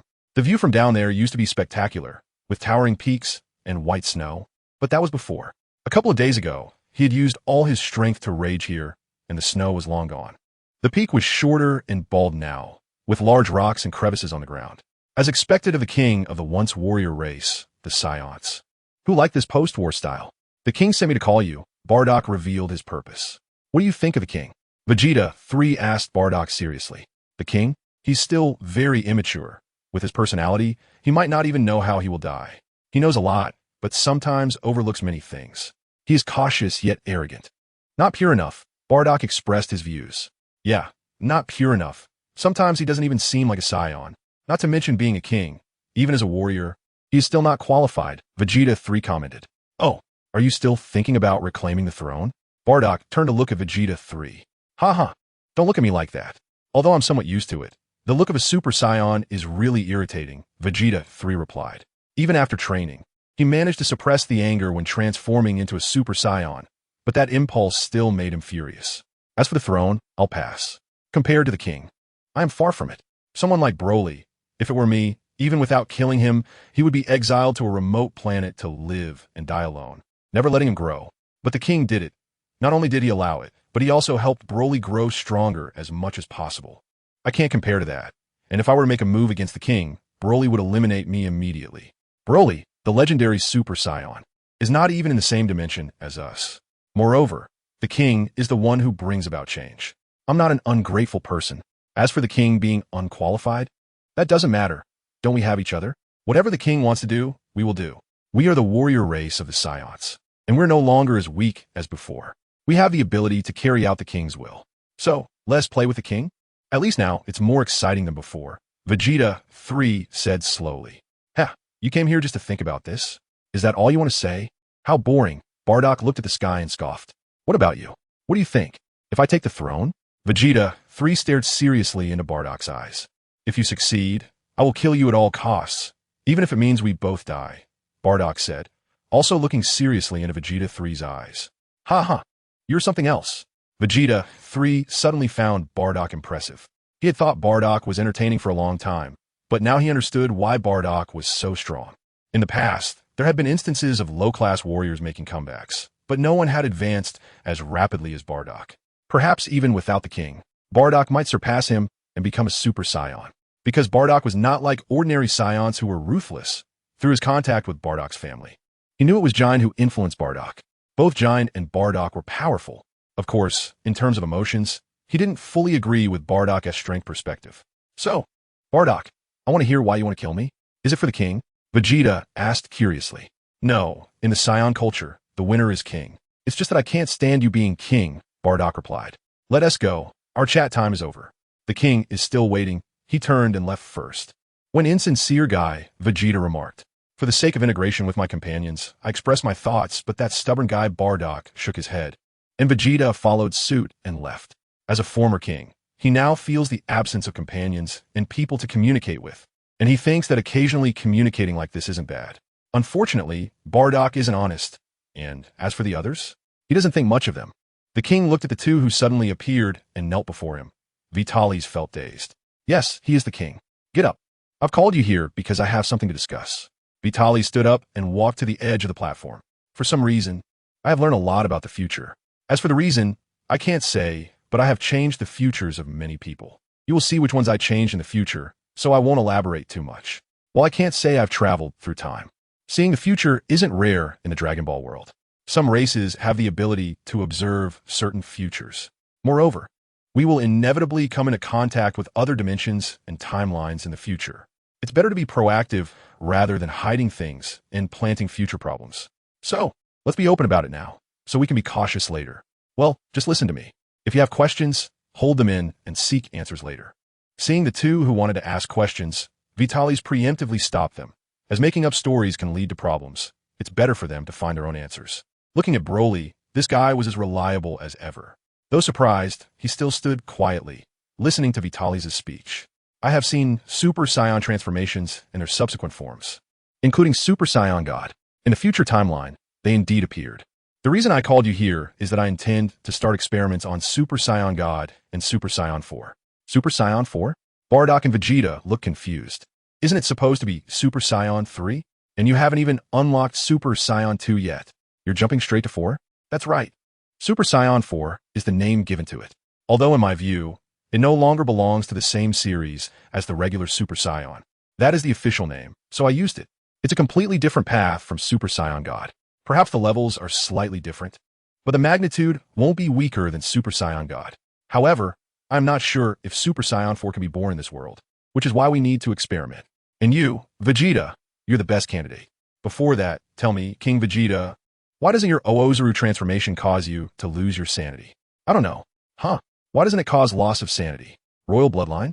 Anyway, my grandfather, my father, and we don't lose our sanity like other warriors during the Oozuru transformation. As for the deeper reasons, I don't know. Vegeta 3 looked confused. It was common knowledge that royal bloodlines don't lose sanity. But once delved into it, no one could explain it clearly. Is there any record in the ancient Saiyan history books or any other materials? Vitalis asked. Though he held little hope, he still wished the royal family had some secrets. History books? Materials? What kind of waste of time is that for Saiyans? Even Super Saiyan is just passed down through generations, relying on oral tradition. Vegeta 3 scoffed. Only recently, with technology advancing, can we learn some knowledge through machines. My father and grandfather's generation were all brutes who couldn't even utilize the high-tech they obtained. All right, the education of Saiyans is also an issue. Although they don't need to follow a technological path, they should at least have the ability to pass down civilization. They shouldn't face a cultural gap just because of disasters. He shook his head. Indeed, Saiyans are either fighting or on the path of fighting. Is there any folklore about the events before the Saiyans arrived on this planet? Vitalis was very curious. After the destruction of their home, the Saiyans wandered and came to this planet, slaughtering the natives and completely occupying it. How was their home destroyed? Did all Saiyans come here after the destruction? Could there be other branches of Saiyans existing? I don't know. I'm not clear about that. I wasn't born at that time. My grandfather was born while fleeing, and he also doesn't know many things. When this was mentioned, Vegeta 3 also felt that basic education was very necessary. Super Saiyan could be a fluke, but Super Saiyan God, which requires a ceremony, is such an important thing that has not been passed down. Otherwise, wouldn't the universe be filled with Super Saiyans? They wouldn't have to be enslaved by Frieza and his son. All right, let's proceed with the experiment for Super Saiyan 4 and see if it can be born, Vitalis said. Super Saiyan 4? How we do it? Vegeta 3 had a vague guess. Perhaps it was related to the king's question. But why would it relate to not losing sanity during Oozuru transformation? Does Super Saiyan 4 require royal blood? Bardock glanced at Vegeta 3. He could tell that the king had chosen Vegeta for the Super Saiyan 4 experiment. No, there's no restriction in that regard. It's just that theoretically, it has advantages. We'll find out when we try it. Bardock, you also need to be prepared. Once we figure out the Super Saiyan 4 experiment in the next few days, it will be your turn, Vitalis explained. By the way, he mentioned Bardock's Super Saiyan God. Although it's highly unlikely to have issues, he didn't want Bardock to overthink it. But as the same marshal, Vegeta was conducting the Super Saiyan 4 experiment while he had nothing which could lead to emotions. So it was better to mention it in advance. As for surprises, they are a warrior race, not a romantic one. There's no need for that. Let me clarify. Super Saiyan 4 is based on the power of Oozuru combined with the power of Super Saiyan, but this is just a prerequisite. One must also control the raging power during the Oozuru transformation to further enhance and transform into Super Saiyan 4. To control the raging power, one needs to have sanity. Among us, currently, only Vegeta can maintain his sanity in the Oozuru state. Vitalis pointed out the issue he knew about the Super Saiyan 4 transformation. Transforming into a Super Saiyan after becoming Oozuru? Honestly, I thought about it a while ago, but unfortunately, I can't maintain my sanity. I was afraid I would kill Raditz. So I didn't dare to try, Bardock said, arms crossed, rubbing his chin. Vitalis sympathized with Raditz for a few seconds. But this was also one of the reasons he was determined to initiate the Super Saiyan 4 and Super Saiyan God experiments. Firstly, recently, as a king, he felt the responsibility of a king and decided that hiding things wasn't necessary. As a king, he needed to lead his people forward. Secondly, with the proliferation of Super Saiyans, it was inevitable that some would come up with the idea of stacking a 10-fold increase from Oozuru on top of the 50-fold increase from Super Saiyan. After all, they are the warrior race of Saiyans, and with tails, there are bound to be experiments. although maintaining sanity to successfully transform into Super Saiyan 4 is currently impossible. What if, although Saiyans are very loyal now, what if someone masters Super Saiyan 4 and develops evil thoughts? What if they accidentally control their power while rampaging and turn into a rampaging Super Saiyan 4, rather than being passive? It's better to proactively initiate the era of Super Saiyan 4. After Vegeta 3 succeeds, future generations will have a path to follow, greatly enhancing the power of the race. Even if a few rampaging evil Super Saiyan 4s appear, there will be no need to panic. This can also serve as a good suppression against the potentially evil Super Saiyan gods that may emerge later. The multiplication factor of Super Saiyan 4 is unknown, but in a comparable normal state, Super Saiyan 4's power may not be weaker than Super Saiyan God. Bardock, you guy? Vegeta 3 also admires Bardock for his flashy fighting style switches. He probably wouldn't be a match for Bardock in a fight now. Unlike Bardock, Vegeta 3 doesn't like the Great Ape transformation. He wouldn't refuse it if there were no other options, but now, with the Super Saiyan form, he has completely abandoned the power of the Great Ape. Becoming a Super Saiyan is his lifelong dream, and after Vitalis mentioned Super Saiyan 2 and Super Saiyan 3, he eagerly followed in Vitalis' footsteps. However, Bardock hasn't trained towards the full power of Super Saiyan, nor does he have any thoughts of pursuing Super Saiyan 2. He has been focusing on his own forms. Currently, he can't defeat Bardock, but Vegeta 3 is confident that he will reach Super Saiyan 2 and completely crush Bardock's transformation switches. But now, Bardock's thoughts surprisingly align with the Super Saiyan 4 path mentioned by the king, which is quite dangerous. If the king hadn't mentioned it in advance, would he have had to face Super Saiyan 4 Bardock if he transformed into Super Saiyan 2 to challenge Bardock? What a terrifying guy. However, he is the best candidate, and he will be the first to become Super Saiyan 4. Ignoring the highly motivated Vegeta below, Vitalis continued. The Super Saiyan God ritual requires 5 righteous-hearted Saiyans to pass their energy to the ritual performer, thus giving birth to the savior of the Saiyans, the legendary Super Saiyan God. He gave the 3 a brief moment to calm down, allowing them to better accept the information. Vitalis continued. I'm not sure if it is absolutely necessary to have a righteous heart, but I do know that the 2 Super Saiyan gods were indeed born from the energy passed by 5 righteous Saiyans. I wonder if it were an evil person, would it give birth to a demon that is the opposite of God, or an evil god? That's why I've been hesitant to start the Super Saiyan God experiment. And now, Bardock asked, it seems the king intends for him to undergo the Super Saiyan God experiment. Does that mean he is seen as good in the king's eyes? Or evil? I think I currently have the strength to suppress. He and Broly are incredibly strong. He didn't answer Bardock directly, but indicated that with Broly around. Whether it's Super Saiyan God or a demon, he doesn't care. However, for better observation, we need to prepare at least 3 groups. One group consisting of those confined deep in the hyperbolic time chamber, one group of ordinary Saiyans, and one group of righteous Saiyans led by Bardock, Vitalis said, looking at Bardock as he outlined his plan. Me? Good? What a disgrace, Bardock muttered quietly. But he didn't refute it. Compared to other Saiyans, he indeed knows that he appears soft-hearted. Vegeta 3 also looked at Bardock in surprise. This guy is good? Amazing. There's a side of him he didn't know about. But seeing Bardock's expression, he didn't speak up. It wasn't because he was afraid, but at this stage, he really couldn't defeat Bardock. The king had said that Bardock's maximum power increase might not be weaker than Super Saiyan 2, and his speed form is similar. So this guy is quite abnormal, reaching Super Saiyan 2 levels through such an alternative method. Fortunately, in a few days, he will be able to reach Super Saiyan 4. So there's no need to seek a fight now. Wouldn't it be more enjoyable to just beat Bardock up in a few days? At this moment, a violent and powerful aura suddenly appeared in the sky. A few people looked up. Chapter 59. Father, prepare to witness my strength. Father, I am not useless. Looking at Bardock, who was leaving, Raditz' tears slowly flowed down. He had been determined to be a high-level warrior since birth, which was rare in Saiyan history. It wasn't that no high-level warriors were born outside the royal family, but because he came from a low-level warrior family. Historically, apart from the royal family, the only ones who could give birth to high-level warriors were prestigious families and elite warrior households, all of who were the best among mid-level warriors, infinitely close to high-level warriors. After understanding the significance of being a high-level warrior, he was also very happy, but in the eyes of outsiders, he was just a lucky kid who benefited from his father's reputation, the son of the strongest low-level warrior. His father's prestige was very high. Compared to that, the so-called high-level warriors were insignificant because Bardock had surpassed the so-called elites and prestigious families. His father and mother cared for him because he was a high-level warrior. Compared to the other low-level warrior family's children, he was much better off. He didn't need to be exiled, could stay on planet Vegeta to train and grow, and could grow up with his parents' companionship. But the more it was like this, the less happy he was. He rarely saw his father after he was born. Every time his father mentioned high-level warriors, he looked desolate. He felt that his father saw his inferiority. His mother was the same. At first, she would proudly boast about her son, but gradually, fewer and fewer people were willing to talk to her about him, and eventually, she stopped mentioning him when chatting outside.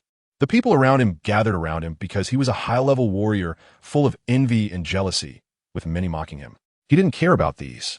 But some fools even told him that he was a high-level warrior destined to surpass everyone and stand beneath the king, including his father, who was a low-level warrior. He hated his father for being just a low-level warrior. He hated himself for being a high-level warrior. He also hated things he didn't know he hated before. But now, after the king arrived, he understood that he hated the system that determined fate at birth. Clearly, his father was so strong, yet he could only be a low-level warrior for his whole life. Raditz admitted that he had indeed been lazy before, but initially, it was because he didn't want to surpass his father that he slacked off. Although he later found it really enjoyable to be lazy and fell into it. His original intention was good. After all, he was a filial son. The arrival of the king changed everything. His father became a marshal and became the legendary Super Saiyan, not the kind that Broly represents. He was very happy because his father's regret, the title of low-level warrior, disappeared. No one called him a low-level warrior anymore, and no one compared his identity as a high-level warrior with his father's. He was very happy training with his father. Although the process was tough, seeing his father improve and knowing he played a role in it made him feel gratified because now his father was truly happy. Most importantly, his father hadn't mentioned high-level warriors since then. Thinking of the past, tears blurred his eyes. No, I'm not useless. Why? Why? Raditz wanted to know the answer. I'm not a loser either. Not only Bardock's words, but Raditz also thought of the changes in his companions. From initially fearing and trying to please him to secretly calling him a loser. Although he didn't care, he now had a combat power of over 3 million, and no one dared to call him a loser anymore. But he couldn't forget the faces of those people back then. Am I weak now? No, I am powerful. I am not useless, nor am I a loser. Just wait and see. Father, I am the high-level warrior Raditz. I am the strongest. Raditz slowly stood up. The surging aura within him began to stir, and the powerful force distorted the magnetic field. The debris created by the battle began to slowly float up, shattering again under the immense power, and the tears at the corners of his eyes also floated into the sky, dissipating in the air. I, Raditz, am the strongest. Whether it's Uncle Vegeta, Father, or Broly, I will surpass all of you and show you who the true strong one is. Unable to understand why his father was so angry and disappointed, Raditz decided to stop thinking. Whether angry or disappointed, let us solve it the Saiyan way. Crying out under my might, trembling for my power, and taking pride in my strength. Raditz, who had given up thinking, decided to let his strength speak. Surely, with great power, his father wouldn't have time to be angry or disappointed. The white aura began to change to gold, and with a flash of lightning, a rich golden light shone. His eyes turned light green, his eyebrows became golden, and his flowing long hair stood up even more and turned golden. Is this the Super Saiyan? I can't believe I am so powerful. Clenching his fists, Raditz felt excited. With a slight tremor, he scattered the golden light and dissipated the aura. A slight smile crept up the corner of his mouth, a charming smile. Father, I am coming. Raditz flew towards the entrance of the hyperbolic time chamber. Although he left a mark outside and could teleport out based on coordinates or use magic to see outside and go directly, he just wanted to fly out. At a pace that was neither fast nor slow, he wanted to announce that Raditz, the son of Marshal Bardock, was the 5th Super Saiyan, undoubtedly one of the top 5 warriors among the Saiyans. At the same time, he sensed his father's situation. The king, Broly, and Uncle Vegeta were all there, probably in a meeting. If he went directly, he would be beaten up by Broly. Although he was currently in a high mood, Raditz still maintained a certain level of rationality. No one wanted to get beaten for no reason. Flying over the area where his mother was, feeling the waves of gasps coming from below, Raditz thought this feeling was amazing. Just wait, Father, I'll show you my true power. Radiating a powerful fighting spirit, Raditz began to gather energy. His father's usual combat power was still slightly weaker than his, and now that he had transformed into a Super Saiyan, he was definitely stronger than his father. Moreover, his father didn't know that he had secretly learned his power form. although it wouldn't be effective in a regular power enhancement against his father. Now, he was also a Super Saiyan. He just hadn't figured out the speed form yet. And in terms of speed, he definitely didn't have the advantage. So he needed to catch his father off guard to prevent him from showcasing his speed. Instant transmission might make up for some mobility, but compared to pure speed, it was slightly less flexible. His father could also use instant transmission, so he needed to be wary of his father's speed and also block his instant transmission. He needed to restrain speed-type opponents' techniques, but there was no time to develop that now. This time, he would first see if he could win by surprise and punch his father a few times before developing corresponding techniques later. Now, he needed to consider tactics. Changing his posture, with his back to the ground, left hand crossed over his chest, and right hand resting on his chin in a thinking pose. Raditz slowly closed his eyes and began to contemplate his strategy. Chapter 57. Marshal Bardock, I, Raditz, am challenging you. Looking at Raditz, who seemed like a god or a demon at the entrance of the hyperbolic time chamber, Vitalis couldn't help but curse. At first glance, he thought Goku had traveled through time, and it was Super Saiyan 3 Goku, but upon closer inspection, he noticed this guy had eyebrows, a slightly different hairstyle, no bangs on his forehead, and his golden long hair was even more unruly than Super Saiyan 3 Goku. The curve of his mouth had a hint of Super Saiyan 3 Goku's wickedness. Moreover, if he felt carefully, it was Raditz's aura. Raditz had successfully transformed into a Super Saiyan, although he had been prepared for it. Seeing Raditz's current appearance made Vitalis feel a bit complicated. However, he could shave off his eyebrows and cosplay as Super Saiyan 3 Goku. After all, they were brothers, and from certain angles, it could really be convincing. Haha, interesting. Bardock, here he comes. Vegeta didn't think as much as Vitalis. He didn't expect Raditz to transform into a Super Saiyan at this moment. Watching the battle-hungry Raditz, everyone present could feel the fighting spirit directed at Bardock. Regardless of who won or lost tonight, Bardock being challenged by his son would become a great story, and just thinking about it made Vegeta happy. He decided he must record this wonderful moment tonight, hoping to capture the scene of Bardock being beaten by Raditz. Oh, foolish father, do you see this? This is the power of me, Raditz. Looking down at Bardock, Raditz unleashed his power without reservation, a rich golden aura blazing and illuminating half of Planet Vegeta. Huh, foolish? Bardock doubted whether his ears were broken. That timid and lazy Raditz could say such things? That's right, but after all, you are my father, so I want to list all your foolishness. With one hand on his forehead and eyes closed, Raditz spoke with distress. However, Marshal Bardock, I, Raditz, am challenging you. On the battlefield, there is no father-son affection, so don't expect me to hold back. So, Marshal, do you dare to accept my challenge? With his left hand on his hip and a wild smile, he looked at his father's distorted face and felt quite pleased. Raditz, I should have told you that transforming into a Super Saiyan brings an unusual sense of excitement. While it can boost morale, you must control that emotion to unleash your true power. Taking a deep breath, he reminded himself not to get angry. After all, as a son, he needed to be taught. That's right, father, you did say that, and I have firmly remembered it. But which of your eyes saw me lose control? Raditz replied, feeling good. Really? Remembered? Bardock glanced around, looking at the Saiyans who had come to watch due to Raditz's commotion. He decided it was necessary to deepen Raditz's memory. As a father, it was important to teach his son well. Well, Marshal Bardock, why so much nonsense? Are you afraid of me? It's okay. Even if I want to hold back, it's just a very common challenge. Besides, you are my father. I want to kill you. It's just a battle without mercy. Raditz scratched the back of his head, seemingly distressed by Bardock's unwillingness to fight, and earnestly explained. It's okay. I have sins of beans, and the king is here. His healing magic can bring you back. How about I only use 80 of my power to compete? Or 90 is fine. If I go any lower, I want to be confident. Looking at Bardock's twisted face and tightly clenched fists, Raditz felt very pleased and added fuel to the fire. Ha ha! Bardock suddenly burst into laughter. Haha, really interesting, Raditz. Did transforming into a Super Saiyan give you courage? But do you think that alone qualifies you to challenge me? Bardock smiled with anger as he asked. Oh, father, as a fellow Super Saiyan, you should understand the power of a Super Saiyan. And I am above ordinary Saiyans like you. Right now, I'm Super Raditz. Well, too much nonsense. Are we fighting or not? As a Saiyan, you shouldn't fear battle. Otherwise, as your son, I would feel ashamed. Raditz urged Bardock again. Damn it. As expected of my father, it's too hard to provoke him. I need to start fighting before he reacts. Watching Bardock's expression change, Raditz felt extremely nervous inside. Nonsense? Fear? Bardock slowly ascended. Step by step, he walked toward the sky. With each step, his momentum grew stronger. The Super Saiyan transformation, which had been activated due to training, didn't have its effects on during non-combat periods. As Bardock advanced, his golden hair flew and his aura surged. His originally emotionless eyes grew even colder.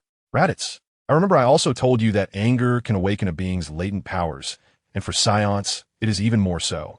A Super Saiyan can also be called a warrior of anger. The angrier you are, the stronger you become, Bardock said as he walked. Raditz scratched his head, seemingly forgetting that his father had said this, including himself, who had also ignited the power of a Super Saiyan through pent-up anger. But it doesn't matter. My plan is fine. Everything is going smoothly. I only need to win one match. Just one is enough. Even if I have to rely on tricks, I will let my father see my power. Huh? Father, are you very angry? Why? Did I guess correctly? Are you really afraid of my Super Raditz's power? With confidence reaffirmed, Raditz spoke again. Two of you. Can I announce the rules before we start fighting? Although he didn't know what Raditz was thinking, Vitalis was also looking forward to the battle between the father and son. Rules? After pondering for a while, Raditz thought the rules shouldn't hinder him. Perhaps he could use the rules to gain more favorable conditions.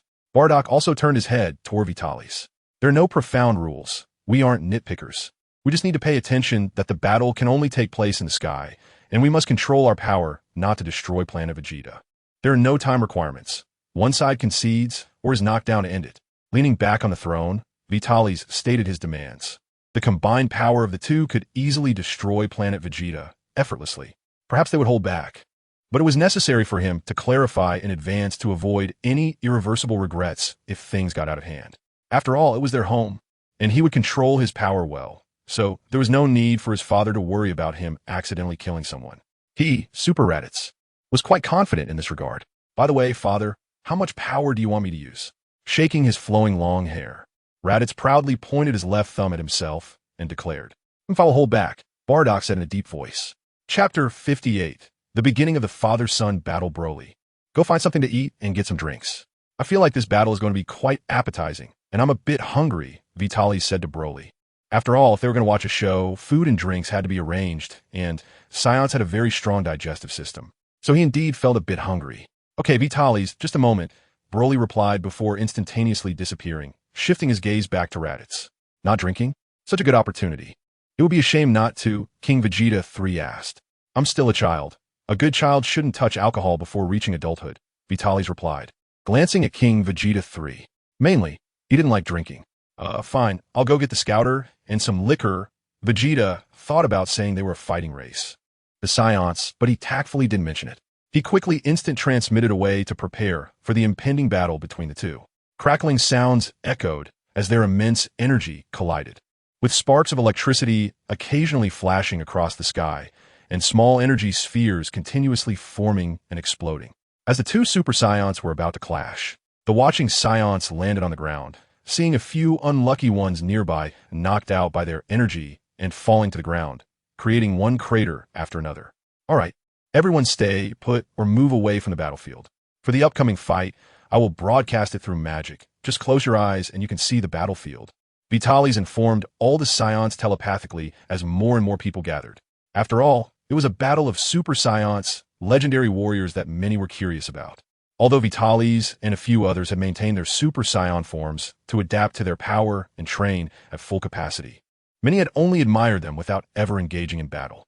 During the previous fight against Frieza, many were not present, and most of those who were there didn't get to watch properly before being sent to the afterlife. Now, with two Super Saiyans about to fight, those who received the news began to gather. However, not everyone was qualified to watch. Battles among the strong required a ticket, which meant being on the battlefield without the risk of being harmed. To prevent anyone from accidentally being killed, Vitalis quickly intervened and initiated a live broadcast. Only a few who had just regained consciousness had some foundation. Otherwise, it wouldn't be surprising if they were blown away by the pressure from the two's energy. He teleported those who had fainted earlier and those with combat power below 2 million to nearby life planets. He also opened a time-space tunnel for those rushing out from the hyperbolic time chamber to head directly to other planets. As for why they didn't just have the two fight on another planet, it was because the devastation caused by Frieza and his father had not fully recovered. and letting the father and son fight would not be a waste since they could have Shinron restore it later. Wait, after this, I need to spread the restoration magic as well. We can recover ourselves. Using the Dragon Ball for wishes is too wasteful. There are plenty of enhancement spells. And I might as well upgrade Planet Vegeta. Vitalis thought about the Dragon Balls and remembered that he had only taught meditation, various teleportation techniques, telepathy, and other strategic magic, focusing on real-time communication and rapid deployment. However, he hadn't taught any other types of magic, which felt like a waste. After a brief storm of thoughts, which lasted only a few seconds in reality, Vitalis snapped back to focus and looked at the two. Boom, Raditz. Let me say it again. Fighting is not child's play. With that, Bardock instantaneously moved above Raditz and kicked him under the chin, sending Raditz flying. With that kick, it wasn't light. Vitalis saw the moment the energy wave spread as the foot made contact with the chin. Wow, that is quite something, Vitalis exclaimed, smacking his lips. It felt great watching Bardock fight Raditz. I should take Bardock to see the scene where those two big sons take each other out. Vitalis, what do you think? Is this enough? At that moment, Broly returned, showing Vitalis what he brought. Seeing the small mountain Broly lifted with one hand, Vitalis felt a bit embarrassed. That's enough. Put it down. You come too. While eating and watching, Vitalis stepped down from the throne and used his mental power to cut down a few trees from miles away. He teleported them back to make a campfire and sat cross-legged nearby, roasting some meat. He picked up a few pieces of fruit and handed some to Broly. Seeing this, Broly also sat beside Vitalis. Is this magic too? Broly asked, looking at the flames. That's right, it's just a simple projection magic, Vitalis replied, taking a bite of the fruit picked from who knows which planet. In the flames, the scene of Bardock and Raditz battling was vividly displayed. They're already fighting. Raditz is really disappointing. Vegeta 3, who had just returned, casually glanced and saw Bardock transforming into a beam of light, kicking Raditz around like a soccer ball. Cool, sit down and eat together, Vitalis invited upon seeing Vegeta 3 return. No, I want to record what happens tonight. I hope this guy Raditz can bring me some surprises. Vegeta 3 said as he placed a few boxes of wine down, took out a bottle, and walked to the edge of the platform. Beep beep, he pressed the record button to document the battle. This has been modified from a detector, maintaining its original function but adding video recording capabilities. One reason is to prevent the detector from being obsolete, as everyone now has a sense of gas perception. The second is that the video recording function allows for capturing moments at any time. Interesting racial skills can be documented and sent to the main brain for analysis. What can be learned will be learned, and what cannot be learned can still be kept as a record to find solutions, so that when similar skills are encountered in the future, there will be no panic or confusion. Father, haven't you eaten? Why don't you go down and grab something to eat? Eat well before coming back. Raditz wiped the corner of his mouth and said sarcastically. Just now, he had been kicked around like a ball, without any ability to fight back. His father remained steady, as always, kicking him away and directly switching to speed mode, making it impossible for Raditz to react or keep up with his father's speed. Tisk, it's really hard to make father angry and lose his reason. I was careless, but I only need a moment of opportunity, Raditz thought. After transforming into a Super Saiyan, you really talk too much, and aside from becoming tougher, you haven't made any progress. Bardock completely ignored Raditz's words. Huh? Talking too much? Father, as long as I want, I can end the fight in an instant. I just hope you'll bring more fun, Raditz said, trembling hands suppressing the pain. My ribs almost broke from that kick.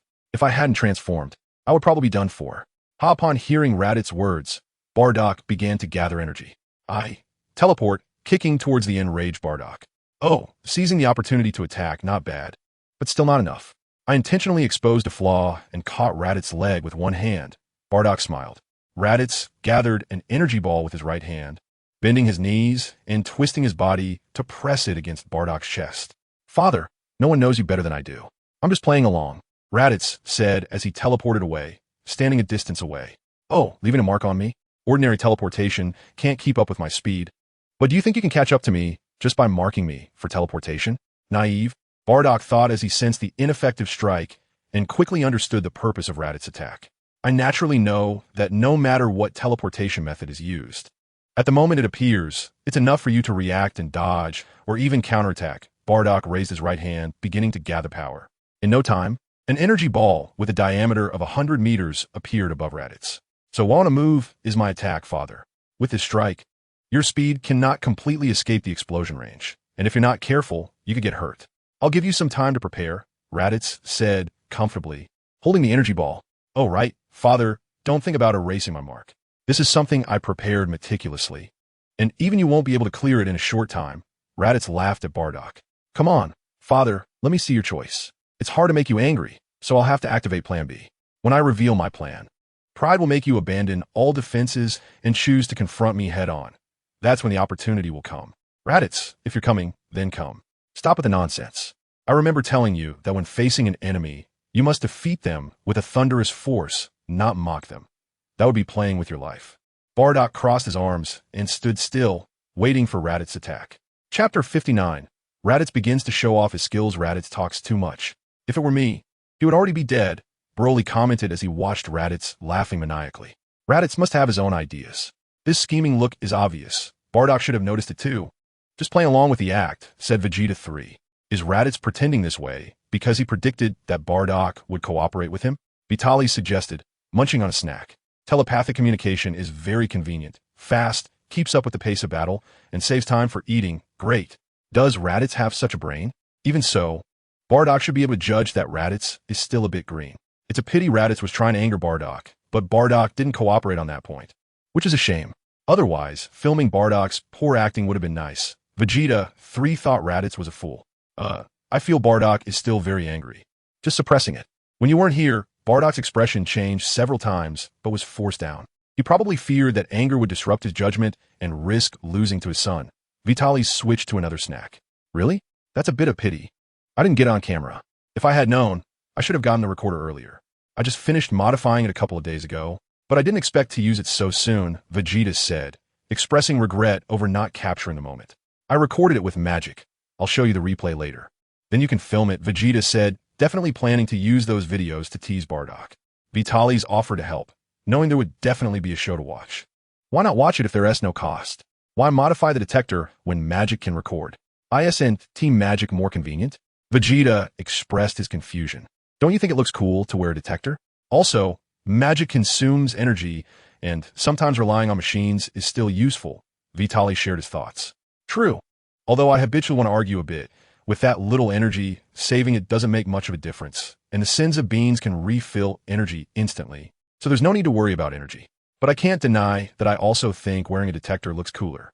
Broly watched the two tilted heads, feeling speechless. Well then, father, are you ready? Here I come. After posing for a few seconds, Raditz finally made a move.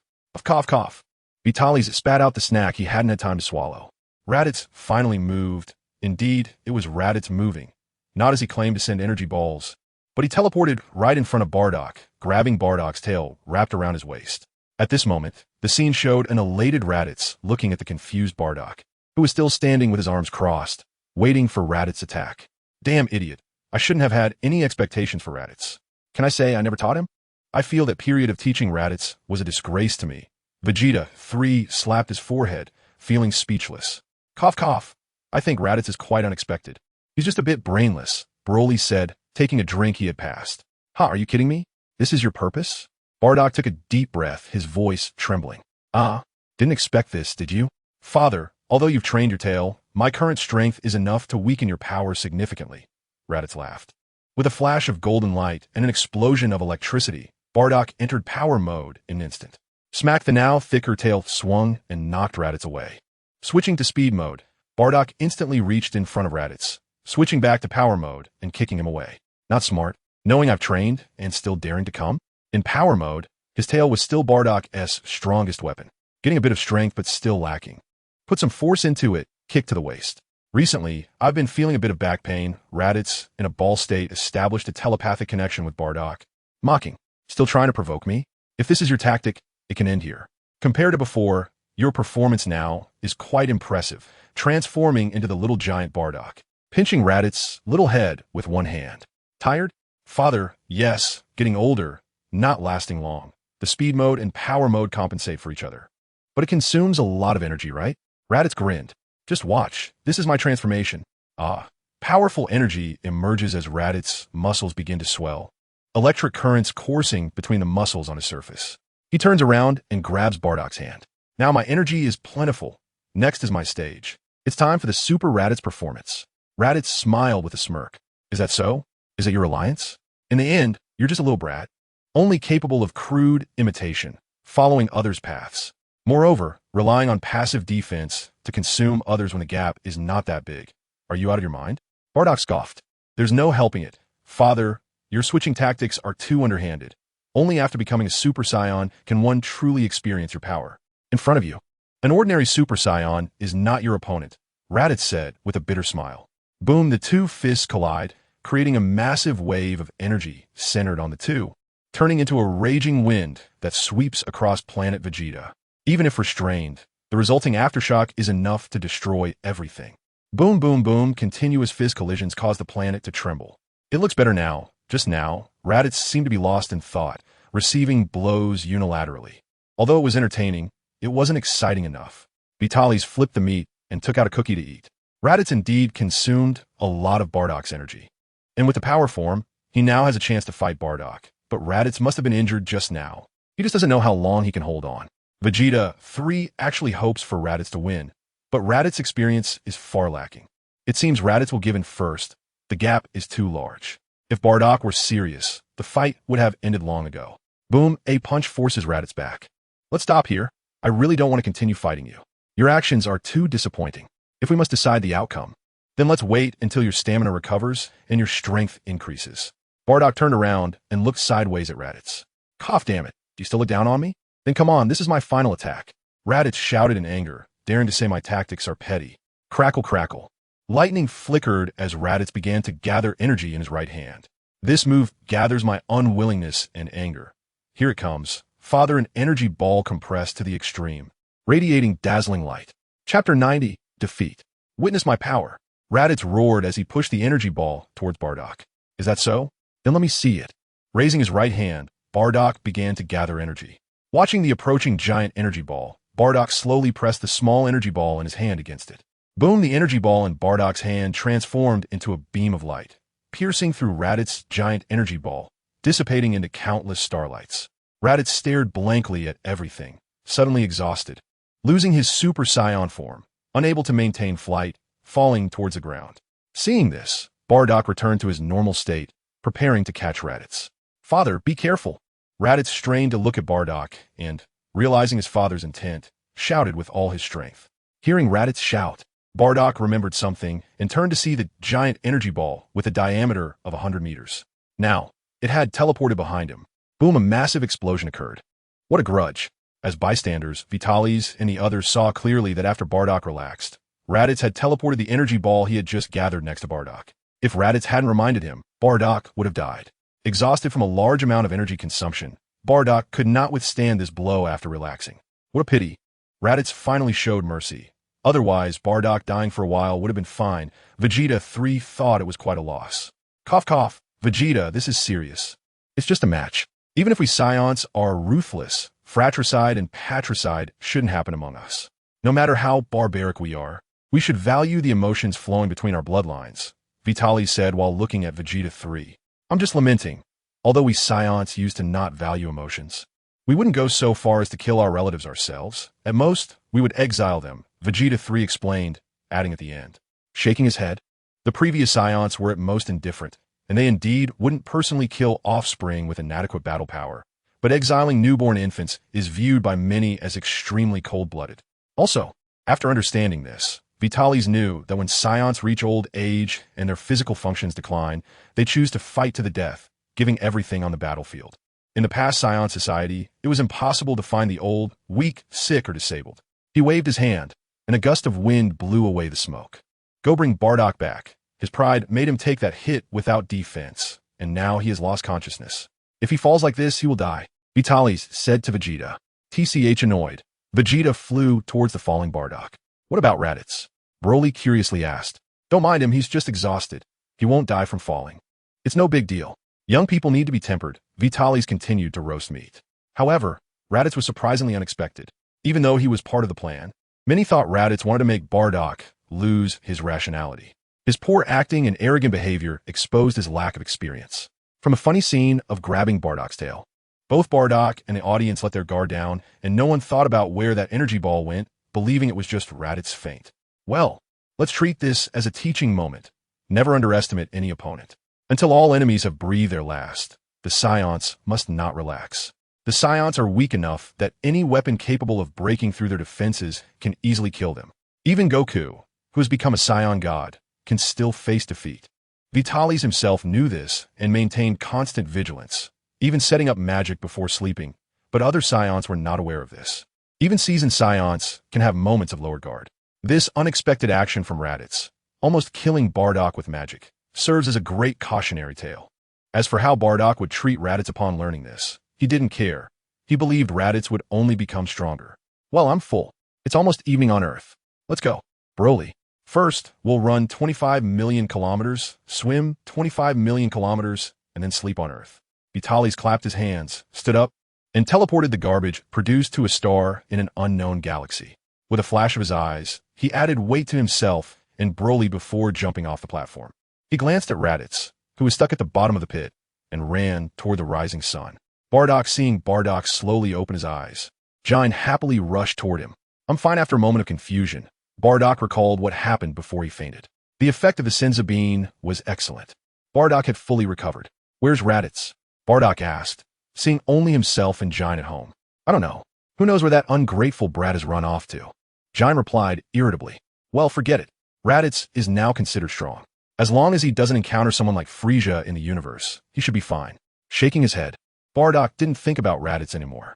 But to have been defeated by that brat Raditz this time, it seems I still haven't trained enough, Bardock said solemnly. It's nothing, Bardock. You weren't serious, and that bad guy Raditz was playing tricks. Giant quickly comforted him, seeing Bardock's dejection. I'll let my guard down. If it were an enemy, I would have died. If it weren't for Raditz reminding me, I would have lost anyway. It's dawn. I'm going to train, Bardock said, looking out the window and noticing it was already bright outside. Next time, with absolute power, I'll let Raditz know who his father is. Why not eat something first?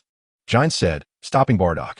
No, I ate a Sensabine, so I'm not very hungry. Bardock shook his head and patted his stomach, indicating he wasn't hungry. Well, I'll go train with you.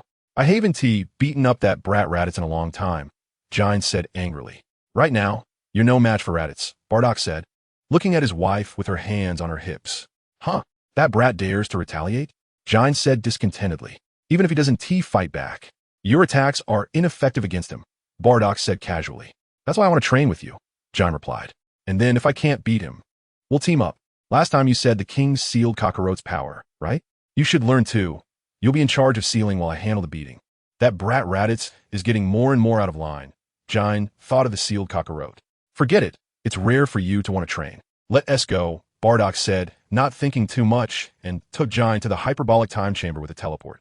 Chapter 91. Starts 7th Universe. North of the Galactic Center. In a corner. Solar System. Earth. Western Hemisphere. On an unknown small island over the ocean. Several figures sat together, holding fishing rods and fishing. Isn't Majin Buu a legend? King Vegeta 3 said, looking at the constantly changing scenery on the water surface. No, Majin Buu does indeed exist. In the future, I know, he will break free from his seal. Although he was successfully dealt with, there were too many coincidences, and only then was Majin Buu finally defeated. Right now, I can't be sure we can defeat him again, so it's best to resolve it in advance, Vitalis said. In the past few days, there are plans to conduct experiments on Super Saiyan 4. Vitalis, accompanied by a few who can transform into Super Saiyans, has come to Earth to engage in activities like fishing, intending to see if it can serve as a mental exercise. At the same time, he is using magic to observe all the planets where demons appear. There's no choice. The universe is too vast, and Babidi is too small to find. He only knows that Babidi has gotten a demon king from the demon realm as a henchman, but doesn't know how to enter the demon world. So he has to search one by one. Meanwhile, a legion of Saiyans, after wiping out Frieza's army, sends everyone, except for the personnel stationed on the life planet, to various star regions where demons appear to search for the entrance to the demon realm. They're also hunting down Babidi and collecting various legends, such as the King Kai and others. When a galaxy faces a major disaster, they will organize personnel to suppress it, killing those they can and sealing those they can't. Vitalis believes it is necessary to find and eliminate or isolate them in advance to prevent anything dangerous from rampaging. At the same time, Vitalis informs the entire race of the characteristics of powerful beings he remembers, such as the King Kai, the God of Destruction, and Whis, so that they can be cautious while searching for Majin Buu and avoid trouble that could endanger the entire race. Majin Buu, the God of Destruction. And Vegeta 3 feels dazed. He once thought that Frieza and his father were the pinnacle and had dreams of replacing them. But now he realizes how ridiculous he was back then. With increased strength and broader horizons, he sees how insignificant he used to be. By the way, that organization, the Zeta organization, was once a partner of Frieza. They claim to have financial resources and intelligence and want to collaborate with us Saiyans. Perhaps they know something? Vegeta said. Zeta organization? I haven't heard of them. What do they do? Vitalis asked, as it is a complete world, and whether in comics or anime, the focus is always on the main characters. They do everything, sell information, act as bounty intermediaries, and I've heard they are quite bold and ruthless, daring to profit from the price differences in Frieza's army. Vegeta 3 thought about this organization. Really? Go ask Majin Buu about the situation in the demon realm and the issue of the god seals. As for the reward, Frieza owes me a lot and hasn't paid it back yet, so let them repay it. If they are unwilling, then send them to Frieza to confess. I believe Frieza will thank me. Perhaps he doesn't care about the price difference, but someone daring to play tricks in front of him should be quite angry, right? Vitalis said, assuming that Frieza's partners are unlikely to be good people. All right, I will send someone to ask, Vegeta said, then closed his eyes and began to contact his subordinates through telepathy. As for whether he knows, Vitalis is just trying it out. He remembers that there seems to have been an omniscient guy who was quite peculiar. To ask a question, one must kiss him, and men can only ask one question, while women can ask according to their charm. Vitalis didn't want to get involved with such a guy. Who knows if the identity of the traveler would be discovered and if the gods would take him away for research. Moreover, Vitalis had no intention of kissing that thing. However, he could send someone. It couldn't be a woman. That would be too cheap for that guy. He could send a group of strong men. One question per person would be fine. There were quite a few Saiyans. What a pity. Those who shouldn't have been killed by Frieza's subordinates would be the most suitable to go and kiss it, Vitalis thought maliciously. But it was just a thought. He didn't even know if that person would agree. And until the end, Vitalis didn't plan to seek that guy out. The king, the Zeta organization, said they had seen someone similar to Babidi. It seemed that person was evading pursuit and soon disappeared. But that person wielded powerful dark magic and was likely Babidi soon, said Vegeta 3. Evading pursuit? Supreme Kai. Vitalis thought. Oh, really? Let's send someone to the place they mentioned to see if we can track down Babidi, Vitalis said. By the way, any organization cooperating with Frieza should be on the lookout for Babidi's whereabouts. He didn't expect the Zeta organization to have intelligence, regardless of its truth. It was worth a try. Being able to cooperate with Frieza meant they had some skills, no doubt. After all, it was still early before the original story of Buu's emergence, and he had plenty of time. Whether it was asking someone or asking the Dragon Balls. He could do either. It was just that wasting wishes from the Dragon Balls wasn't good. Moreover, to gather energy, Planet Vegeta was the best place in the universe right now, both in terms of quantity and quality. The combat power of Planet Vegeta was top-notch. It all depended on whether Babidi had the guts. By the way, Bardock, transfer 2 legions over. Vitalis turned to Bardock and said, 2 legions? What other forces required 2 legions? Have we found the legendary demon realm? Bardock couldn't understand. In recent days, numerous demon realms, large and small, have been destroyed by the Saiyans. They had encountered some demon races numbering in the tens or hundreds of thousands. But those were merely alternate dimensional spaces tainted by the aura of the demon realm, some large and some small, referred to as the demon realm by those ignorant demon races. At first, Vitalis was quite excited to gather 50 legions to attack the demon realm, even going to the trouble of leaving marks on everyone to prepare for a retreat if they couldn't win. But once inside, it turned out to be a tiny underground world that couldn't even accommodate a single legion. There were only a few thousand demons inside. And the so-called Demon King Pushio was just a trash with combat power below 1,000. Feeling embarrassed, Vitalis destroyed this underground world with a wave, barely suppressing his shame from blowing up the planet. With tens of thousands of eyes on him, he truly wanted to destroy something to vent. Later, he sent people to confirm the situation before making decisions. And it turned out that most known life planets had some form of the so-called demon realm, some even having dozens. An enraged Vitalis issued a demon extermination order. Each of these demon realms was to be destroyed one by one. After all, the demon races were all lunatics, difficult to communicate with, and leaving them behind was a hidden danger. No, I plan to visit the Galactic Patrol headquarters. These 2 legions will be stationed at the Galactic Prison, where there are very dangerous individuals, Vitalis explained. Moro, the latest boss from before Vitalis traveled, unfortunately, he didn't get to see how he was ultimately defeated. At the same time, Mel's, the candidate angel, was working in the Galactic Patrol for experience. Vitalis felt it necessary to establish a relationship, get familiar, and see if he could make contact with Zizai in advance. Then there's Moro. He absolutely wouldn't give him a chance to escape. Vitalis only knew he was sealed by the Great Supreme Kai, but he didn't know how he was defeated. Otherwise, he really wanted to release him early to kill him. Otherwise, such a terrifying guy would only be a delicious dish for the Saiyan race. Therefore, Vitalis planned to send 2 legions for defense. Really? Bardock quickly contacted his most elite legion. Vitalis mentioned trouble, and that was real trouble, at least Frisia and that Bu. But Vitalis didn't mention the danger. And what about that Saiyan? What kind of civilization created those bio-warriors? Vitalis fell into deep thought, carefully recalling those troubles he remembered. If possible, he wanted to solve them as soon as possible. Chapter 92, Galactic Patrol, Galactic King in the Endless Universe. A gigantic space, structure resembling a steering wheel and a bicycle wheel. The main body looked like a lollipop, with a huge sphere extending 4 pillars connecting to support a ring. A large Galactic Patrol logo was on the ring. Vitalis recognized at a glance that this was the Galactic Patrol headquarters he was looking for. Bringing Broly, Bardock, and Vegeta, Vitalis teleported to a familiar person nearby. An elite of the Galactic Patrol, the head of the Earth District, Jack. It really looks like Ultraman. Oh, Jack Patrol, right? Hello, Vitalis greeted. Wow, Saiyans, what are you doing here? The powerful visual function allowed Jack to notice the sudden arrival of a few people in an instant. Recognizing their familiar appearance and the tails at their waists, he immediately knew who these guys were. The leader was none other than Vitalis, whom he had been observing. When he initially received intelligence from his informant that a Saiyan child was leading a fleet into his jurisdiction, he was quite startled and gathered several colleagues for help, intending to wipe them out in one fell swoop. However, something happened midway, delaying the operation. It wasn't until Vitalis entered the Earth God's temple and lost track that they put the operation on hold. But when Vitalis reappeared, he was already very powerful, and he wanted to bring along the elite member Mel's to capture him, but that guy didn't know where he went. I have no choice but to give up again. The next news about Vitalis came from the unusual actions of Frisia and his family, who gathered on planet Vegeta, attracting the attention of various cosmic powers. However, because that was the territory of the Saiyans and Frisia, they had no idea what was happening. It wasn't until a few days later that news spread that Frisia and his family had a dispute with the Saiyans over spoils, leading to a fierce battle on planet Vegeta, which ended with the deaths of Frisia and his family, shocking the universe.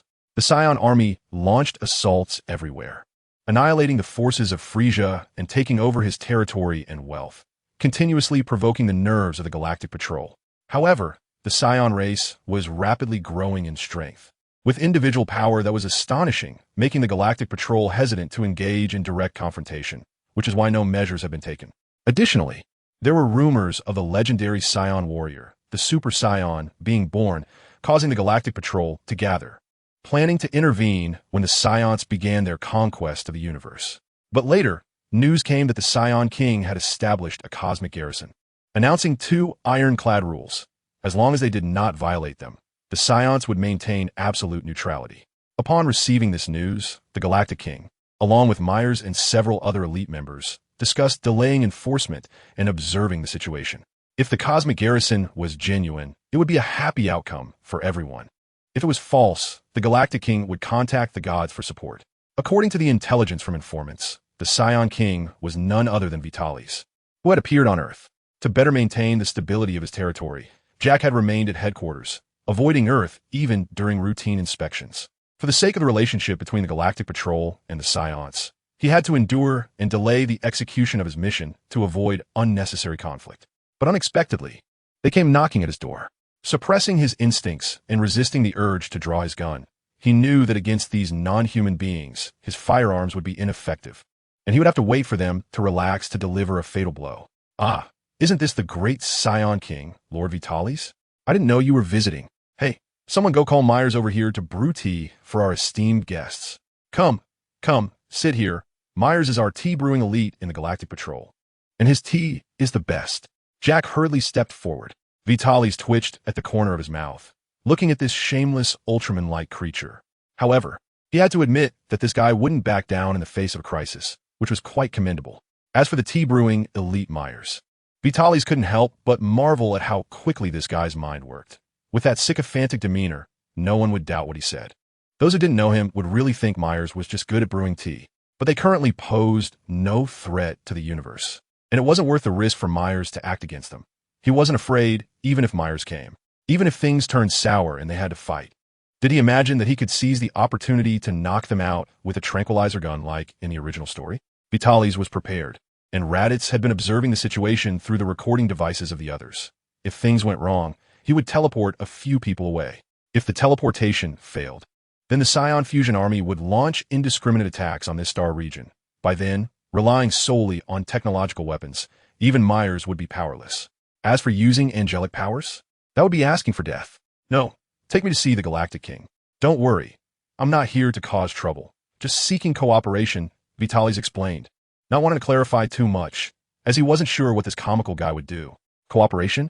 Jack pondered, rubbing his chin. That's right, cooperation. Rest assured, no race is more compassionate than us Saiyans. We, who love peace, have defeated the evil cosmic emperor Frisia, Vitalis hinted subtly. They had indeed eliminated Frisia, while the Galactic Patrol didn't even have the strength to confront Frisia's army, let alone the current Saiyans. Jack, the Galactic King has asked you to take a few guests to the conference room. Myers and the others are waiting there, said an unknown Galactic Patrol member who approached Jack. Is that so? Then follow me, Jack said, immediately leading the way upon hearing that Myers was waiting. He had to admit that Myers indeed provided reassurance, though he was only a little short of it. He and Myers joined forces, unafraid of any difficulties. As Jack entered a spacious room, he saw the Galactic King, who resembled an octopus with a crown, along with Myers, a short-haired, neat-looking angel. Looking at Myers' skin color, Vitalis fell into contemplation. This skin color is not unacceptable. I wonder how Bardock looks in reality. Excuse me, do you know me? Or is there something wrong with me? Myers said, looking at Vitalis, who was staring at him, feeling that the gaze was off. It's nothing, just feeling that you're very strong. We can exchange ideas and spar sometime. Vitalis replied, recovering and thinking it would be awkward to say he was curious about what Myers' sister looked like. Ahem, this is the great Galactic King, Jack quickly explained, noticing the disappointed expression on the Galactic King. Hello, Galactic King. I am Vitalis, a warrior of the Saiyan race, the strongest fighting race in the universe. Vitalis introduced himself, dramatically tossing his cloak, having specifically worn battle armor with the king's cloak. Jack gasped. This self-introduction seemed to overshadow his own handsomeness. Vegeta 3 and Raditz also seemed to awaken to something. Meanwhile, Bardock and Broly stared at Myers, who was praised by the king as very strong, making Myers feel almost embarrassed.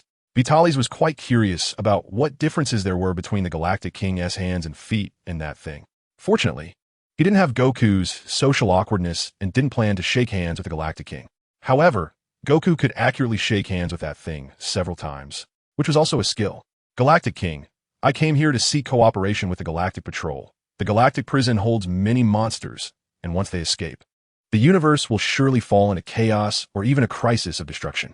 Therefore, I plan to send people to assist the Galactic Patrol in guarding the Galactic Prison.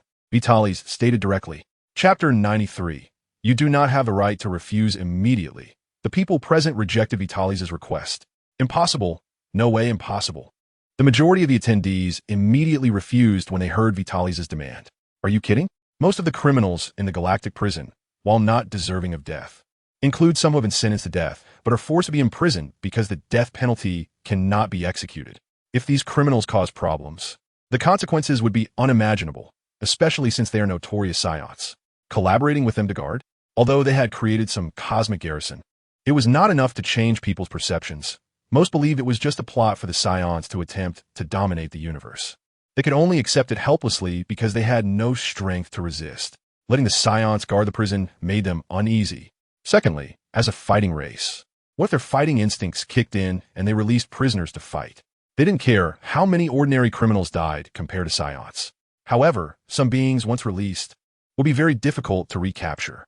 Everyone present knew some cosmic secrets. They were aware that currently, the 5 Supreme Kai had died, with the remaining one not having shown up for millions of years.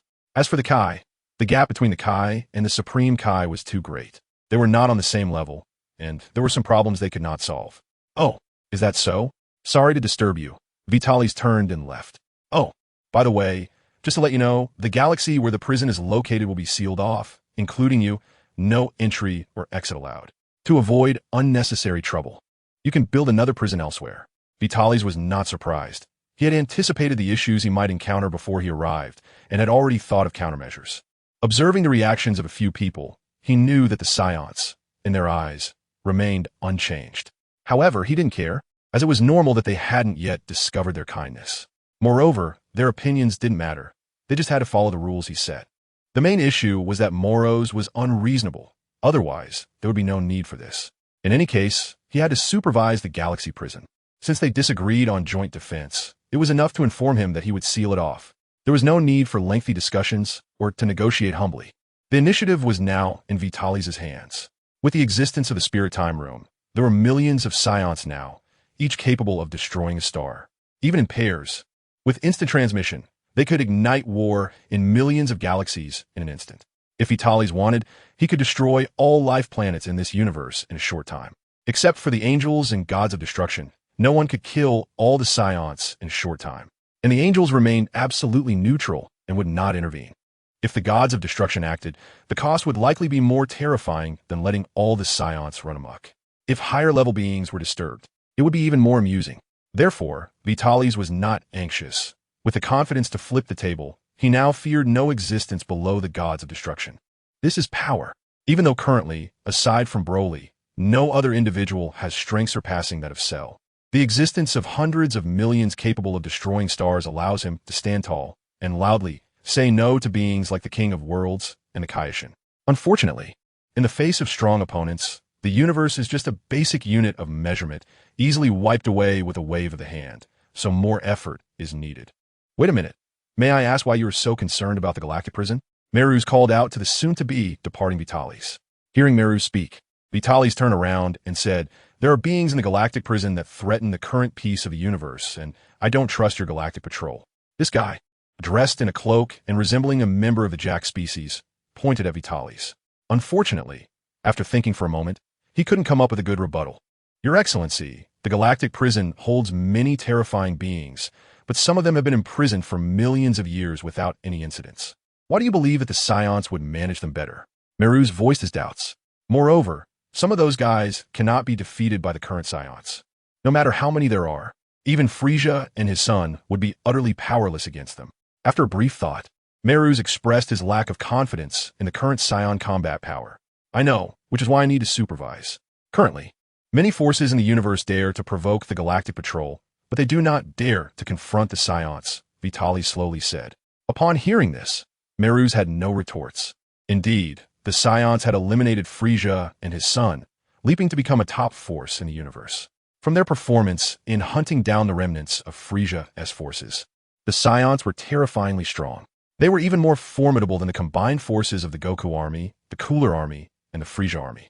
With each individual boasting combat powers in the tens or hundreds of millions, coupled with rumors of the Super Saiyan who defeated Frieza and his son, no one dared to touch the nerves of the current Saiyans. Some older individuals and historically significant forces were aware of the terrifying nature of the Saiyans from 1,000 years ago and ancient times. In contrast, the Galactic Patrol could only manage their small territories. Outside their coverage, no one paid them any mind. Even on their territory, there were those who disregarded their presence and ran rampant. Compared to the current Saiyans, the Galactic Patrol was far behind. Even if he violated regulations, he couldn't ensure the complete eradication of all Saiyans before disappearing. "Can you give us some time to consider?" After thinking for a while, Meru said, "Sure, I can give you a month. During this time, I will be on Earth. If you come to a decision, you can find me. A month later, regardless of your agreement or not, I will seal off the galactic prison." After saying this, Vitalis directly led everyone out of the room. "Since we're here, let's take a look at the Galactic Patrol headquarters. Let King Vegeta see how their headquarters operates. Learning a bit is better than nothing." What a pity. Meru's has been with the Galactic Patrol for so long, leaning towards so-called justice. He probably looks down on the current Saiyans, Vitalis sighed. Although he wanted to establish relations with Meru's, currently, the Saiyans were seen as a more dangerous existence than Frieza in the eyes of the Galactic Patrol. From the brief exchange earlier, Vitalis understood that while Meru's couldn't be said to hate evil, he would certainly not associate with it or allow evil to run free. However, if relations couldn't be established, then so be it. He wouldn't change his strategic deployment.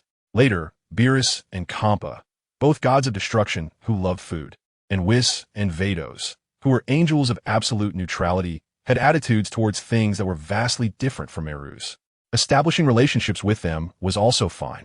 As for Meru's, he would understand in the future. For now, there was no need to push it. King, are we just leaving like this? Asked Vegeta 3. That's right. Long-standing fixed mindsets are hard to change. Our Saiyan reputation is indeed not good, so there is no need to reason with them. We are not cut out for that. I have no confidence in persuading them. Vitalis was self-aware. He didn't believe that a few words from him would change these people's views on the Saiyans. Bardock, prepare. If they agree to cooperate, then we will station 2 legions. If they refuse, we will deploy 30 legions to stay permanently. Vegeta, you are responsible for the related equipment, space stations and necessary patrol ships, as well as various detection devices. Make sure everything is ready, Vitalis assigned. He knew there were definitely devices nearby capable of overhearing their conversation. This was his final ultimatum. 30 legions? To blockade a star system? Vegeta 3 asked curiously. A single star system can be destroyed by just a few warriors. Destroying one planet after another is just a matter of time. If they band together, destroying a star system would be instantaneous. Ah, yes, I know it's a bit lacking, but the living planets in our current territory need personnel. And pursuing Babidi also requires manpower. Right now, we're short on people. Otherwise, I would want to deploy at least 100 legions to ensure that not a single meteorite gets out. Vitalis obviously understood Vegeta's meaning. But now is the time to showcase military power. Vegeta 3 was speechless. Was that what he meant? He was just being idle.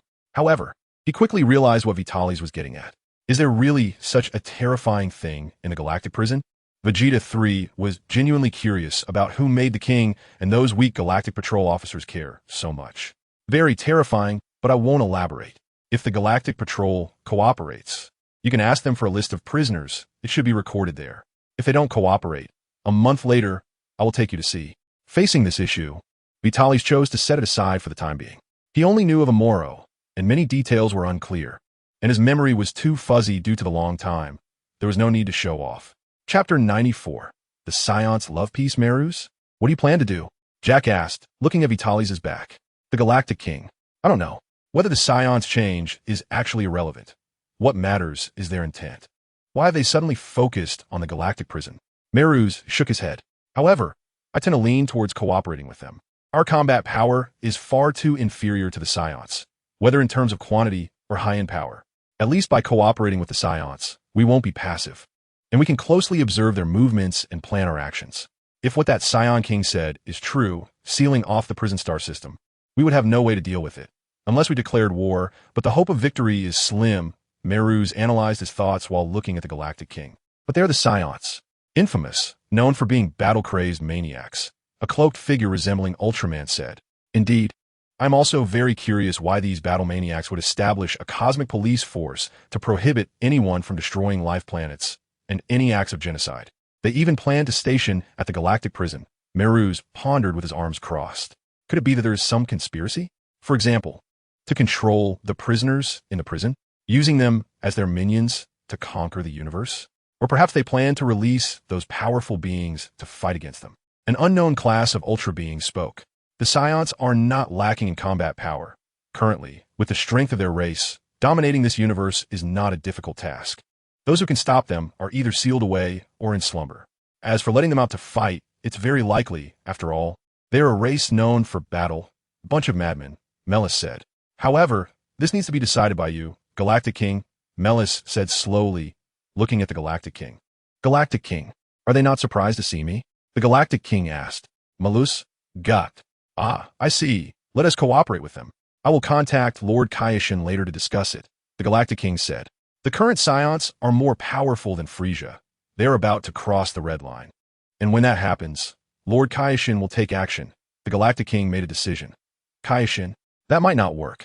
Kaioshin does not have the decisive power to destroy the Saiyan race, and that one will probably be overwhelmed by the Saiyans. Melis was not optimistic about Kaioshin.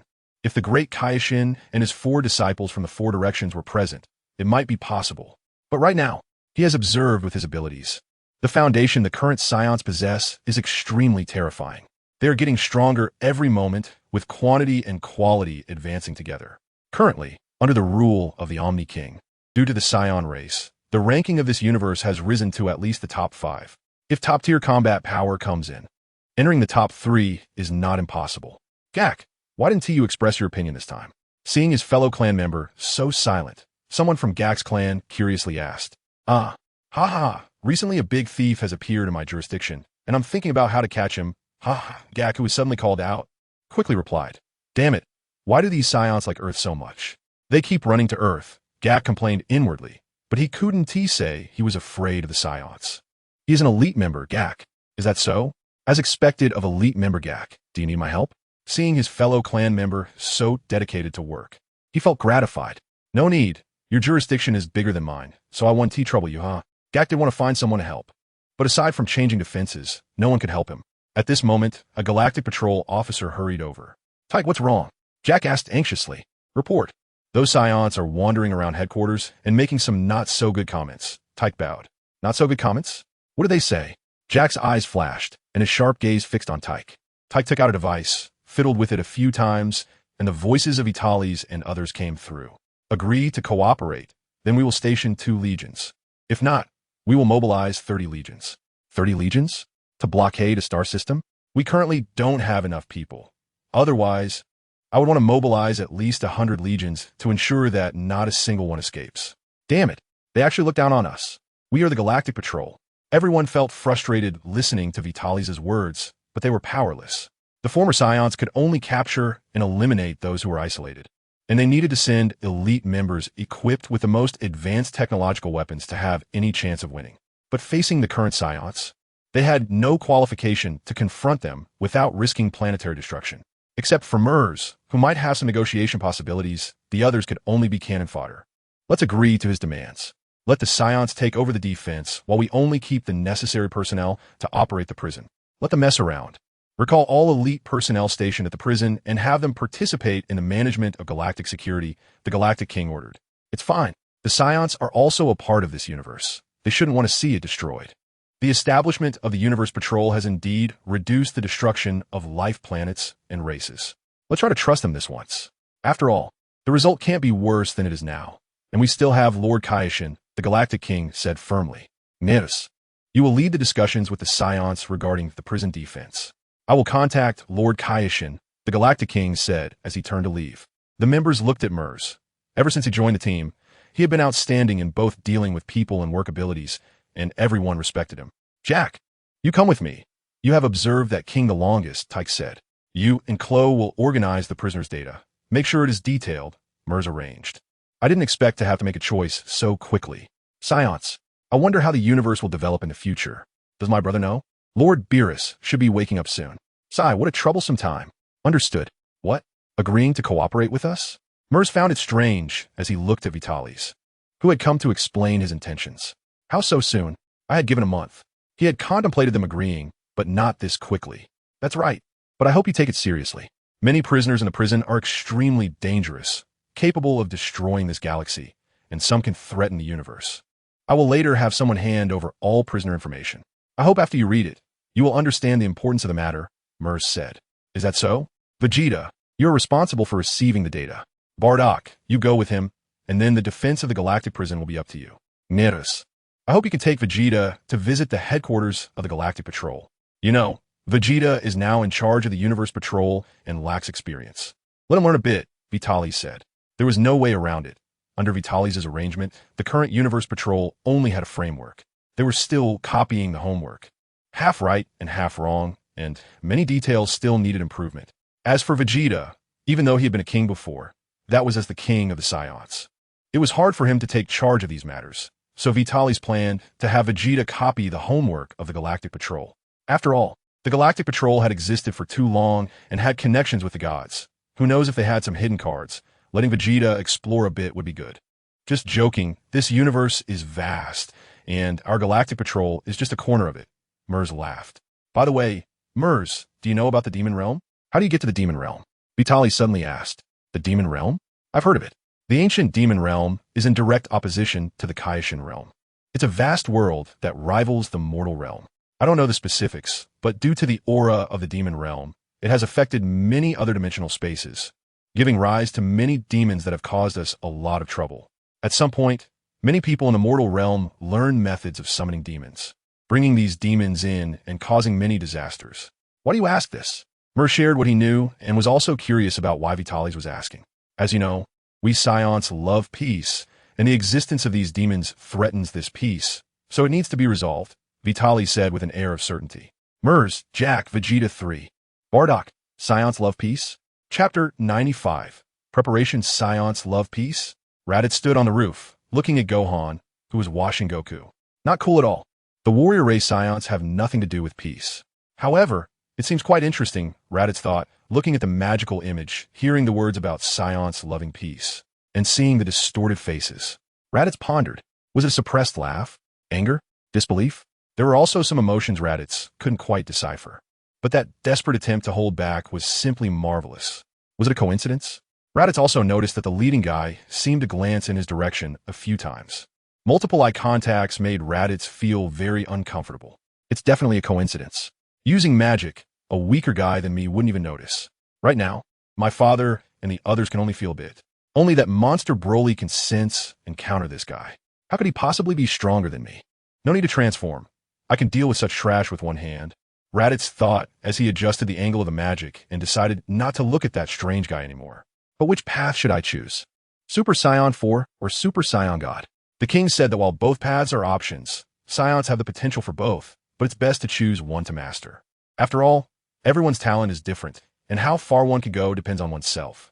Super Saiyan 4 and Super Saiyan God are distinct from ordinary Super Saiyans. And there are shortcuts. As the pioneer, my father is responsible for Super Saiyan God, and Uncle Vegeta is in charge of Super Saiyan 4. Once successful, the gap between my father and me will only widen. If I follow my father on the Super Saiyan God path, I will only ever be behind him. If I choose the Super Saiyan 4 route, I still can't control my reason while in Ozuru. I'm only just at Super Saiyan 1, far from Super Saiyan 2. And according to the king, the gap between Super Saiyan 2 and Super Saiyan 3 against Super Saiyan God and Super Saiyan 4 is too great. Damn it, the Saiyan bloodline is too unreasonable. I have no chance of defeating my father. Raditz was troubled. He remembered that last time he had fainted from exhaustion. No one cared for him. He woke up choking on water that filled the pit. Although the last time didn't go as planned and ended in failure. He wanted to defeat his father head-on this time. Unfortunately, one step behind means falling behind. The path of Super Saiyan is walked by my father in front of me. And soon he will also walk the path of Super Saiyan God. Damn it. After changing a finger, Raditz continues to watch the scene while thinking to himself. Meanwhile, at the Galactic Patrol headquarters, then it's up to you, Bardock and Vegeta, to hand things over here, right? By the way, learn something while you're at it.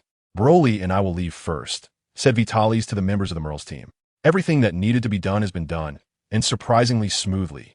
Although he could see that the few people in front of him were unwilling, they had no choice but to agree due to the power of the Saiyans. But that's okay. Time will change everything, and once they adapt, it will be fine. Without the power to resist, going with the flow will only lead to assimilation, both physically and mentally. Once they get used to it, it will be all right. However, the relationship with Merles has made no progress, and can even be said to leave a very bad impression. But there is nothing to be done. The interests and goals of both sides conflict. The Ultra Instinct is not something that is absolutely necessary for him. At this stage, there is no need for it. Moreover, Jiren is not completely powerless against Goku's Ultra Instinct, although he is in a dire situation, and Goku has just mastered it. Jiren did not rely on the power of the gods of destruction like Toppo, nor did he master any divine techniques. He relies on his own strength, comparable to the strongest god of destruction in the universe. Vitalis does not think he is inferior to Jiren. If he doesn't have divine techniques, he can just create his own skills. Let's go. Broly thinks this way, and Vitalis no longer dwells on Merles, nor does he blindly pursue divine techniques. Who? Raditz detects an unusual fluctuation in the air around him. Someone suddenly appears beside him. Startled, his body instinctively reacts. Fingers tightening slightly, his body leaps up. He raises his leg to kick the target. Broly steps in front of Vitalis, grabbing Raditz's leg with one hand and throwing him into the air. Just as Raditz is about to launch an energy blast, Vitalis grabs his hand. Forget it. It's just an instinctive reaction. In fact, having such a reaction is quite good. Much better than being ambushed and killed. It's also my fault for not notifying him before teleporting behind him. Broly shakes his head at Raditz, and Vitalis stops him. He didn't expect Raditz to react this way. nor did he expect Broly to react so strongly. Although neither of them transformed, Broly is too powerful. With this strike, another wish would be wasted. However, Broly is really exaggerated. He can easily take down Raditz, who has a battle power of over 3 million. Although Raditz didn't use all his strength. But that kick, very few in this universe could withstand it. That king, sorry, just an instinctive reaction, Raditz said with a dry laugh after teleporting back, glancing at Broly with lingering fear. Is this the legendary Super Saiyan? Truly terrifying.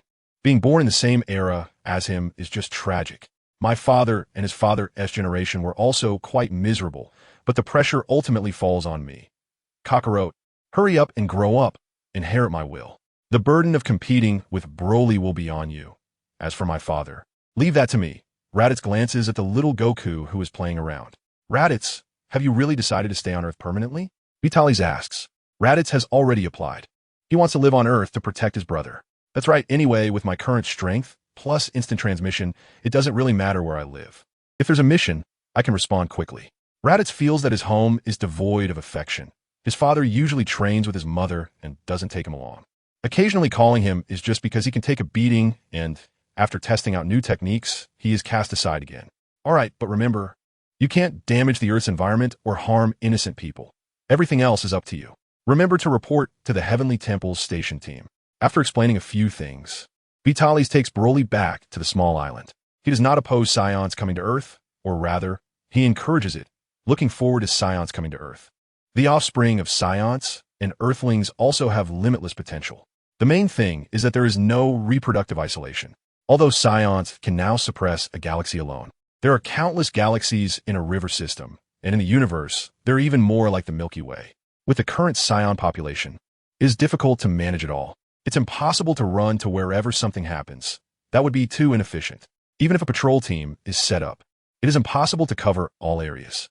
For the strong, destroying a planet only takes an instant. Therefore, the best way is for Saiyans to be spread throughout the universe. Every galaxy and every life-bearing planet should have Saiyans to protect them. At that time, the 7th universe will no longer be at the bottom of the rankings. Perhaps there will be no need to participate in the Tournament of Power. Instead, they could sit in the audience and watch those lower-ranked universes fight for survival slots. However, after the changes, Kakarot, will he meet the Omni King? If everything changes, will the Omni King not hold the Tournament of Power? Will he directly erase the universes that do not meet the standards? It seems he still needs to find a way to contact the Omni King to promote the holding of the Tournament of Power. If the ranking is slightly off at that time, they could be directly erased, which would be disastrous. While continuing to fish on the small island with Broly, Vitalis considers the future again. He is waiting for the Dragon Balls on Earth to cool down. At that time, he will solve the last shortcoming of the Saiyans. Without any worries, he can do whatever he wants. Just thinking about it makes him excited. Chapter 99. Raditz hoped to surpass his father. King, I want to surpass my father. I beg you. Please tell me the path or method to rival, or even surpass the Super Saiyan God and Super Saiyan 4. Raditz sincerely requests in a kneeling position. After confirming that his father and Uncle Vegeta are at the Galactic Patrol headquarters and will not return for a short time, Raditz is determined to find Vitalis. He feels that under the influence of Paragus, the Saiyan frenzy has affected his father, who has high hopes for him. Unfortunately, the gap between him and Broly is too far. He has disappointed his father. He senses that his father has turned his attention to Kakarot. Although he is not the legendary Super Saiyan like Broly, Kakarot's battle power of 200,000 at birth far exceeds that of the young Broly. He is the only one in the new generation with the highest birth battle power. Although Saiyans generally have high battle power at birth now, no one besides Kakarot has surpassed 100,000. So, at present, Kakarot is one of the focal points of attention for the Saiyan race. After learning that he was sent to the food star and raised by a weakling, most have shifted their focus, but there are still some, including his father, who are paying attention. In order to prevent Kakarot from suffering the same fate as him, and to prevent his father from being disappointed in Kakarot after he is defeated by Broly, Raditz decides to draw his father's attention. After all, that Broly is truly abnormal. He doesn't think anyone can surpass Broly. Thus, he is doing this for Kakarot and for the relationship between Kakarot and his father. There is absolutely no selfishness involved. Oh, do you look down on Super Saiyan God or Super Saiyan 4? How long has it been since you transformed into Super Saiyan 1? Vitalis looked at Raditz with amusement. Wow, you just learned to walk and you already want to fly. No, I don't mean to look down on Super Saiyan God or Super Saiyan 4. It's just that whether it's Super Saiyan or anything else, my father is ahead of me. It's hard to surpass him based solely on basic power levels. Uncle Vegeta once told me that because of my father's traits, he is suited for the path of Super Saiyan God, and Uncle Vegeta himself, due to his innate conditions, is best suited for the path of Super Saiyan 4. No matter which path I choose in the future, it will be difficult for me to catch up to them. Raditz expressed his thoughts, and Vitalis didn't expect that the seemingly inconspicuous character from the original story, aside from one famous line, would have such ambition to surpass Bardock and Vegeta 3. Wow, I didn't see that coming. You actually want to surpass not only Bardock, but also Vegeta? Vitalis decided he would take Raditz to see other timelines in the future, to show him other versions of Raditz. Yes, Uncle Vegeta is my life mentor. He corrected my mistakes and taught me the meaning of battle. I want Uncle Vegeta to be proud of my strength and not regret teaching this unworthy disciple. Indeed, it was Uncle Vegeta who first made him aware of the thrill of battle. It turns out that strong people enjoy trampling the weak so much. Although he was on the receiving end, he could feel Uncle Vegeta's joyful emotions, so he decided he must repay Uncle Vegeta. Since they're all Saiyans, a fighting race that doesn't like clichés, he could only repay in the Saiyan way. But what do you think? You actually came to me looking for ways to surpass Super Saiyan God and Super Saiyan 4? You should know that just being a Super Saiyan has made countless races in the universe feel despair. Why do you think I have a method stronger than Super Saiyan God and Super Saiyan 4? Vitalis asked. I know it was you, King, who brought the sins of beings in the room of spirit and time, allowing us the opportunity to access the power of Super Saiyans. Also, you introduced the concepts of Super Saiyan 2 and 3, and you proposed the experimental plans for Super Saiyan 4 and Super Saiyan God. I believe you can definitely achieve even better, Raditz said, glancing at Vitalis before lowering his head again. Stroking his chin, Vitalis thought, indeed, the techniques of the gods, combined with the Saiyans' talent for developing transformation forms, could give birth to even more powerful forms. However, the only divine techniques Vitalis currently knew were Ultra Instinct and Destruction. He understood the principles of Ultra Instinct, but bringing it up would surely attract the attention of the gods. Just look at how all the gods stood up during the Tournament of Power to realize how exaggerated it is for a mortal to master Ultra Instinct. As for destruction, Vitalis didn't even dare to think about it.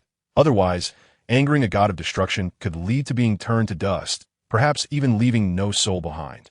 He also thought about developing his own divine techniques, but unfortunately, his current realm and strength were not enough. He envied Hit for this. Once Hit reached the realm of the gods, his flash time technique would surely transform into an extremely powerful divine skill. Looking at the Raditz before him, Vitalis was very tempted.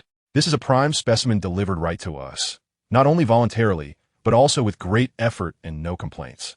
Get up as a Saiyan. This posture is truly ugly. If it weren't for cultural reasons, I would want to cancel the kneeling ceremony. As a good young man, although I find it satisfying to see others kneel, I still feel a bit embarrassed and guilty about it. However, Saiyans don't kneel easily. We only do so in very important situations, and it's merely a single knee down as a gesture. Moreover, to uphold the system, we shouldn't casually change ancestral traditions. Yes, I know, as a warrior race Saiyan, I only kneel to the king. Raditz stood up and awkwardly scratched the back of his head. I do have a method here that can surpass Bardock and Vegeta, but to surpass Super Saiyan God and Super Saiyan 4, that depends on you. If you can master it, then your future opponents will only be those above the gods, and no one below the gods will be qualified to challenge you. Dying is a strong desire. I want to learn this god. Raditz, through Bardock and Vegeta's words, knows that gods truly exist, and several of the king's commands are also related to the gods. There is no doubt about the power of gods. They can only be looked up to. And now, he is about to grasp the power of the gods, while mortals, they can only aspire to look up to him. Ahem, don't get too excited too soon. Perhaps this power will require you to spend a lifetime pursuing it, and even dying may not guarantee you grasping it. Vitalis, seeing Raditz's expression, felt a bit embarrassed about having to deceive this guy later. Super Saiyan God merely touches the realm of the gods, and Super Saiyan 4 only initially possesses the power to challenge the gods. It largely depends on the foundation, otherwise with your current strength. Whether Super Saiyan 4 or Super Saiyan God, let alone the gods, even a slightly stronger individual could easily defeat you. That's right. Vitalis knows that the Dragon Ball universe is very deep, and gods are just slightly more powerful beings. The greatness of a god lies in their divine duties and actions. The Supreme Kai is weak, but his divine duties and obligations make him incredibly great. The god of destruction is strong because destruction is his divine duty. Destruction is a law of the universe. With great power combined with his divine role, no one dares to look down on him. However, there are mortals who can kill these gods. Therefore, Super Saiyan God and Super Saiyan 4 are merely at the starting stage, having run a little further. They are still far from the finish line. Few I understand now, my king. I will strive with the determination to die if necessary. I don't want to disappoint my father and Uncle Vegeta. I also want to contribute my strength to the king's ambitions. Taking a deep breath, Raditz made up his mind that no matter what, he must become stronger. This child, I wonder what Bardock and Vegeta will think when they learn of this guy's intentions? Contributing to my ambitions? Surely he won't come and challenge me, right? He just doesn't want to disappoint his father and master, which is far from contributing to any cause. He's not a fool. He knows to avoid those too. At this moment, Vitalis understood why Raditz chose this time to seek him out. However, killing two birds with one stone. With a ready-made test subject and a good show, how could Vitalis possibly give it up? After all, what bad intentions could Raditz have? Chapter 97. Just change the name and layer it up now. Listen carefully. Rather than calling it a technique, it's better to refer to it as a realm. The realm of no self. That's right. Those gods, whether Kaioshin or Ko, all have the ability to observe the lower realms. When Vegeta fused, he vaguely sensed someone spying. And the angels have methods to watch and replay history from any time and place. So it's best not to mention the name of the Zai Gong, to avoid trouble or leaving gaps. So it's better to layer it with something seemingly plausible. As long as the general direction is right, that's enough. After all, this is also the duty of a test subject, to know the general direction and then seek the right path. Realm? No self? Cool. Although I don't understand. It sounds impressive. Raditz feels this is tailor-made for him, Lord Raditz. The realm of no self can only be reached with a focused mind, free from distractions and rich in experience. Fortunately, in my past life, I watched many anime and read many novels.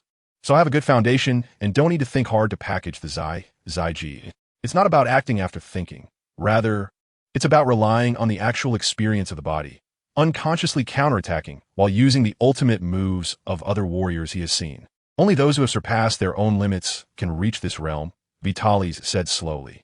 Although it looks similar, the details are still different, but that's okay. As long as the general direction is right. Vitalis does not believe Raditz can achieve this at his current stage, but he can accumulate experience in advance, which benefits everyone, both Raditz and Vitalis.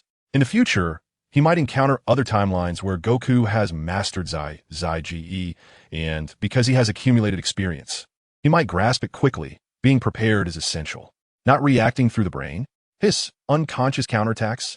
This is amazing. No fear of sneak attacks. And most importantly, no need to think. This is great. Raditz is excited. The body will fight on its own. Does that mean the body can practice and act on its own?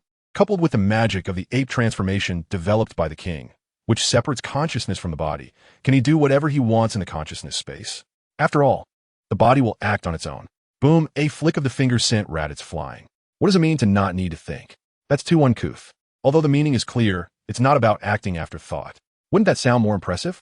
Moreover, seeing Raditz's expression, he knew what Raditz was thinking because he had similar thoughts before, but he thought deeper. If consciousness and body are separated, and the body acts autonomously, is this body still his? If it were a different world, this could be a major horror incident, and perhaps a new consciousness might emerge. The main thing is, he hasn't learned yet, but he is fantasizing about the future. Better dream about it at another time. Listen to me, don't aim too high, and also, take some time to learn knowledge. Even if you can't avoid becoming a reckless person, you should be a cultured, reckless Saiyan who is about to enter the era of space warfare. Although one can rely on their own strength to withstand it. Understanding issues like gravitational fields, the 4 fundamental forces, and the gravitational slingshot effect will change actions in battles, saving time and effort. For example, you could destroy a galaxy with less effort. Forget it. Let's not think too much for now. With a flick of his finger, he pulled Raditz back. This is the realm of no self. Don't think too much. Attack towards the realm of no self. All right, go practice. Huh, King. You haven't said how to practice yet? By the way, King, have you mastered it? Raditz asked, having only talked about the realm of no self. Who knows how to practice it? It's already been said that it's a realm, and you have to comprehend it yourself. Logically, I shouldn't tell you the name, and I've already mentioned the effects. From another perspective, it increases the difficulty of your practice. So from now on, it's up to you. At least what I just said includes the direction of practice. A joke, if he knew how to practice, then there would be no need to experiment. Just let everyone practice Zai directly. Super Saiyan and the like can be eliminated. Super Saiyan God and Super Saiyan 4 are unnecessary. Zai, after successful practice, will also give birth to divine power. A group of Saiyans mastering Zai, E1T fear anyone below the Omni King. Well, forget it. I'll tell you one more thing. After all, since you know the realm of no self, it increases the difficulty of entering a focused state and emptying the mind. The realm of no self. What I just mentioned is only the introductory realm. There are 3 more great doors in depth. They're the 3 hidden techniques of no self. And I want to mention the other 2. Knowing them isn't a good thing for you. The limit of the no self realm, tempered through 1,000 forges. Is it? All right, go practice. Vitalis waved his hand, signaling Raditz to leave. Huh? Only a name? Raditz found it absurd. Just now. He thought it was okay not to have a method of practice because it's a realm that needs comprehension, but now. Only a name. As the name suggests, it's clear from the name. Tempered through 1,000 forges, as long as you don't die from practicing. Then practice to your heart's content. Vitalis turned around and continued fishing. If he continued talking, he would run out of things to say. Although he remembered roughly, he couldn't recall the details clearly. If he gets sidetracked, it wouldn't be good. However, today he had a flash of inspiration, using the intent of no self to replace Zai. He found that the realm of no self also seems to be quite high, especially those 3 great doors, each one more outrageous than the last. Among them, the limit of seamlessness is even more outrageous. Is this still called playing tennis? What tennis is there to play? Although fighting and tennis are vastly different, the realms are interconnected. Perhaps the no self that has been transformed is not inferior to Zai. At least he knows 3 paths for no self. While for Zai, he only knows the concept. All right, then I'll take my leave for now. But since we're at the seaside, I'll catch some fish before heading back. Raditz flew towards the depths of the ocean. He didn't dare disturb the king while fishing. That Broly guy is still nearby. Disturbing the king would mean death. This guy shows no mercy to anyone who offends the king. A couple of days ago, he almost lost his life. The shadow of death still lingers in his memory, as it was his first direct encounter with death. Vitalis, the state of no self. Can I learn it too? Broly asked, watching Raditz leave. Of course, here you can learn anything you want. But the state of no self is too ethereal and doesn't need to be overly pursued. Perhaps in the future, you will encounter something that suits you better. In Vitalis' view, Broly's personality is indeed most suitable for the state of selflessness. Simple, even more so than Kakarot, at least in the Super period. Goku couldn't match Broly in terms of mentality.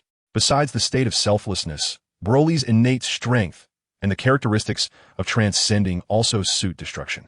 So, after getting to know Beerus and Whis, he will find a way to send Broly to train with them.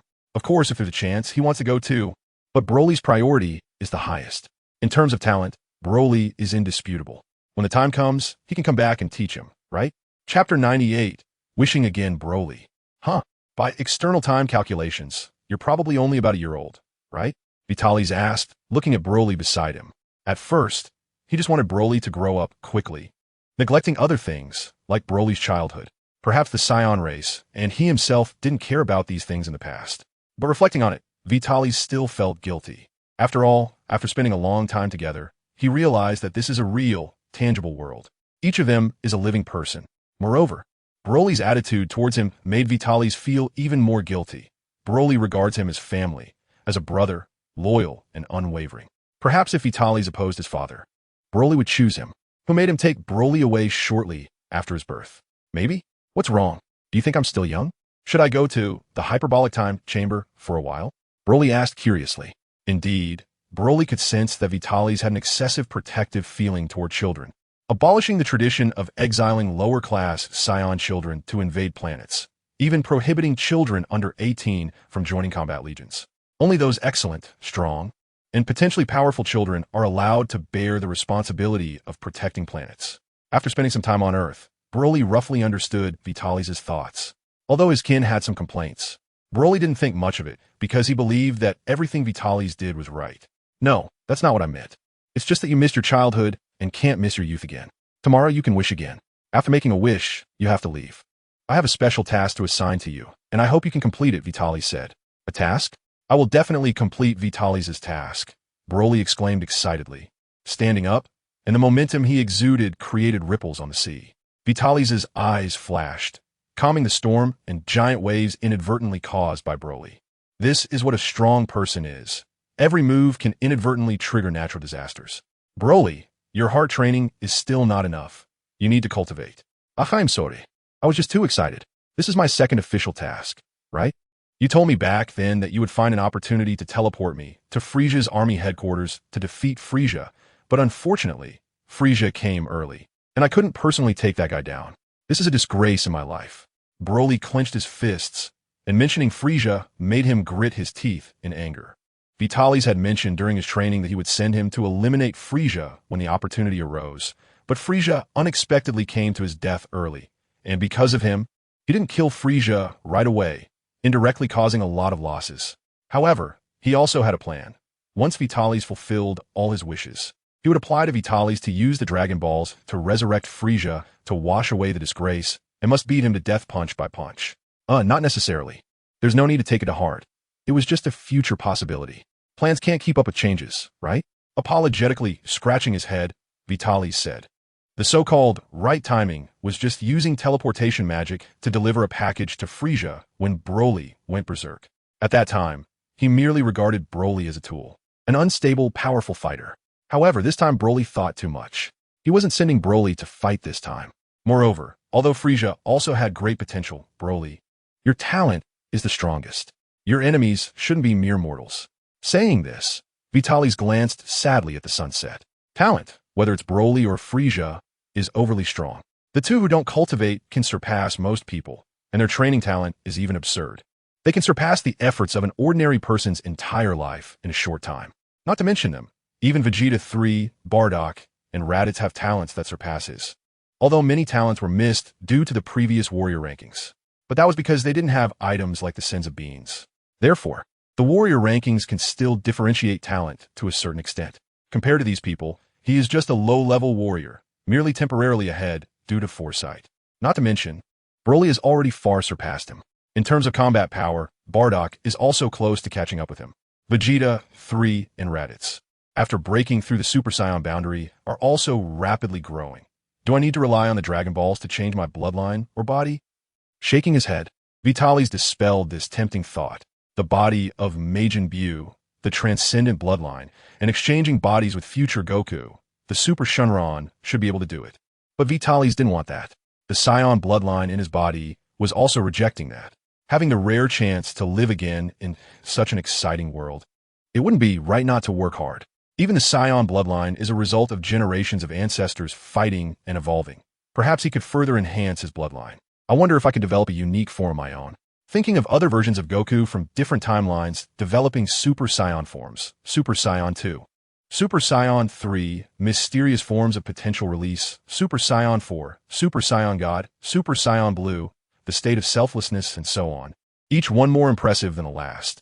Vitalis felt a surge of excitement. After all, Kakarot is just a low-level warrior. Although he is the main character, and in comparison, his will in pursuing martial arts is weak, and his thoughts are not pure enough. But as a person, one must have pursuits. At worst, when the time comes, he could go to heaven and enjoy retirement. Working hard is not shameful. It's just that it seems there aren't many colors left. The sun sets in the west. Sigh. Thinking too much? I can't sleep. Practice a bit, how about you? Are you going to sleep or get up? Vitalis looked at the setting sun, thinking about how he could wish again soon, feeling a bit excited. Moreover, he had just thought too far, and the blood was still boiling. Of course, let's cultivate together. Vitalis. Broly agreed without problem. Sleep? Is it even possible to sleep at this time? Two people chase the sun, without relying on the energy within their bodies. They run swiftly on the surface of the sea, creating fierce winds and massive waves. I also want to cultivate. After the king arrived, there were indeed tasks to do, but I always end up cleaning up after them. Being a king is great. I can act recklessly. A warrior appears on the sea, calming the disturbances caused by the two. After running around the earth, who knows how many times, the earth finally completes a rotation. Let's go. Broly sees the dawn, and Vitalis calls for Broly to fly towards the temple. I originally planned to wait until after midnight to see if I could use the Dragon Balls. But thinking about how the Supreme, Kai, and Bubbles were still resting, I felt it was unethical to disturb them, so I held back my impatience and ran all night. Upon arriving at the temple, Bubbles had already placed the Dragon Balls on the ground. Among the station's Saiyan team, only 2 remained at the temple, while the others were scattered in the sky above the earth. They learned about the Dragon Ball's purpose and that the king intended to use them, so they took the initiative to remain vigilant. Their position covered the entire globe, allowing them to respond to threats both on Earth and in space immediately. Seeing this scene, Vitalis smiled slightly. This is the benefit of having a king. It doesn't feel like being alone. It's quite nice. I beg you, great dragon, grant my wish. Vitalis stepped forward, raised his hands, and shouted the incantation loudly. Just as the sky had brightened, it was once again shrouded in darkness. A beam of light pierced the sky, and the massive body of the dragon appeared, its huge head lowered, staring at Vitalis with its enormous eyes. The dragon has fallen, not even saying its signature line. Is it necessary? Didn't that group often use it in the original timeline? And I didn't see you throwing a tantrum? Forget it. Dragon, please tell me the whereabouts of all the Dragon Balls. Chapter 99 Dragon Balls. Dragon, please tell me the whereabouts of all the Dragon Balls. Vitalis felt he hadn't phrased it well, so he repeated it. Supreme Kai, Mr. Bubbles Broly. As you wish, the dragon's eyes flashed. Your wish has been granted. Please state your next wish. Damn, Vitalis had originally only intended to give it a try. He didn't have any urgent wishes. He brought out a wish just to test his luck, to see if there were any other Dragon Balls besides the Earth's Dragon Balls, Namekian Dragon Balls, and Super Dragon Balls. The Earth's Supreme Kai is the orphan of a Namekian refugee. The Grand Elder of Namek is a survivor of the world-ending crisis. An evil Super Namekian also appeared in the movies.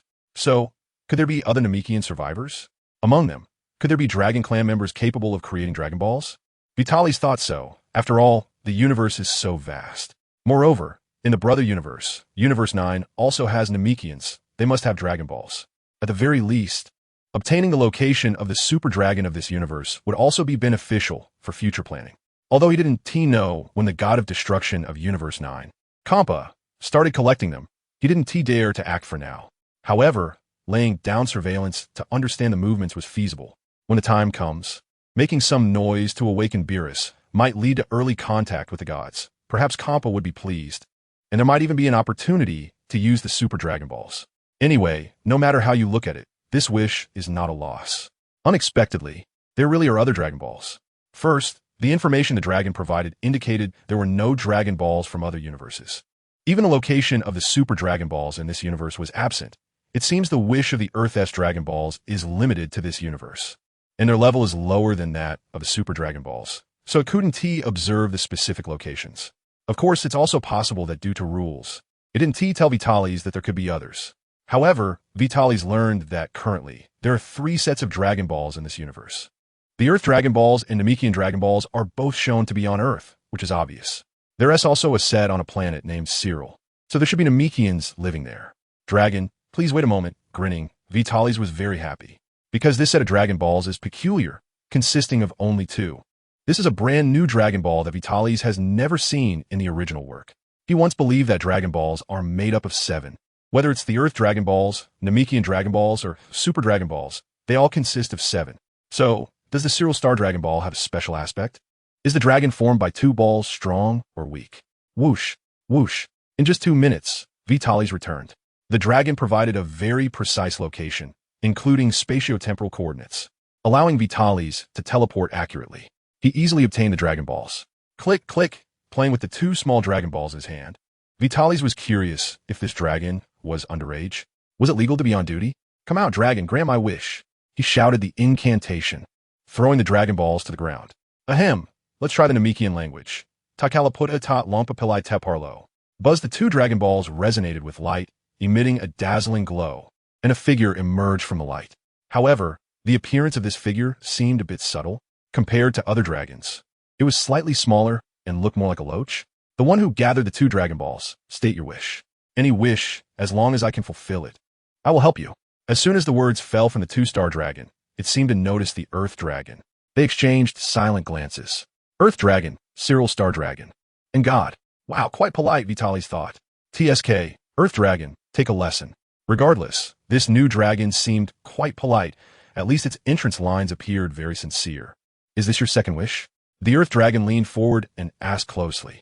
No, wait a moment. Let's see the power of your new colleague first. Stepping back, Vitalis looked at the Cyril Star Dragon. It felt like the Earth Dragon was a bit emotional. Please tell me all the ways for Saiyans to survive in space and the drawbacks of those methods, Vitalis said in Namekian. Is this your wish? Although it seems like two wishes, they are related, so I will grant it for you. Also, wishing does not require Namekian. The universal language will do. The two-star dragon said. Hearing the dragon's words, the others present, except for Vitalis, turned their heads. They probably understood what the dragon meant and did not expect it to dislike Vitalis' clumsy Namekian. Oh really? Thank for the reminder. Look at them. Earth Dragon, take a lesson. Saying a few more words feels like making a wish. How eager are you to get off work?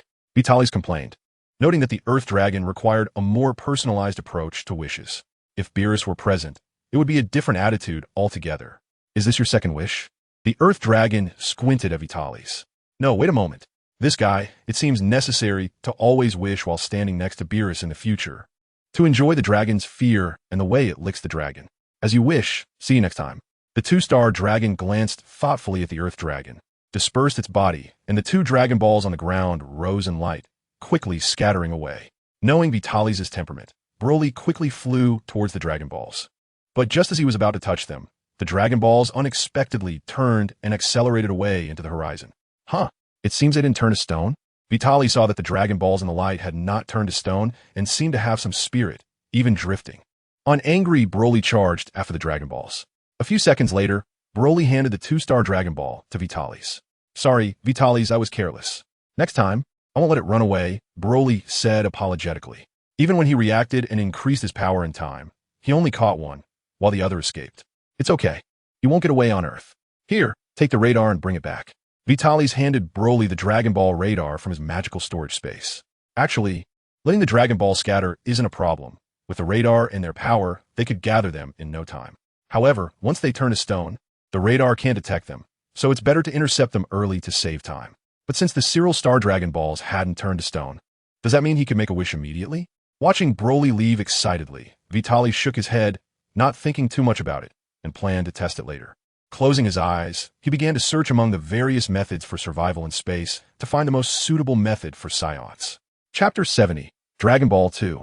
All methods for allowing Saiyans to survive in space was the wish made by Vitalis. This divine dragon has indeed accomplished it. There are many methods, for example, taking a spaceship, wearing a spacesuit, and carrying an oxygen tank. It also lists many species that can survive in space. Changing the bloodline or organs of these creatures can also allow survival in space. It thoughtfully notes the advantages and disadvantages of these bloodlines or organs. However, if one changes their bloodline, they would have to abandon their Saiyan heritage. As for bloodline fusion, it is possible, but there is a significant difference between pure bloods and mixed bloods. Weaker bloodlines not only fail to enhance potential, but also negatively affect the Saiyan lineage. Although the survival issue is resolved, the potential loss is not worth it.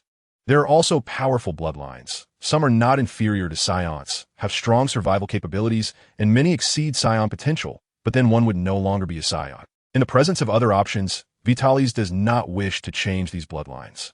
After all, Super Saiyan is a childhood dream, filled with nostalgia. And those strong bloodlines are not human. He hasn't pursued power to the extent of abandoning his human form. Changing organs is also an option, and even if there is rejection, it can be eliminated by the dragon. Among them, there's a creature called the Ether Dragon, whose energy organ greatly excites Vitalis. It requires only a small amount of material to undergo fusion and produce immense energy. If he could replace his energy organ with this, he might stand at the peak of the universe in a short time. Unfortunately, it requires body enhancement. Otherwise, the Saiyant's physical strength cannot withstand the energy produced by the organ. Even the Ether Dragon race has not fully realized the potential of this energy organ, and the amount of energy it can produce remains unknown, as no one has lasted long enough to find out. The first to collapse is oneself during a powerful energy explosion. It would be good for self-destruction, although there are many methods to enhance physical strength afterward. Making Vitalis very tempted, he still cannot accept foreign organs growing within his body for now. Thus, he decides against it. After reviewing all the methods, Vitalis realizes that there are so many amazing species in the universe, with their bloodlines and various strange organs being astonishing. The powerful bloodlines and organs make Vitalis very envious. If it weren't for the mental barrier, he might have already changed them. There is another method, which is to become a god, a true god. not just a Super Saiyan god transformed by having the breath of God. Perhaps studying divine power could allow Super Saiyan gods to survive in space. But that seems too far-fetched. For those ordinary Saiyans without the qualification to transform into a Super Saiyan god, their combat power is wasted. After all, they can destroy planets, but cannot fight off their own planet, which is too ironic and ridiculous. Fortunately, the methods also introduce a secret technique of Abalu, which allows organisms to survive without relying on breathing. It uses the energy within the body to replace the function of the respiratory system, not merely holding one's breath. The function of breathing is to maintain life. Breathing consists of external respiration and internal respiration. Both serve to sustain life. The role of external respiration is to inhale fresh oxygen and expel carbon dioxide, with the process occurring in the lungs. The role of internal respiration is to first transport the inhaled oxygen through the blood circulation to various tissues and organs of the body, where it is utilized by tissues and cells for metabolism. Then, the carbon dioxide produced by tissue and cell metabolism is returned to the pulmonary capillaries through blood circulation and expelled from the body through gas exchange with the alveoli, assisted by external respiration, with the completion of internal respiration occurring at the tissue and cellular level. The Abalu secret technique replaces breathing with the energy within the body. As long as the energy is not depleted, one can survive indefinitely in an anaerobic environment. This is exactly what the Saiyans need. Perhaps by holding their breath, they can survive for a certain period underwater, in magma, in space, and in other dimensions, but in battle, holding their breath is purely suicidal. The Saiyans' body and energy protection allow them to survive and fight in various harsh environments. The only limitation is breathing. However, the Ibiryu secret technique effectively solves this problem. Although it increases the consumption of energy, the existence of the sins of beings makes this negligible. Whoosh, at this moment, Broly found another Dragon Ball and returned just in time. He handed the radar and Dragon Ball to Vitalis. Indeed, he didn't turn a stone while looking at the Dragon Ball in his hand. If it weren't for just making a wish, Vitalis wouldn't have believed what he was seeing. God, what do you know? Vitalis turned to ask the god. I mentioned in the inherited knowledge I received from the Grand Elder that the number and size of Dragon Balls are variable depending on the creator's abilities. The creator of this Dragon Ball must be very powerful, the god said slowly, also shocked. It was the first time he had seen a Dragon Ball that hadn't cooled down. Really? Who cares, as long as it works? Shaking his head, he decided not to think too much about it, just use it how it should be used. Takarputo Dragon Ball Popolit Paro. Buzzed the two resonating Dragon Balls emitted dazzling light, and a familiar figure appeared again. The one who gathered the two Dragon Balls. State your wish. Any wish. As long as I can do it, I will help you fulfill it, said the two-star dragon, who had recited the lines, and also noticed the surroundings and the just-wished Vitalis. Boom, a powerful aura erupted, and everyone looked at the dragon, only to find that Broly had entered Super Saiyan form. The golden flame had a faint green glow shimmering around it. Those emotionless eyes stared intently at the two-star dragon. Cough, cough, dragon, my wish is to make the Ibiryu secret technique the innate skill of all living Saiyans in this universe. Can you do that? Or do I need to explain what an innate skill means? Vitalis said shyly. Is this your wish, Earth Dragon? Is this your wish, Cyril Star Dragon? Earth Dragon. Please wait a moment. Cyril Star Dragon, my wish is this, Vitalis said to the two dragons, indicating that in the future, when multiple dragons are present, prefixes will need to be added. As you wish, the Cyril Star Dragon said, its eyes flashing with divine light. Your wish has been granted. However, although I do not have a cooldown period, my energy is also limited. This time, adding an innate skill for a large race is quite taxing, and I will not be able to fulfill wishes that require a large amount of energy for a short time. You should understand what I mean, right? This time, the dragon did not leave immediately, but explained its situation. I see. If it could be used continuously, that would be incredible. I understand now, thanks, dragon. Vitalis thanked him. After all, this guy is quite polite and granted his wish, so it was necessary to express gratitude. Earth Dragon, then I will take my leave first, he said, glancing at Broly, who was erupting with energy. The dragon dissipated in light, transforming back into a Dragon Ball that slowly floated back to its original place. It seemed to acknowledge the strength of the few people present and the existence of the Dragon Ball radar.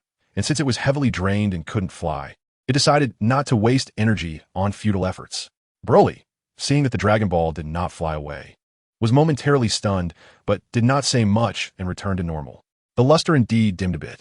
Should he call it out again to test its limits? Vitalis waved his hand, and the Dragon Ball flew into his hand. How long do you plan to make me wait? If you don't have a wish, I'll take my leave, the Earth Dragon said at this time. Chapter 71, Dragon Ball 3. Although wishing on the Dragon Balls carries potential risks, even if it is confirmed that this universe is the one with the Destroyer God in Broly's path, perhaps there are no Dark Star Dragon Balls or evil dragons. But the old Kaioshin also mentioned that Dragon Balls can affect the natural laws of the universe. Using them too much might lead to unknown crises. However, it is impossible not to use the Dragon Balls. Who can resist such a convenient thing? Anyway, Vitalis can't resist. Just the accompanying benefits make Vitalis unwilling to give up the Dragon Balls. Most Saiyans are fearless and unafraid of anything, fighting to the death. But a small number still hesitate in the face of death. After the last resurrection of the fallen Saiyans, everyone learned of the existence of the Dragon Balls. Now, no one in the entire clan is afraid of death, as they have Senzu Beans for injuries and Dragon Balls for death. Furthermore, according to those who return from the afterlife, after death, one must face judgment to determine whether to go to heaven or hell, or to be reincarnated. So now, no one is afraid of death. After all, death is just another beginning, whether in heaven or hell, or even reincarnation, it's not a loss. Therefore, the Saiyans spar with each other without holding back. As long as they don't kill each other, it's fine. In battles against outsiders, they fight to the death, whether against enemies or their own. As long as there is breath left, they will fight, fully displaying the spirit of a warrior race. With so many benefits, there is no possibility of giving up the Dragon Balls. Which one? Have you thought about your wish? While Vitalis was in thought, the dragon lowered its head again, looking at Vitalis, urging him. Dragon, can you bring me the Dragon Balls from Earth a year later? Vitalis thought it was worth a try. After all, the Omni King can exist in two forms, so the Dragon Balls should be able to as well. No, that violates the laws of the gods and the rules of the universe. I am powerless, the dragon said helplessly. Damn it, wanting to get something for nothing every day. Who spoiled you? To propose such a wish that troubles the dragon. Change to another wish. All right, then wait a bit longer. Let me think about this answer, which is not beyond my expectations. I just want to see if it can succeed. After all, failure doesn't count against my wishes. But if it succeeds, I want to see whether it results in one Dragon Ball disappearing a year later or the birth of a parallel universe without Dragon Balls. If it's the former, it can directly complete a linear traversal instead of going to a parallel universe. Then I need to reassess the power of the gods. Traveling to a parallel universe on a different timeline and directly jumping within the timeline of the current universe are vastly different. Even the Supreme Kai, using the time-space ring to observe time and space, cannot change history. Otherwise, new parallel universes will be born. They also cannot interfere with the history of the current universe. The outcome of failure is still acceptable, but I still need to find a way to verify the gods' control over time and space and their abilities concerning time and space. Well, forget it. I'll save this wish. If I remember correctly, I can keep one wish, and the cooldown time is halved. See you next time. The dragon thought for a moment, currently having no must-fulfill wishes. Really? No wishes at all? The dragon asked in surprise. Today's gains exceeded expectations. Disrupted my thoughts. I need to sort out. Sorry, dragon, for keeping you waiting, Vitalis said somewhat apologetically. Your wishes have all been granted. The dragon's gaze flickered, reciting its exit line, dissipating its light, leaving behind 7 Dragon Balls turned to stone on the ground. I don't know when it started, but the Dragon Balls no longer attempt to leave. I still have one wish left to make with the Namekian dragon, so during this time, it's better to test the limits of the Serial Dragon, which will help in arranging the 3 dragons. Currently, the Namekian dragon excels in the aspect of resurrection, although it can only resurrect one person at a time. Next is the Earth Dragon, whose abilities are extremely superior after upgrading. The Serial Dragon Balls have no cooldown time, but there seems to be an issue with energy consumption. This is also present in the Earth Dragon Balls, but it requires occupying wish counts, with the cooldown time remaining unchanged. The Namekian Dragon Balls haven't reached their limits yet, so Vitalis wants to test the limits of the Serial Dragon. Once the Serial Dragon Balls recover, he will conduct tests. Based on the test results, he will decide the future uses of the 3 Dragon Balls. If the Serial Dragon Balls have no characteristics other than lacking cooldown time, then the Serial Dragon will be responsible for intelligence, as answering questions shouldn't consume much energy. Forget it, I'll think about it later. Having too many Dragon Balls is also a kind of trouble. Vitalis contacted the nearest legion around Serial Star, instructing them to prioritize heading to Serial Star and include Serial Star and the Namekians on it in their protection scope. Then, The god and the Namekians can happily go find their compatriots again. After they become familiar, it will be easier for Vitalis to ask about the details of the Cyril Dragon. Broly, I have a long-term task for you, Vitalis said as he approached Broly, patting his shoulder. Just give the orders. I will definitely complete it, whatever the task is, Broly replied excitedly. Finally, there's a task again. As for resurrecting Frieza, let us wait. Anyway, he can't escape. Once he is stronger, resurrecting the three of them together might be even more enjoyable.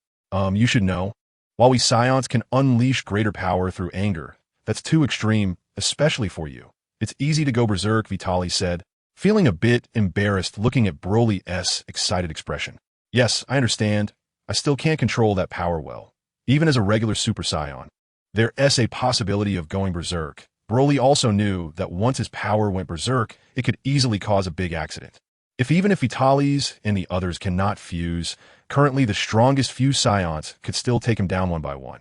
Although he deliberately hasn't been training, he did fight with Frieza and his father in succession and had a match with Vegeta, facing the current him, who has adapted to his power. Perhaps the current Vitalis and the others fusing Wu Ti be able to defeat him in a short time. Over time, the fused warriors might be defeated by him. Therefore, you need to pursue the power of love. Love can change the world, and love can help you grow, Vitalis said earnestly. You can occasionally seek out your father and me, but most of the time, you must embark on a journey alone, seeking love. That's right. Vitalis plans to let Broly experience romance. This is indeed for Broly's good. Love can indeed make people stronger. Not to mention anything else. Just look at Vegeta's explosive power for Bulma. You can see how handsome and strong a Saiyan can be when they have someone they want to protect. Especially after their loved one is hurt. And he was just slapped once. If it were like Krillin, who sacrifices himself, he might even develop a new form. Although it might not be effective against the god of destruction, what other mortals can withstand that? This is also a little thought for Vitalis. Currently, there are only two people who can trigger Broly's outburst. One is the person who raised Broly, and the other is Broly's father. Vitalis, not wanting to sacrifice anyone, has come up with the idea of finding a wife for Broly. Of course, the idea of a sacrifice is just a joke. There hasn't been a creature born that would require Broly to use a sacrificial technique to go berserk. And anything above the gods probably wouldn't be affected by such a technique either. The main point is that even if the child born from Broly cannot inherit the Super Saiyan bloodline, they will definitely be explosively strong.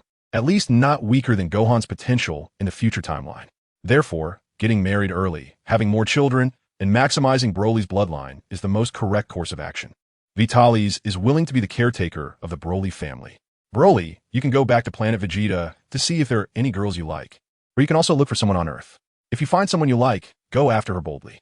Once you have a target, you can come to me for advice on how to pursue a girl. Perhaps I haven't been in a relationship, but at least my theoretical experience surpasses all Saiyans.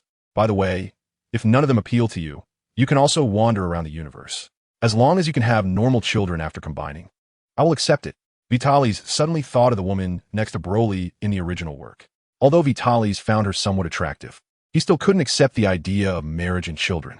But what if Broly likes that kind of girl? Unfortunately, the original work did not introduce the details of that girl, not even her age, when she joined Frieza's army, or which department she was in.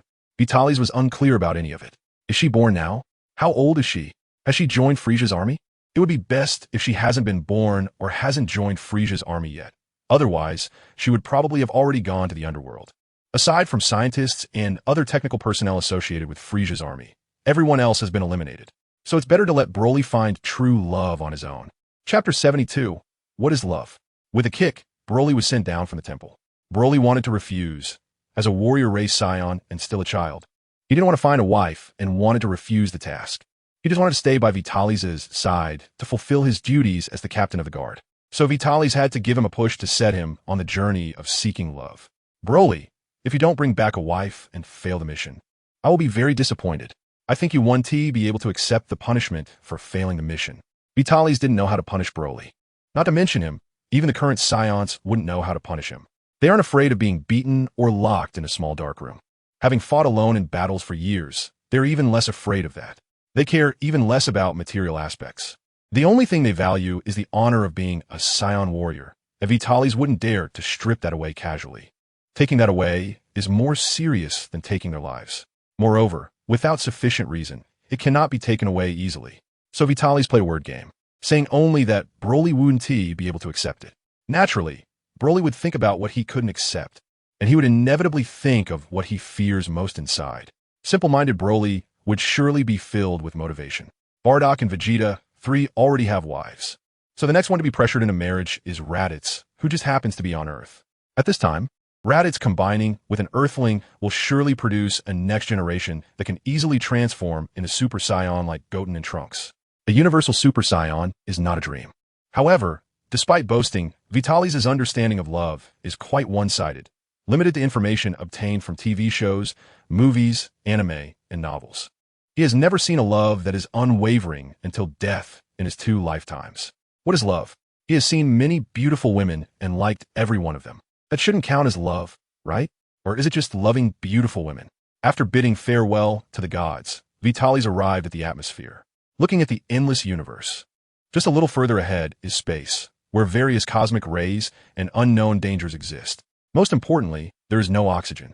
It is a realm that Saiyans have never explored. Previous battles all occurred on planets, where there were concerns and distractions to protect the planet. Even if they could resist the explosion of a planet, they couldn't withstand the harsh environment of space. Now, having solved the breathing issue, their combat power has been further liberated, allowing them to fight without restraint.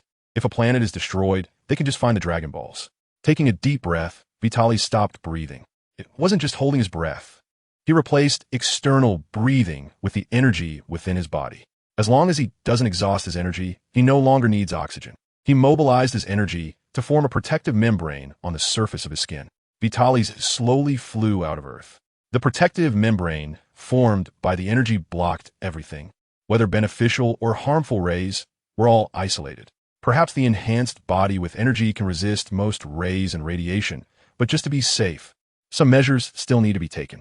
Space is quite magical. It only requires a little force to push effortlessly, but when encountering celestial bodies, one will feel the gravitational pull, needing to resist it to avoid being captured by various celestial bodies. Traveling through the fields between celestial bodies also requires a lot of energy to resist. Nowadays, with Vitalis' combat power, he doesn't need to worry about these things.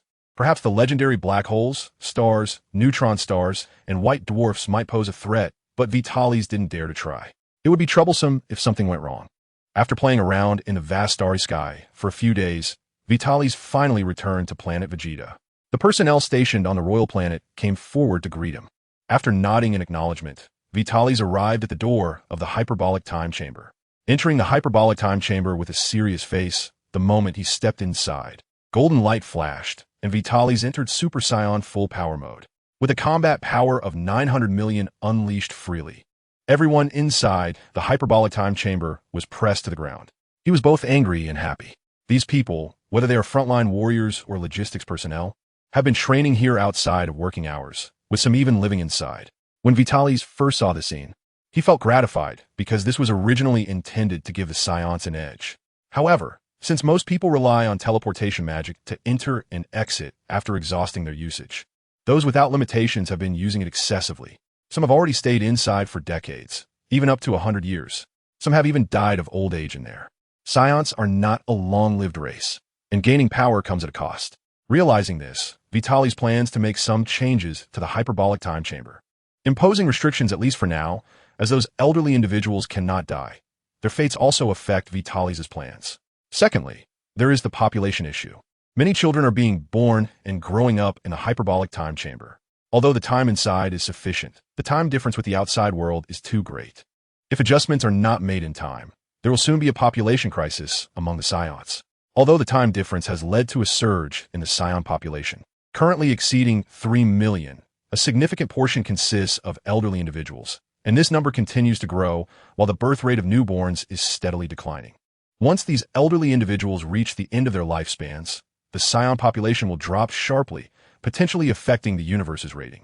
Vitalis is confident that, at present, if the overall strength of this universe is rated a 10, the Saiyans account for at least 4 points. In the future, the top combat powers of Universe 7 are not few. Golden Frieza, Goku, and 17 are all capable of destroying the universe. However, the facts show that top-tier fighters do not contribute much to the universe's rating. It is more about the average strength of the universe. Rather than saying that Goku and the others raised the score by their own power, it would be more accurate to say that the ordinary masses brought down their scores. Therefore, it is a pity for these Saiyans to simply grow old. Saiyans have a lifespan similar to that of Earthlings, living a bit longer, around 200 years. And those with strong combat power and good maintenance can live even longer. Of course, this is the normal lifespan. Previously, Saiyans had an average age of only 40 to 50 years, dying in battle or on the way to death. Now, although there is no external pressure, they are solely focused on pursuing ultimate power and are oblivious to other matters, burying themselves in training in the hyperbolic time chamber. Even those training outside rush to the chamber as soon as they have a break, all falling into a blind spot. In fact, training outside is the same. Previously, it was solely because of Frisia's threat that rapid power increases required reliance on the hyperbolic time chamber. Thus, Vitalis needs to correct this mistake. For Saiyans, a good fight is enough. He plans to sweep through the hyperbolic time chamber in his Super Saiyan form to see if he can stimulate a few Super Saiyans. Now, aside from the newborns, it is hard to find anyone with a power level below 500,000 after the age of 10. No one has a power level below 1 million. Bardock proved that even a power level of 1 million can transform into a Super Saiyan. All that is needed is an opportunity. Vitalis intends to seize this chance to provide these individuals with that opportunity, contributing to the rise of Super Saiyans for all. Chapter 73. Is there no one who can fight? Hey, everyone, I have an important announcement to make, but first, let us have a match. Amplifying his voice, he spread the message throughout the hyperbolic time chamber. The only rule is that either I or you must be the last one standing. No Senza beans allowed. Senza beans are strictly prohibited. There are probably over 300,000 Saiyans present, and if they all eat Senza beans, this battle could go on for a long time, until the beans run out. This is undoubtedly a huge waste. After giving you 3 seconds to prepare, I appeared next to a stunned Saiyan and kicked him away. Then I pinned down the nearby Saiyan who hadn't T-reacted yet, his hard head creating a deep pit in the ground as he rolled his eyes back and lost consciousness. I won't hold back. You'd better come at me with the determination to kill me. Otherwise, this feeling of helplessness can't be called a battle at all. You've been training for so long and still don't know your weaknesses? How pathetic. Kicking away the 2 nearby warriors who were about to fuse, Vitalis said, "Are you still the fighting race of Saiyans? Can't you even see the most basic battlefield situation? In the future, keep your tails hidden when you go out. Don't casually expose your identity as a Saiyan. I can't afford that shame." While mocking, Vitalis rushed into the crowd, unleashing powerful attacks that took down several Saiyans with every move. I have to say it feels really good to crush weaklings. The enjoyment just keeps coming. Although I have to hold back and can't kill them, I can still injure them as long as they don't lose arms or legs. The battles in the Dragon Ball world are quite simple. Close combat is mainstream. Energy blasts are fatal, and there are occasionally some strange abilities and magic as support. There is very little flashy stuff. But even so, this kind of hand-to-hand combat is really satisfying. Should I practice the Ultra Instinct? With Vitalis going all out, no one on the field can break through his defenses. Practicing Ultra Instinct doesn't matter much, even if I can't dodge attacks. It's not a big deal if I get hit. It's not that Vitalis doesn't want to go easy. Facing hundreds of thousands of Saiyans who can fuse and transform into giant apes at any time, not giving it his all would be fatal. This is also the reason why Vitalis transforms into a Super Saiyan before entering the battlefield. Otherwise, he would be caught in the transformation gap and inevitably receive a beating. Although the Saiyans are combative, they're more about enjoying the fight and risking their lives on the battlefield. Unlike Goku and his friends who allow their enemies to grow stronger, Saiyans with transformation abilities understand the stakes and will not give other races the chance to transform. However, mischief is ingrained in the Saiyan nature, and when they have the upper hand, some will still toy with their enemies. This is difficult to change. Vitalis can only enhance the foundation of the Saiyans. If one person fails, there are still countless others waiting behind them. As long as the race doesn't fail, it's fine. In the blink of an eye, Vitalis has already transformed thousands of people. Now, apart from those on the outskirts, almost all have completed the fusion and undergone the transformation into apes. I must say, a gorilla dressed in a small horse coat and sporting a mohawk hairstyle still exudes a strong sense of oppression. However, these people cannot separate body and spirit like Vitalis. Having lost their sanity, they cannot serve the purpose of training. It's just the right time to try out the latest ultimate move, the strongest cutting technique. Vitalis sneered as he extended his right hand. A golden aura gradually took shape, forming a circular saw-toothed light wheel made of energy. is different from Klin's energy circular slash. This is a creation by Vitalis based on a well-known skill from a certain tokusatsu work in a past life. It is called 8-part light wheel. With a handheld light wheel, Vitalis charges into the gorilla group like a fierce tiger entering a sheep pen, swinging the wheel and severing tails one by one. In the upcoming battle, you are not allowed to transform into apes. Otherwise, you will lose all rationality and will never gain the growth needed to split into 5 clones, each possessing a combat power of 100 million. This is to maintain the king's face. Below 100 million, there is a risk of being overwhelmed. Each clone wields a halo, continuously harvesting tails. What do you think? What are your thoughts? Hundreds of thousands, facing just me? Yet so powerless standing atop the giant ape's head. Vitalis said to those who still retain their sanity. No one is speaking? Aren't you all claiming to be the warrior race, the Saiyans? Such powerless attacks randomly select one among the energy blasts flying everywhere and in front of everyone. Crush it with a single squeeze. At this moment, a giant ape instinctively seized the opportunity and swung its fist at Vitalis from behind. This time, Vitalis did not dodge or defend. He simply turned, looked up, and watched the massive fist come crashing down on his face. The tremendous impact created a shockwave, sweeping everyone and the giant ape away in all directions. This punch has at least 20 million battle power. Is it a soft, flabby fist? Are you just playing around? The moment the giant ape retracted its fist, Vitalis threw a punch that broke the ape's arm. And amidst the giant ape's roar, he severed its tail. Oh, how embarrassing. Is this it? You still have the nerve to call yourselves a fighting nation? Are you still Saiyans? Let me count.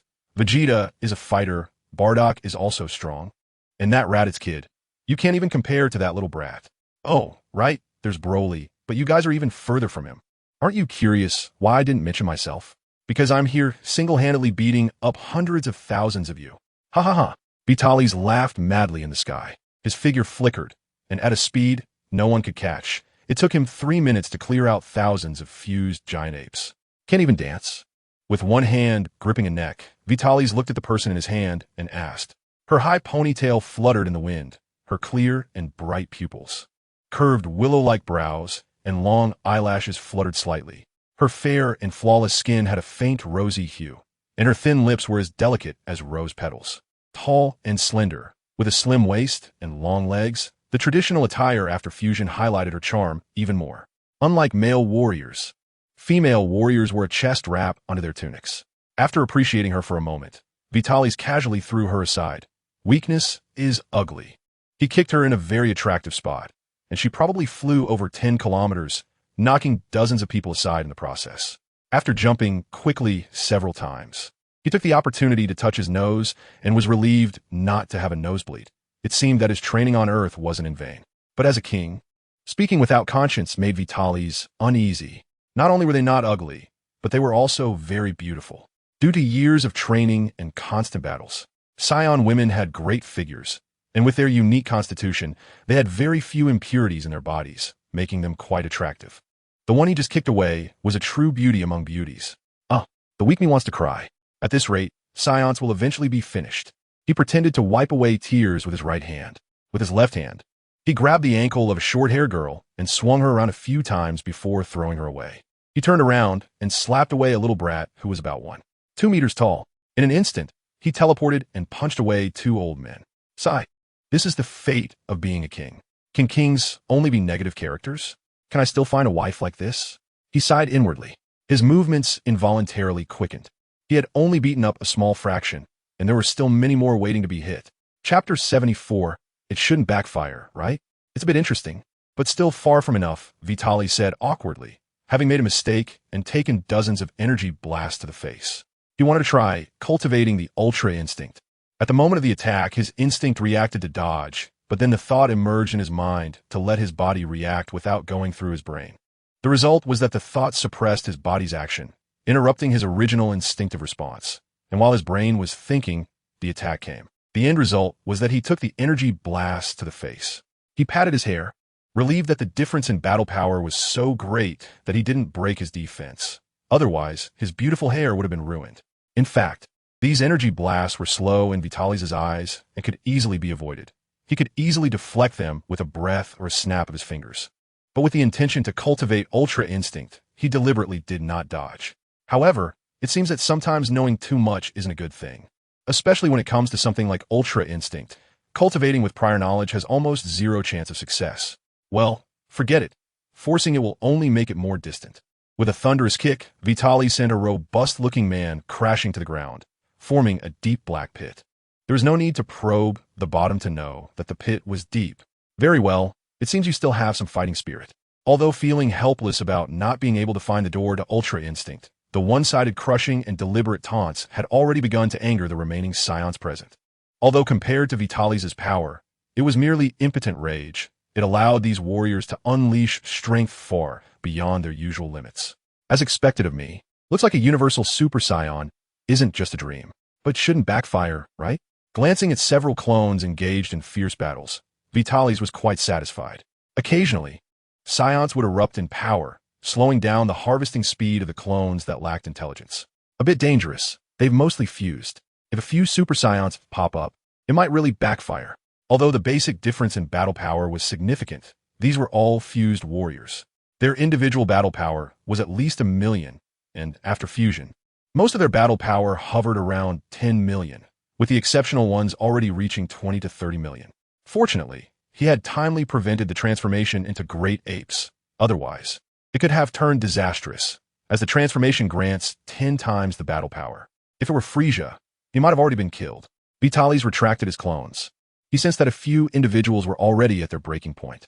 Perhaps next would be the stage for battles among Super Saiyans. Ah! A roar interrupted Vitaly's thoughts. Following the sound, he saw the beautiful warrior he had just kicked away. A massive aura surged with her roar, fragments of lightning crackling around her. The oppressive force rudely pushed away those around her. Her ponytail, fluttering in the wind, was coated with a thin layer of golden light, and her beautiful eyes were fixed on Vitaly's. Her pupils kept flashing, with her hair and brows shifting between gold and black. Suddenly, with a flash of lightning, her pupils turned light green, and then her hair and brows turned golden, standing upright except for her bangs. Vitaly's let out a sigh of relief, curious about what her ponytail would look like when it stood up. If it looked like Trunks's, then what would this beauty look like? Although he felt this beauty could pull off any hairstyle, a cool hairstyle might be a bit hard to accept. Whoosh! After her transformation, the beauty instantly appeared in front of Vitaly's. So fast. Vitaly's swallowed hard. The gaze of a person wanting to cut someone can't be hidden. Looking into her emotionless eyes made Vitaly's feel uneasy. Oh no, I've definitely been disliked. What should I do? Being disliked by a beautiful woman troubled Vitaly's. Always being disliked by women made it hard for him to find a wife. Weakness is ugly. Am I still ugly now? The unique voice of a fused warrior, with its distinctive tone, asked the question without any fluctuation. What does without fluctuation mean? It means reading text without any emotional involvement, like a robot. Vitaly's thought to himself, she's beautiful but too cold. Indeed, regardless of the race, women care a lot about their appearance. Even Saiyans get angry if someone calls them ugly. In my personal opinion, is this what you wanted to say?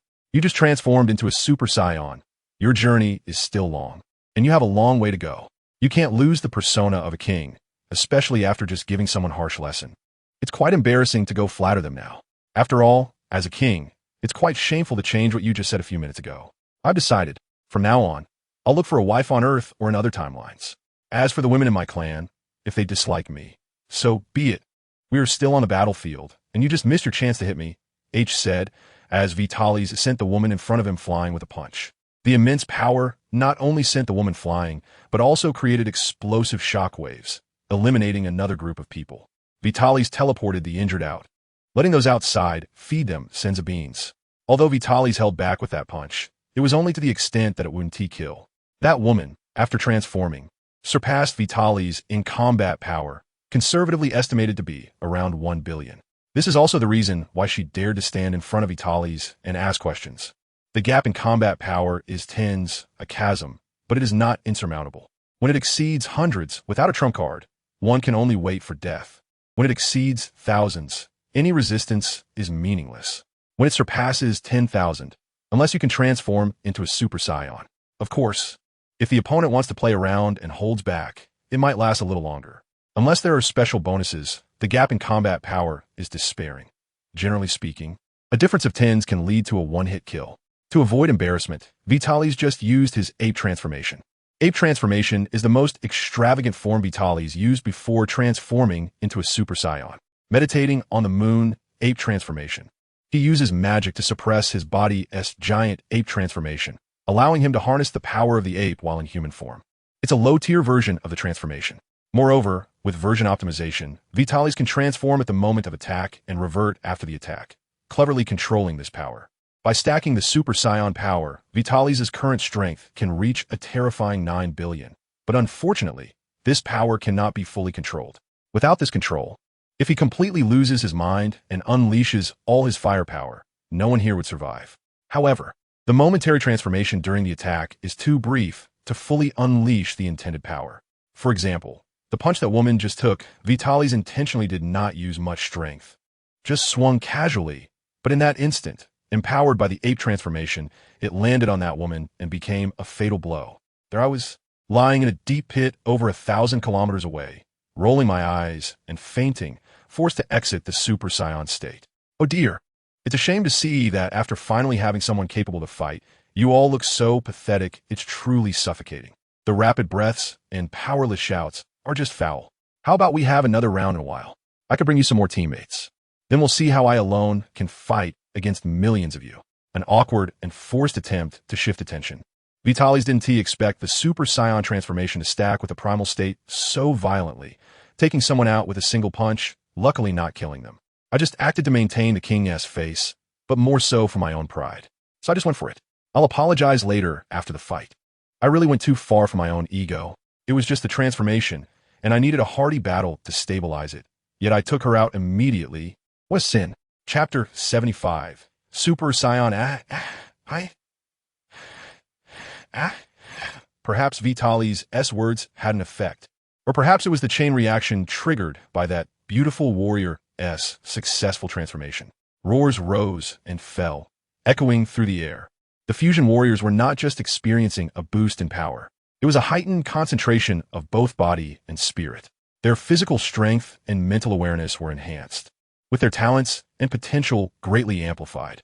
In fact, most warriors had already touched the barrier of Super Saiyan in their individual forms. This sudden attack for Vitalis, with his overwhelming power crushing everything and his merciless assaults, along with the physical and mental torment, allowed these fusion warriors to successfully break their limits. They transformed into Super Saiyans. Some who were slightly behind also got propelled by the energy and managed to transform. 1, 2, 10, 100 thousands. The birth of thousands of Super Saiyans turned this space golden. The immense power even distorted the magnetic field, altering gravity itself. The Earth and even the space trembled. Finally, the era of Super Saiyans has arrived. Although currently, it's only the fusion warriors transforming, they originally met the conditions. With this experience, and with more practice, they will quickly master the transformation into Super Saiyan in their individual forms as well. So it may seem like only thousands have transformed now, but in reality, that number should be multiplied by 2. The Saiyans now can undoubtedly be called the strongest fighting race in the universe. Even in other universes, it's unlikely to find a group more powerful than the current Saiyans. Well, excluding the angel race, I counted roughly and found that 342 people had successfully transformed.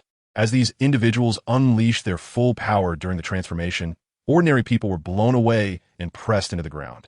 Vitalis teleported these individuals away. What followed would be battles among Super Saiyans, and the weaker ones could just feel the power of the Super Saiyans. Staying longer would mean that even the aura clash among the strong could turn these ordinary folks into meat paste. I secretly ate a Sensabine. Although the previous crushing battle didn't consume much energy, the several cross-dimensional teleports took quite a toll. This is the gap in power. Vitalis has probably defeated over 190,000 people, but the energy consumed in sending them out hasn't been as high as the energy expended. So taking a Sensabine is a safer option. Among those who have successfully broken through, their combat power generally ranges from 400 to 500 million, with about 10 of them between 800 million and 1 billion. Vitalis secretly noted these individuals and planned to eliminate them quickly to avoid any mishaps and loss of face. As for the rest, a thrilling battle could ensue. Thousands of Super Saiyans with combat power between 400 and 500 million still pose significant pressure. Without Sensabines, they could easily be overwhelmed by sheer numbers. This can also be considered a disadvantage of Saiyans, as they need a large amount of food to maintain their energy, and their consumption is significant. According to Vitalis, androids have unlimited energy, and Perfect Cell is powered by 2 androids, while the original Majin Buu also has infinite stamina. These existences cannot be solved by sheer numbers, not to mention those above the divine level, where quantity is utterly meaningless. So, Vitalis still has a long way to go. Huff taking a deep breath, Vitalis' fighting spirit ignited due to the scene before him. Every Saiyan cell in his body trembling, not out of fear, but because he could finally fight with all his strength. Feeling excited, drink dispelling unnecessary thoughts, Vitalis also began to gather energy. Guided by the numerous Super Saiyan energy signatures, Vitalis at this moment forgot his plans. Face. He didn't care about that. Besides, being defeated by a fused warrior wasn't shameful. If he fused with Broly, he would crush everyone without a doubt. Right now, he just wanted to have a good fight. As a warrior race, he had been scheming every day just to survive, even going so far as to preemptively eliminate strong foes. The blood flowing in his veins, every cell in his body was excited at the prospect of a powerful enemy, yearning to confront them, but his soul was terrified of death. When not fighting, reason took the upper hand, allowing him to think clearly and solve problems in advance. But at this moment, with his fighting spirit soaring, Vitalis wanted to fight freely. After all, we are of the same race, I shouldn't be killed. If I do die, Broly will revive me. Let us indulge this once. Closing his eyes, Vitalis abandoned the idea of using his Oozuru transformation to quickly take out those stronger than him. Opening his eyes, the aura wrapping around his body dissipated at that moment.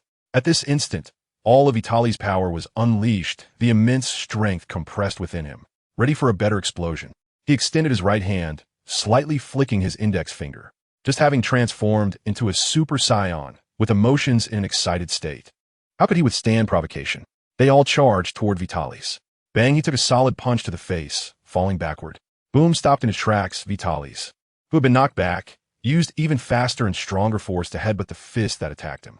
Ha ha ha, this is the fight I've been longing for. Vitalis laughed heartily. That's right, why do I love watching Dragon Ball? Isn't it all about those punch-after-punch battles?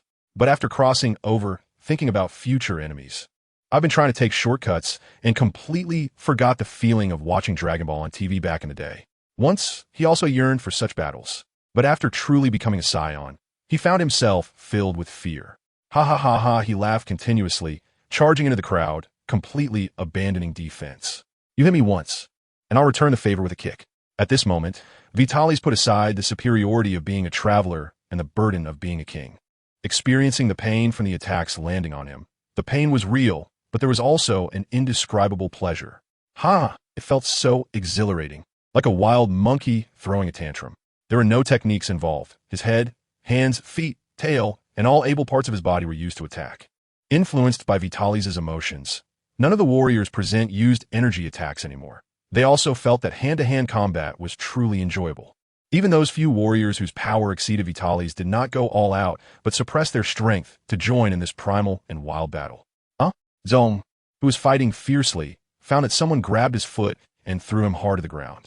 Rising from the deep pit, his light green eyes scanned the sky, full of Super Saiyans. Damn, it felt so good tightening his belt and tearing off his tattered shirt. Vitalis charged into the crowd again. Before he could finish his challenge, he was kicked away once more. Ultimately, there was a physical limit. Although he didn't use energy attacks or unleash any big moves, nearly 10 minutes of full-force fighting had drained his stamina. Slap dong bang boom. It was infuriating to be tossed around like a ball in the crowd. Is this my limit? He had only taken down less than 20 people. With so many opponents, there was no chance to catch one and beat them to a pulp. Those he knocked down were merely the weakest, eliminated in one hit. It was a bit embarrassing. TSK. Thinking about these pointless things again. Face. What is that? The feeling of being shameless is incredible. This exhilarating battle can't just end like this. Keep going, damn it. Feeling the frequency and power of the attacks on him diminishing, Vitalis roared. The warriors present, all seasoned fighters, had noticed Vitalis' state. They all believed that this battle should come to an end. After all, he was a king. Chapter 79. Super Saiyan. The attacks from the crowd ceased. Vitalis slowly floated in the air. He had exited the Super Saiyan state. The remaining strength was no longer enough to maintain it. What are you doing? Are you warriors of the fighting race, the Saiyans? Do you know what it means to be a fighting race? I, Vitalis, the warrior of the fighting race, am your king. We are in battle now, and I have not lost my fighting capability. Are you looking down on me? Vitaly scolded, glaring at the stationary Saiyans before him. No, my king, we just see that you are unable to refute us. Indeed, we stopped because we saw that the king was unable to continue. Even as the king of the Saiyans, they had the courage to fight. Yet they were not a match for King Vegeta, otherwise they would have surely challenged him. But Vitaly's was different. He brought the Senzu beans and the hyperbolic time chamber. He even fought against Frieza and his son, transforming into Super Saiyan alongside Vegeta and Broly, defeating Frieza and his son, overthrowing Frieza's long-standing violent rule. It was also Vitaly's who changed the Saiyan system. In the past, they might not have cared, but now, training and undertaking missions together with family and friends, they discovered that the bonds between loved ones were quite nice. And all of this was because of Vitaly's. Furthermore, some who died at the hands of Frieza and his son were resurrected. After being revived, they learned that it was Vitaly's who used a wishing machine called Dragon Balls to bring them back. To be fair, if it were them, they wouldn't use the Dragon Balls for such meaningless things. The dead, for the fighting race of Saiyans, were all weaklings and losers. They died because they were weak, and no one cared about the weak. But Vitaly's chose to revive these defeated ones, bearing the title of a hero who died for his home and family. They simply didn't like to think, but that didn't mean they were fools. If so many could be revived, then what about other wishes? Could they also be easily fulfilled? And for these worthless people, he wasted precious wishes. Now, life had improved, the training environment was quite comfortable, and now, with Vitaly's help, they successfully transformed into Super Saiyans, legendary warriors of the Saiyan race. So, Vitaly's was different for them. If the king says we were wrong, then we were wrong. What now? Shall we continue? Let us continue. Without needing to say much, he had stated, in this battle, only one side can stand until the end. Vitaly's also heard the voices in the crowd. He felt the intentions of these people and was relieved. At least his efforts to save them were not in vain, and they were not a bunch of ingrates. However, the atmosphere had reached this point, and Vitaly's felt exhilarated, so he had to fight until the end. Exhausted and drained of energy, but still alive, right? There was still something left to squeeze out. Drawing on the remaining power, he erupted with rage. A white aura surged into the sky. Faint golden glimmers flickered, his hair shimmered. But unfortunately, he lacked the strength to enter the Super Saiyan state. Is this the end? Is this all I can do? Do I have to rely on fusion and those strong ones to fight? Do I have to keep hiding behind Broly? No, I'm a time traveler, and I'm also a Saiyan. I have no limits. Vitaly's let out a roar of unwillingness. The thrill of battle is unparalleled, and fighting with strong opponents is exciting. Vitaly's does not want to merely spar with his fellow clansmen. Now, he also wants to engage in fierce battles with those powerful beings. He needs even greater strength. The white aura gradually turned golden. His black hair transformed into gold, and his spirited eyes returned to a light green. But it wasn't over yet. The flame-like aura no longer swayed, shooting straight up like a jet. With a rapidly expanding mass of energy enveloping Vitaly's figure, the dense golden light obscuring his condition. The storm created by the violent energy blew away those with weak battle power, and only those with battle power around 1 billion could stabilize themselves in this storm. Moments later, the roar ceased, and the surrounding energy dissipated, with radiating lightning continuously exploding, lightning sparks swirling around Vitaly's. His appearance showed no obvious changes, but his momentum was earth-shattering. The chilling aura suppressed the entire area, and Vitaly's again became the center of this world. King, king, king, the cheers for Vitaly's echoed continuously. Although they did not know the specifics, they felt it as they had just transformed into Super Saiyans. At this moment, the king had surpassed Super Saiyan. It was not simply about having powerful energy, but a comprehensive strengthening in essence. This is the Super Saiyan that surpasses Super Saiyan, abbreviated as Super Saiyan 2. Raising his right hand into a fist, he silenced the cheers and explained to those present. He did not expect to enter Super Saiyan 2 at this moment. He had completely mastered Super Saiyan 1 and had been able to transform into Super Saiyan at full power for a long time. He anticipated that he could transform into Super Saiyan 2 after training for 2 years. However, this battle, due to his unwillingness and anger toward himself, unexpectedly led to a breakthrough into Super Saiyan 2. Is this what they call a double-edged sword? It's not entirely accurate, but I want to be their opportunity for a breakthrough, which also allows me to achieve myself. They're also my opportunity for a breakthrough. Standing still, he felt the power at this moment. It was strong, incredibly strong. Although he wasn't in peak condition due to his state before transforming, Defeating the remaining opponents was not a problem. Then the final round begins. I want to go easy on you just because you showed mercy earlier. Using magic, he materialized a gold coin and tossed it into the sky. Thud, the coin landed, and Vitalis' figure vanished from the spot. Dumb. Clap, clap, clap, yikes. The cries of pain rose and fell again. Vitalis suppressed his battle power and engaged in combat with the remaining opponents once more. The passionate battle began again. After a long time, the fight ended, and Vitalis stood alone in the sky, looking down at the people on the ground, some lying down, some sitting. There was no doubt that the power of Super Saiyan 2 further widened the gap, greater than the difference in battle power between Super Saiyan and their normal state. While suppressing his battle power, Vitalis tangled with thousands of people until the fusion time ended. It's finally over. With a sigh in his heart, Vitalis was also nearing his limit. In this battle, the unleashed Vitalis only attacked and did not defend. Not only did he not defend, but he also took on any attacks head-on, pushing his body to the limit. If it weren't for his solid foundation, he might have even faced sudden death. Although he transformed into Super Saiyan 2, not only did it not refresh his physical state, but it also increased the burden on his body due to the immense power. This is the comprehensive enhancement of Super Saiyan 2, with a significant increase in physical fitness, which is why there was no explosion. Secretly consuming his senzu bean, the injuries were immediately healed. Energy was replenished, and stamina was restored. Moreover, due to breaking through limits, the basic combat power increased once again. Next, it's time for full power training as a Super Saiyan 2. Saiyans truly have no limits. The stronger they become, the harder it is to stop, with no strongest, only stronger. With a wave of his hand, he opened thousands of spatial wormholes, sending everyone out of the hyperbolic time chamber. Spatial magic also became more effortless. Previously, Vitalis could perform large-scale teleportation, but it was merely using teleportation magic. Now, casually opening thousands of spatial wormholes was also easy. In the past, he could open them, but only a few small wormholes. Instant transmission, téléportation magique. And spatial wormholes are of different levels. Since it was learned from the dragon, the difficulty is not to be mentioned.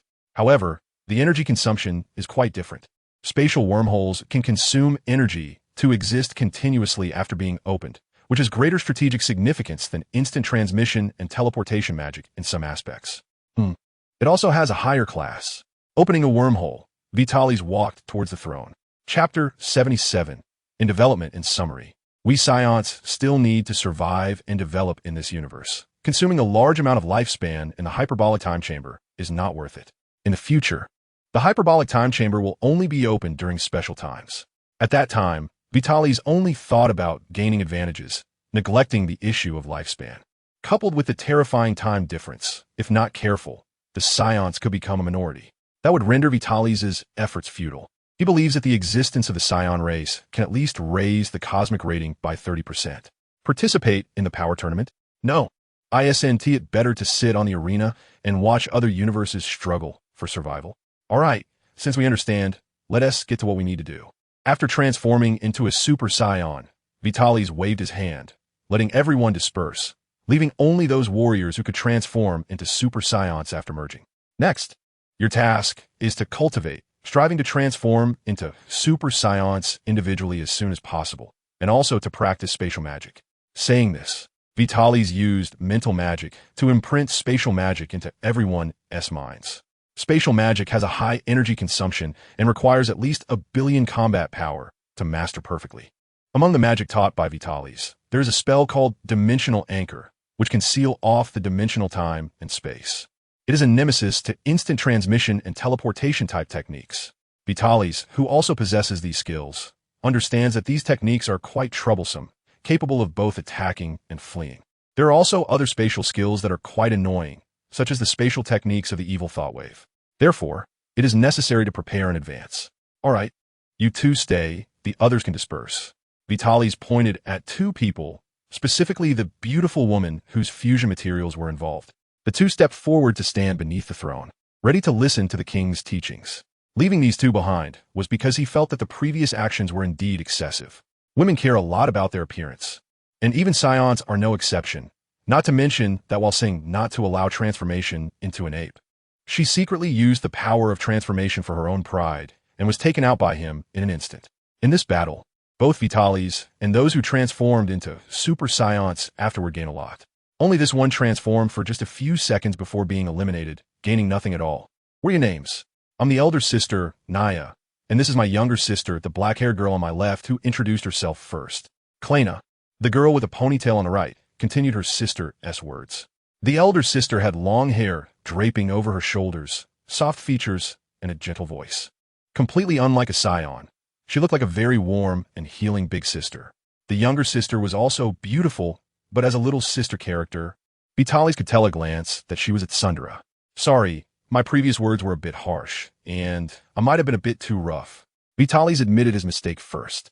It's okay, Your Majesty, we know it's for our own good, and besides, we really are quite weak. The elder sister said with a squint and a smile. Oh, is that so? That's wonderful. I'm glad you understand my good intentions. Let's take a break first, and later we'll see if we can still transform into Super Saiyans after merging. Vitalis said happily, truly a pair of understanding sisters. Naya. Klena.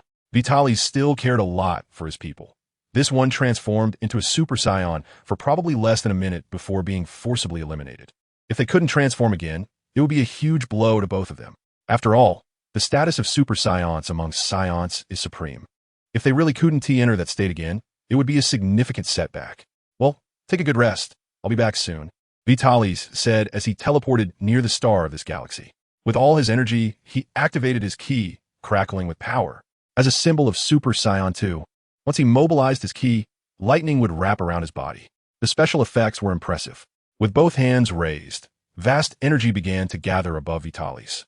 After consuming 9 senza beans, a golden object resembling an anchor, comparable in size to the nearby star, gradually took shape.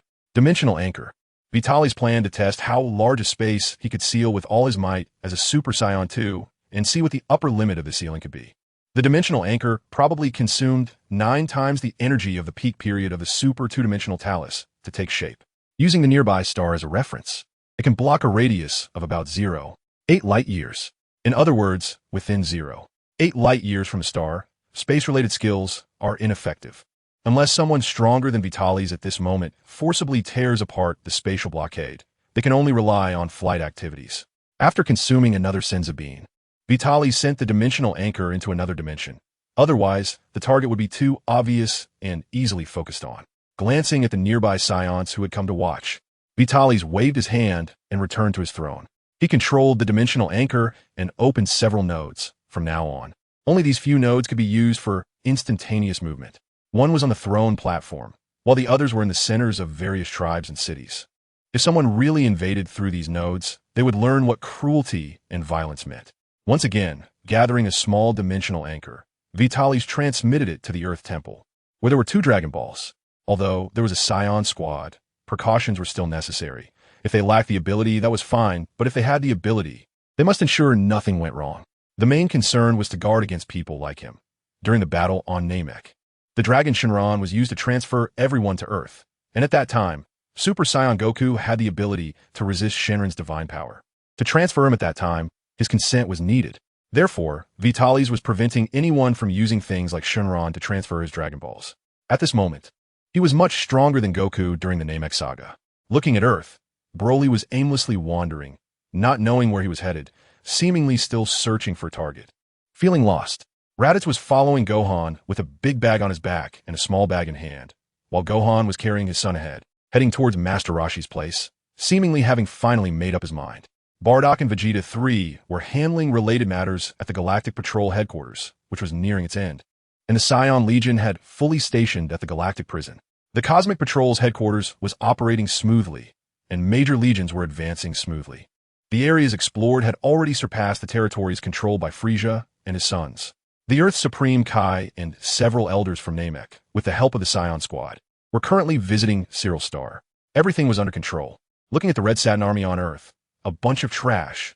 Dr. Gero and several other scientists were just starting in their respective fields.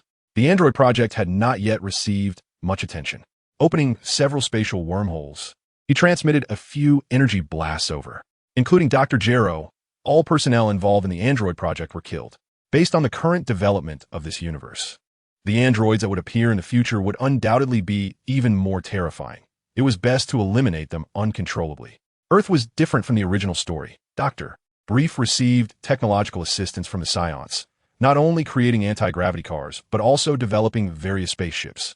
They were beginning to contact the universe and gradually stepping into the interstellar age. There were many strange races in the universe, including the Saiyans. Some might be weak, but their characteristics could be very powerful. If their cells were used to create Cell, then this cell might truly deserve the title of God of Destruction.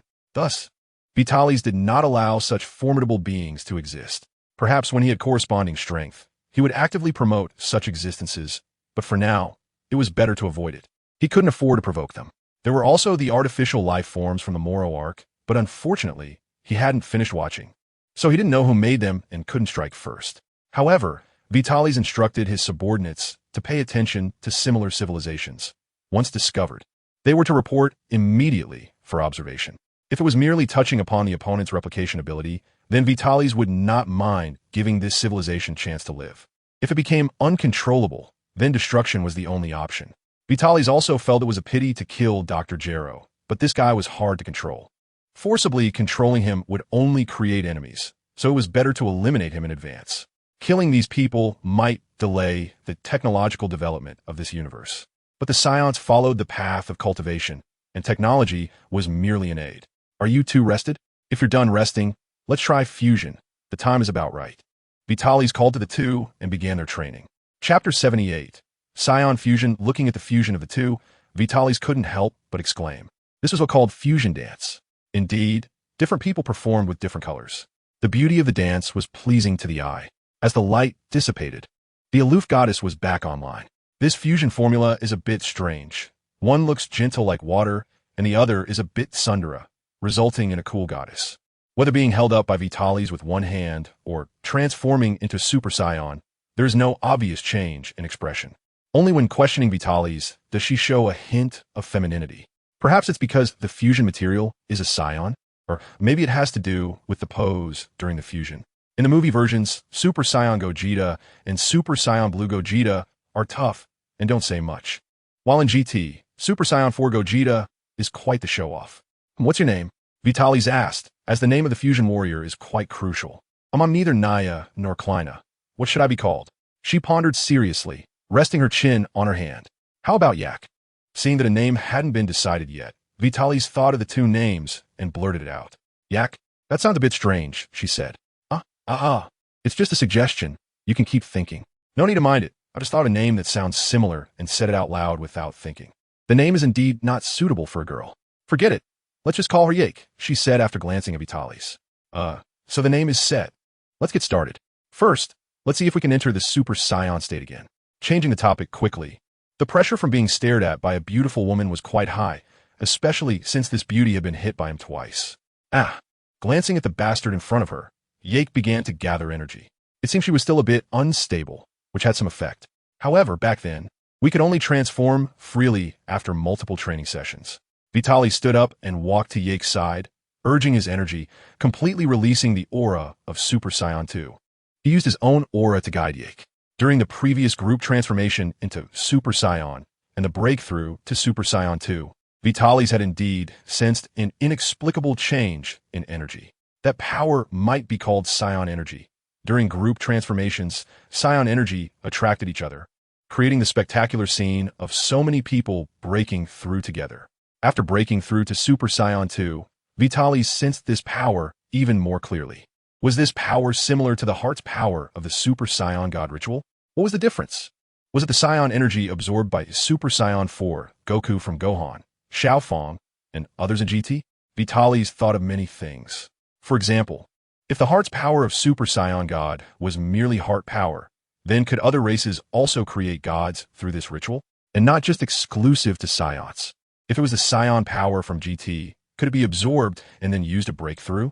The Super Saiyan 4 form had the ability to forcibly absorb others' powers. But those energies were merely converted for personal use. However, by absorbing Gohan, Goten, Xiaofeng, Trunks, and other Saiyan powers, Super Saiyan 4 Goku indeed broke through.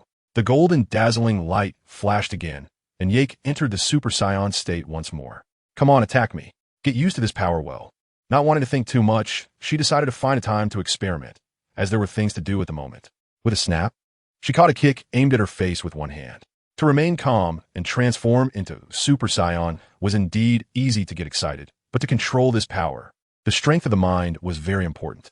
Although she was facing a fusion warrior, Super Saiyan 2 against Super Saiyan 1 still had a bit of an advantage. After transforming into Super Saiyan, one would enter a period of power inflation. As long as one wanted, battle power could easily increase. During non-combat periods, battle power was not important, so mental training should be emphasized. One should not be confused by power. After transforming into Super Saiyan, one would indeed enter a phase of power inflation. It was as if breaking through a limiter. After regular training, the progress unit was in tens of thousands or millions, while after transformation, it was in the hundreds of millions or billions. Therefore, Vitalis, leading the few who were currently transforming into Super Saiyan, did not blindly pursue power, but instead focused on training Super Saiyan at full power.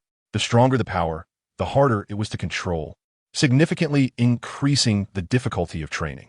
Enhancing mental strength could help control the suddenly increased power.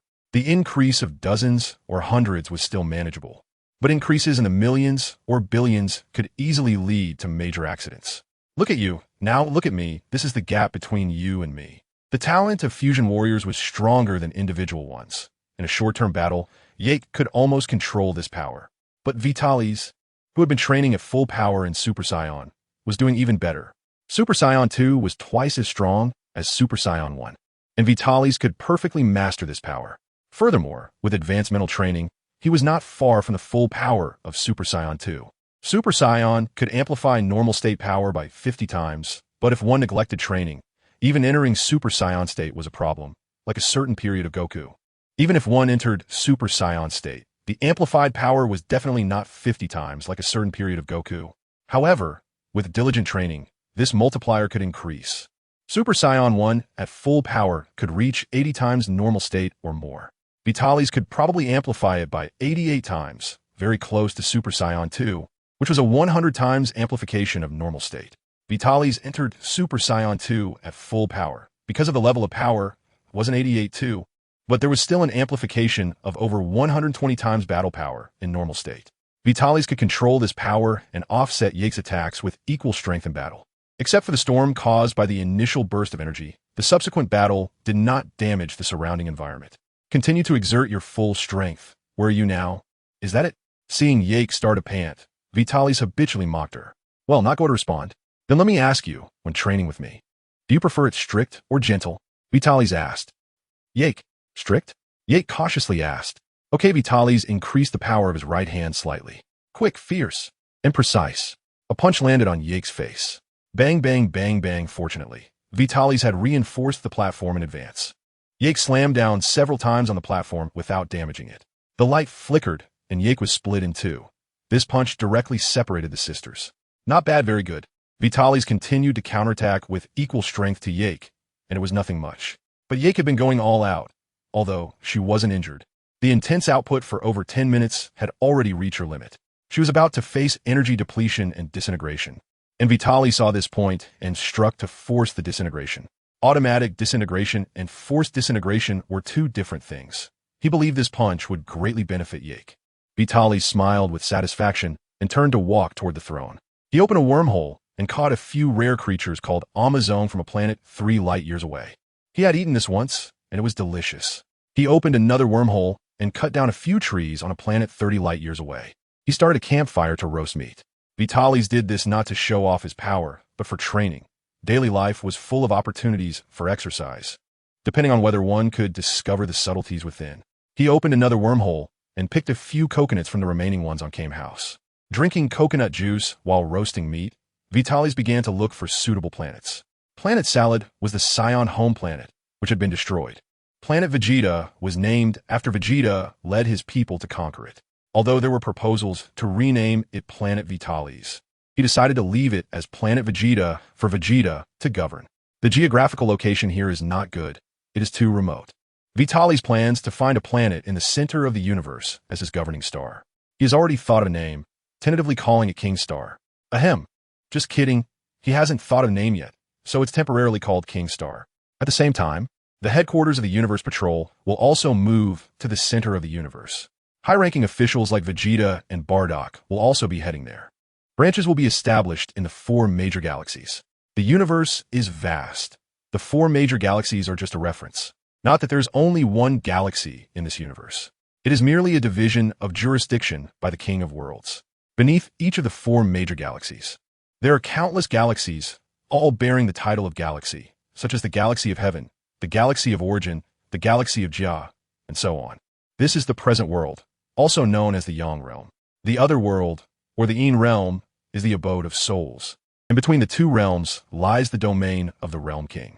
In higher dimensions, there exists the Realm King God realm, the Destruction God realm, and the mysteriously anomalous Dark Demon realm. To better organize, the present universe must be under the control of Vitalis. Currently, the Saiyan Legion has nearly occupied the northern and southern galaxies and is advancing towards the other 2 galaxies. So it is time to take over the center of the universe. Chapter 79. Handling. These are the recipes for major cuisines on Earth. Broly is not here. So for now, you sisters will serve as my guards. This is the Earth coordinate. Go to Earth to procure the corresponding materials and exchange Earth's currency with Dr. Brief. Seeing the 2 sisters wake up, Vitalis arranged their tasks properly. Mainly because these sisters have good talents and are pleasant to look at. Both are top-tier beauties, and they will be even more beautiful after fusion.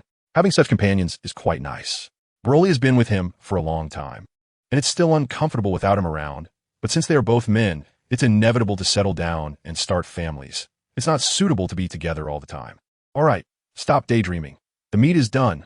Come eat. As agreed, you 2 will be responsible for food from now on. After eating, continue training. At least you should be able to transform in your base form. Understood, Naya. Got it, Klena. Chatting while eating further bridged the distance between them. The class differences among the Saiyans were still quite obvious, especially the king's authority, which felt very distant and terrifying to those who rarely interacted with the king. The king's orders must be carried out to the end, even at the cost of one's life. Although the Saiyans are inherently aggressive and impulsive, their loyalty to the king is 100%. Of course, this is premised on the king not being foolish enough to force his subordinates to rebel. You 2 continue training. I have something to attend to outside. Vegeta sent news that the matter with the Galactic Patrol was nearly settled and asked if there were any other questions. If there were no problems, he and Bardock would return. Vitalis happened to think of something and told them to wait. Do we not need to follow you as your guards? Naya asked. Well, it's not a big deal. I'll be back soon. Training is more important. Vitalis declined the suggestion. Although it was nice to have beautiful women accompany him, it indeed shouldn't delay things or affect training. Sister, we are so weak. In a battle, who knows who would protect whom? The king thinks we are weak. Let's continue training, Clenis said, pulling Naya down from the platform. That's true. Fine. Opening a spatial wormhole, Vitalis arrived at the Galactic Patrol headquarters. Thank you for your hard work. Let's go. The Galactic King is probably waiting, Vitalis said, patting the shoulders of the 2. Although it was inappropriate for his age to act like this, the king must have the demeanor of a king. The Saiyans don't care about this. But with outsiders present, every word and action of his as king represents the Saiyans. Yes, I have already informed Galactic King Vegeta in advance, came the reply from behind. By the way, have you got the details of the prison inmates? Vitalis asked, referring to Moro, the boss from the latest chapter of Dragon Ball, before crossing over. Like a thorn stuck in the throat. It is well known that outdated bosses in Dragon Ball are like dogs, unable to keep up with the development of the times. But the latest boss can definitely crush the protagonist group in the early stages. The Moro arc is the boss after the Tournament of Power and the Broly arc. Cabe and the others perfectly excavated the power of Super Saiyan God, and Goku also initially grasped Ultra Instinct, stepping into a new realm. Although he hadn't seen the plot after crossing over, Vegeta would surely find a path not weaker than Goku's Ultra Instinct. One can imagine the value of Moro. And Moro happens to be one of the bosses that can suddenly explode in power with no prior solution available. This is why Vitalis insists on having the Saiyan Legion assist in defense. Next, those elites who have mastered the transformation into Super Saiyans will also be prioritized for deployment to the Galactic Prison. The Galactic Prison holds the most dangerous individuals from the FFF novel, including Moro, who was sentenced to life imprisonment millions of years ago. His abilities are quite troublesome, and if he escapes, we will have no means to resist. When Vegeta 3 first saw the personnel details, he couldn't imagine that such terrifying figures still existed in this world. Compared to them, Frieza is nothing. Additionally, there is Obian, who caused mass slaughter in the galaxy a million years ago, and he is also a formidable opponent. If he escapes, We are currently no match for him. Vegeta 3 also highlights the opponents that the Saiyans are currently unable to deal with. These individuals were either defeated by the Supreme Kai or by renowned heroes of the universe at that time. Some of them were defeated due to attribute weaknesses and luck. These conditions, in today's era, are likely not met. The intelligence gathered by Vegeta 3 during this time indicates that even the gods of the highest rank in the universe, like the Kais, have records of being killed. He finally understood why the king made such a big fuss and only let this current group of weaklings from the Galactic Patrol keep watch. He couldn't sleep at night. Those battles, the loss of life, is just a string of numbers, long and suffocating, with countless destroyed galaxy clusters. Compared to those beings, Frieza is really kind, only occasionally setting off a firework. Can these guys be moved? Vitalis asked. Not to mention, Moro must be detained alone. Yes, I asked in advance. The place where Moro is currently held is very delicate. Once he escapes, his cellmates will become a wonderful feast. It is said that the Galactic Patrol also wants to change locations, but they are too weak to dare to move. Vegeta 3 couldn't help but sigh, as if their Saiyan ancestors were once wealthy. The former Galactic Patrol was incredibly powerful, with strong individuals emerging, and they had captured extremely vicious criminals relying on their own strength, even having communicated with the gods. And now, not to mention the present, even the Saiyans before their rise could bully the Galactic Patrol. That's good. Moro must be held separately. Later, find a Wildstar region to detain Moro so that he cannot escape, and even if he does escape, he can't eat for a short time. As long as everything goes smoothly, it would be best if Moro just dies of old age. Honorable King of the Saiyans, hello. Please come in. The Galactic King has arrived in the speaking area and has reached the reception room. Under the guidance of the attendants, Vitalis met the Galactic King and Meruz again. This time there were no other people. It's a pity that Jack isn't here. He is great at livening up the atmosphere. Also, the Galactic Patrol receives guests without tables or chairs, and it's not very good to stand and talk. I guess it's a cultural difference. I opened a wormhole and took out the prepared tables and chairs. I invited everyone to sit down. Meanwhile, I quietly took out a collection from Master Roshi. It's tea, very proper tea. The old ghost has lived for a long time and has quite a few good things. After brewing a pot of tea, I addressed the Galactic King, stating that I had two purposes for my visit. I got straight to the point without elaborating on the tea, primarily to demonstrate strength, as saying too much would just slap the host in the face. Wahaha, is that so? Please go on, said the Galactic King, clearly pleased with Vitalis' serious demeanor. First, after learning about Moro's abilities, I couldn't sleep at night. It was simply too terrifying. Therefore, I intend to imprison him separately, Vitalis said, waving his hand, and a projection of a starry sky appeared on the table. This is the Lugas supercluster, due to a war long ago. All life planets were destroyed, approximately 230 million light-years away. I will send people to clean up all celestial bodies, including stars, ensuring that no large celestial bodies are left behind. There will be no supplies, and then I will spend some time filling the area with dimensional anchors to seal space and time. With Moro's current situation, he won't be able to leave here for the rest of his life. This is the best plan Vitalis has come up with. Initially, it seemed too simple. Whether it was 2 legions or 30, no matter how many people there were, once Moro escaped, it would be like delivering food to him. So it's best to cut off any possibility of his escape. The Lugas supercluster is vast. It only needs to be sealed off to prevent ships and other means of transportation from entering. With Moro in a sealed state, he wouldn't be able to escape even if he tried to fly, especially since flying is currently a problem for him. However, when I said I would send people later, I actually planned to take Vegeta 3 and Bardock with me to do it myself. There's no choice. Others can at most destroy ordinary planets. And even with the entire clan mobilized, it would take more than a month to barely achieve that. It's too much of a waste of manpower. A few people might be able to destroy stars together, but white dwarfs and neutron stars, let alone destruction, might not even be able to return after getting close. Even Vitalis at this moment cannot guarantee he can destroy them. So after this meeting, he will enter the room of spirit in time with Bardock and Vegeta 3, breaking 100 billion in battle power. At that time, I guarantee it will be cleaned up thoroughly. Snap, the Galactic King's cup fell from his hand. Is this possible? Clearly, he was shocked by Vitalis' grand plans, but what was said was too terrifying to believe. Of course, look at Chapter 80 development. Vitalis condensed a small dimensional anchor. You can send someone to verify. The space around us has been sealed. Whether it's the jump device equipped on a spaceship or skills like instant teleportation, they have all become ineffective. Unless someone is stronger than me, space is inherently very stable, and with the dimensional anchor, it requires even more power to break through space. Vitalis is confident that with the dimensional anchor set up now, Gotenks and Bu won't be able to break the space. And as for Gohan and Bu, since I haven't encountered the mysterious power of Gohan, I can't make a judgment. Therefore, this Moro, whose power is completely sealed, can, barring any accidents, be imprisoned until he dies of old age. The Galactic King called a few people, and a few minutes later, someone came to report. Your plan is very reasonable, and the credibility is very high.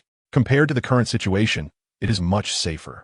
However, our people must participate in the construction of the cage, the Galactic King said, feeling uneasy about leaving everything to the Saiyans.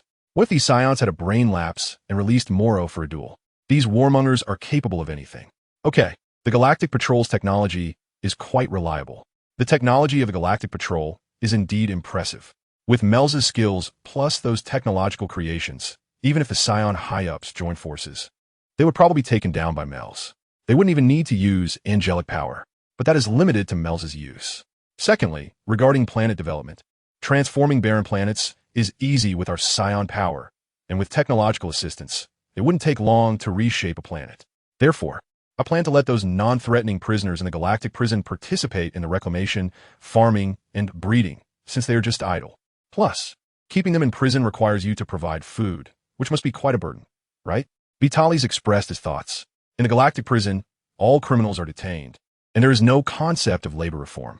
In this world, individual combat power is exaggerated, and prisoners brought out might not necessarily be brought back. Let me think about it. The Galactic King was also tempted. Troops need to pay salaries, equipment maintenance costs money, research is also a significant expense, and they have to clean up after certain members' actions and compensate. The pressure on the Galactic Patrol is also quite high. How about dividing the profits from these prisoners 80 to 20? Seeing the Galactic King's expression, Vitalis smiled. Their profits? Initially, the Galactic King thought Vitalis was just using these prisoners to develop his territory. As long as they were provided for and prevented from committing crimes again, the Galactic Patrol would have it easy. Unexpectedly, there would actually be profits. Of course, for food cultivation and rare species breeding, we will keep some for our own use and sell the rest to earn some money. It's much better, right? Some supplies also need to be purchased, and as a member of the Cosmic Police, we can't just rob, can we? There's no need to rob, currently, within the Saiyan sphere of influence. If Vitalis makes his desires known, people will rush to offer, and it wouldn't be impossible for them to kneel and beg Vitalis to accept. It's no exaggeration to say that our King Frisia will directly destroy a planet if he's in a bad mood. In the past, when the Saiyans wanted something, they would kill everyone and take it for themselves. So as long as they don't take action, everything can be discussed. However, since Vitalis has decided to establish a cosmic police force and become a benchmark for the development of all civilizations in this universe, he naturally cannot adopt such a bandit-like attitude. Therefore, it's still necessary to develop some industries, and since Saiyans have big appetites after their power increases, their consumption also rises significantly, and their population has multiplied several times. The quantity of certain rare animals is not even enough for one meal for a single Saiyan. Thus, it is necessary to open up planets and develop agriculture and animal husbandry. Vitalis also regrets this point. He was once full of vigor when he ordered the extermination of the Frisia force, and now they are all dead. If he had thought of this at the time, it would have been better to capture them and send them for labor reform. Robbery is against the law, but I think letting them cultivate barren planets and breed rare species to contribute to the development of this universe is a great way to atone for their sins. Much better than being locked up in prison eating for free. However, is an 80-20 split not too unfavorable for you? Although we provide the prisoners, you are the main force in terraforming the planets. How about we take a loss and make it 50-50? The Galactic King extended 2 tentacles, supporting his head as he said seriously, Mel's, Vegeta 3. Even Bardock's eyes twitched. Goodness, does he not understand? Or is he pretending not to understand? He's simply a master negotiator. Well, fine, 50-50 it is, but you are responsible for technological assistance and initial seeds, while my people will only handle the cleanup of the planets and the guarding of the prisoners. Rubbing his eyes, Vitalis did not intend to get tangled up in this aspect. Even 50% is enough. Although the Galactic Patrol is weak, their spirit is admirable. They are not afraid of danger or difficulties, and they charge forward even knowing the risks. It's nothing to give a little benefit to these heroes. Moreover, There are still many ruthless villains in the universe. When we capture them later, all the profits will be ours. You can decide which prisoners can be released. You're more familiar with their abilities than we are. Look, Vitalis just contacted a warrior to perform for the Galactic King. On a desolate planet, a Saiyan warrior stood in the sky. He extended his palm, and an energy blast flew out, landing in a massive mountain range on the planet. Moments later, a huge explosion occurred, and the Saiyan warrior waved his hand, creating a massive storm that blew away the dust and smoke. Look, an ocean has formed. Watching the enormous pit that appeared where the mountains once were, with water continuously gushing out from the ground, Vitalis said. He urgently contacted the warrior and gave him a few instructions. The warrior turned around, extended his palm again, aimed at another mountain range. And with a slight movement of his fingers, light flickered as he clenched his fist. Dozens of large mountains floated up, moved over the pit, and opened his palm. In an instant, the mountains were crushed into soil and fell, filling the pit in no time. Moving mountains and filling seas to expand the planting area only requires improving soil fertility for large-scale cultivation. Then, according to the planet's location, we can divide the crops. After a while, we can have daily harvests. With technological creations assisting and magic changing the climate, everything becomes easy, as long as we grasp the rules. Changing the laws of nature is not difficult. Next, the Saiyan warrior spent dozens of minutes reshaping the planet's terrain. It could be called a transformation at will. How about that? Technology can do it, but the resources consumed are not proportional to the returns, and no civilization is willing to take such a loss. Finally, the warrior flew into space, gazing at the planet, extending his finger, and soon condensed an energy sphere about the same size as the neighboring planet. He gently tossed this energy sphere toward the planet. Unlike Frisia, who destroyed planets by first striking the core and causing an internal explosion, this warrior could control the planet's explosion indirectly based on the energy blast power. This is the most beautiful firework in the universe, exploding from the inside out, dazzling in this vast cosmos. However, due to its power, there will be debris. Under the influence of gravity, this debris may come together again to form new celestial bodies. Now, the warrior's energy projectile is flying towards this planet with an incredibly powerful force. With the might of this energy projectile, everything on this planet will turn to cosmic dust. Observing the scene, the Galactic King glanced at the serious Mels and fell into deep thought. This power is indeed frightening. They have weapons capable of destroying stars, and not to mention the losses, the time it takes to activate these weapons is a deadly issue. Against such warriors, it won't work. Moreover, it feels like these people might not necessarily lose to the main cannon, and they might even be able to push back the beams from the battleship's main cannon. With our military strength, I believe no prisoner can escape. Vitalis observed the two deep in thought and added fuel to the fire. Although he thought these people were quite good, they ultimately weren't on the same side, and he still needed to show his muscles. That's how it is. The specifics of the cooperation will be handled by Mels, starting with a small number of prisoners as a pilot project, and, after summarizing the experience, it'll be widely implemented. The Galactic King made up his mind that since things cannot be changed, it would be better to benefit from them. Still, as I said, once Vitalis crosses the line, someone will deal with him. However, the Galactic King thought of that certain someone and couldn't help but worry about the future of this universe. In that case, I won't disturb you. After bidding farewell to the Galactic King, Vitalis returned to planet Vegeta with Vegeta, 3, and Bardock. Mels, what do you think? Looking at the tea in front of him, the Galactic King asked Mels. From the current perspective, this king does not have an evil aura, and the things he has done are also good. The only problem is that his power and the Saiyans' power are uncontrollable. He can change the Saiyans for the better. But once the Saiyans revert to their true nature, the consequences would be unimaginable. Mel stood up, walked to the window, and looked at the starry sky as he spoke. Yes, the Saiyans have indeed changed. It all depends on how far Mr. Vitalis will go. However, you also need to keep track of the prisoners' farming matters. I had such ideas in the past, but apart from imprisoning them, we didn't have the ability to do anything else. This time is indeed an opportunity. The Galactic King lifted his teacup, playing with it in his hands. Understood, I accept the order. Mels bid farewell to the Galactic King and headed for the Galactic Prison. Meanwhile, on the throne platform of planet Vegeta. King, why split 50-50? Wouldn't it be better if we did it ourselves? Vegeta, 3 hurriedly asked Vitalis on the throne. It's a bit of a loss, but I find the Galactic Patrol quite agreeable, so it's not a big deal to give up some benefits.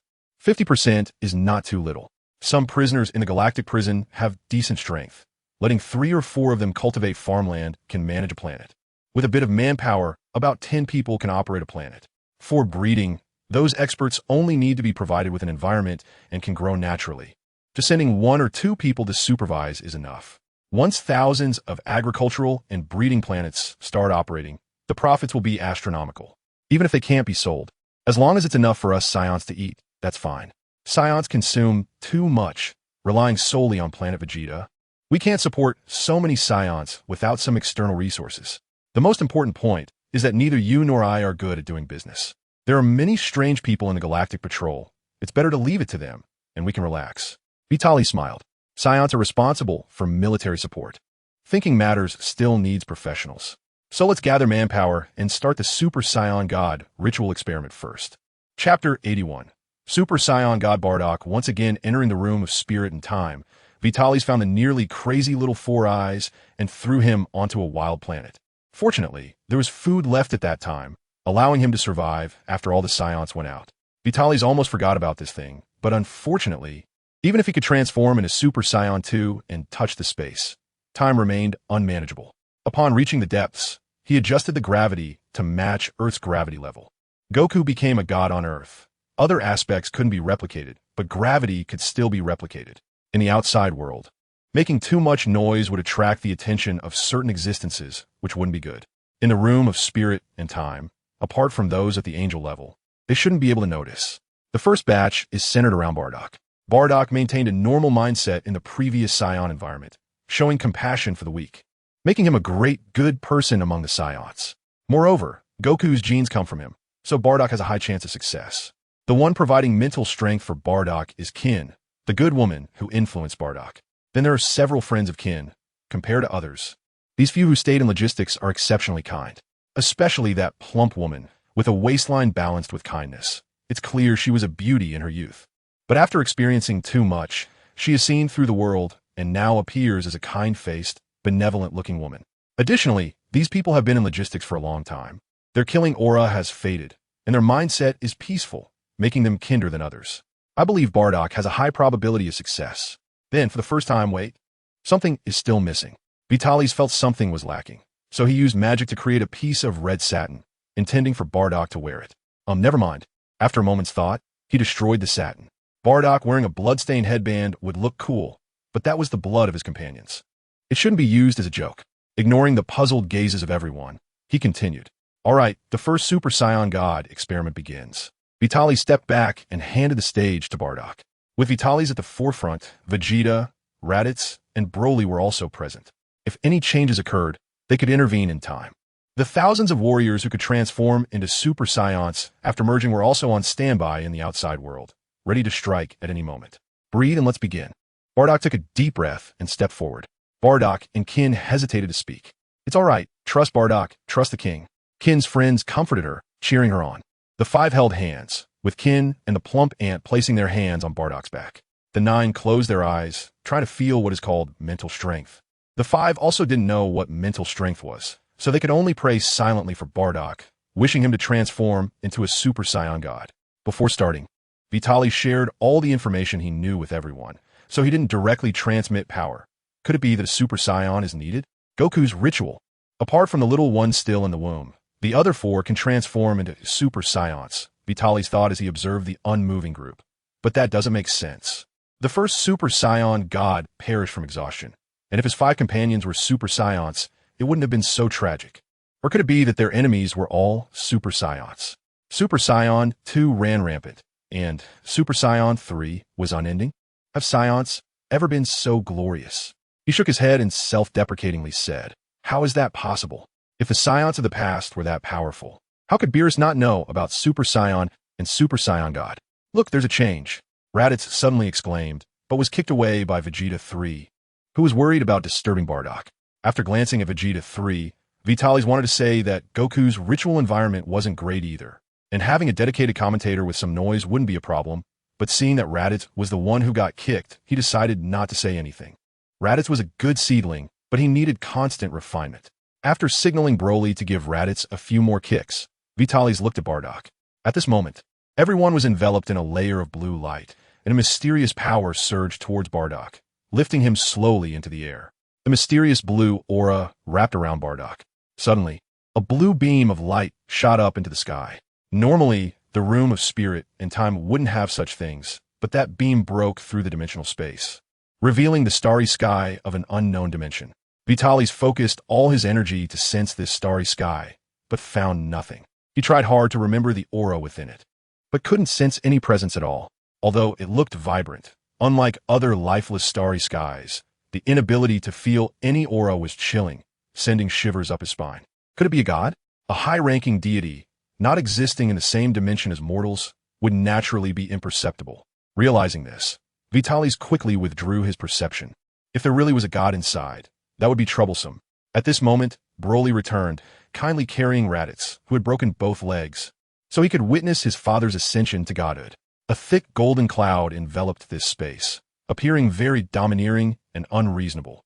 At this moment, Bardock's aura completely vanished, and the blue aura surrounding him also disappeared, giving way to a pure light that began to shine, instantly illuminating the entire space. The mysterious blue aura burned fiercely and slowly dissipated after a surge. Bardock's figure appeared, shaking off the energy that had wrapped around him, with red hair and red eyes. Unlike Super Saiyans, his pupils retained their black color. Moreover, in this state, Bardock appeared slightly thinner compared to before, as if he had become 20 years younger. Is this Bardock? A god truly cannot be sensed at all. Vegeta 3 stared intently at Bardock. Bardock had become a god, although he had been prepared for this. Vegeta 3 still felt uneasy. He was once again lagging behind everyone, reminiscing about 2 years ago when he was still the proud Saiyan king. Broly was undoubtedly the number one in individual combat. Not long ago, he still had hopes of contending for second place. But Bardock's unconventional fighting style had far surpassed him and Vitalis, and not long ago, Vitalis had broken through to Super Saiyan 2, surpassing both him and Bardock. Now, he was only slightly stronger than Raditz. I can also become a Super Saiyan god. Although the king said he was suited for the Super Saiyan 4 path, he never said he could only follow that path. He also wanted to become a Super Saiyan god. Understanding oneself and the enemy was key to defeating Bardock. How did Bardock feel? Vitalis walked up to Bardock. Compared to my previous self, you're strong, but it really doesn't feel good. This is a realm I can't reach alone. Bardock clenched his fists and said unhappily, this feels familiar, but it doesn't matter. Indeed, it was a realm that could not be reached alone, but you could harness it for yourself. To be qualified, one must transform into a Super Saiyan God alone, and besides, Super Saiyan God is not the end. If that can't be achieved, not every enemy will give you the opportunity to hold a ritual to transform. Next, it would depend on Bardock's talent. Raditz? Forget it. He was weak to begin with, and now his legs are broken. King, shall we practice? Bardock looked at Raditz's state, speaking with disappointment. Of course. I also want to see the style of Super Saiyan God. It's just right to solidify Bardock's realm. Come on, said Vitalis as he opened the wormhole to the Ruja Superstar Cluster. Chapter 82. Intense battle with Super Saiyan God. He instructed Broly and the others to wait outside. Otherwise, when he and Bardock finished fighting, too much time would be wasted inside the room of spirit and time. Standing in the universe, looking at Bardock, who emitted a soft red glow, Vitalis stared intently at him. Facing an enemy from the dimension of gods, one either had to rely on the naked eye to capture their figure or step into an equal level to sense their aura again. And now, facing such an enemy for the first time, only his eyes could be used. He opened a live broadcast of the battle between the two Saiyans to all Saiyans. This unprecedented battle of Super Saiyan God versus Super Saiyan 2 was worth watching. Another important point was that sound could not be transmitted in a vacuum, but communication could still occur unobstructed through aura, intent, magic, divine power, etc., even breaking physical rules. After consuming a senzu bean to recover his spent energy. Though the consumption wasn't much, Bardock had to face his opponent in peak condition. Kamehameha. He placed his hands on his waist, forming a lotus shape as he began to gather energy. This face, this posture, using the Kamehameha as the battle horn, it can't be wrong. Whoosh teleporting right below Bardock. Wave Vitalis strikes first with one of Goku's most stylish combos. A close-range Kamehameha. Facing an unknown strong opponent, attacking is always the right choice, regardless of whether it's a match for him or not. If he can win, he should go all out. If he can't, at least dying beautifully is better than a pathetic escape, only to be toyed with to death. The warrior race of Saiyans, just fight. In the face of Vitalis' attack, Bardock seems to be caught off guard, staring at his own hand, unsure of what to think. As Vitalis' energy wave approaches, a faint red defensive shield rises, and the golden energy wave is forcibly split apart. Bardock's figure remains unmoved. In contrast, Vitalis is pushed back by the recoil. Although he can't sense any energy, this defense is indeed on a different level, but I didn't use my full strength. This energy wave was just a playful act. Using full strength would be unwise. One is to witness the Super Saiyan God, and the other is to stabilize Bardock's realm.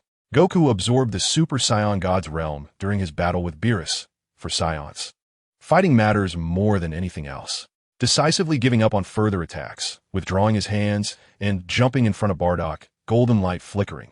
Thick lightning wrapping around his left hand, he punches towards Bardock's face. This overwhelming force shatters the faint red shield and strikes hard at Bardock's face. Is this the speed of Super Saiyan God? But something feels off. Vitalis can feel it. When he strikes at Bardock, Bardock is still in place, and his fist can sense Bardock's body temperature. But the moment of contact, Bardock disappears. It's quick, but not impossible to catch. The difficulty lies in the line of sight. I must keep Bardock within my line of sight to see even a trace of his figure. But Bardock's speed can easily take him out of Vitalis' view in the blink of an eye. Then I'll use a more intense attack to suppress Bardock's speed. I've seen it. Now let's see your strength, Vitalis says to Bardock, who is 100 kilometers away to his side. In the next moment, Vitalis transforms into a golden lightning bolt, charging towards Bardock. Upon seeing this, Bardock awkwardly grins, having just wanted to test his maximum speed, but unexpectedly couldn't stop and overshot. However, this suits him well. He also understands his speed. Next, he will test his strength. Pure speed transforms into a red line, rushing towards Vitalis at an even faster pace. At the moment of contact, invisible waves disperse, and everything touched by this strange force is destroyed, regardless of the celestial body. Even a star, upon contact, does not explode, nor does it react in any way. It just bizarrely crumbles into molecules invisible to the naked eye. Glancing over, Vitalis doesn't even know how this energy is produced. His power, after clashing with Bardock's strength, gave birth to this force. But it seems to be much weaker than the energy level generated during the battle between Beerus and Goku. The energy generated from his battle with Bardock diminishes as it spreads. After a certain range, it dissipates, lacking the characteristic of increasing strength the further away it is, which defies physical rules. Perhaps this is the realm beyond the gods. Although Bardock is not as strong as Goku was at that time, Vitalis is also not a god of destruction, making it understandable that he can't compare now. No longer trying to understand the essence of his power, Vitalis gathers his mind and continues to clash passionately with Bardock. The golden and red figures freely weave through the stars, with each collision resulting in the destruction of numerous celestial bodies. This is a place they originally planned to clear, so neither of them holds back. One could even say they are guiding their power to annihilate. Unrestrained fighting is truly exhilarating. So strong, I can't get involved in this battle. Raditz laments as he watches this scene. The state of no self that the king spoke of is utterly beyond him. He tried to empty his mind, but the result was being knocked down and looking for teeth on the ground. After asking Grandpa Gohan about the meaning of being tempered, he is always ready to find his friends, sealing his own power and letting them use him as a punching bag. But besides becoming slightly more durable, he has made no progress. And now, seeing his father pulling away again, Raditz feels quite uncomfortable. Although afterward, Bardock and the king will figure out the Super Saiyan God, he will still be destined to follow in his father's footsteps, making it hard to surpass. Only the state of no self offers him the chance to overtake. Hey Broly, do you think you could beat them now? Raditz asks Broly curiously. Broly was indeed the strongest before, but now the two have surpassed Raditz's understanding. He wants to know what level Broly is at compared to them. It's hard to say. They aren't using their full strength yet. Just at this level, I can take on two at once, under Vitalis' guidance. Broly has become a good kid who doesn't lie. Nanny? No way. Raditz is shocked. Have I completely fallen behind the times? Is it that I haven't been tempered enough? Should I ask Broly for help later? It shouldn't be deadly, right? Looking at his legs that were just healed by sins of being, Raditz's expression fluctuates. With one punch, accompanied by the destruction of a dead planet, the two separate and face each other. How is Bardock's power? Vitalis asks. Incredible. This is actually my power. It's completely on a different dimension from before. It feels limitless, and it seems capable of achieving all sorts of incredible things. Bardock smiles as he speaks. Although he feels dissatisfied, he senses that he will soon master this power. This power is very strong. Is that so? Then the warm-up is over. Let's bring out our full strength and fight. The experiment isn't over yet, Vitalis says as he begins to unleash his energy. This time without holding back, a full explosion. The rich golden light shone in the starry sky, and dense lightning filled the space around Vitalis. Seeing this, Bardock smiled knowingly. The faint red light flashed again. His muscles, which had shrunk after becoming a god, seemed to shrink a bit more. Vitalis saw this scene and thought of something. But before he could speak, Bardock's attack had already arrived. Damn, Super Saiyan God stacked with Super Saiyan speed mode? Are you cheating? He barely crossed his hands in front of his face. But just then, Chapter 83, Bardock the Unreasonable. Boom! Vitalis was punched by Bardock onto the planet behind him, and the immense power nearly split the planet in half. Although it hadn't disintegrated yet, it was not far from collapsing. TSK, lying at the bottom of the pit, Vitalis clicked his tongue, and had to admit that Bardock was quite abnormal. Just after transforming into a Super Saiyan God, he had already played around with speed mode and power mode stacked on his Super Saiyan God. As long as one has a certain understanding of ki, anyone can achieve a similar muscle expansion form to enhance power, like Master Roshi, which is not exclusive to Super Saiyans. However, such forms usually mean sacrificing speed. Although they are still fast compared to the weak, they create an awkward situation where they can't hit the weak and can't reach opponents at the same level or stronger.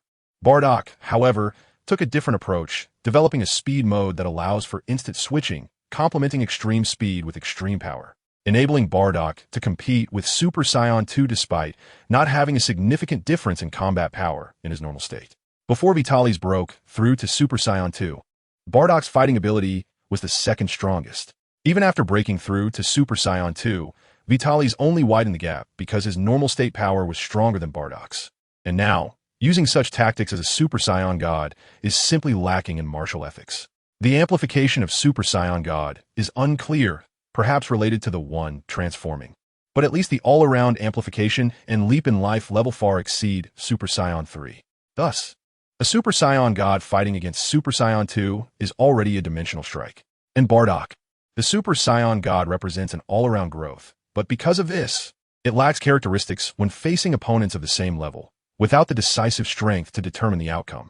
Bardock came above Vitalis, providing an explanation and sharing his understanding of Super Saiyan God. Is this the protagonist's father? At least the son managed to develop the Super Blue to create the red-blue switching combat method. And can I really be considered a rival now? Vitalis smiled wryly. How Vitalis began to gather energy. His powerful aura shattered everything around him, as he leveled half of the planet from the deep pit he was in. When his aura reached its peak, Vitalis meditated to summon the moon and began to transform into a great ape. This time, he chose not to separate his consciousness. There were no other life forms around, and his opponent was the unfathomable Super Saiyan God Bardock, so there was no need to hold back. He would give it his all. Moreover, the transformation into a great ape enhanced his combat power tenfold, while Super Saiyan 3 only provided a fourfold increase. Not only Bardock, but at this moment, Vitalis also far surpassed Super Saiyan 3. The intense release of energy caused lightning to swirl around him with even greater force, and the planet beneath him was heading toward destruction under Vitalis's reckless release. It was collapsing bit by bit. No matter the material, everything was continuously shattering under this force, breaking down into smaller structures. Planet Vegeta. Is this the king's aura? So impressive. Planet Vegeta was also trembling, surprisingly able to influence so far away. Galactic Patrol Headquarters. What's going on? Is there an earthquake? Gak quickly dove under the table while gathering information. It's not a Saiyan king fighting. It's his aura that has affected this place, Melis explained, gazing into the distance, seemingly seeing Vitalis and Bardock. I said there was no way the space station could be experiencing an earthquake, Gak said, shooting out quickly and crossing his arms calmly. But if we don't take measures soon, the space station might really disintegrate, Melis thought, also wanting to tease Gak after seeing his reaction. Then what are we waiting for? What measures should we take? Gak quickly took out a notebook and flipped through the emergency handling manual. How about a direct evacuation? It's just the right time to change headquarters? Suddenly, Gak had a flash of inspiration. Such terrifying power has affected most of the galaxy. Yes, that form and this aura really is a god. So terrifying. The four Kaishins gathered once again at North Kai's planet. After observing the battle between the two, the other three Kaishins arrived at North Kai's planet in unison. During this period, the Saiyan Legion launched a strong offensive, and the presence of Saiyans appeared within their territory. Now, with such an extraordinary battle occurring, they felt that the situation was increasingly deviating from the expected course. Who among you thinks can defeat these two? The atmosphere fell silent. Do you look down on these two who are fighting, or do you respect someone else? Although unwilling to admit it, the one they had high hopes for has clearly been surpassed. Lujia Super Galaxy Group, Lui Galaxy Group, Lubing Seat Galaxy, Looting Seat, Lewin Star System. Has the transformation into a beast lost its reason? Bardock looked at Vitalis, whose body had grown significantly, and understood his intentions. Looking into those golden beast-like eyes, cold and filled with murderous intent, Bardock realized that Vitalis had lost his sanity. The essence of the beast transformation conflicts with the Super Saiyan God. Perhaps it could be achieved on the basis of Super Saiyan God, but it would cause conflict, potentially weakening the user, and, if not controlled well, could be dangerous, making it not worth the risk. Bardock had also undergone transformation, so at this moment, he understood the gap between Super Saiyan God and beast transformation. Roar Bardock cautiously approached Vitalis. The transformed Vitalis immediately sensed Bardock's presence and let out a threatening roar. Is it the instinct of a beast? His reaction was much faster than before. Previously, even the king couldn't keep up with my speed. Bardock advanced further toward the transformed Vitalis. Boom! Vitalis' muscles visibly expanded as Bardock entered his power mode. Perhaps due to divine power, his muscles were not as exaggerated as in Super Saiyan form. The strength was immense. With a single punch that hadn't been charged, he managed to block a kick that would have used 80% of his power, sending Vitalis flying, completely destroying the planet beneath them in the process. The defense was also absurdly exaggerated. Bardock saw that although his kick sent Vitalis flying and the planet was obliterated in the aftermath, Vitalis suffered no injuries. Letting out a silent roar, Vitalis charged at Bardock with even greater speed, seemingly having identified his enemy. The two quickly collided, igniting a new round of confrontation. On one side was the irrational, skill-less, pure violence peak of the deranged Vitalis. On the other side was the Super Saiyan God Bardock, operating in a higher dimension, flawlessly switching between speed and power modes, maximizing his combat skills. This situation was a bit troublesome. I don't know how long I can maintain it, although I can still hold my ground due to lacking reason. It is clear that both my strength and speed are inferior. If I could control this power with reason, I wouldn't be his match. I need to be faster and stronger. Facing a transformed opponent, cutting off the tail is the best method, but it lacks honor. And this battle is meant to adapt to this divine power. Glancing at Vitalis' tail, Bardock abandoned the tempting thought of severing it. In that case, I will push to the limit. In an instant, Bardock began to mobilize the power within him known as the divine aura. Further development led to a complete abandonment of power in speed mode. Henceforth, he would not only be on the same level, but would also pose no threat to those far weaker than him in speed mode. Of course, the damage from light speed strikes would still be considerable. However, similarly, the power mode would completely forsake speed in exchange for ultimate strength. This power is even stronger and more violent. Hey, something's wrong. The color has changed, and Father has returned to normal. What is he doing? He hasn't even noticed that he has exited the Super Saiyan state? Raditz, who was watching the live stream, shouted as he saw Bardock return to normal. Bardock Vegeta 3. Bardock Giant, at least transform into a Super Saiyan. It's over. The mindless king is going to turn him into minced meat. Oh no, such a violent king. Father might not be left with anything. No, I have to go save Father. Raditz immediately transformed into a Super Saiyan and began to locate, planning to instant transmission. Broly held Raditz down with one hand. Don't rush, just watch closely. It seems Bardock has undergone an incredible change. Vegeta 3 clenched his fists tightly, staring intently at Bardock. This guy's actually broken through again. Chapter 84 End. Bardock closed his eyes, constantly flickering under Vitalis' frenzied attacks, narrowly dodging every strike. Like a small boat drifting on turbulent waves during a storm, it could capsize at any moment under this violent onslaught. Is this for real? He died even after reverting to his normal state? Has Father gone overboard? Watching Bardock's flickering figure, Raditz exclaimed in disbelief. Smack, you'll get it later. Jine retracted her hand and said fiercely. Raditz covered his head, secretly pleased. He had broken his leg from a sneak attack by those two guys earlier. But this time he maintained his Super Saiyan form. That last hit didn't even break his defense. It's hilarious. Who I found a feeling again, indeed. In the face of life and death crises, it's easy to break through. Bardock looked at the chaotic attacks of Vitalis and grinned. The next moment, He had already appeared at the edge of the galaxy, watching Vitalis, who was losing focus and causing destruction in a fit of rage. Bardock clenched his fist at his waist. The red light shone again, and Bardock entered the Super Saiyan God state once more. Is this aura the key?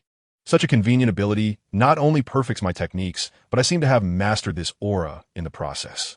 Opening his palm, Bardock was delighted. He wouldn't need a ritual anymore. He could enter this state by himself. It seems I haven't reached my limit yet, although the ape transformation can't stack. It seems I can further enhance it in the Super Saiyan way. Great, I now have a direction for my training. As soon as the thought finished, Bardock instantly appeared in front of Vitalis.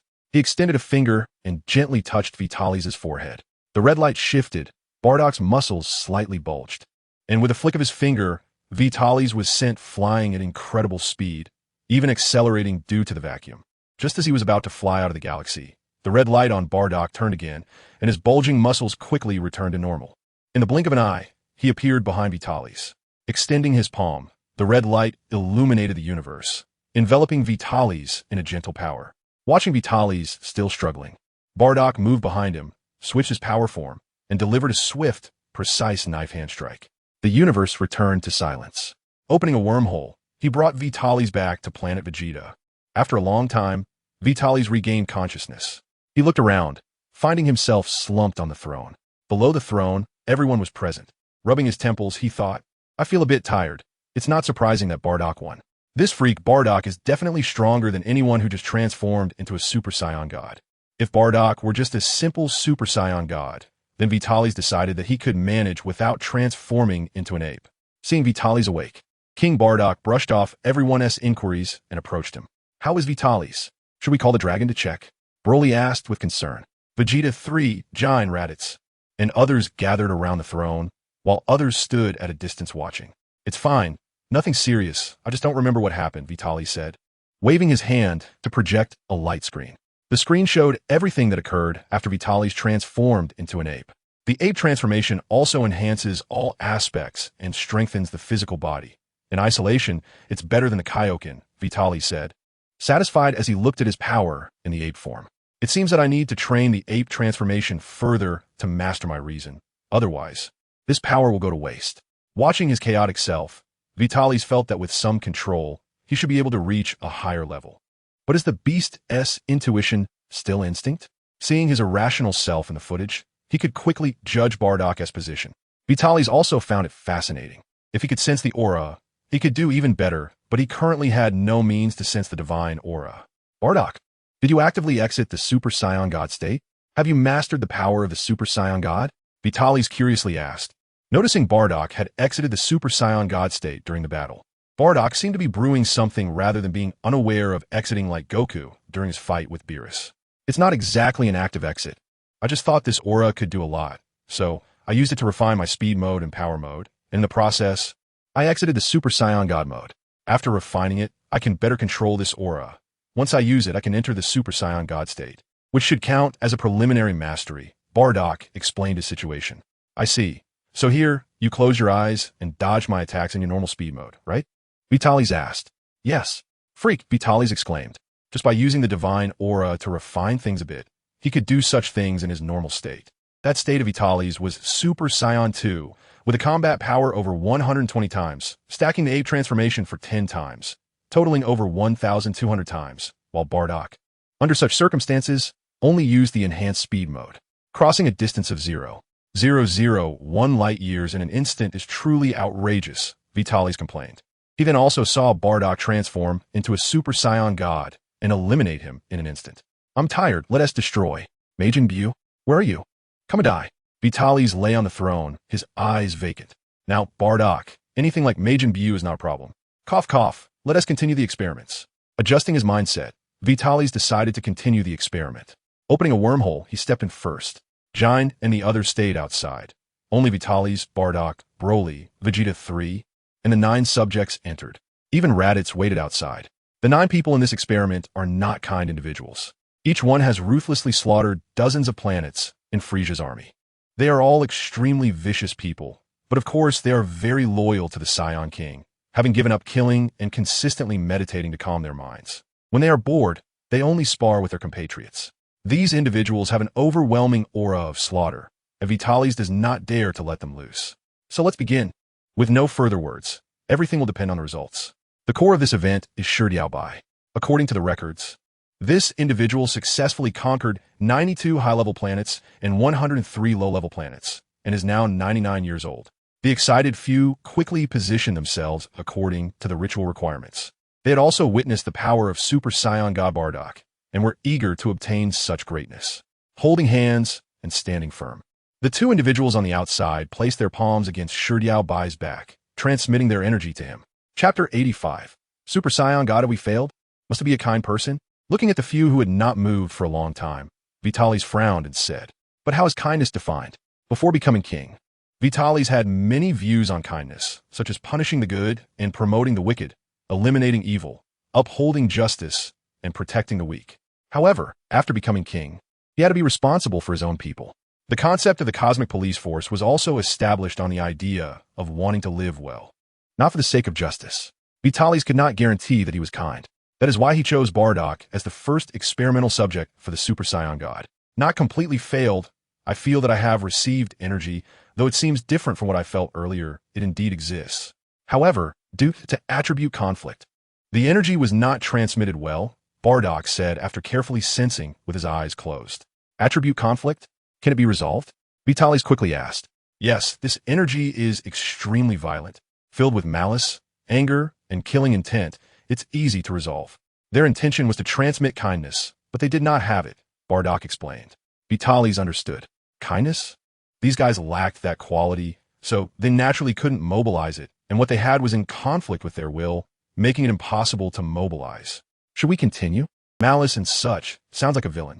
Perhaps we could create an evil god or demon who listen carefully, stop getting tangled up in concepts like kindness. Whether it's malice or killing intent, just transmit your deepest thoughts. Vitalis took a deep breath and made a decision, speaking to the few. Whatever it is, the prefix must be Saiyan, Super Saiyan God, Super Saiyan Evil God, Super Saiyan Demon. As long as it can serve the race, the attributes of power don't matter. Even if they can't control it, with the people present, Super Saiyan God Bardock, Super Broly, and possibly the fusion with Vegeta 3, they might be able to control the transformation. 3 against 1, the advantage is mine. Why fear? Upon hearing the order, the few no longer mention kindness. The warrior race, Saiyans, justice and evil, kindness and wickedness, they did not care. They only knew that fighting was joyful. Only through battle could they find satisfaction. They were proud Saiyans, so whoever the king ordered them to fight, they would fight. Everything else was not for them to ponder. They only needed to advance with the king. A dark red ominous light illuminated this space. A black mist enveloped everyone. Suddenly, a purple-black beam of light shot up from the ritual point. This beam of light, once again, forcefully tore through the fabric of time and space. The difference this time was that what was illuminated was no longer the starry sky, but a desolate and barren land. That land was devoid of life. With no vegetation in sight, various colors of soil intertwined, creating a vibrant yet chaotic scene that stretched endlessly. It was a land soaked in the blood of countless beings from various races, with no corpses visible, only blood to nourish it.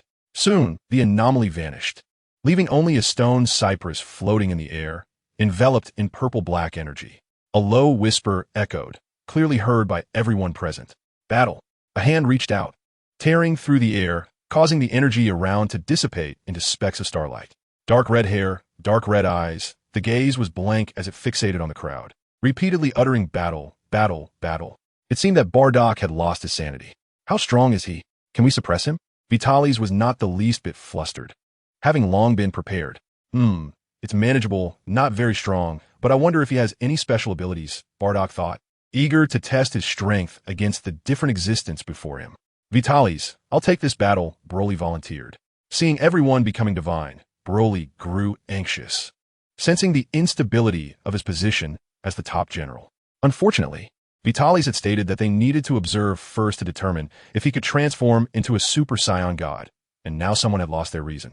Thus, it was difficult for Broly to make an attempt. His tendency to go berserk was already troublesome, and after gaining divine power, the consequences were unimaginable. So, even if he couldn't become a god, he still wanted to prove his strength. Although he couldn't sense the aura of a god, Broly feared no existence. and this was a perfect opportunity to engage with a god and gain experience. All right then, Broly you go. Vitalis thought he could guess Broly's intentions, which aligned with his own. In other timelines, Broly had beaten both Goku and Vegeta after the power tournament. If it weren't for the Earth Guardian King bearing the brunt of it all, allowing the two to fuse, taking on 3 opponents would have been no problem. Moreover, accumulating experience from battling a god in advance would be beneficial. If he could find a breakthrough, that would be even better. Opening a time-space wormhole leading to the Lugia star cluster, Vitalis nodded at Broly. Hot Broly instantly transformed into a Super Saiyan.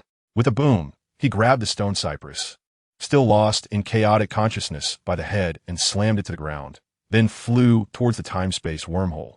Bardock, you go too, if things go awry. Stop it in time.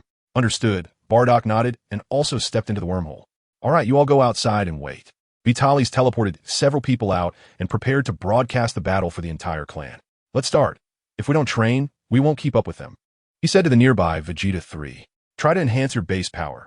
After this training, it will be your turn, he said, trusting Bardock and Broly the most. Now that it was confirmed both could suppress Super Saiyan 4 Vegeta, they could naturally begin the Super Saiyan 4 experiment. Although he was prepared for the possibility of losing his throne, his life's safety was paramount, and he needed to be ready. During this time, Vegeta 3 had been very obedient to orders, demonstrating strong business capabilities, and after learning the advancement path to Super Saiyan 4, he had not attempted it privately. However, in the original work, this guy's character had often been questionable. Vitalis couldn't afford to be too trusting. He could accept any failure, but he would not allow his life to be threatened. At least he couldn't die now.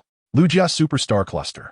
After passing through the wormhole, Broly threw the stone cypress away. Not caring whether it had reacted, he charged in, powerful fists raining down like a storm on the stone cypress.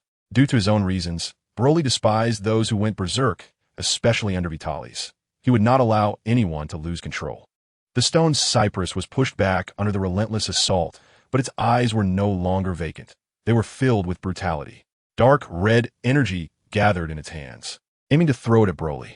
But Broly was faster, his hands meeting the attack, easily gripping the stone cypress's hands, crushing the energy within. Simultaneously, Broly continued to strike with his head and knees. The stone cypress's roar echoed strangely in the vacuum. At the same time, the dark red energy exploded, pushing Broly away. The hands that Broly had crushed were visibly recovering at an astonishing rate, and the injuries on its body were rapidly disappearing. Oh, the recovery speed is quite fast, Bardock observed with interest, stroking his chin. Recovery from injuries was something he could also do in the Super Saiyan God state, not through magic, but from the divine aura within. In the Super Saiyan God state, one could unleash abilities that were even more extraordinary than magic. Once recovered, the stone cypress switched to offense, extending its hand to point at Broly, a flash of dark red light appearing. Broly found himself bound by a strange power, unable to move. At this moment, Shijiabai charged forward, treating Broly like a punching bag, hitting him back and forth in the universe. Chapter 89 continues. 89 has come up. The Hyperbolic Time Chamber. Vitalis and Vegeta 3 have been training for about 3 to 4 months. Bardock and Broly returned carrying Shijiabai. Bardock hadn't changed at all, while Broly was in tatters, covered in wounds. The carried Shijiabai was worse off, with not a single intact bone in his body. Huh, are you done? Why didn't you get treated before coming back? Upon seeing the sudden appearance of the 3, Vitalis was taken aback and, after a moment, reacted. Well, we returned as soon as possible, so you wouldn't have to wait too long, Broly replied. This honest child probably never thought about the time difference inside and outside the spirit time room. For Vitalis, a long time has already passed. How is the situation? Did he regain consciousness during the battle? Vitalis casually asked while retrieving the footage recorded by magic. No, Visual has been continuously suppressed by, well, calling it malice seems more appropriate. Everything he did was to release the malice. Bardock stepped forward and said that in this regard, he was more authoritative than Broly. First, both are at the level of Super Saiyan God, and he has seen more. Second, not long after, facing the adaptive power of the Stone Diao Bow, Broly was also overwhelmed and went berserk after being beaten for a while. Very strong, but unfortunately uncontrollable. Vitalis also saw that, unlike his own berserk state, the Stone Jiao Bow, without what was more like a collective of malice, its fighting style wasn't as brutal and rough as Vitalis' berserk state. It would occasionally use some unexpected moves. For example, it could manipulate emotions, but it should be negative emotions. In the footage, the stone Jiao Bo controlled Broly, and after a while, it pressed Broly's head and did something unknown, causing Broly's eyes to turn crimson and instantly enter the Super Saiyan form. Similarly, after going berserk, Broly would unconsciously learn the abilities and techniques of his opponents, continuously breaking through himself to counterattack the enemy, becoming stronger with every passing second. Compared to the battle between the two, Vitaly's berserk state had no highlights besides power. Fortunately, Vitaly's had also trained for a period of time, so he wouldn't be too far behind Broly. First, let us treat Vitaly's. He stepped forward to heal the two. He casually cast a stimulating mental magic to awaken the stone Jiao Bo. The latter looked around in confusion. Bang! Seeing the stone Jiao Bo wake up, Broly threw him to the ground. Ouch! The suddenly startled stone Jiao Bo instinctively cried out in pain, but upon seeing the person in front of him, he immediately stood up and saluted. Kingdom, do you remember what happened? Vitaly's asked after cleaning his body with magic and changing clothes. I don't remember. I only remember being surrounded by a dazzling light and then losing consciousness. When I woke up, I was here. Did I succeed? Why does my whole body hurt? The stone Jiao Bo scratched his forehead and asked in confusion. You succeeded. See for yourself. Vitaly's tossed a light screen to the stone Jiao Bo, showing the footage from the beginning of his ritual to now. Bardock's Super Saiyan God. S abbreviated to Super Red. And this thing is called Dark Red, Vitaly said thoughtfully while stroking his chin.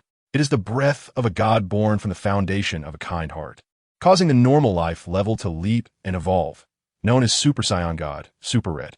The basis for Super Red to transform into Super Saiyan is Super Blue, and possessing the soul of a god gives birth to Peach Red. Then, based on numerous malices, the breath of the god or demon produced. And whether the transformation is a Super Saiyan God is unknown, so Vitaly's decided to name it Dark Red, not getting entangled in the issues of gods and demons.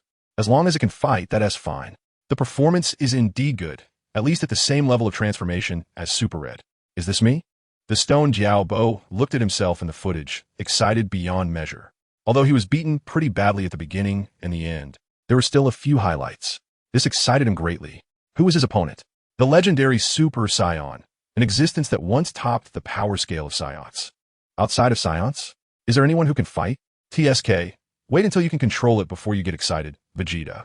Please notify that the form of Stone Bull still needs research. Until it can be controlled, the private activation of the Super Saiyan God ritual is prohibited. Violators will face death.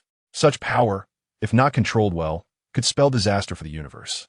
Pure malice. This is also why Broly rushed to fight immediately. Otherwise, this malice would drive the Master to destroy all life. The universe is vast, and the power in this dimension cannot be sensed, making it impossible to prevent immediately, which could easily lead to catastrophe. So Vitaly's is serious.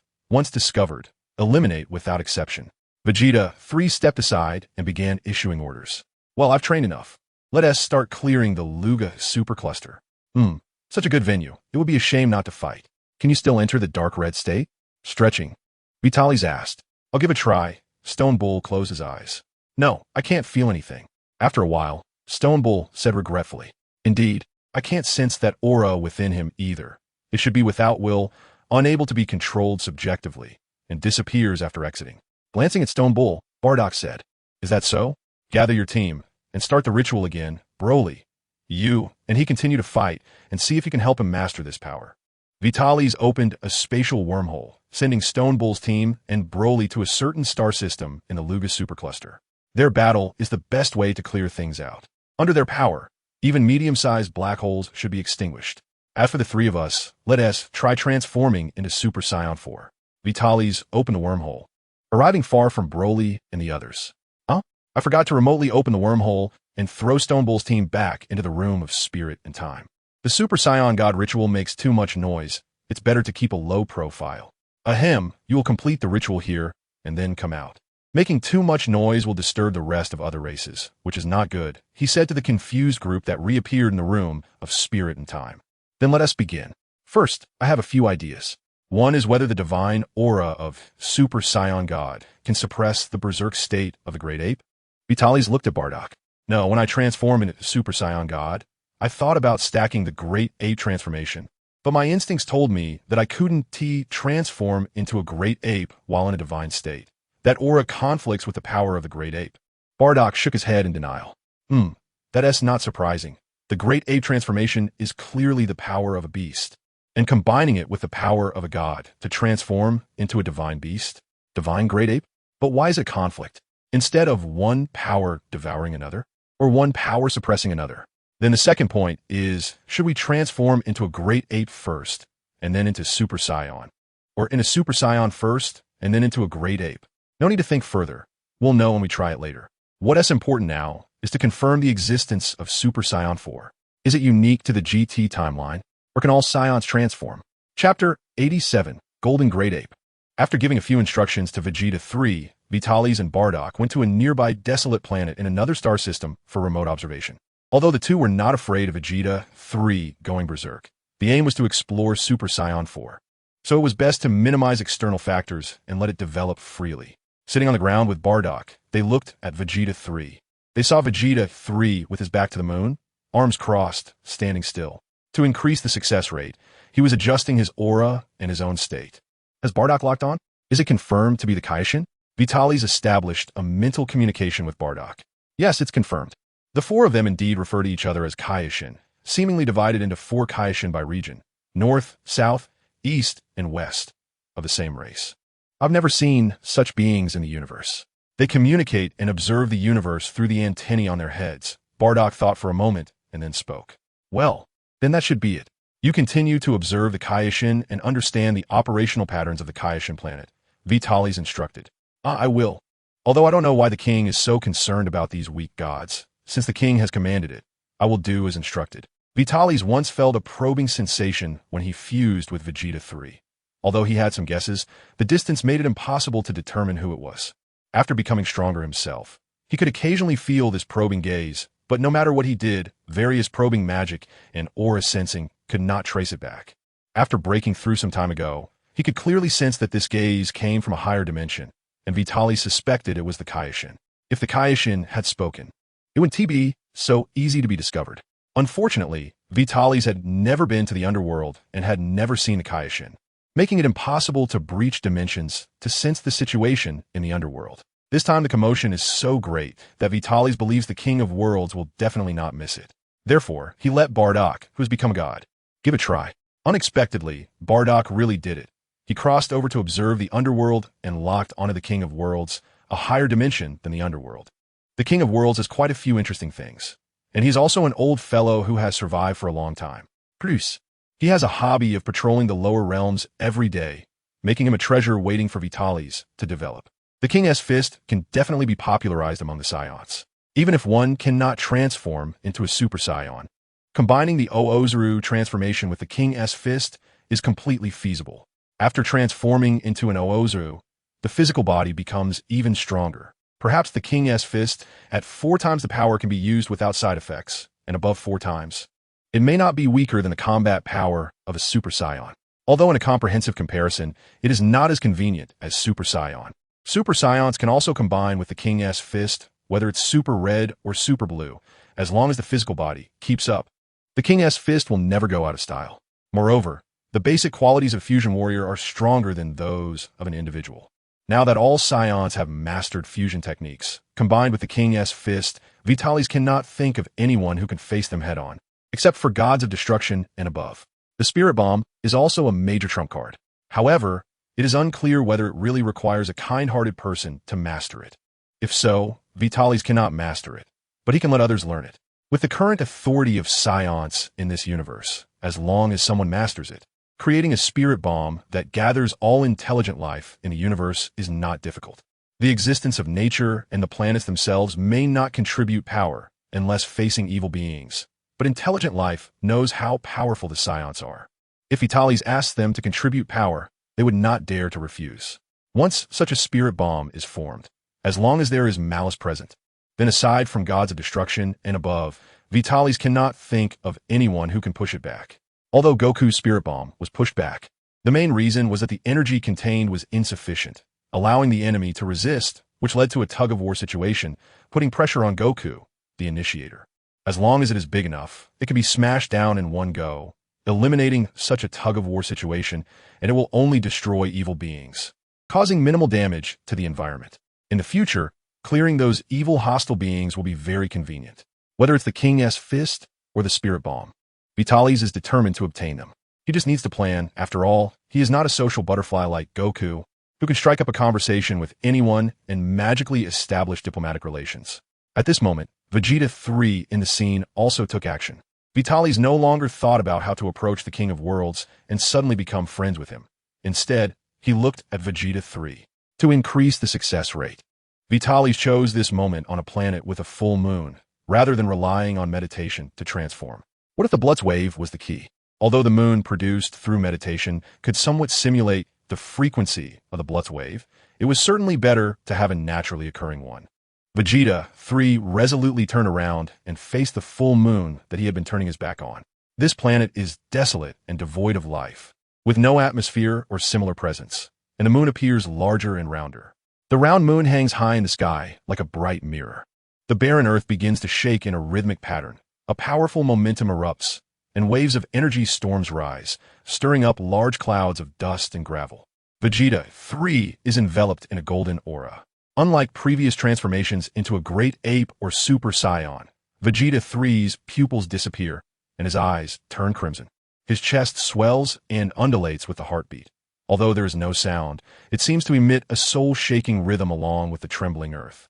Vegeta 3 opens his mouth wide.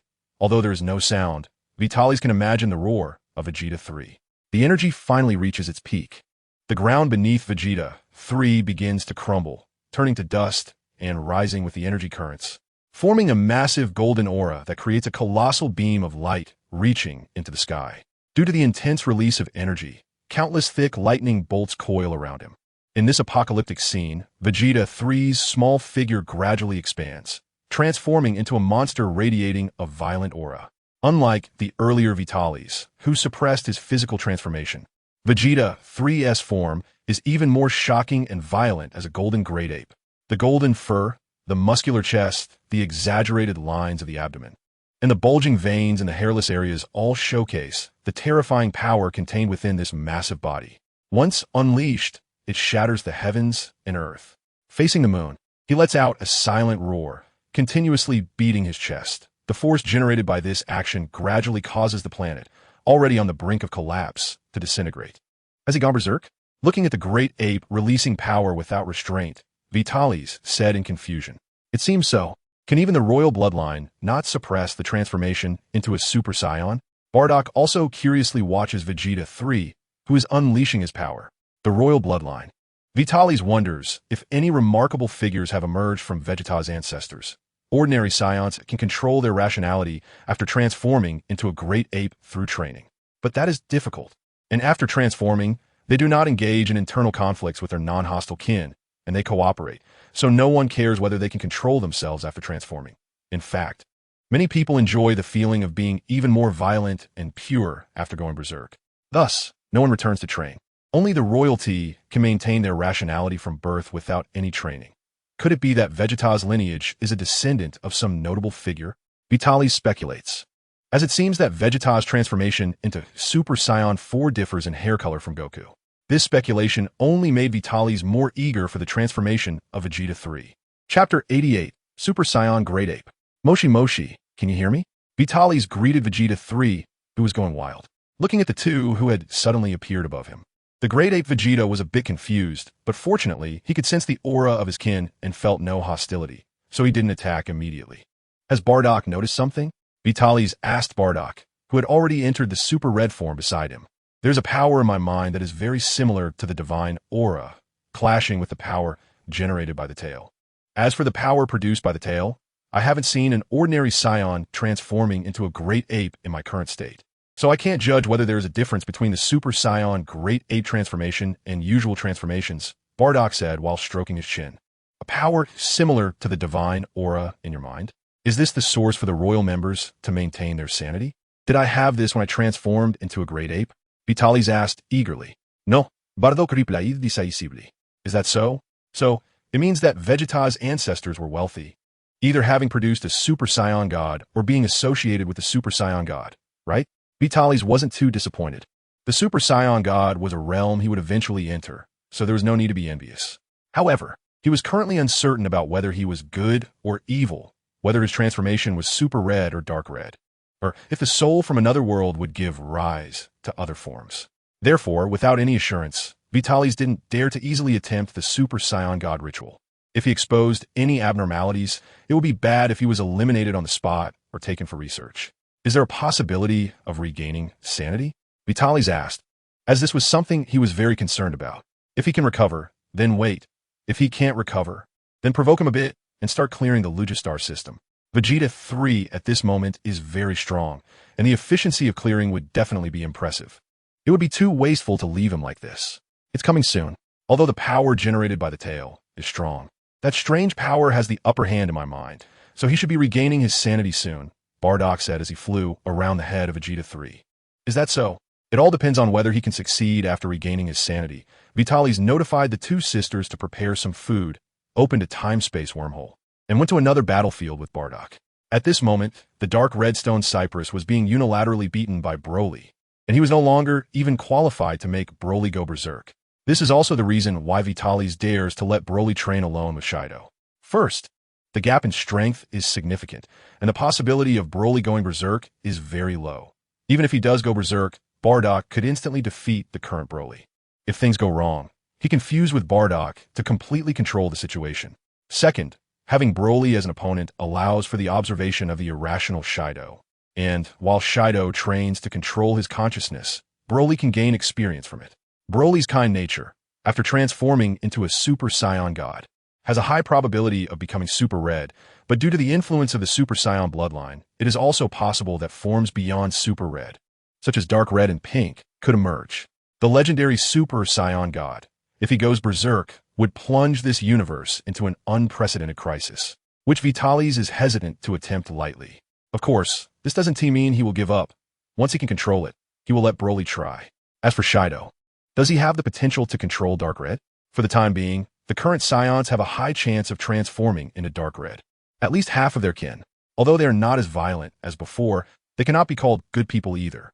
If Dark Red becomes uncontrollable, then Vitalis' plan for Universal Super Saiyan God would need to be postponed for 1 or 2 generations.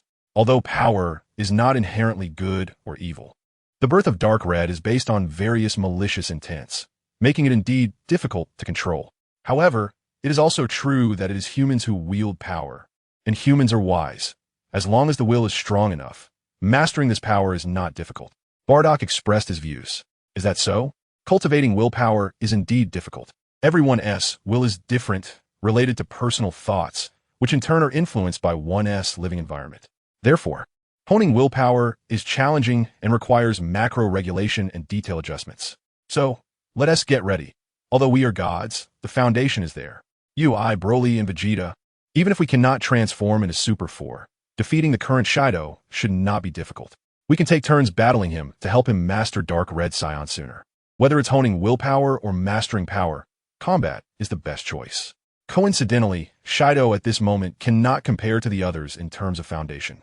Although his realm is very high, in terms of combat power, he is significantly weaker and still under control. It seems there will soon be results. Sensing the change in Vegeta 3's aura, Vitalis and Bardock returned to his side. At this moment, Vegeta, in his great ape form, was floating in the air, quietly gazing at the moon.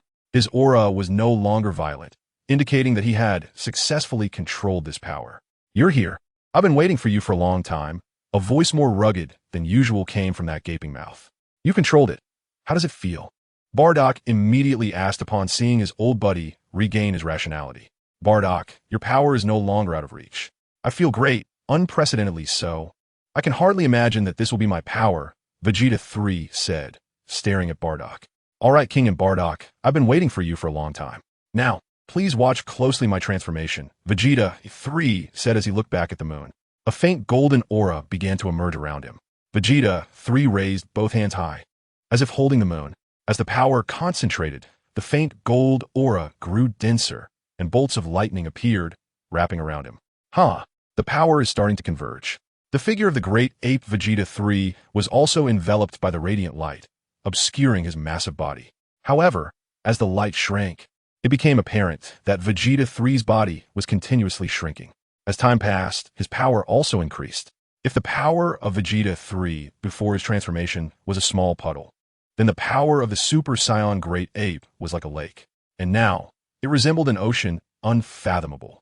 This scorching aura was very strong.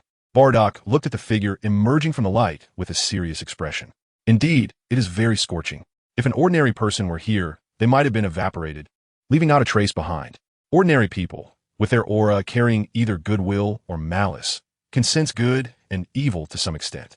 Those who are extremely evil, because of their own will, exude an evil aura that can influence the will of the weaker ones. Stronger beings can suppress their enemies with vast and powerful strength. Standing in the presence of absolute power is a luxury for the weak. They might also be used to destroy things, but do not have a direct attribute. However, at this moment, Vegeta's aura is exceptionally scorching. It is not a superficial change in temperature, but rather a higher level intensity, as if this planet is about to ignite. As the golden light dissipated, Vegeta 3 appeared with long, jet black hair, longer than usual, cascading over his shoulders. There was a hint of red within the black. The upper half of his battle suit had vanished, replaced by red fur, exposing his muscular chest. The lower half of his battle suit also disappeared, replaced by pants made of an unknown material. His eye sockets were red, and his green pupils revealed red eyelids when he blinked. So strong, Vitalis could not sense the exact strength of Vegeta 3 now, but there was no doubt that he was very strong. This is the power that surpasses Super Saiyan 3. Goku's Super Saiyan 3 was defeated by Baby in just a few moves, while Super Saiyan 4 can toy with Baby, even holding its own against Baby's ape form. The leap in power is comparable to that from Super Saiyan 3 to Super Saiyan God, a dimensional leap in strength. It's very strong, but only by fighting can one know if it can match the overwhelming fighting spirit exuded by Super Saiyan Bardock. Just as I wish, let us battle Bardock. God of Super Saiyans. Chapter 89. Super Bardock versus Super Saiyan. Foreseeing the two full of fighting spirit, Vitalis quickly opened a wormhole to retreat, leaving the battlefield to them. Back on his throne, he reconnected with his entire clan, as this was also a battle that would usher in a new era. On the screen, Bardock with red hair stood there calmly, completely without aura. If not for the visible eyes, one wouldn't even know there was a person there. Meanwhile, Vegeta, in a wild stance, radiated a fierce and violent power that could be felt even on planet Vegeta. The two, polar opposites, were about to engage in an unprecedented battle. Vegeta 3 grinned wickedly and took the initiative to attack, flashing above Bardock and kicking toward his face. Bardock smiled slightly, not dodging or changing form, and punched back. An invisible wave spread out, turning surrounding debris into dust, destroying all tangible matter. Not bad, but is that all? Bardock grabbed Vegeta 3's foot and swung him down towards the ground. Boom, crash, boom. Bardock repeatedly slammed Vegeta 3's foot into the ground, the tremendous force driving the already burdened planet towards destruction. Seemingly enjoying the smashing, Bardock teleported to another planet to continue the assault. After a while, seeing that Vegeta 3 showed no intent to resist, Bardock smacked his lips and threw Vegeta 3 away. Boom, crashing into several mountains. Vegeta 3 embedded himself in the mountainside, brushed off the dust, and approached Bardock. It's hard to imagine how powerful my strength really is. Ha ha. Looking at himself in scathe, Vegeta 3 laughed wildly. Indeed, in terms of physical strength alone, you are still above me. Quite resilient. If only Raditz could transform into Super Saiyan 4. Bardock nodded in agreement. Oh, resilient? I just want to test this power. Don't get the wrong idea that my strength is merely this. Bardock cracked his neck. With his left hand, he punched out, extending his thumb toward himself. I am the first marshal of the fighting race. Is that so? As fellow marshals, must we distinguish between high and low? If that's the case, I'm sorry. I'm the strongest marshal. The strongest marshal of the fighting race should be called War Marshal. Upon hearing this, Bardock began to think seriously. You guy, Vegeta 3 charged at Bardock again. A flash of red light, Bardock entered power mode. The two abandoned high-speed combat and began to grapple. In terms of pure strength, it seemed that Super Saiyan 4 Vegeta had the upper hand, but Bardock's power mode allowed him to contend with Vegeta in strength. Observing the two fighting, Vitalis noticed their condition. Super Saiyan 4 also provides an all-around enhancement, but strength is more pronounced and physical quality is also superior. As for Super Saiyan God, it represents a leap in realm and life level. Currently, in their struggle, Bardock in power mode and Super Saiyan 4 Vegeta were evenly matched, while in speed mode, Bardock's speed far exceeded Vegeta 3's. In her normal state, Vegeta 3 was slightly higher than Bardock. Bardock had always relied on switching between dual modes to suppress Vegeta's combat power. It seems that Super Saiyan 4 is not inferior to Super Saiyan God in transformation. At this moment, the advantage of dual modes still existed, but it wasn't as significant as before. If it were Shi Yao Bai, he would have already been beaten by Vegeta. The wild, pure violence stirred the blood of the Saiyans. This style truly fits the characteristics of the fighting race. Compared to the insensible and seemingly weak Super Saiyan God, they preferred the wild and ferocious Super Saiyan 4, where every move was bold and unrestrained. Super Saiyan God indeed appeared weak. Even Bardock's power mode muscles were about the same as his normal state. Visually, Super Saiyan 4 was more domineering. I can feel it, Bardock. The dimension of God is indeed high, but it doesn't seem that difficult to understand. Wiping the blood from the corner of his mouth, Vegeta 3 said with a smile. Is that so? Then, congratulations. But it seems this state has made you even more arrogant? Bardock stepped back a few paces and said to the red figure in front of him, Arrogant? I don't feel that way. Rather, you. Is this your full power? Not enough thrill. Vegeta 3 twisted his waist and said, Then let us start the second round. Honestly, controlling the battle range is more difficult, but it's not thrilling enough. Looking around, Bardock said, they had only destroyed a few mountain ranges and hadn't caused catastrophic damage to the planet beneath them. Their power could easily destroy planets. Just having that thought alone could lead to the planet's destruction. To increase the difficulty, the two unconsciously reduced their power, controlling the destruction range. Currently, the devastation on the battlefield was not as extensive as during the battle with Frieza and his father. However, if Frieza and his father were here, they would be destroyed by the residual waves of the battle before they could even intervene. Indeed, controlling the damage to this planet is somewhat challenging. I admit I lost on that point. I couldn't control my power well earlier. The commotion was a bit too much. No, yes you. I can hit you without breaking a single stone. Vegeta 3 rubbed his fists. Huh, are you joking? Come on, our side mission is to clear this star region. Now I'm going to get a bit serious and see how much power you can make me use. Bardock provocatively smiled and said, Oh, how much power? Don't cry and go home to hug your wife later, huh? Vegeta 3 said, beginning to unleash his power, with countless lightning bolts appearing out of nowhere. Wrapping around him, the red light enveloped the entire planet, as if intending to incinerate it. Stomping his foot, the terrifying impact caused the planet to shatter. Rapidly charging towards Bardock, throwing a punch aimed at Bardock's face. I say, why do you always aim for my face? Bardock smiled bitterly, entered his power mode, and raised his hand to grip the fist of King Vegeta 3. In the moment their fists met, a shockwave was generated, sending the planet into its final journey. Amidst the explosion of the planet, the figures of the two constantly intertwined. Well, let's disperse. Do what you need to do, as long as you train hard. You can also master such power. Vitalis dispelled the magic and ended the live stream. Now, even he couldn't capture the figures of the two. Just moments ago, they seemed to be warming up, and he could still observe them. But now that they were serious, they were beyond the level that he could watch. Even Bardock's power mode, which completely abandoned speed, was still too great a gap compared to Bardock's level, making it an unreachable speed for the weak. On another battlefield, it was evident that the fight was not evenly matched, but rather a one-sided beating. There was no extreme speed. Ordinary people could see it, but it wasn't good for them to keep watching a live stream. It was enough for them to witness this level of power. Important matters were at hand. Vitalis also craved such power, but was hesitant to try easily due to the unknowns. Once Bardock and King Vegeta 3 adapted to their power, he would merge with each of them to experience this strength. The fusion would create a third personality, possessing all the memories, knowledge, and skills of both. After separating, there would only be memories from the time of fusion, not the other's memories, perhaps to protect the mental state of the fuser. Otherwise, excessive fusion could lead to mental confusion. Thus, Vitalis could merge with both to experience the feelings of Super Saiyan God and Super Saiyan 4. Perhaps he could master the transformation into Super Saiyan God ahead of time, without a ritual.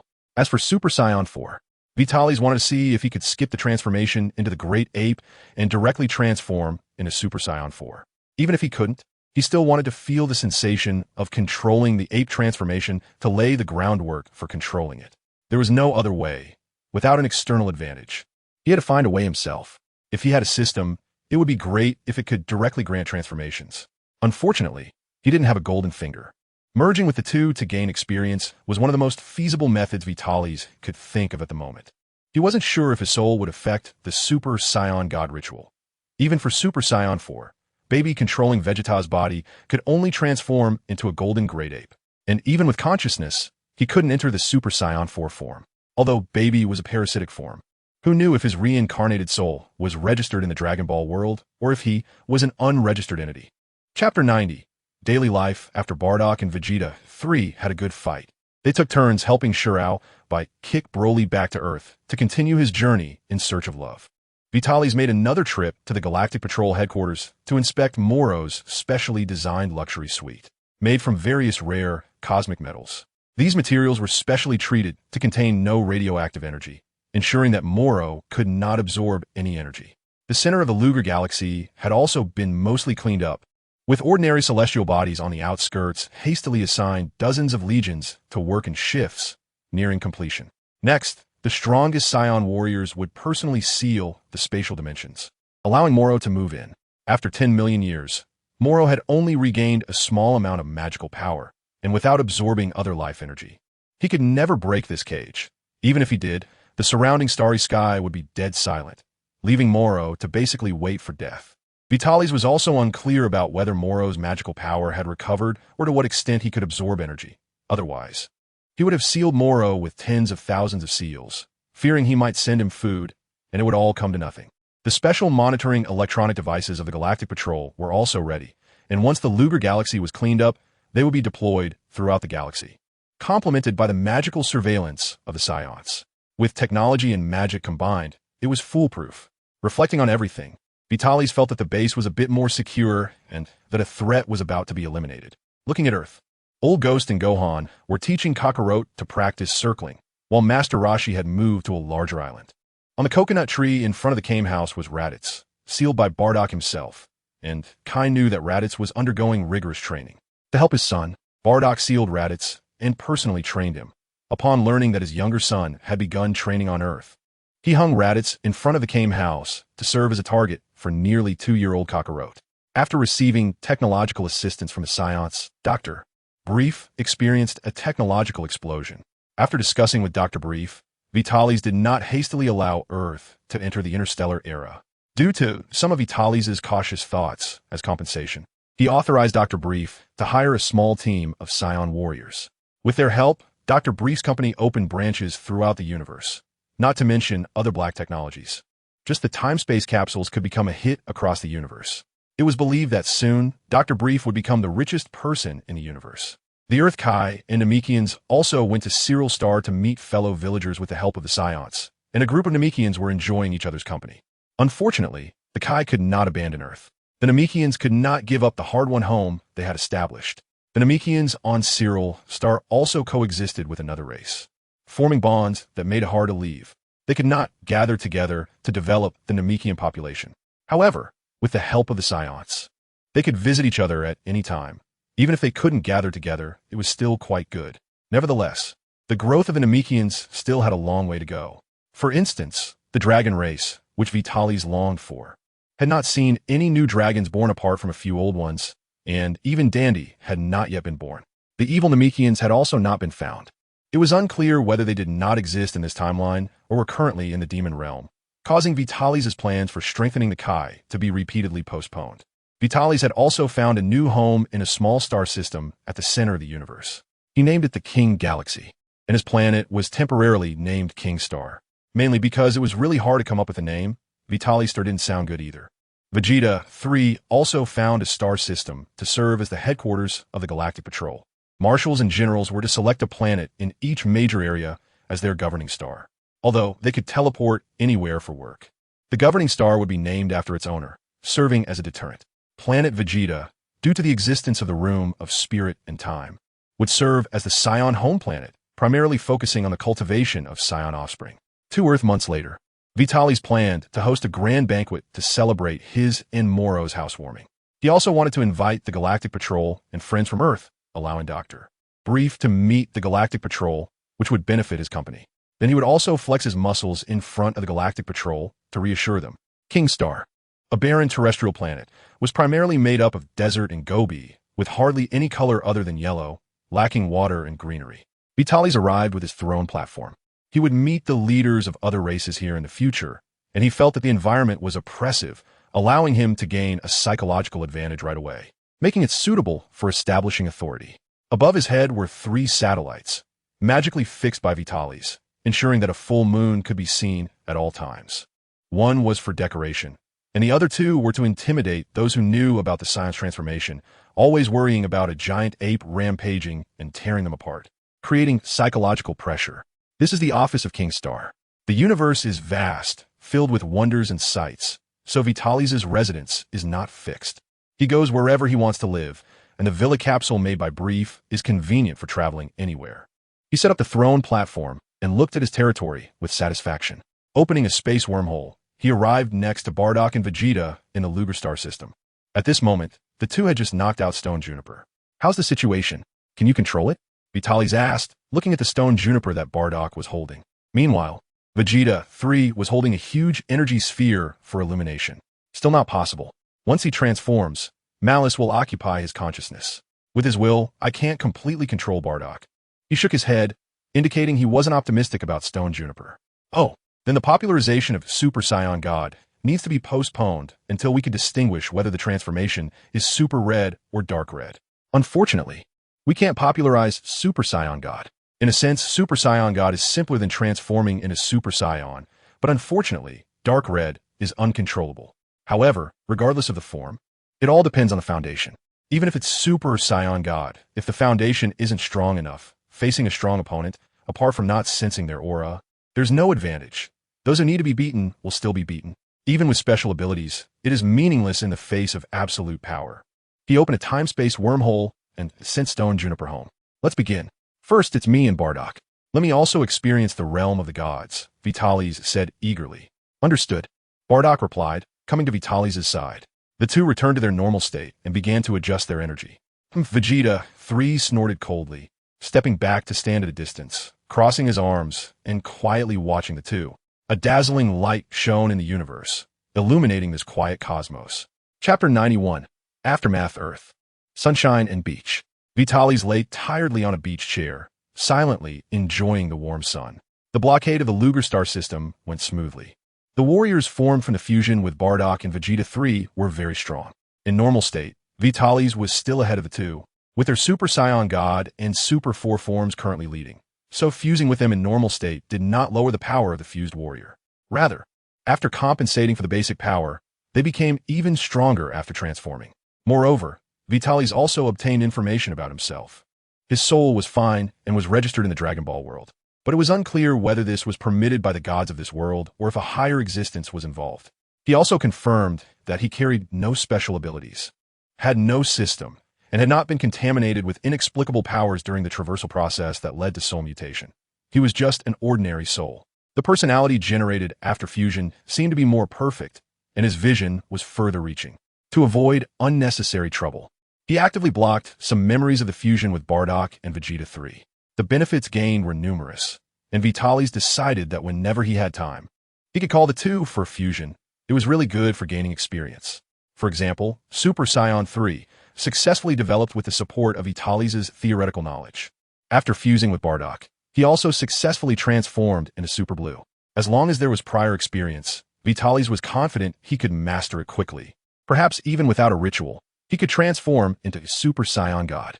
Unfortunately, Tardak, the fusion warrior of Bardock and Vegeta, could only achieve separate transformations into Super Saiyan God and Super 4, but not stack them.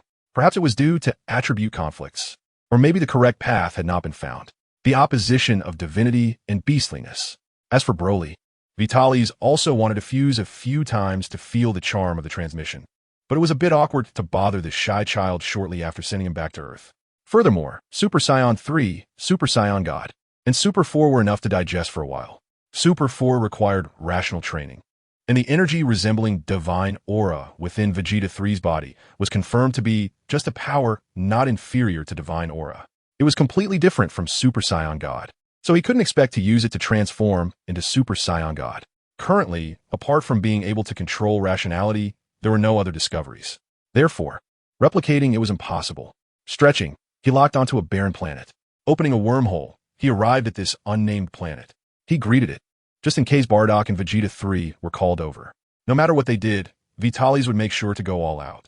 Caution is the key to a long journey. He was also combative, but the premise was to win. Of course, losing was inevitable, but it must not threaten life. Fearing death was the bottom line. After the two took their positions, Vitalis summoned the Cyril Star Dragon. Gilly Gilly, Gadgery, Dragon, please tell me, are there still surviving Sphurians in this universe? After the dragon's opening statement, Vitalis stated the wish he had long prepared. Sphurians? The indigenous people of planet Vegeta? Bardock asked Vegeta 3 beside him. Yes, I remember they should have been completely wiped out. Are there still survivors? Although their technological level is very high. Are they a threat to us?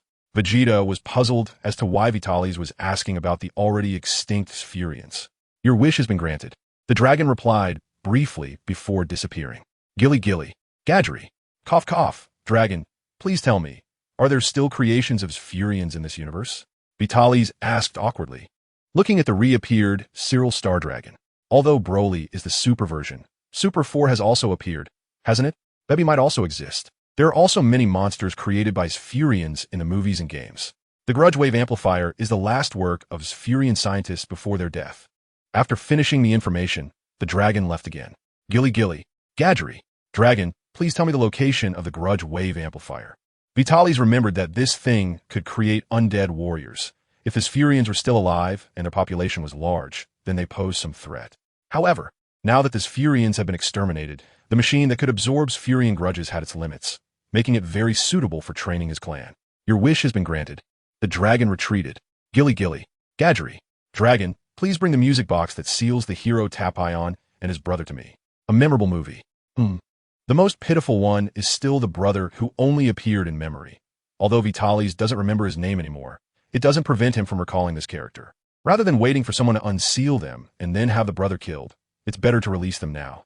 It's better than Tapion using a time machine to go to another parallel universe to save his brother. Although the blood ties are there, he is still an outsider. Two identical people living in the same time and space would most of the time be awkward, right? Especially after getting married and having children. As you wish.